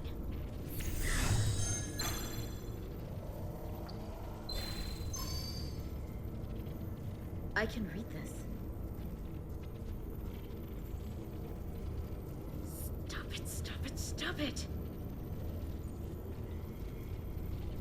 Someone's talking in my head. I'm alright. It's nothing. It comes and goes. You're still you. Don't worry. But how would you know? Yeah, still me.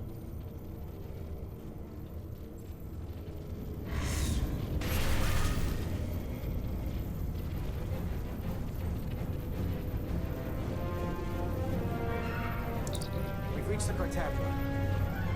Very good. Are you all right?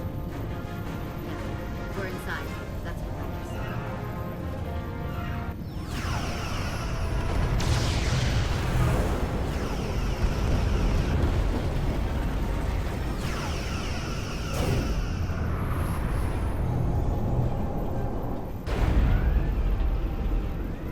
Two of ours are keeping the bioform ships in bay, but they can't hold them off forever.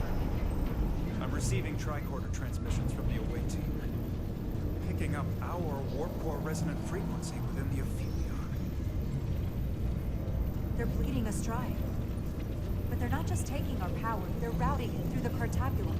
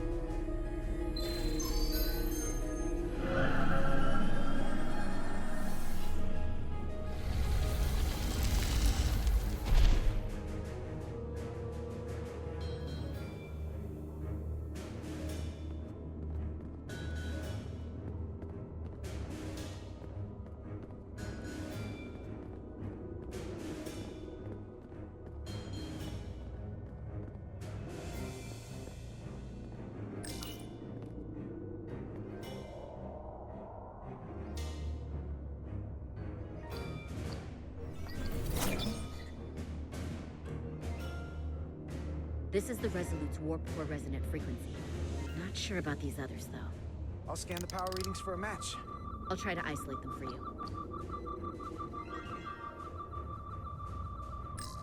That frequency matches the Titan's warp core resonance. And these two are the Kimball and the Lowell. They're both Steamrunner class. Same engine platform. They're tuned just a little differently.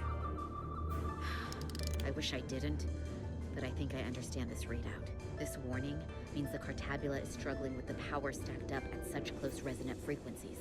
It can't handle the dissonance. Burma to away team. Are you reading these Starfleet engine signatures? We are. You need to see this. The Steamrunner class frequencies are causing problems for the Aphilion's energy source. Sending visuals now. They're vulnerable. We have to use this. Captain, if they want to take all of our power, I suggest we give it to them. How? If we and the other Starfleet ships work together and send maximum warp output tuned to those same frequencies, it could overload their core. There is merit to the theory. But if we attempt this, it would preclude any other course of action. I wouldn't risk this ship without good reason. If this is going to succeed, we'll need all Starfleet ships to pitch in. We aren't alone anymore. We need to leverage that. I will create a high-energy static warp shell. We'll need the away team to guide us to the right frequency. We read you, Resolute. You're putting a lot of faith in us, Captain. That's a hell of a plan. We don't want to let you down. I've got faith in you, and the rest of this crew. Now let's give them hell! Yes, Captain. If our plan works, it looks like it will trigger an ejection routine. Yeah, but they're going to have to overload the Cartabula right up to the edge of destruction. We are increasing the warp core resonant frequency now.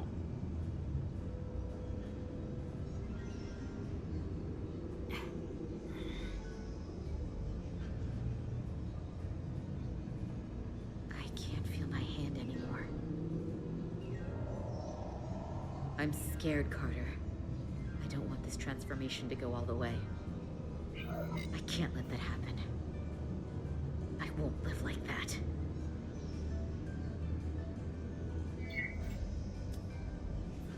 I'll make sure that the Takan doesn't finish taking over. You know what that means, right? I do. Good. Is something wrong? No, we're fine. Do you see our output frequency changing? We do. What is the impact on the Aphelion systems?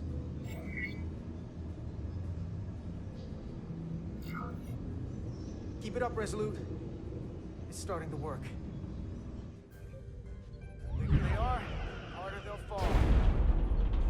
Inertial dampeners are failing.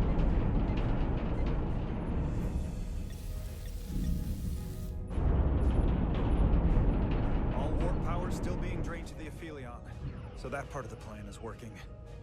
Now we need the others to join us. Open a channel to anyone left on our side. Opening a channel. This is the Resolute. We're sending instructions to all ships to output maximum warp power at the designated frequency. We believe this will disable the Aphelion. We don't know that. All we know is that it'll siphon off our energy much quicker. You're leading us to disaster. Are you out of your mind? That has given them exactly what they want. We've found their Achilles heel. We have to use it. We'll give them everything they want. All of it. More power than they can handle. That logic is twisted enough it just might work. We're adjusting the Titan's warp output to match the Resolute's. I suggest the rest of you do the same.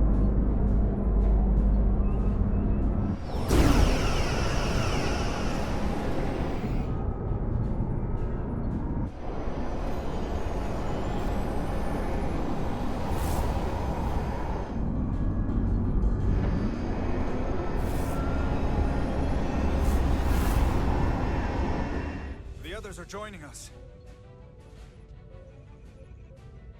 Takahashi. Adjusting our engines now.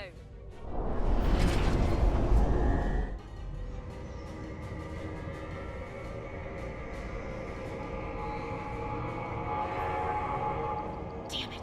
It's trying to compensate. But some of these other frequencies are causing spikes too. We need to find a new target range for the Resolute. Okay. I'm gonna process these frequencies.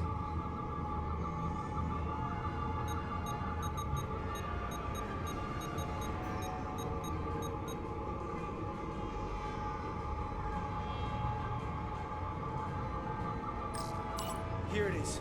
If they all converge on this frequency, it'll provide maximum disruption to the Cartabula. Ready to send. We want to overload this thing, push it to the brink, but not past it. You sure about this frequency? If we go too far, we won't just be destroying the Cartabula. We're going to take a lot more with us. We don't want to be responsible for that. Sometimes you just gotta go on faith, Millie. I have faith in you. That's enough. Sending data to the Resolute.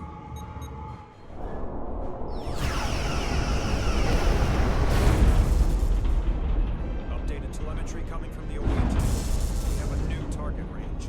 Sending new parameters to engineering. We are now running our core at 105% of recommended capacity. If we try to meet that frequency, we will generate a harmonic imbalance of our own and risk a warp core breach.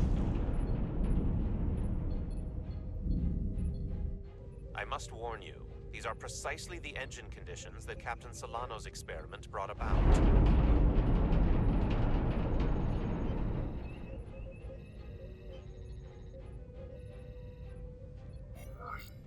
A runaway reaction is a dangerous possibility right now. We can eject the warp core if it comes to that. If it doesn't work, we're dead anyway. So give me what you've got. Consequences be damned. Aye, aye, Captain.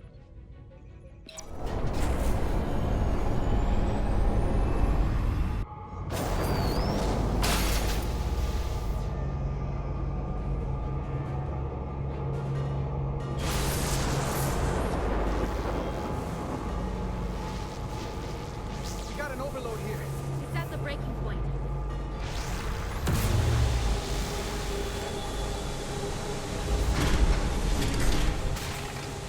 What's happening? We've got a problem. It's not gonna eject? We'll have to disengage the Cartabula manually. We lit this fuse. We gotta make sure it doesn't go off the wrong way. Those levers will do it, if we can pull hard enough.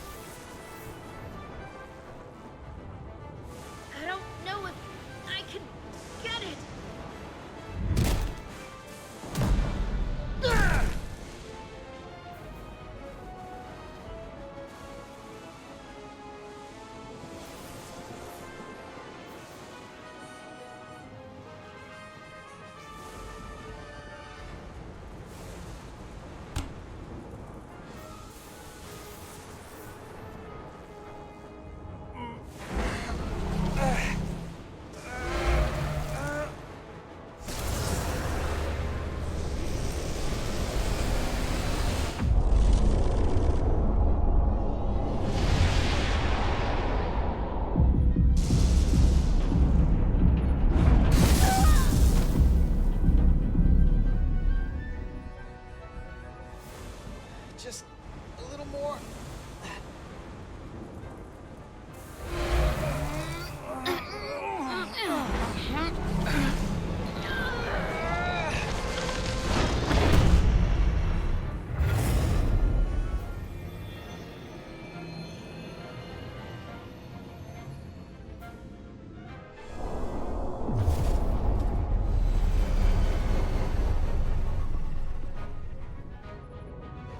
power restored. And the Aphelion is shutting down. Returning warp reactor to nominal output levels. The Takan are running off reserve power now.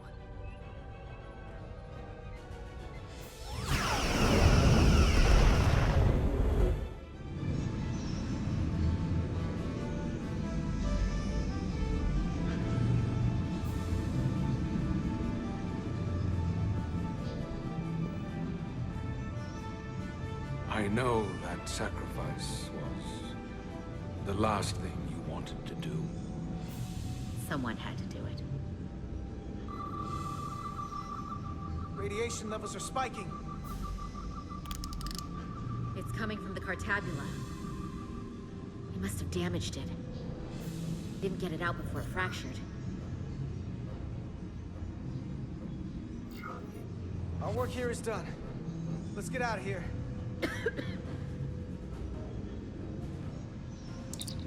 3 to beam back to the Resolute. Our transporters won't cut through the interference. We can't lock on.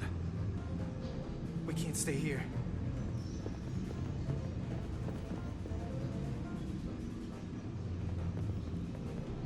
We're not getting away in that thing. There.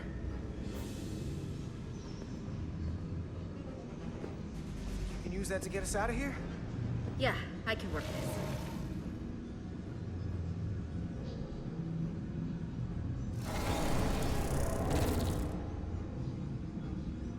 Hop on. I can't get us off the ship, but I can get us away from the radiation.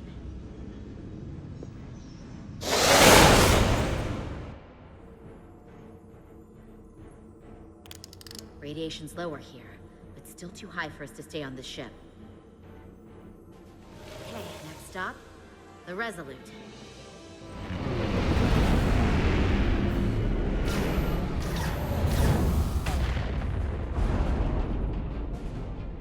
That thing is down, but not out. We'll handle the stolen Federation ships, but you need to get a crippling shot on the Aphelion. A direct hit to its bridge will bring it down. Take us real close, Captain. Skim the hull of that thing where it can't get a clear shot at us. Or I can weave us through the battle. And hope we don't get caught in the crossfire. Can't take much more damage. So you want us to go closer to that thing? Take us along the Aphelion's hull. Get us to the bridge as fast as you can. Aye, Captain.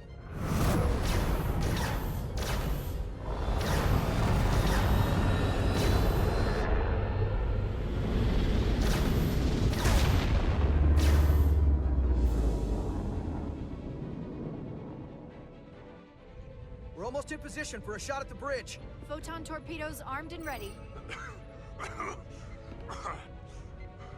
Break off this attack, or I will be forced to eradicate you. The damaged Cartabula is continuing to release deadly amounts of radiation. Thankfully, it's still contained within the Aphelion. They have comrades on that ship, both living and waiting to be reborn. We're going to die in here if I don't care. We will never submit to your Federation. We are taking our rightful place as rulers over this galaxy. We can't do that if we're dead. I won't give up on the dream of a new day. Radiation poisoning is a terrible way to go, but it doesn't have to be that way. We can render aid to your crew. No. We've crossed the eons to get here. I won't stop now. Fire salvo!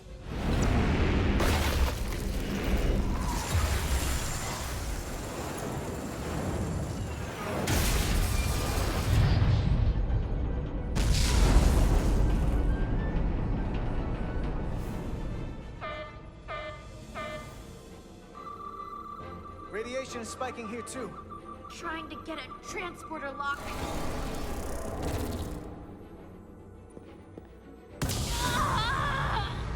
Are you hurt? It's back. The voice. It's in my head. Just stay where you are. I can get it. Fight through it, Nilly. You can beat this. I'm doing all I can. Have I've got the Resolute targeted, but I can't hold on to a signal lock. I have to stay behind and manually run its pattern enhancers. I'm, not gonna freak it out. But I'm sending you back. If it is the last thing I do. There has to be another way. I'm sorry, Carter. We both know this was a one-way ticket for me. Enhancing the pattern. Stop this. If you let them take the transporter, we die here. No! Give in to me, and I will keep us safe.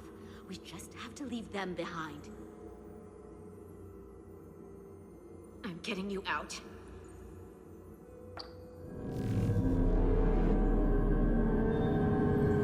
Goodbye.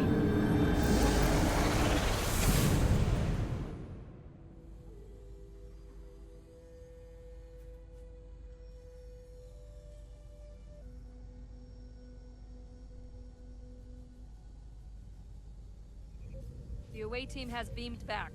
We're in position and ready to fire, Captain.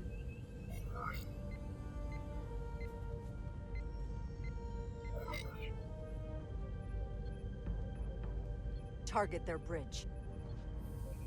Please, we, target the ship. Pummel it to space dust. Like we did just... Fire.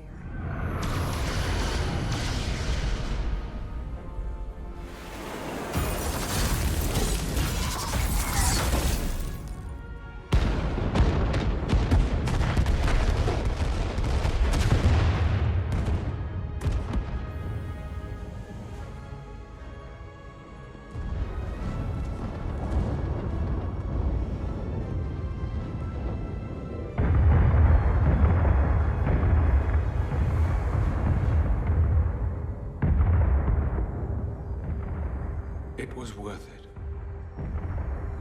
Hey, Carter. Millie?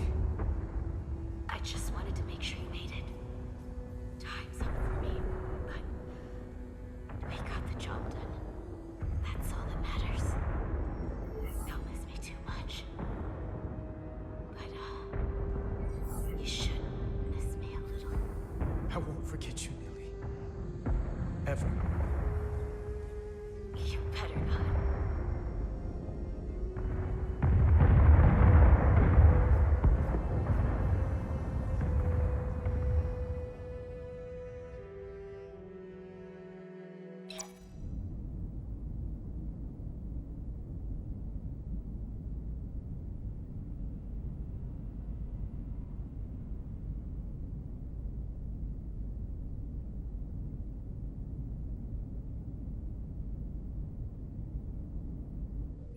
All decks secure.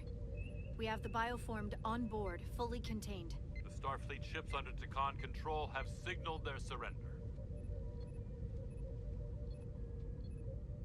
Good work, Captain Writing. Next time I need some backup, I'll know who to call. I trust you won't have a problem with that. Thanks, Captain Riker. I owe you one. Yes, you do. But who's keeping count?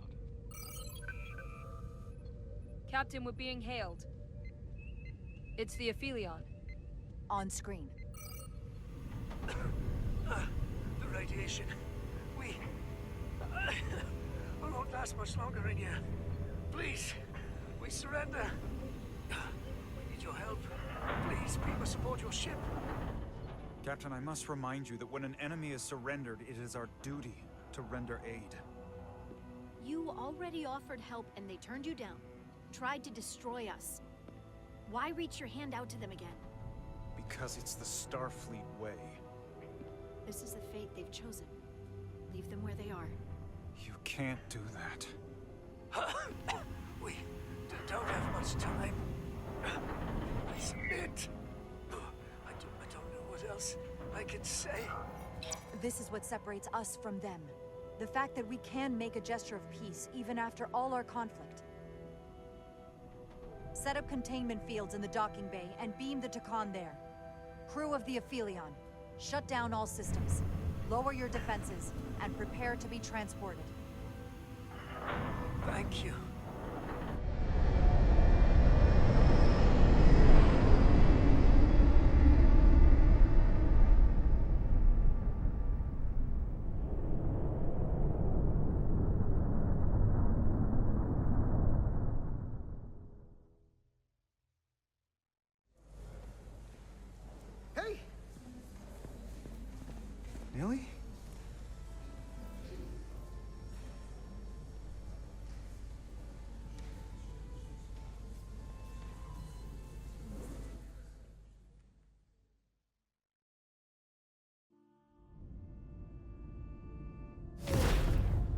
first order of business will be to help reestablish the Hotari government and resume peace talks, genuine talks, with the Alydians. And after that? Who knows? I know I don't want to be queen. There's so much good I could do with just a fraction of your medical technology if I could bring it to my people. But I also want to see what else is out there. Maybe there's even a place for me in Starfleet. It would be hard to stay on Hotari forever. Not with all there is to experience, to learn. My devotion to my people doesn't mean I don't want to explore all the galaxy has to offer. When you're ready, Starfleet will be waiting for you. I'll even put in a good word at the Academy. Thank you. Perhaps I can serve on one of your ships someday. I wouldn't have it any other way. But there are pressing matters we must attend to before any of that. I can't thank you enough for all you've done. I'll see you again.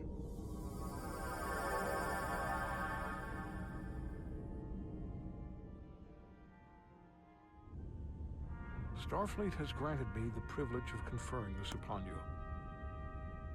Though I'm sure Captain Solano would rather have been the one offering this.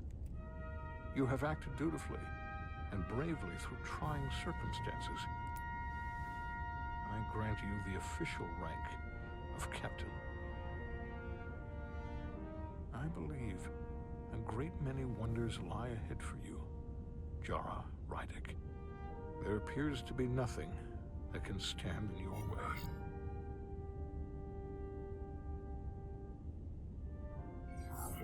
Thank you, Ambassador Spock, for everything. It is you who stopped the spread of the Takan. I should be the one giving thanks.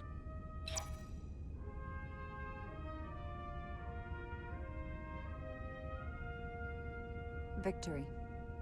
Peace. These things never come without a cost.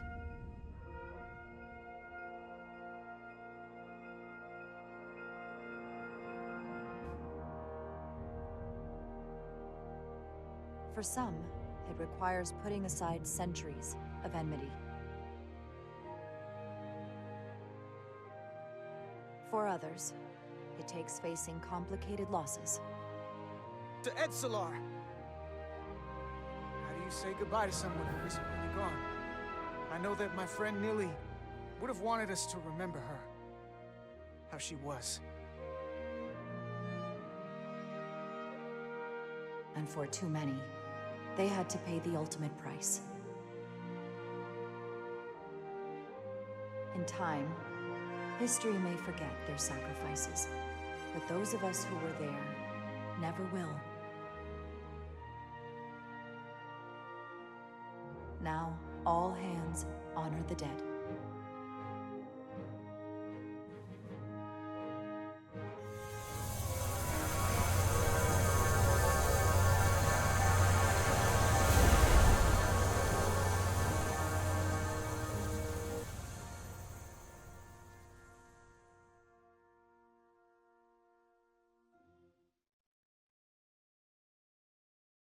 Captain Solano used to say that nothing ever stays the same.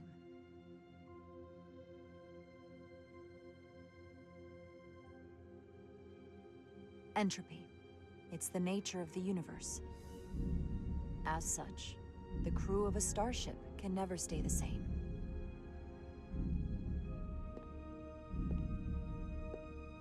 But while entropy says that order inevitably gives way to chaos, this crew has only grown stronger. More cohesive and coherent.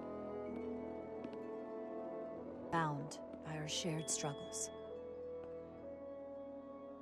And working together, helping each other, we're able to do more than we'd ever imagined. Some of our differences couldn't be resolved. But perhaps that too can change. In time.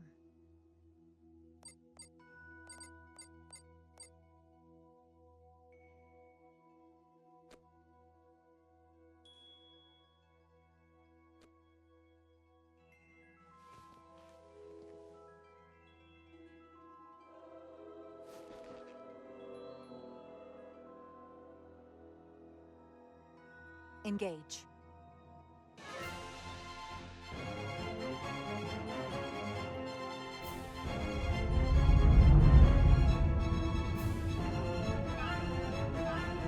Space.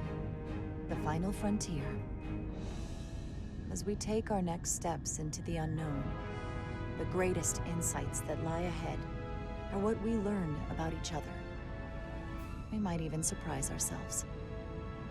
And no matter what threats we may come upon, or mysteries we face, we will not be shaken. We are stronger together. We are steadfast in our purpose. We are Resolute.